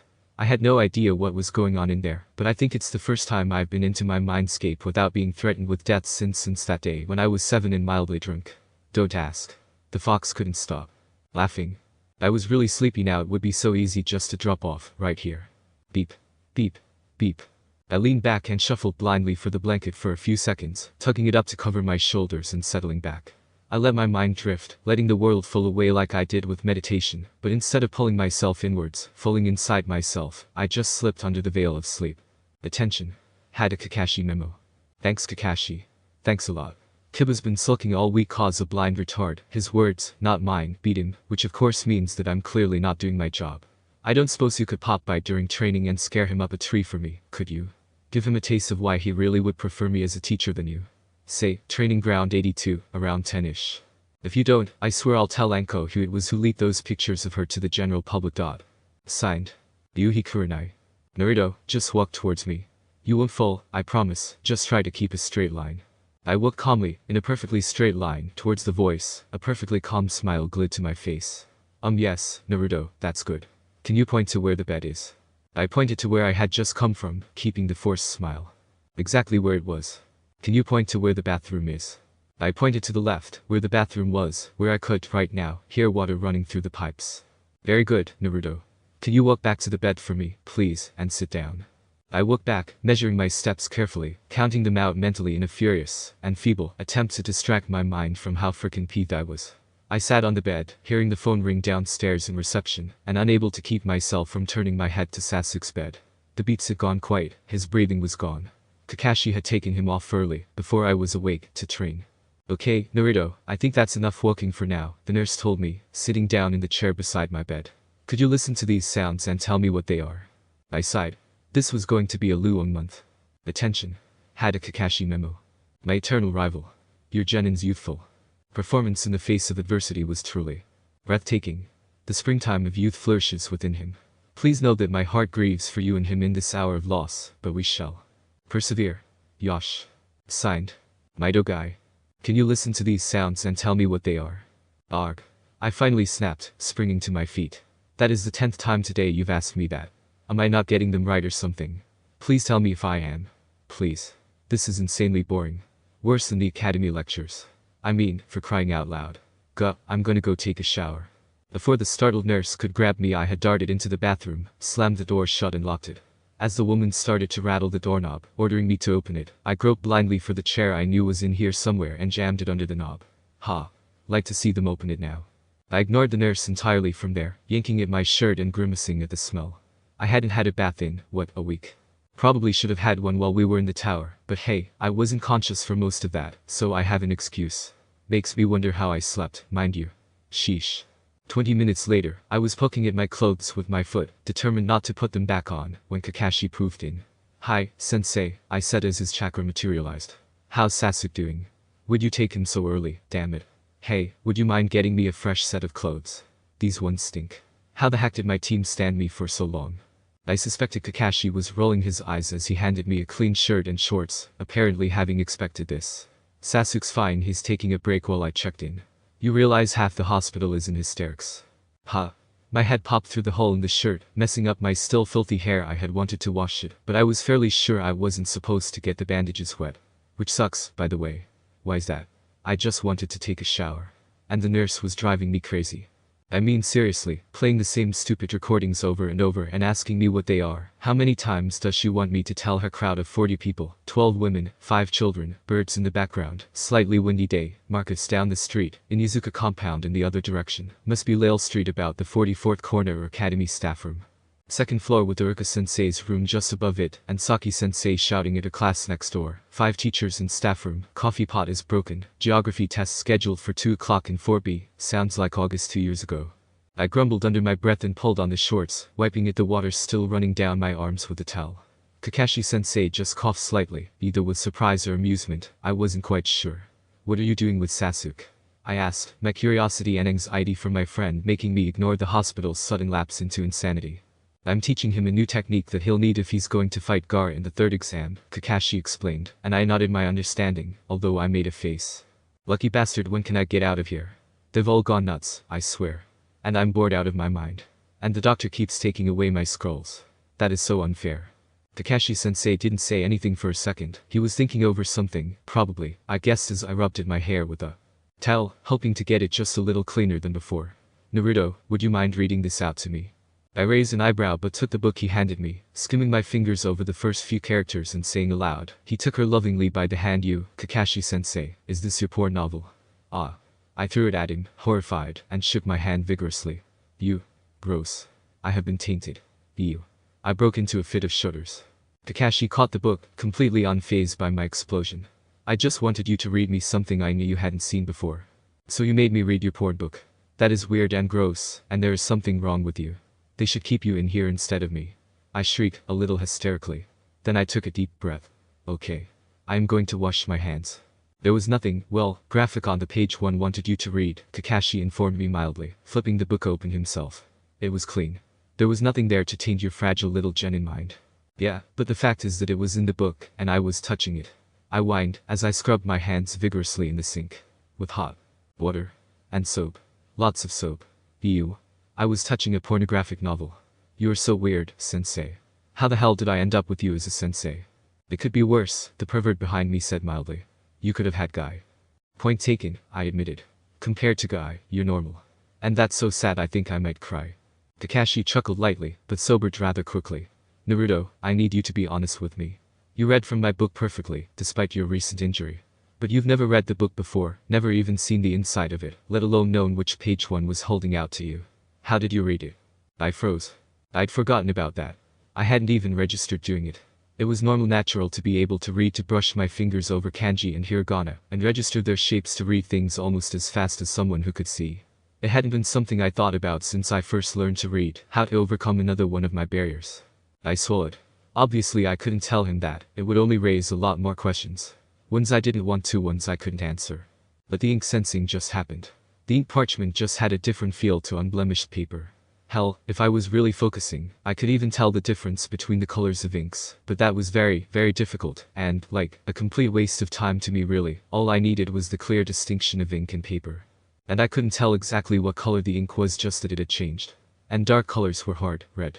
Impossible to distinguish. I bit my lip, knowing I couldn't stall for much longer, and said slowly, I don't really know. It just sort of happens. Like I just touched the paper, and I can read the characters. I don't get how it works. I shrugged helplessly, hoping that was enough. Naruto, is there anything you want to tell them? His question never made it out, as a nurse, one I hadn't heard before, hammered on the door and bellowed, Haddock-san.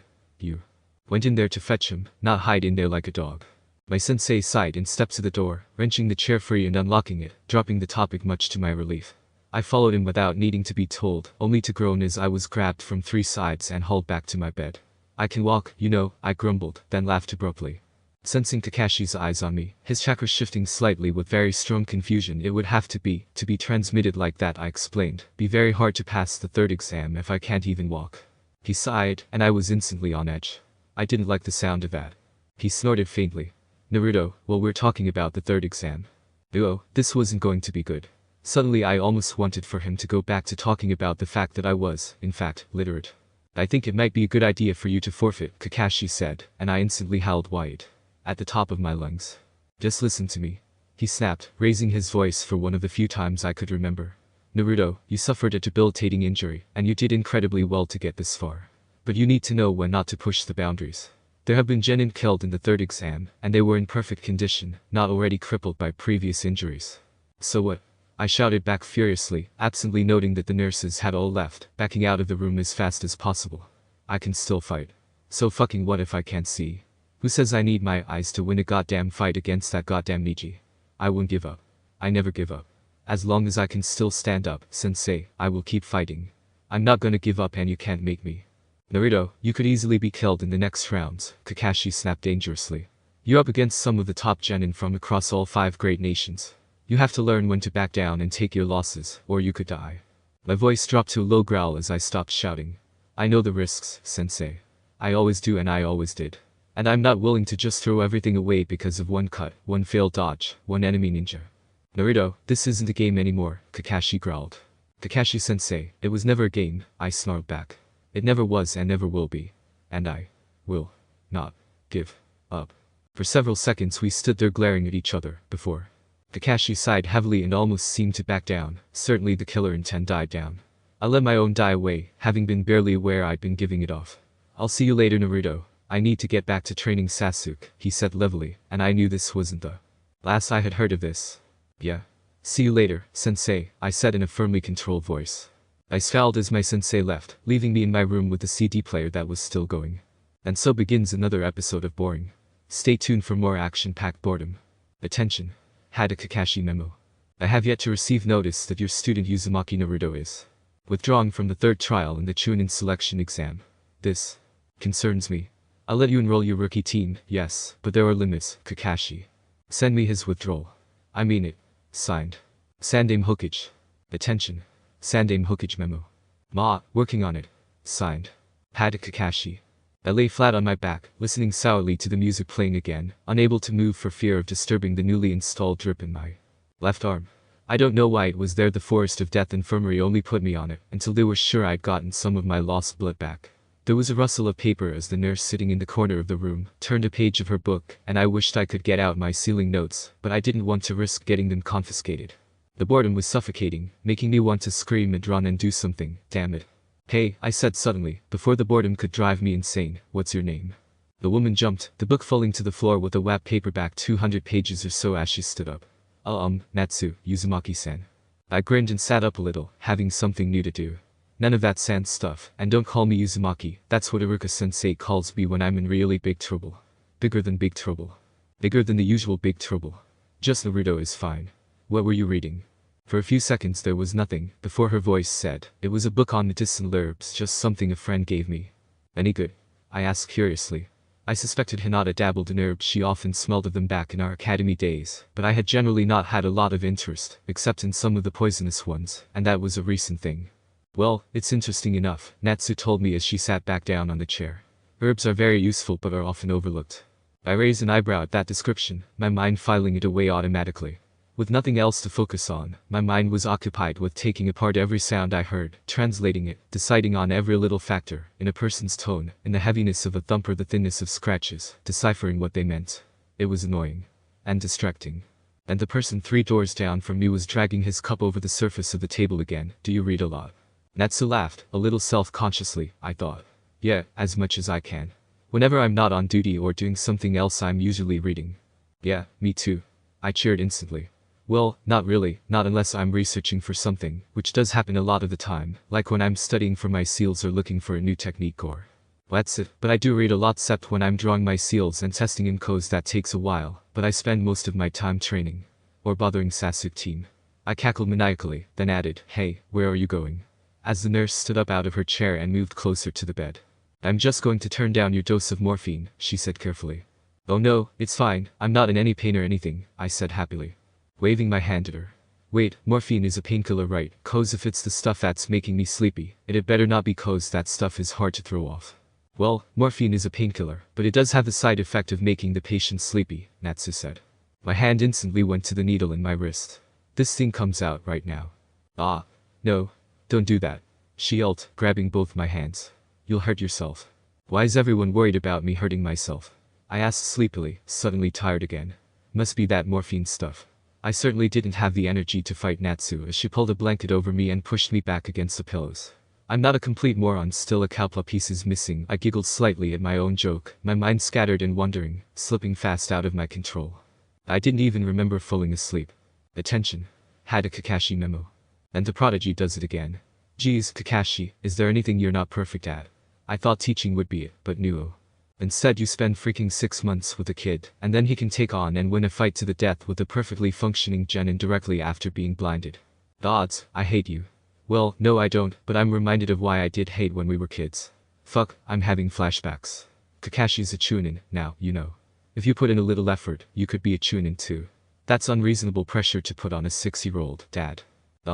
Off topic. Where was I? Oh, yeah, jealousy. Die, haddock, die. Signed. Sir Tobiasuma. I woke up with a twitch and jerked upright, my heart thundering in my ears, adrenaline raging through my blood, but I was in the hospital. My head ached, I was rather stiff, and my left arm felt slightly weird to drip. Stupid thing. Ah, you're awake, said an unfamiliar voice from the chair where Natsu had been sitting last night before I zonked out. What the who are you? You're a new one. I frowned contemplatively. My name's Yori. Dr. Hiroshi will be in later to check up on you and get started for today's exercises, the new nurse explained. I processed what she'd said for a few seconds, then groaned. Aw, man, am I going to be listening to those dumb tapes again? If I am, they better have some new ones or I'm going to go out of my mind. And seriously, can you walk in a straight line? Tell me what this is. Honestly. And yet, half an hour later, I found myself saying in a dull, bored monotone, kunai, shuriken, explosive tags. Scroll, as I briefly ran my hands over each item. Book, pen, shoe, re-eyed. Chopsticks. Hey, my headband. Sensei nicked it, I wondered where it went. I'd been very upset over not having it, actually, and immediately tied it around my neck to make sure it didn't mysteriously vanish again. Hand fan. Toothpick. Random small box. What the hell is this thing? I ran my fingers over the last item a little more closely, reading the embossed writing with the raised eyebrow. Fairy floss nail polish. Okay, whatever floats your boat, dude. I checked the rest of the line, suddenly beaming as I came across 3 scrolls, one with messy writing spilling onto the outside. My scrolls. Yeah. I wondered where they went. Mine. I yelped as the doctor reached for them and snatched them up myself, scrambling backwards and grabbing my abandoned backpack from the floor, shoving all 3 into the side pocket and pulling the drawstring tight before sitting on it. Mine. I half expected the doctor insisting on me handing the scrolls back, but he seemed to pause and consider, then let it go. Okay, Naruto, we're going to practice your balance a little more today, alright? So can you stand up for me, please, and walk towards me? Don't rush it. Just take your time, one step at a time, I promise you won't fall. I walked over to him flatly, squashing the impulse to step on his feet out of spite. Are we going to do anything more interesting today? The doctor chuckled. Now, Naruto, one step at a time. I think I am going to scream. Attention. Had a Kakashi memo. Kakashi. Did you see your boys fight? Talk about insane but wicked. Well, the girl lost, but 2 out of 3 ain't bad. I want some of whatever it is you have those brats of yours snorting. What is it and why aren't you sharing? Signed, Mitarashi & Co. I was lying flat on my back again, as close to glaring at the ceiling as I could get. I wasn't sure how long I'd been in hospital now. I kept falling asleep and waking up, and I was losing the ability I'd had of being able to tell what time it was. Whatever drugs they had me on were very disorientating, and I didn't know what time it was or what day, and no one seemed to really care enough to tell me, unless I asked them in between their stupid pointless little doctor exercises, and for all their talk of one step at a time, half of them seemed to want to get out of the room as fast as they could. And I cut off the furious mental rant as footsteps and a vaguely familiar chakra source approached, sitting up to look at the door, and hoping it was who I thought it was. I'd only really started identifying people by their chakra signatures after the wave mission, or maybe a little before, so I couldn't be totally certain without hearing the footsteps, exactly the right beat, the slight chank of the doorknob as he turned it a little too far. He always did that. Iruka-sensei? I asked anxiously, tilting my head as the door swung open. Naruto. I winced at the forced cheer. Geez, sensei, I'm not terminal, I said. You don't have to sound so tragically trying to smile in the face of adversity for me. I'm okay, really. Iruka-sensei hesitated a beat, before moving closer with the sound of sandals sliding on cheap hospital laminate flooring. My bed dipped. As he sat down, and I grinned in his approximate direction, hugging a pillowcase holding my scrolls and notebook I'd taken to sleeping on them, after the doctors had tried to take them again, muttering stupid things about unhealthy attachments and delusional behavior, all because they found me reading my scrolls in the middle of the night. One time. I could only conclude that Kakashi-sensei hadn't decided to share the tidbit that I could still read with the medics, the bastard. I knew there was a reason I liked him. Iruka shifted, and my mind jerked back to the present and the sensei currently in the room. It's super cool you came to visit, though. Sensei. I chirped. Did you come straight from school? It is after school time, right? Or were you skipping to see me? Ha, I knew I'd convert you one day, sensei. Sky for your life. It's 5 in the evening, Iruka-sensei broken, amused. School's been out for hours. I slumped. Damn. He chuckled, lifting the whatever it was he'd carried into the room in his hand, when I'd heard it swiping his clothes in passing every now and then. Do you remember, before the exam, I told you that if you survived, I'd treat you to ramen? I didn't call him on the way his voice broke at the word survived, hating how upset Iruka had been by this whole thing. I just nodded, smiling widely. Yoha. I'm holding you to it, too, so no trying to weasel out of it. The moment those nurses look away, I'm outta here, and you're gonna buy me the biggest bowl of ramen that old man can make. Iruka chuckled, still fiddling with his package. I can do you one better. You can't go to ramen, so I brought ramen to you. Smuggled it in. I froze, an excited tremor running through me, before I kicked my legs and waved my arms, shrieking, "You're awesome. I love you, I love you, I love you." Are you talking to me or the ramen? Iruka-sensei teased as he carefully slid a warm bowl into my hands, supporting it for much longer than necessary. Had my eyes not been slit in two and then bound by bandaging, I'd have opened them wide at him. As it was, I did my best to broadcast innocent surprise. "Ha. Sensei, you're still here," I said. "Cheeky brat," Iruka-sensei said fondly, now arranging my fingers around a set of chopsticks. "You got them?" he asked, and I nodded, fiddling the utensils around in my hand, until I had a comfortable grip on them and digging into my food. I almost missed the adult's chuckle. It figures that nothing could possibly dampen your ramen eating skills. Don't spill it on yourself, okay? I pulled off, offended even with my mouth full. "Sensei. I'm not a baby." He stayed with me, talking and keeping me company, long after the ramen was all gone. He was still there when I eventually slipped into sleep, and the last thing I knew was his fingers carting through my hair soothingly, and the slight hitching of his breathing, almost as if he was crying. Attention. All jounin, special jounin of Kanahagakure memo. Stop sending me memos. I mean it. Signed. Hada Kakashi. P.S. Eat your hearts out. Naya. Not. TWIN2. Okay, guys, I got lots of reviews about this, so I'll tell you again. I was overseas. I was literally back in my home country for 6 hours before I started working on this. Also, temper is nasty. Get out. Throws something at younger brother, who makes a run for it.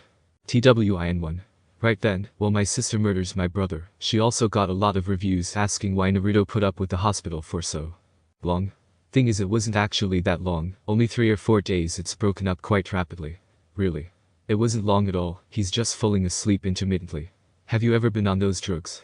You're lucky if you can remember what month it is. TWIN2. Bending coat hanger back into a slightly less mangled shape. Also, a note for Anonymous is a pretty bad name. It wasn't fainting that was the problem, it was not vomiting all over the keyboard. Not to mention all my original edits were destroyed when my computer decided it hated me following the 6-week absence. 3.5 hissy fits later, and not all of them were the computer. I'm still not happy with this. But TWIN1 is blackmailing me. And if anyone's rolling their eyes at the jet lag, I just typed 16 instead of 15 in the chapter title. Last edited. Half an hour after posting, due to jet lag.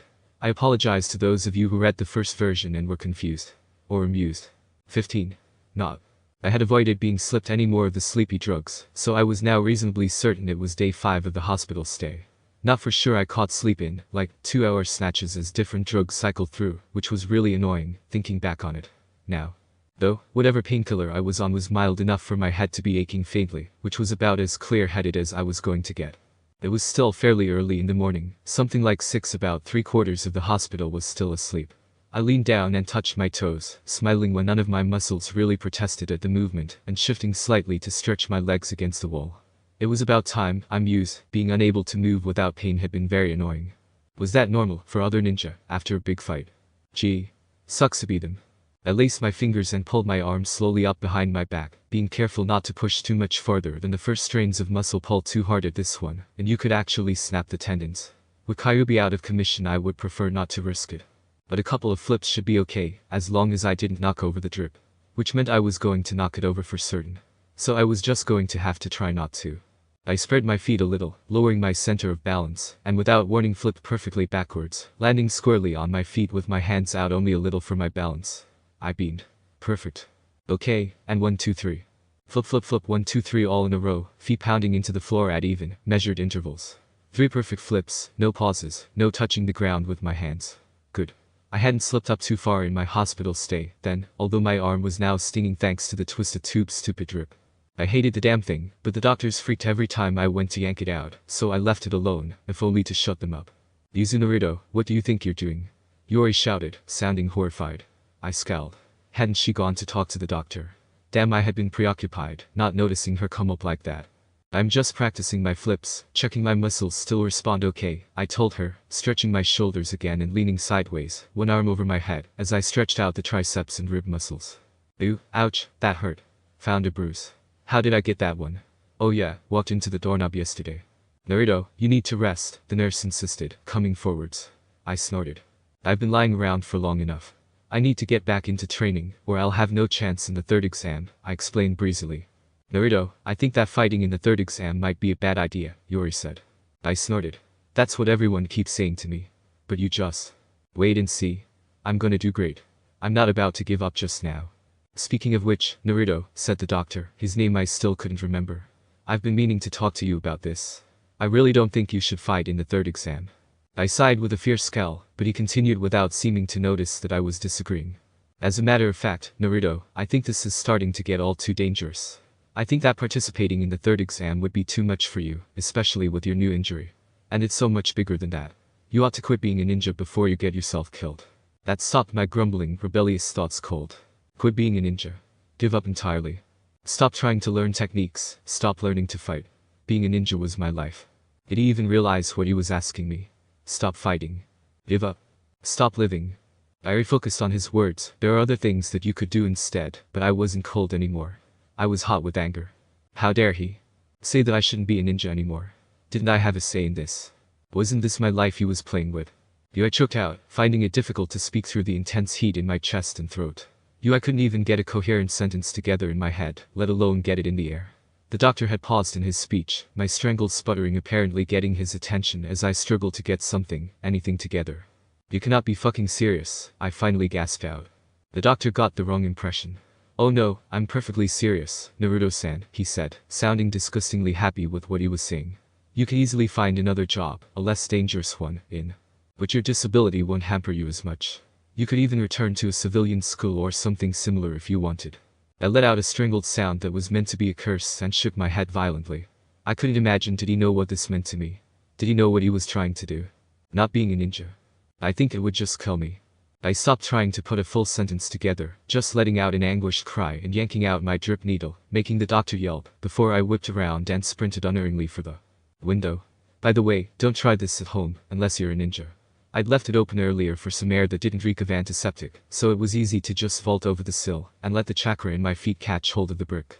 I shot towards the ground with gravity helping probably more than it should have, more thankful than ever for Kakashi teaching us tree walking or wall walking in wave country.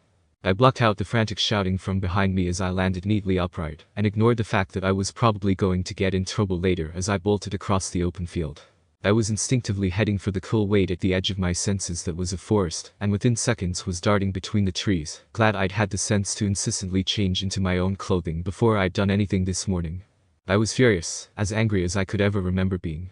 How dare he? How dare they? They couldn't just say that I couldn't do this anymore.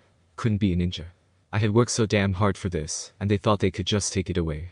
My left hand skimmed a tree, the sharp pain of the bark cutting the back of my hand, coming through to my raging mind, and making me slow down, remembering to make a group of shadow clones to get my bearings. Better they walked into trees than me. The yelps and puffs were enough for me to figure out hazards. I was still shaking with anger. How dare they?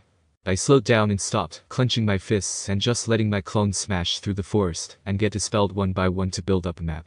How dare they didn't know how long I had worked, how many times I fought with my own chakra to get it under control, how long I spent trying to recall colors I hadn't seen in years to get the henge right, how long it took me to be able to relocate myself with Kawarimi. I sighed harshly, irritated, as a clone fell in the lake with a splash. Stupid clone. Stupid doctors. Stupid Iard. Another one fell in, and I growled, baring my teeth furiously. Stupid. Stupid clones. Well, we're copies of you, so what does that say about you? One of the clones said rudely from nearby.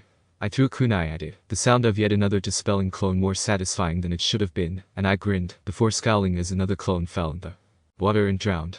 Stupid things. Were they trying to walk on the surface of the water or something? I paused in my raging, focusing on that thought. Back in Wave, Zabuza had walked on water. It hadn't been interesting enough at the time to focus on, what with imminent death and everything, but now that I thought about it, I realized Kakashi had done the same thing at one point, and remembered their chakra flow half-focused to their feet, although they hadn't seemed to be noticing it. A shinobi skill, like tree climbing, like Kakashi-sensei had taught us in Wave. Was it something like that, maybe the next level up? I frowned. Sticking to the water sounded like a bad idea to me. But hey, if sensei could do it, it was worth a shot. I sent a clone to test the water depth, not wanting to drown, 'cause I can't swim very well if I slipped up the first few hundred times. Ha. If, I say. Ha ha. If. Anyway, moving on, it took a few minutes to find a spot where the water didn't randomly drop 20 feet without warning. It was deeper than I would have liked, even right at the bank it was maybe up to my waist, but it would do. I dispelled all the clones, needing to work this out on my own, plus some of them had started squabbling. And tried to think for a few seconds, imagining what had made it work for Sensei and Sword Dude. Then I gave up thinking and just channeled some chakra to my feet, stepping into the water. Splash. Well, that didn't work. And the water was cold. I waded out crossly, immediately walking out again, with exactly the same result. 4 more times I tried the exact same thing, focusing my chakra and trying to stick to the surface of the water, but it just wasn't working. It wasn't even a matter of me using too much chakra, it just wasn't working. Okay, so sticking wasn't the answer. I thought it sounded stupid in the first place. Maybe the opposite. Float instead of stick. I shrugged, my mind completely occupied with the new problem as opposed to the one waiting at the hospital. I was soaking wet already. One more try wouldn't hurt. I put my hands together, folding the ring and pinky finger of my left hand over my right ones, and keeping the pointer and middle straight. The ram seal, focusing a swirling burst of chakra to my feet, forcing it to spread and hover instead of try to stick. Carefully, I put one foot on the surface of the water, and began to lean on it, pushing my weight down against it, and waiting for water to splash against my foot. The chakra held. I grinned, instantly cheered up by the fact that this was working. I focused chakra to my other foot, to step out fully, and the chakra in the first foot wavered slightly, making it fall through into the water. I yelped as I toppled forwards, ending up nearly neck deep as I sat on the lake bed. Great. This could be harder than I thought. At least a quarter of an hour later I was still having no luck, and was wet head to toe to boot. Grumbling, I dragged my waterlogged self out of the water and sat on the bank to A, dry off, and B, think over this problem. Water isn't a solid surface, especially not running water like Kakashi-sensei and Zabuza were standing on. You can't just shove out a solid wave of chakra and hope it's okay. It's more complex than that, I thought. The water changes every second, with every breath of wind, every slight current of the water, with ripples and waves and the rush of water as it's pulled downstream. You have to adjust the chakra output every second to get it right. Don't get me wrong, I'm no genius. This was what I'd worked out in the last 20 minutes while getting myself soaked experimenting. It wasn't like I could see what I was doing, but every time I felt a breeze, I fell in. The one time I felt a fish come close, I fell in. This did not take a genius of either Sasuke or Sakura's caliber to figure out. I sighed, leaning back and tilting my head to the sky, frowning contemplatively. This wasn't easy. It was obviously going to be more trouble than I anticipated, but still walking on water. Mastering a skill like that would be so cool. I grinned and clambered to my feet, focusing my chakra for another go and stepping out onto the lake, promptly falling in and cursing at the coldness. My chakra was seriously not cooperating, and it was making this very difficult. Splash, curse. Splash, curse. Splash, curse. Splash, curse, curse, curse. I really wasn't getting anywhere with this, except steadily wetter, colder and more frustrated. But I kept trying, with varying results, for at least 20 minutes. Splash, curse. Arg. Why wouldn't this work? I finally hollered, staggering out of the water and shaking myself off furiously. This had ceased to be amusing. Every time I thought I'd got it, my chakra would shift. Or the ripples in the water would become too violent for me to compensate in time. What the fuck? Odd giggling drew my fury away from my chakra's random flares, and onto the vague chakra essence I sensed at the edge of the lake. What the hell are you laughing at, you old geezer? I bellowed in his direction, lashing out at the water with the flat of one palm. The giggling stopped abruptly as I started to haul myself out of the water again, still cursing violently under my breath, and I turned my head suspiciously to the chakra essence. It was shadowed, like Orochi Freak's, but the shadow was fainter, harder to focus on. Wavering like it wasn't quite there. This was very good chakra shielding. Obviously someone who was used to hiding, not like the snake guy, who was clearly a show-off bastard. I decided to ignore it, seeing as he hadn't tried to kill me yet, and instead glared at the water. This was so damn hard. My chakra was flaring and flickering uncontrollably, and it was driving me nuts. I took a deep breath, trying to calm down. Getting worked up was not going to help me here. I waited until the heat had faded from my head, and my heart rate was quieter before focusing my chakra again, holding onto it with an iron grip as I stepped out, instantly altering the output of that foot as the water started to shift. My foot went 2 inches into the water, but that was all. I pulled the other foot out, slowly, carefully maintaining my balance and the chakra flow, and then I was standing sort of on top of the water. I could hardly believe it, and sure enough, just a few seconds later my chakra wavered the wrong way, my control slipped, the water splashed, and the air was filled with cursing once again. Hey, brat, you're disturbing the peace. I spat out a mouthful of water. What peace? I've been cursing my ass off for the last hour. Just shut up already, before you scare off the skinny dippers. The what? For a few seconds I was confused before I remembered Kiba's definition of the word, when I burst out, why would you care? I'm watching them. It's great research. Why would you want to watch naked ladies swimming? I asked blankly, totally confused. Sheesh, and I thought guy was weird. That makes no sense. No sense? Kid, you have been horrifically deprived. Okay, this was starting to annoy me now. The guy made less sense the longer he went on, and I wasn't getting any further with my water. Walking? What a pain.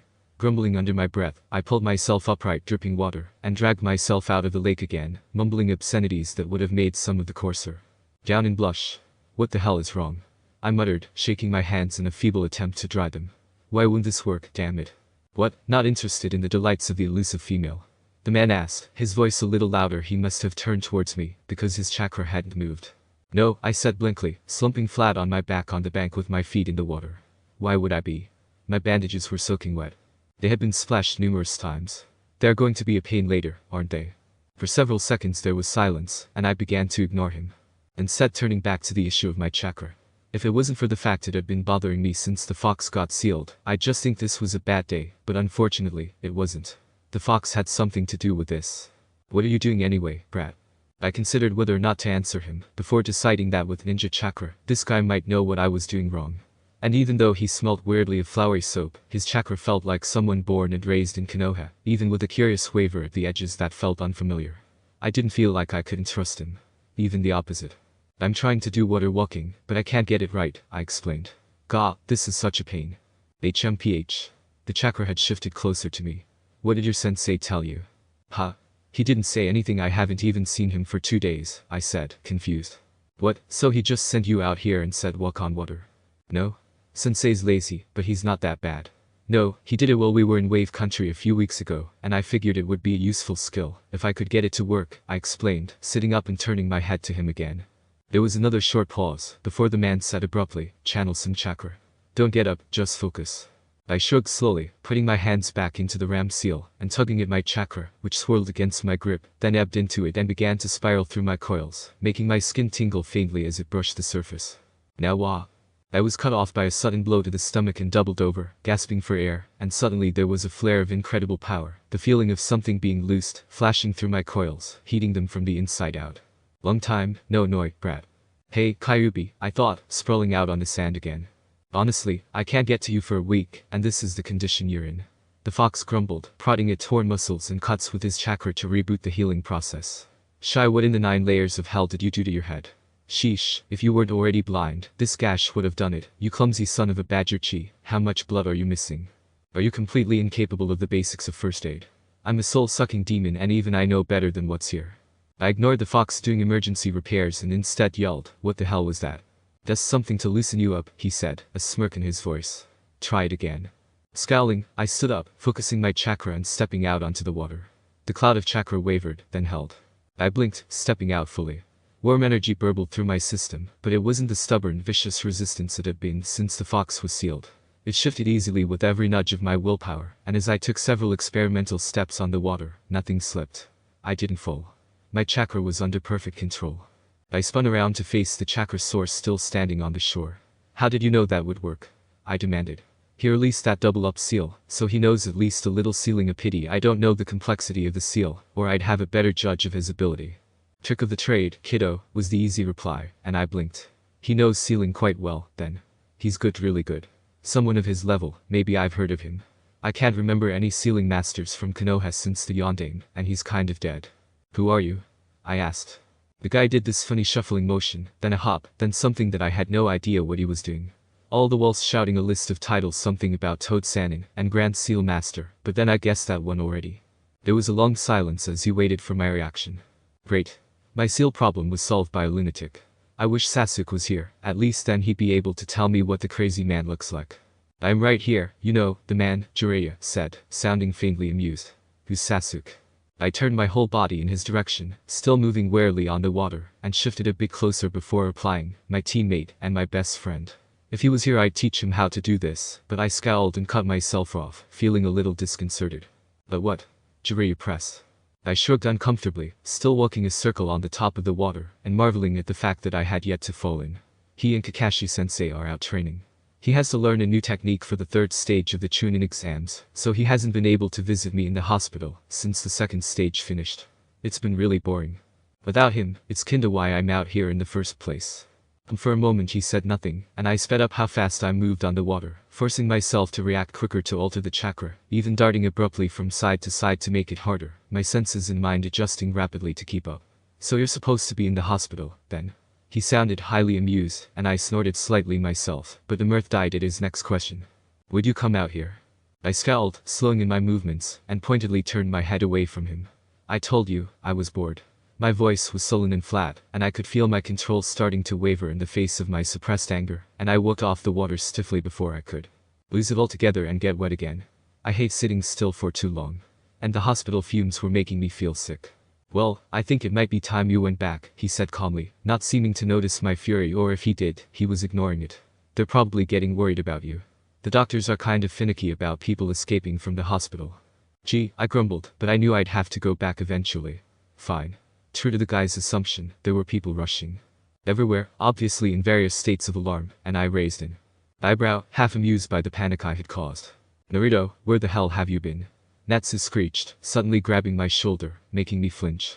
I hadn't noticed her creeping up on me. Everyone has been so worried. Thank you for bringing him back, Jiraiya-sama. Naruto, your sensei is in a panic. Why on earth did you bolt off like that? I stiffened and scowled, literally feeling myself shutting down, but Natsu didn't seem to notice as she dragged me back to my room. And you're soaking wet. We'll have to change those bandages. Straight away, were you swimming? Or did you just fall in the water? Whatever the case, there's pond water in your eyes that's going to need to be cleaned. Very well, now sit down and wait for the doctor. Said doctor appeared nearly instantly, and I ignored the lecture on not running off and scaring people like that, while Natsu covered me with several blankets and toweled me off, turning my head away from both of them and scowling. Then suddenly my expression brightened, and I sprang to my feet, yanking off the remaining bandaging and sending the bedding flying and springing for the door, howling, Sasuke.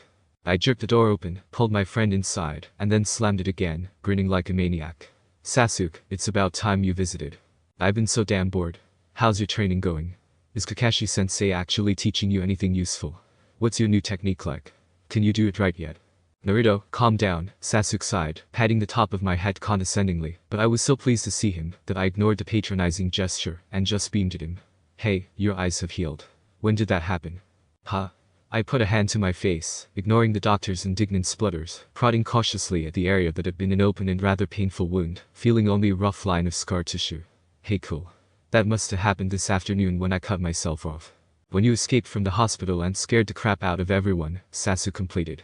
He tugged lightly on my hair, a silent tell me what you did later, and I made a face at him. Uzumaki, please sit, said man insisted. You need to calm down. What the hell is with you people and calming me down? I screeched at the top of my lungs. I wasn't about to be nice and polite. And cooperative, oh hell no. I am calm, damn it. Do I need to be any calmer? Am I supposed to be unconscious or something? Sheesh. Sasuke waited until I'd finished shouting, then said, feel better now? I glared at him, but I nodded anyway. Good. I heard you've been giving the doctors a bit of trouble. Something about locking yourself in the bathroom. They were bugging me. I whined. Seriously, how many times do I have to tell them what this object is, or where this recording was taken, or how many steps there are around the room, or where the bathroom is, or how many chairs are in the reception area? My voice rose in a furious screech at the end of that speech, and I had to pause to gasp for air. But seriously, Naruto, 3 times. Sasuke sat down on my bed, trying and failing to keep the laughter out of his voice. I lost my temper 3 times, I said sulkily, patting at him. You try getting poked and prodded and stared and scolded, and Naruto, can you walk in a straight line for 5 days, and see how long it takes you to snap? I think I did pretty damn well, thank you. A sharp knock at the door pulled us from our verbal spar, and as I glanced at the door I sensed Jiraiya and Kakashi-sensei coming in, sensing them feeling more solemn than before. What now? More bad news? Or were they going to try to talk me out of being a ninja as well? Naruto, I need to get back to training Sasuke, so I'm afraid he's coming with me again, said Kakashi pleasantly, and I sighed, sitting down heavily on my bed and smiling sadly at Sasuke in farewell. We'll visit again soon, don't worry. See ya, dope, my friend said teasingly, and I stuck out my tongue at him. Yeah, don't kill yourself training, team, I replied, half smiling.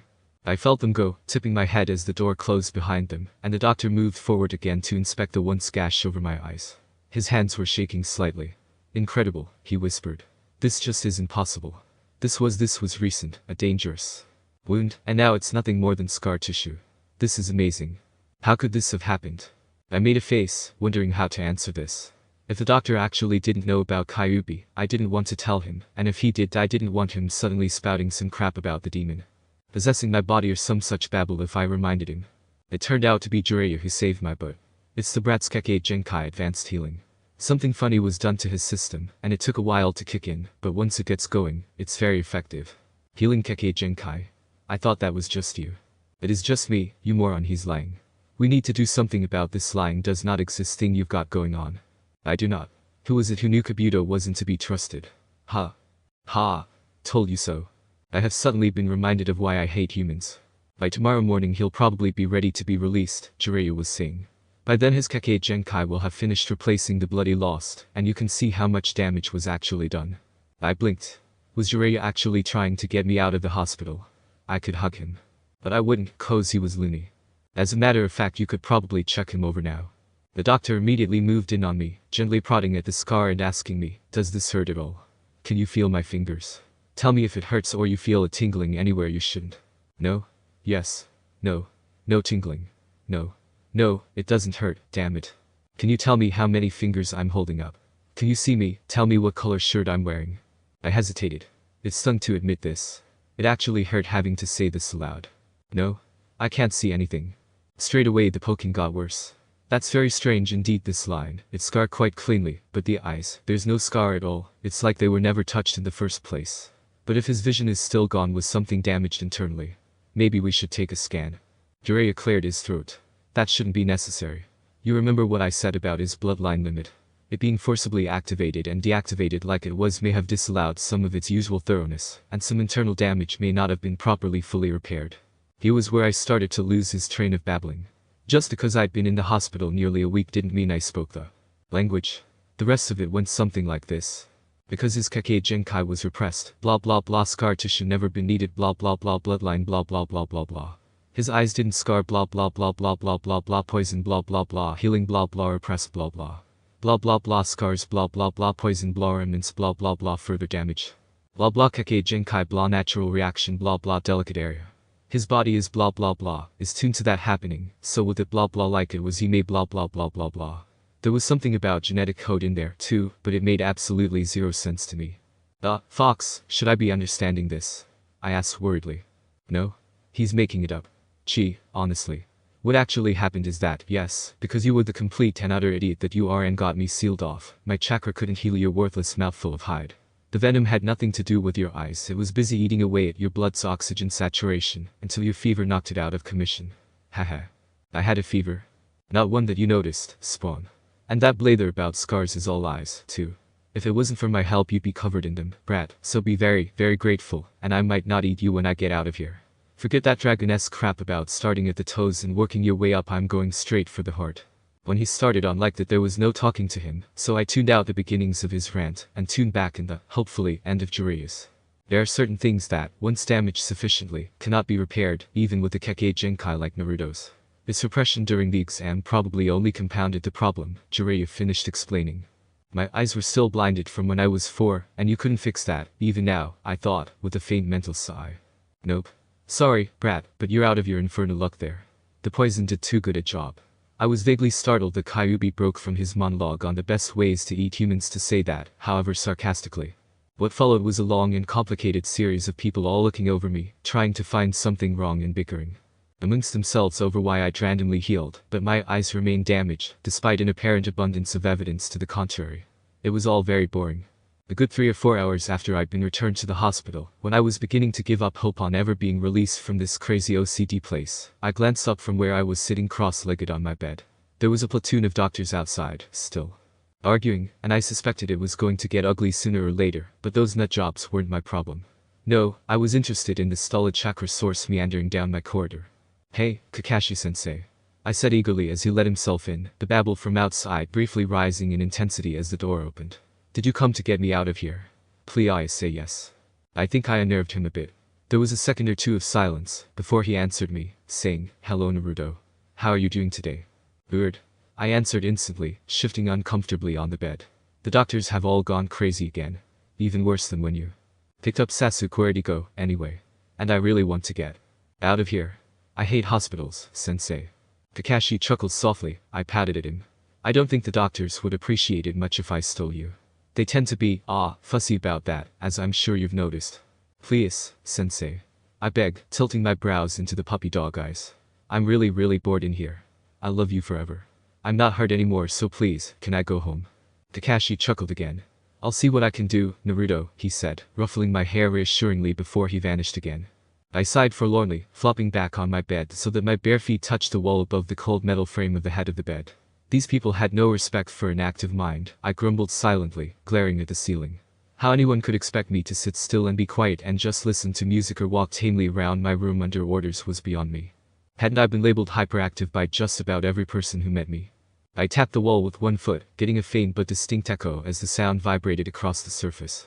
I hit it again, twice with the ball of my foot and then once more sharply with my heel, making a staccato pattern of sound. I smirked. Is there anyone close enough for me to annoy with this? I had made up an interesting little pattern by the time Sensei got back, kicking out at the wall rhythmically. The doctors had been entrenched in doctor jargon for far too long for me to be interested in them. There was only so long I could sit and strain my ears to listen and try to decipher their strange language. The kicking the wall thing might be childish, but it certainly made me feel better. Ah, Naruto, I don't think the doctors will appreciate it if you kick out their wall, Kakashi informed me sternly. Tough, I grumbled, although I did stop and swing my legs over the bed towards him, feeling hopeful. Did you manage to get me out of here? He shifted position slightly. Well, I did manage to convince them that it might not be a bad idea to let me borrow you for a couple of hours, he admitted. Yes. I sprang off the bed in an instant, suddenly feeling jittery and full of energy, as all the bounce I hadn't been allowed to work off over the last week bubbled to the surface. I love you, Sensei. Thank you. Yes. If I had to guess at the half-second of silence, Kakashi was rolling his eyes. Come with me, he said lightly. I followed him happily, not particularly minding his gentle hand on my shoulder steering me out of the complex. Anything was better than the hospital. Kakashi eventually let me go in one of the training grounds, I'm not sure which one. Okay, kiddo, he said brightly. If you're so sure that you're fully healed, let's see what you can do. You still want to fight in the Chunin exam. Prove to me that you're not going to get yourself killed. He swept his hand close to my face, and I twitched back. My eyes automatically followed the trail of his fingers before I could stop them, and he asked, Naruto, can you see my hand? For several seconds I didn't answer, not quite wanting to say it aloud. Then, quietly, no. How are you following it, then? I can hear the air moving, and I track it. Can you read this out to me, please? I frowned warningly as I gingerly took hold of the book. This had better not be your poor novel again, Sensei, but a quick skim later, I figured out it was actually about fishing, of all things, and read the extract without any problem. You're so weird, Sensei, but this is better than the porn, so I won't complain. Not loudly, anyway. Can you form the 12 zodiac hand seals for me? This was the kind of thing I could handle. Snake, rat, ram, monkey, ox, horse, dragon, dog, boar, bird, rabbit, tiger. Easy. Can you show me a henge? I flinched, then transformed into a Ruka. Picture perfect. You have a good memory, Naruto. I grinned a little, then changed into Sasuke, complete with bored expression. Kakashi chuckled a little. Kawarimi. Only if I know where the thing I'm swapping with is. Then, just to tease him, I switched positions with him, laughing a little when he yelped. And if I take it by surprise? I grinned. It felt good to show off one of the few skills I was good at. What about Bunshin? I smiled innocently. What about Cage Bunshin? A dozen of me flared into existence around us, and Kakashi muffled a snort. What? I can't do Bunshin. Sasuke says I just fried them, I'll have a word to Iruka about that. Woke up a tree. Huh? I frowned, but walked to the nearest tree that I remembered brushing against, as we came out here and walked up its trunk with no trouble at all. The water walking I'd done yesterday had helped already, strangely enough. Kakashi-sensei, I did this with my eyes closed when I first learned this, so I don't know what you're proving. Teachers are weird. Aren't we just? Come down from there and throw a kunai at the tree, aim for the middle. That wasn't hard. I had the tree pinpointed on my internal map now, so it was no problem at all. Kakashi seemed to be thinking, and I waited until he spoke up again. Follow the kunai I throw and try to hit the same spots I do. Another easy exercise. This one was one of the earliest ones I had ever worked on, once I could hold the kunai right. I threw swiftly in the instant Kakashi's weapon was sinking into the wood, and there were either echoing clangs as they hit his kunai or the softer thuds when they missed and hit the wood nearby, my aim not being quite perfect. But I never missed the actual tree. So, how was that? I asked when he stopped throwing. That was good, Naruto. Let's take a break now, okay? What, are you tired already? I teased him, but wandered to the shade of one of the trees and leaned against it, slinging my arm over a low branch, and staring blindly up at a sky I couldn't see. I wasn't even breathing harder. This was little more than a warm-up for me. Kakashi-sensei's life signs were all perfectly normal, so I knew this was easy for him, too. If it wasn't, I'd be petitioning for a new teacher. Geez. I took a deep breath and let it out, relaxing. Kakashi was checking me, seeing how well I could operate. He wasn't trying to talk me out of being a ninja. Had even stopped trying to talk me out of the third exam. He'd probably do that later, I admitted thoughtfully, but really, this hadn't turned out half as bad as I thought it would. Once I got out, the very second I got out of the hospital, things started looking up. After a long peaceful silence, I spoke up, nervously. "Ne-sensei." "Yes, Naruto," he replied. Would you? This was difficult to word right. What if he said no? "Would you mind if I touched your face?" He was probably frowning a little. What for? This could be interesting to try and sell. Well, I fidgeted a little, tipping my head away as if to avoid his eyes. I can't really when I touch things, I know what they look like. But things from before I don't really remember. The visual stuff I guess it didn't really take. But I can't really remember what you look like, and well, I guess I don't like that. I stayed quiet for a few seconds in the face of his silence, then ducked my head sheepishly. "Sorry, sensei, it's okay, I was just..." "It's fine, Naruto," Kakashi-sensei interrupted, moving closer to me and either kneeling or sitting on the grass in front of me. I was just a little surprised, that's all. He gently touched one of my hands, then lifted it to the side of his face. His skin was faintly warm under my fingers, and for a second I held still, memorizing his skin texture, before I let my hands skim over his face, a little shyly. True to Sasuke's word, Sensei wore his hit eye aid over his left eye, the cold metal making my fingers tingle. His nose was perfectly straight, never been broken, and I locked his features into my memory as a map of touch that counted as pictures now. Kakashi-sensei was wearing a mask, I now knew, cotton from the feel of it. Sasuke told me it was navy blue. "Hey sensei, this feels kinda thick. Are you wearing two masks?" "You're one weird kid," Kakashi said lightly. I stuck out my tongue and gingerly patted at his hair. Geez, Sasuke was right to finish my mental image. I dropped my hand away from my teacher's face and smiled. "Thanks, sensei. So you remember me now?" Kakashi-sensei teased, and I pouted playfully at him. "You're easy to forget," I said loftily. Kakashi-sensei laughed and his clothes rustled as he spun and settled himself on the ground next to me, instead of in front of me. He leaned back against the tree as well, and there was a moment of expectant silence. Eventually Kakashi spoke up. "You climbed that tree perfectly, earlier. But how did you know it was there?" I blinked in confusion, then figured out what he wanted. I remembered it from when we walked and I brushed against it, so I knew where it was. "You remembered it? Well enough to climb it and hit it dead center with a projectile." "Yeah," I said, a little uncomfortably. "But, sensei, that's normal stuff for ninja. It's not that hard." "Would you, say, be able to throw kunai at the spots we were aiming for before?" My teacher asked calmly, and I shrugged, then threw several kunai in response. There were 3 clangs, making me raise my eyebrows, impressed with my own accuracy, and the rest of them hit wood. "Hey, that was pretty good," I remarked. "I think they were all fairly close, and 3 hit dead on." "How do you know that?" Kakashi asked, and I blinked at him. Sensei, I don't understand, I just heard it. I heard 3 kunai hit 3 of the ones in the tree, and the others hit the tree fairly close. Heck, one of them brushed up against another as it went in." "Yes, I know. How did you hear that?" There was a long pause as I contemplated this. "Sensei, as far as I'm aware, sound is made of lots of vibrations that travel through the air. A tiny drum in your ear which makes no sense, by the way, picks up the vibrations and sends them to your brain, where the brain works out what you're hearing. I hear the sounds of the kunai hitting the tree or each other, and my brain translates that into direct hit or sort of miss." "Sensei, it's normal. Get over it. Please. You're starting to scare me." He chuckled slightly. "I'm sorry, Naruto. But you said you tracked my hand by hearing. How can you do that? Human ears aren't that sensitive." "Most of them aren't, but remember sensei, I'm weird," I pointed out to him. "And, only part of it is hearing. I can feel the air moving too, when you're that close." "Ah, of course." He sounded calm and pleased. "Alright, kiddo, up you get. Time for round 2.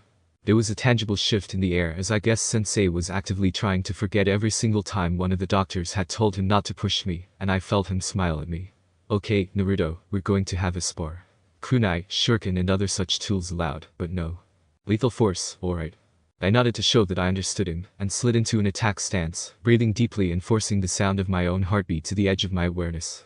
I didn't need to be distracted here. I waited for Kakashi-sensei to make the first move as I mentally took stock of the few supplies the doctors had either failed to confiscate or that I had stolen back. Sensei started it off with a simple swipe that was easy to dodge, and my counter was blocked almost nonchalantly by my teacher.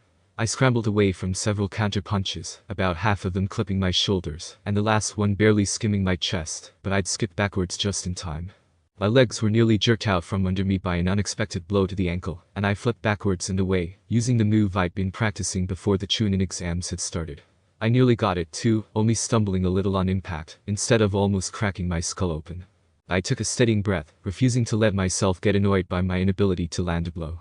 Kakashi-sensei was faster than me, and plenty stronger, and I was willing to say he was smarter, too. But that didn't mean I was going down without a fight. I started off round 2, going for a quick series of punches intended to distract my sensei and kicking viciously from below, aiming for ankles and shins. I would have gone for the somewhat delicate knee, but couldn't reach without unbalancing myself, which was a no-no, and not letting up until I failed to block one of his counters. The strength behind the blow sent me rolling over the ground. I scrambled to my feet as quickly as I could, barely sparing time to cough for breath. Sensei was just closing in on me again when I suddenly sneezed, loudly, and he paused for a half-second, when that let me get my bearings enough to parry a couple of his punches. Without hurting myself. He backed off briefly and I took advantage of the respite, considering going for one of my tags or maybe a kunai. I knew he was easily fast enough to stop me from doing that if I tried, but I still had to try or this was so over. Kakashi-sensei wasn't even breathing hard, I thought with annoyance, although his heartbeat, faint by distance, was just a fraction faster than before. Ha. Come on, Naruto, you can do better than this. Sensei scoffed as he came in close again, and I took a risk and made a snatch for my kunai pouch. He didn't try to stop me, and I blocked his knife with my own, feeling a tingle of relief that I'd managed to grab it after all. This fight was much more difficult than any I'd faced with my team before. Except for maybe the Forest of Death. Here I had a vague idea of terrain, wasn't tree climbing, and wasn't under attack by a craze lunatic with a sword and more dirt clones than you could poke a stick at, but I also didn't have Sasuke at my back, warning me of things to watch out for, didn't have Sakura as our backup on the sidelines. I was almost surprised that I'd come to rely on the fangirl Kunoichi, and my confidence had taken a bit of a pounding by everyone, insisting I couldn't be a ninja anymore. So it stung a lot when Sensei shouted at me, "Come on, Naruto. Has losing your eyesight made you a weakling?" My mouth tightened and I shifted my hands into the cross seal, forcing chakra through my fingers, and barely mouthing the words Kage Bunshin, before finding myself surrounded by a mass of clones. Not as many as I'd made in that fight with Kiba in the prelims, but that one was an accident. We converged on my teacher with a roar, a couple of clones getting in actual hits before being dispelled, but even the great Kakashi-sensei could suffocate under the dogpile of doom, and as such had the smarts to cower me out. Unfortunately for him, me and my clones all tracked him, and some of them even got off a volley or two of shuriken, before being speared by Sensei's kunai. Ooh, that one must have hurt. I heard a faint rustle of clothing. Sensei muttered something, and his chakra flared. I thought I heard Doton, and it felt like that too, then it split off, and he was underground, and he was standing and watching me from the tree's shadow clone. He had never used this jutsu with me around before, and it was weird. I felt faint vibrations from the ground underneath me through my shoes and I could hear him moving. How the hell does that jutsu work? And I put my hand to the ground with a frown. I had 3 clones keeping an eye on Kakashi's Kage Bunshin and a force shadowing it, just in case, and to warn me if it made a move at any point. The vibrations made a little more sense to my sensitive fingers, and I pinpointed my sensei with something approaching ease, his extremely muffled life sign supporting my guess. Me and my clones all skipped back, away from Kakashi-sensei's line of attack, and my mind spun through several jumbled methods, trying to figure out how to catch him off guard. He changed direction suddenly, headed straight for a patch of clones, and with yelps we all dove aside, backing away from the underground ninja warily. Then, for no reason, he turned and went in another direction, away from any or all of us, and I frowned, trying to think why I followed at a safe distance, wondering suspiciously what he was playing at. Batty-sensei, I swear. This little game of follow the underground leader continued for about 5 minutes, with Kakashi-sensei moving all around our training area, and me and a selection of clones trailing him suspiciously, scrambling back whenever he turned on us, and hoping to somehow get lucky. How the hell do you attack someone who's underground, anyway? Then suddenly, he burst from the ground about 10 meters in front of me. I let out a yell and sprang backwards, holding up a kunai to defend as 4 clones who'd rushed at him were dispelled. Hold up, Naruto. Timeout. I slowly lowered my kunai, raising an eyebrow at my teacher. Did you just call timeout? I asked incredulously. Yes, I did. I shook my head at him but didn't argue, taking several deep breaths, and trying to cool the adrenaline in my blood a little. The energy high was making me dizzy. Kakashi-sensei released his clone, the chakra signature flashing out of existence, and with barely a pause he turned back to me. Naruto, how were you tracking me down there? I shrugged, considering putting my kunai away and deciding to hold on to it. I heard you. You heard me? How? Now I groaned, turning my head to him in exasperation. Sensei, we've been through this. He chuckled a bit at that, and I glared. Sorry, Naruto, but I need to know how you were tracking me, what you were listening for and so on. Oh? I thought on it for a few seconds, then explained, well, I heard you moving and, well, felt too. I could feel the vibrations, and I could tell where you were, but I wasn't sure. That's not exactly a precise way of searching. I listened for your heartbeat and breathing. I'm fairly sure. Kakashi raised an eyebrow at that, and I could easily imagine his touch map face shifting in my mind. You can hear my heartbeat, even underground. Well, it was kind of muffled, but it was still there, you know. And your breathing was louder. I'd know your breathing pattern anywhere, sensei, and I could follow that. Kozai frowned and bit my lip. How'd I hear it? When you get closer it gets a bit louder, and more underneath me when you're using that jutsu. When you're further off it's fainter, and more like you're just lying on the ground as opposed to buried alive. Which is really creepy, by the way. For a few moments my teacher was silent, just long enough for me to start getting bored and consider the merits of juggling the kunai I was carrying, before he said cheerfully, alright, Naruto, I think that's enough for today. Let's head back. Aw, man, already. I complained instantly, not ready to go back to overpowering cleanliness, boredom, and continuous poking. But, Kakashi-sensei. Come on, Naruto, you don't want to hurt yourself this early. It'll give the doctors more excuses. Sensei, I'm fine. We were only working for, like, half an hour. It's been nearly an hour and a quarter. It's time to go in. I groaned as Sensei steered me back towards the hospital, wriggling and complaining and trying to talk my way out of it the whole time. Man, what did I have to do to escape permanently? Kill someone? Or maybe maul a few and leave their body parts on the reception desk as proof of checkout. And if Kyuubi was leaking that much, I was really tired. Dependable. 16. Dependable. Attention. Hada Kakashi. Memo. Kakashi, I have become aware that the paperwork concerning the withdrawal of your student Uzumaki Naruto from the Chunin exam is still conspicuously absent. Please rectify this mistake. Signed. Sandame Hokage. Attention. Sandame Hokage. Memo. After an extensive session in which I tested Uzumaki Naruto's capabilities, I have found him suitably competent enough to exclude the option of his forced withdrawal from the exam. I will not be pushing the issue, as I have no need of that headache, and the brat is quite stubborn on this matter. I believe he is, for the present, compensating for his lack of sight by relying on his hypersensitive hearing and possible enhanced other senses. Naruto has had training of some form to teach him to function blind, though I have yet to find his teacher. Referred report of blindfold mission. As such, he is currently coping, and I have no reason to remove him from his earned place in the finals. If you still want to kick him out, you tell the brat. Bring earplugs, he's loud for a hypersensitive knucklehead. Signed. Hada Kakashi. Attention. Uzumaki Naruto. Memo. Naruto, sorry I couldn't tell you this in person, but I'm in a rush. You know me, busy. You've been released from the hospital, not because you've finished your physio, but because the medics are cross after that incident last week that we all know you were responsible for.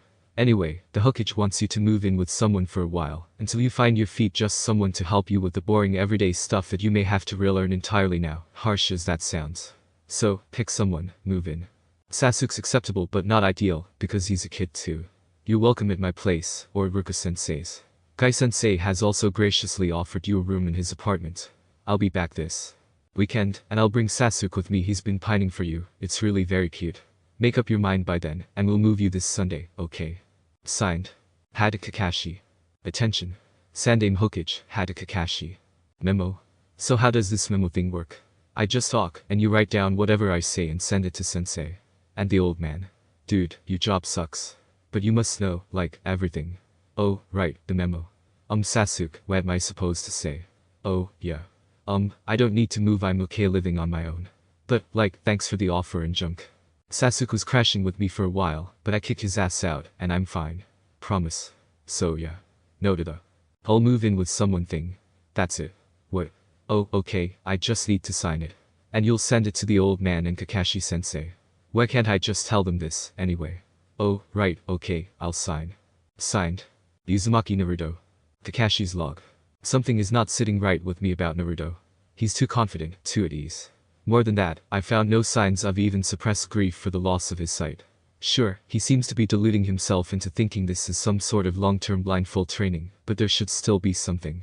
Who is it who taught him how to function without his sight in the first place? And why on earth did whoever that was think it was necessary? Yet again, this train of thought has led me to the familiar territory of none of my damn business. I'll have to keep my mouth shut and my eyes open, and hope that Naruto will trust me enough to tell me the truth. Until then, I'll try not to gag when swallowing his stories. A drop of water landed on my outstretched hand, and I couldn't help jumping slightly in surprise, as the icy water shocked the skin, slowly heating to a natural, almost undetectable temperature. Water droplet. Another struck my elbow and a chill flushed through my shirt in patches, and I listened to the unsteady pattering that was increasing in intensity as startled mutters from nearby people alerted me to the fact that it was starting to rain. I smiled faintly to myself, thinking, better get home. This shower's been building up for days. I'll be soaked through in seconds if I don't get back in time. I darted through the rapidly emptying streets with the ease of long practice, dodging people and avoiding the edges of buildings. It was easier to travel now, but I didn't really get why. People had generally stopped throwing things at me or trying to trip me in the street now, although that probably had something to do with the fact that I was usually out with Kakashi-sensei or Sasuke these days. Scary glares, I'm telling you. Icy water was flecking my skin rapidly now, and the beginnings of puddles scattered under my sandals as I sprinted down the pathway, heading for home as quickly as I could manage. The people around me were all evacuating for the safety of nearby homes or shops to wait out the ensuing rainstorm, but I was nearly at my apartment now. Just this last block, and then up the stairs.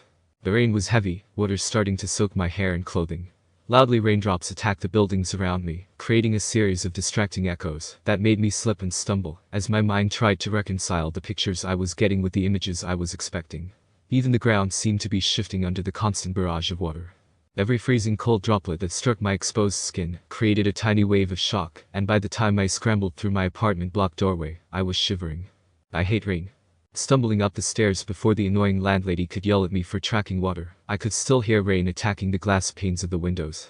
I was very glad I'd shut my window this morning. The thickness of the air had made it so hard to breathe. If it hadn't rained today, I'd probably have suffocated overnight.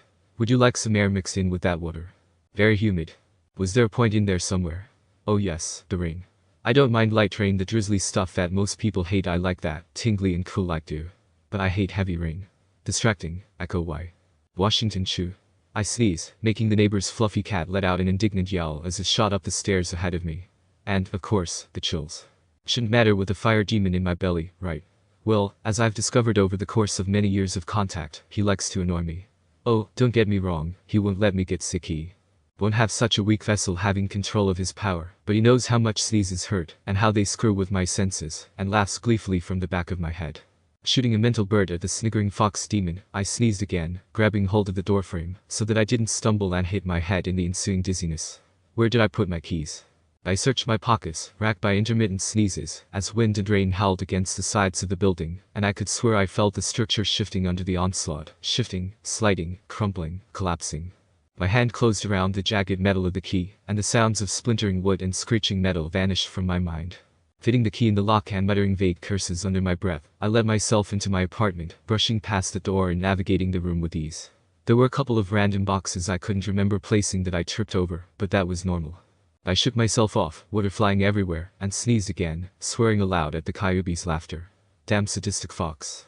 I changed into dry clothing quickly, rain pounding against the thin walls of my apartment. I was just considering what to have for dinner, instant ramen, air and water or instant ramen, when I felt a tiny flicker of something at the back of my mind. Putting it down to annoying fox, I continued shuffling through the kitchen and poking ramen packets, only to find myself freezing up as there was a faint crack, and then an explosion, followed by a harsh snarling rumble. Thunder roared overhead, making the very building shake, and I felt vibrations tingling through my body as the heaviness in the air drove into my eardrums. There was pressure on my lungs and I felt my heartbeat quivering. The thunder died rapidly, leaving my ears ringing in the relative silence of a howling rainstorm. I staggered backwards, shaking and gasping for breath, and tripping over something on the floor that hadn't been there a second ago. Must have been knocked down in the thunder, couldn't hear, couldn't feel. The odds, I hated thunder. Shuddering, I forced a couple of choking breaths through my lungs, putting my hand against the wall, vaguely noting that the Kyuubi had finally killed my sneezes. Damn fox, has to be good for something, I guess. I flinched and stiffened, my heart racing uncontrollably as a second burst of thunder barked loudly, the sound a whip cracker massively slamming door to my ears. I hate thunder, always have. What other people consider noisy and exciting is painful and downright terrifying for me. Loud noises never bode well, and thunderstorms make my head ache, and my chest hurt, and my ears start to ache from the pressure. I like a bit of light rain. But thunderstorms suck. Pathetic human, Kyuubi sneered, and I shook my fist uselessly at the demon, only to sneeze again. Afraid of a sound, can't even keep your own chakra under control, can't take a bit of water. Like you're one to talk on the water thing, I retorted sharply. Be useful or be quiet. There was a growl, and then silence. The fox had gone to sulk. I sneered back at him, baring my teeth to an empty apartment, only to gasp and jerk at a fresh bellowing peal of thunder exploding right overhead. I could feel it, the floor was trembling, I could hear my window rattling, I was shaking with the force of it. I slid down a wall I hadn't realized I was leaning on for support to sit on the floor with a strangled sound. I hate storms. Kakashi scanned the drenched street with a sharp eye, gray sheets of rain shuddering across the concrete as the rainstorm attacked nearby structures with the ferocity of wild animals. The odd flicker of orange kept catching his attention, but there was no sign of his young student, even as a fresh squall of wind blew icy stinging drops into his face. Naruto. The Jounin's head swung round, his eye instantly picking up the blue shadow sprinting through the downpour, and headed towards him. Sasuke. He shouted, catching up to the genin in a few long-legged strides. Both ninja winced reflexively as thunder growled angrily overhead, and as he realized the close proximity of his sensei, the Uchiha stumbled to a halt and doubled over, struggling for air. Have you seen Naruto?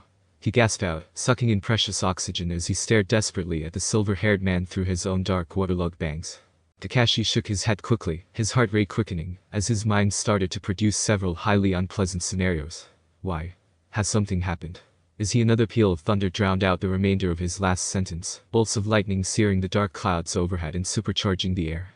Sasuke shook his head helplessly, still gasping, and managed to sputter, thunderstorms he hates them. Noise can't think get scared always has. Kakashi already knew Naruto's uncomfortable reaction to loud sounds could guess how the deafening rumbles would hurt his hypersensitive ears, and it wasn't at all difficult to imagine his student huddled in the thundering rain, blind and terrified. The Jounin shoved the mental image away and focused on the sopping wet Sasuke he had managed to steer under a shop hanging. Where did you see him last? He shouted over the din hammering against the roof. Have you checked his apartment yet? No? The dark-haired boy shouted back, still breathing deeply but no longer gasping. I was just on my way. He was out in the markets. Looking for Sakura, I think. Eloquent but quiet cursing escaped Kakashi's lips as he quickly traced several hopefully likely spots for his blonde genin to be sheltering. We'll go check his apartment first, and keep an eye out for him along the way. Lightning flashed again and thunder drowned out Sasuke's agreement, but both ninja darted away through the storm, as the skies roared their fury above them. Kakashi let Sasuke take the lead, allowing the worried genin to lead him to the right floor and apartment number. He already knew where Naruto lived, but Sasuke was bordering on frantic, as he checked the door unlocked and shoved it open. The room was dark, lit by no more than the occasional burst of lightning visible through the cracks in the shuttered window. Sasuke stepped forward straight away, one hand hitting the nearby table. While the pair of them waited for their eyesight to adjust, Kakashi knew the darkened room didn't mean much, because as depressing as the thought was, the light wouldn't matter to Naruto. Light or no light, he was still unable to see. A rasping breath of air caught both ninjas' attention, and in an instant they were focusing dark adjusted eyes on the shadows of the floor. Sasuke moved first, kneeling next to the small figure that Kakashi suddenly realized was Naruto, curled up in a little ball on the unpolished wood of his apartment floor. He looked smaller than ever, trembling and flinching defensively at every crack of sound that burst from the clouds. Slowly, Kakashi moved to kneel on the other side of his student, as Sasuke spoke reassuringly to his frightened teammate, one hand on his shoulder. Naruto, can you hear me? It's okay, we're here, it's okay, I promise. Can you hear me, Naruto? The blonde flinched at the first contact, but the familiar sound of his best friend's voice made him start to uncurl from his protective ball, raising his head enough for his visitors to see his sightless, blankly scared eyes. Sasuke, he said softly, dull eyes wandering aimlessly round a room he couldn't see. Sensei. Well, what are you two doing here? Are you okay, Naruto?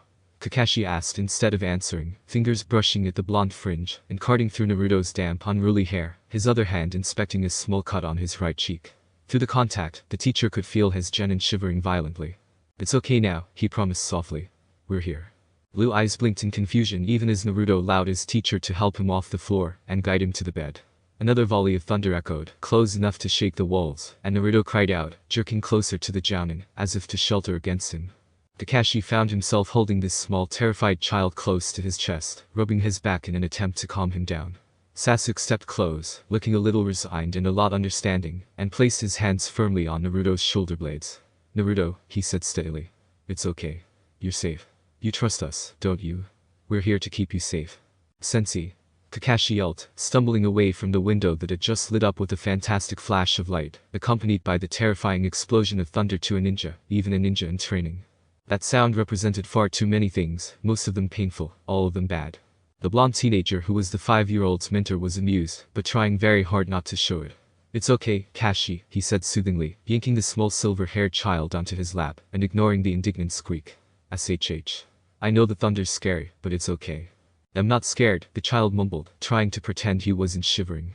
He found himself being hugged quietly by his teacher, the gentle voice whispering in his ear, It's okay, Kashi. Trust me. I won't let it hurt you. It's okay. I'll keep you safe.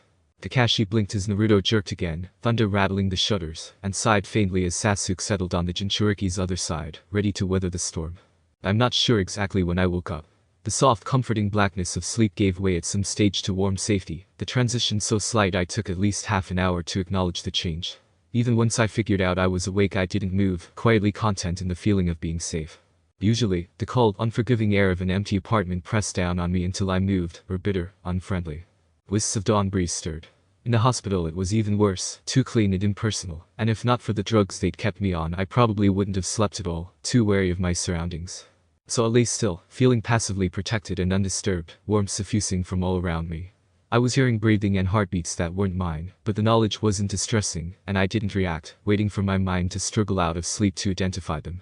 Eventually, I managed to gain access to enough of my sleep-fogged memories to realize Sasuke was against my back, barely on the edge of the bed, and Kakashi-sensei was on my other side, wedged against the wall.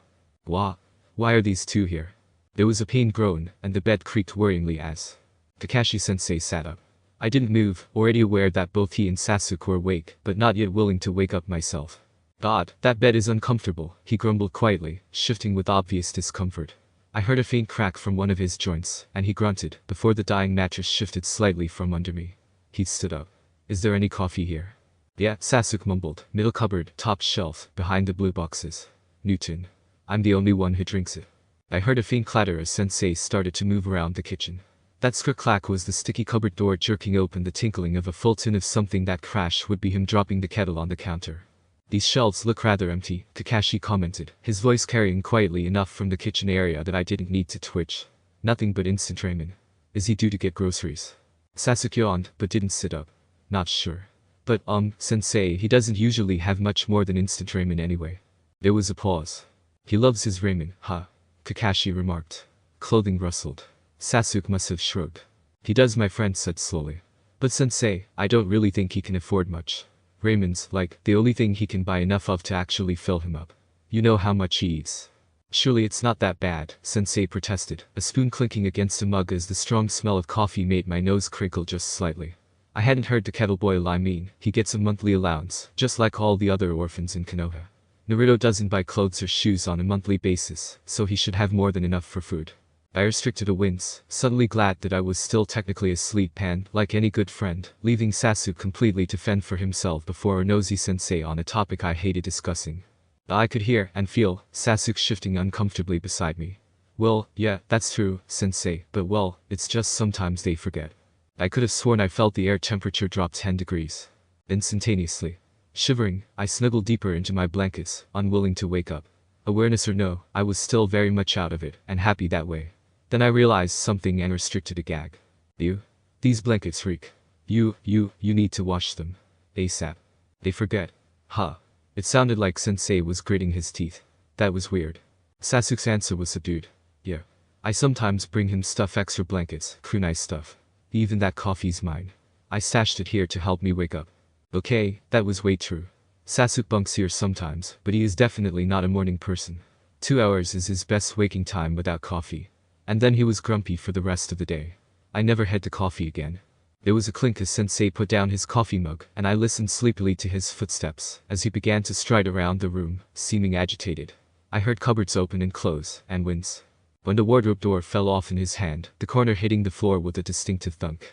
Stupid thing was always coming off. Sensei was flicking through my clothes, orange shirt, Sasuke's shirt, but abandoned that and walked over to the sink.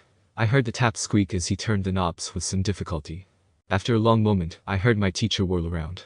He doesn't have hot water, he shouted.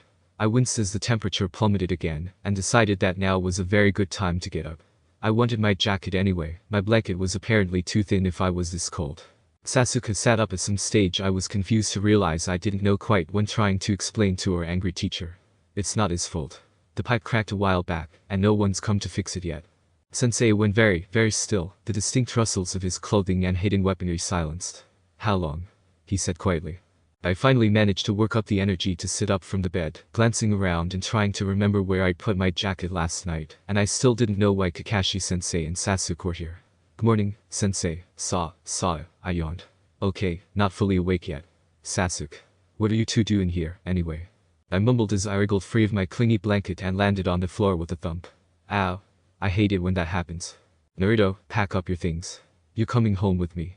Kakashi-sensei said flatly, and I was suddenly made very much aware of the waves of furious color intent seeping from him. Okay. I am so awake now. Kakashi-sensei, I don't know what I did, but whatever it was I'm very sorry and I won't do it again.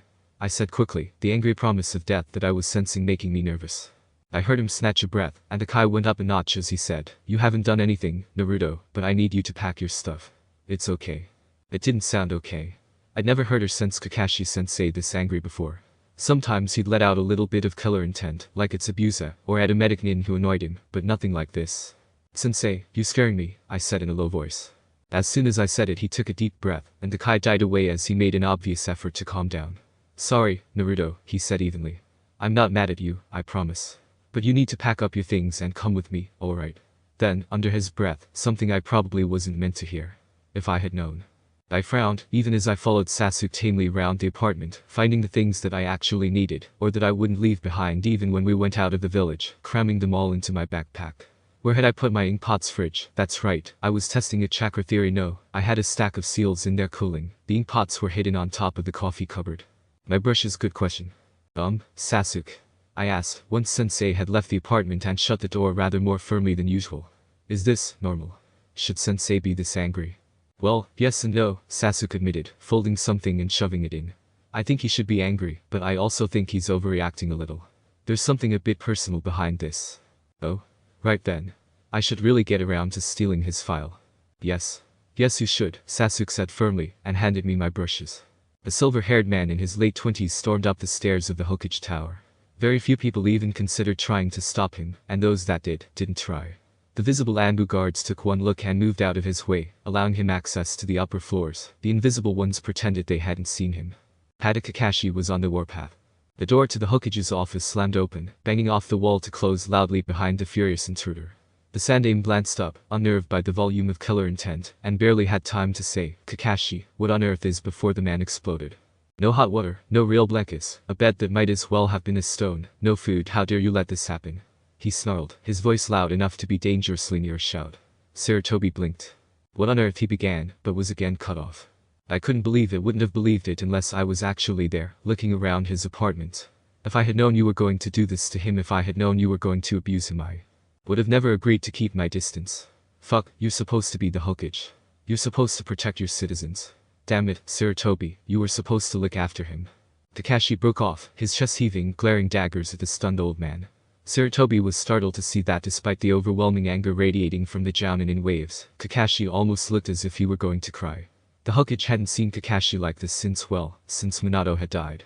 Kakashi, he said gently, choosing to ignore the impudence, disrespect and outright rudeness his ninja was displaying and making a mental note to have a chat with the invisible Anbu guards in the office, who all seemed to be pretending they could not see, hear or sense the murderous haddock.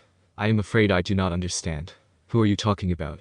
Apparently that was the wrong thing to say, as the color intent went up another notch. Sarutobi hadn't thought it possible, and Kakashi drew himself up angrily before spitting, Naruto. Sarutobi was on instant alert. Naruto. Is he okay? What's wrong? Has he been hurt? Attacked? Is he injured? Where is he now? Kakashi stared at his leader as if seeing him for the first time. How can you be so? How is it you don't see what I'm talking about? He asked, his voice low and incredulous. A dangerous state for a ninja. Are you so convinced that I was never going to find out? Naruto is blind, not me. Sarutobi drew a quick breath at the harsh statement, but Kakashi wasn't done yet. Sarutobi, he has no food. His 12-year-old teammate Sasuke has been supplying blankets in kunai. Naruto, how could you do this to him? The shock on the old Hokage's face was painfully obvious as he finally realized exactly what Kakashi was saying. What? He stuttered the first time Kakashi had ever heard him stumble over a word. He what? You didn't know? Kakashi's anger was ebbing slightly, his voice calming. Sarutobi shook his head as if to clear it, gesturing Kakashi to sit down. No. Did Naruto tell you this? Kakashi shook his head, sinking into the offered chair. I stayed the night there with him and Sasuke. This was the first storm since he was blinded. I figured thunder would be hard for him to cope with, so I went to check on him. He was frightened by the storm, and the only way I could calm him down was by holding him. Eventually he fell asleep, so I stayed the night. Sarutobi nodded to show that he was following, his fingers twitching in annoyance as he heard his Anbu guards breathe sighs of relief, now that Kakashi had calmed down. Anyway, this morning I woke up and realized just how hard his bed was, like stone, and all lumpy too. Frankly, it'd be healthier sleeping on the floor. He had a single thin blanket that belonged to Sasuke. More than that, I went through his cupboards, there's nothing there. He has ramen, and a tin of coffee that Sasuke brought over, and a bottle of off milk. Oh, and half a loaf of stale bread. Sir Toby was looking more concerned with each passing second. Well, he does love ramen, he offered. Kakashi shook his head. Sasuke was there. According to him, Naruto eats ramen because it's all he can afford. Oh, he loves it, yes, but he can't actually buy enough of anything else to keep himself fed. Ramen is cheap. Apparently, the people who issue the orphans monthly allowance sometimes forget to give him his. The Sandame's face was grey, his brow creased with worry. Forget. But how could they think to? Sir Toby, Kakashi was pleased to see, was beginning to grow angry too. And, he continued, you know that apartment he has. Not only is it falling to bits, he has to pay a horrendous rent, and the landlady isn't even keeping up her end of the deal. His water pipe cracked 3 years ago, and no one's come to fix it. Sir Toby was shocked. Why didn't he say anything? He breathed. He seems to feel it's no big deal, Kakashi confided. He honestly didn't understand what I was upset about. He even apologized. Because he thought it was his fault that I was upset. Sir, he has. Nothing. Sir Toby shook his head. I will get to the bottom of this, he promised. I assure you, Kakashi, I had no idea. But I will see those responsible punished severely. Thank you for bringing this to my attention. Now. I'm not done, Kakashi interrupted. Sir Toby blinked, then raised an eyebrow, inviting him to continue. Naruto moved into my apartment this morning, he said flatly. As he should have 12 years ago. I will not let him leave, not now that he has not only suffered a crippling injury, but abused all his life too. I will care for him now. Sir Toby frowned. We tried to convince him to share living arrangements when he was first blinded, he reminded his jounin. But he refused. He would not even bunk with Sasuke, his best friend. How can you? I told him to come, and he came, Kakashi said simply. Easy. You can tell his landlady that she can re-rent out the apartment. And if she insists on him completing the contract, I'll pay it out. Redirect the orphan allowance into my account, we'll see if they forget to pay after that. I will ensure that Naruto gets everything he deserves. Sir Toby considered for a moment, then nodded, reaching into his desk for a paper and writing on it quickly. Very well. I hereby make you Uzumaki Naruto's official guardian. That does mean he won't get an orphan allowance any longer, but you sure receive the dependent allowance instead, basically the same thing to provide for him. Look after him, Kakashi. Kakashi nodded once and stood to leave, but was stopped by the door as Sir Toby called out to him. Kakashi. The Haddock turned slightly. Sir Toby met his eyes and spoke seriously. I am sorry. After a brief moment, Kakashi nodded briskly and left, intent on returning to his student and, as of 2 minutes ago, new dependent. TWIN2. Crickets chirp. Okay. That plot twist came out of left field. I seriously had no idea that our muses were going to do this. It just kind of happened. This was just based around what would happen if there was a thunderstorm, you know, a bonding thing. Shakes head and grinned sheepishly, just shows that I'm not in total control of the story, and that I can still surprise myself occasionally. Or that my sister can still surprise me. TWIN1 is staring a conclusion with horrified astonishment.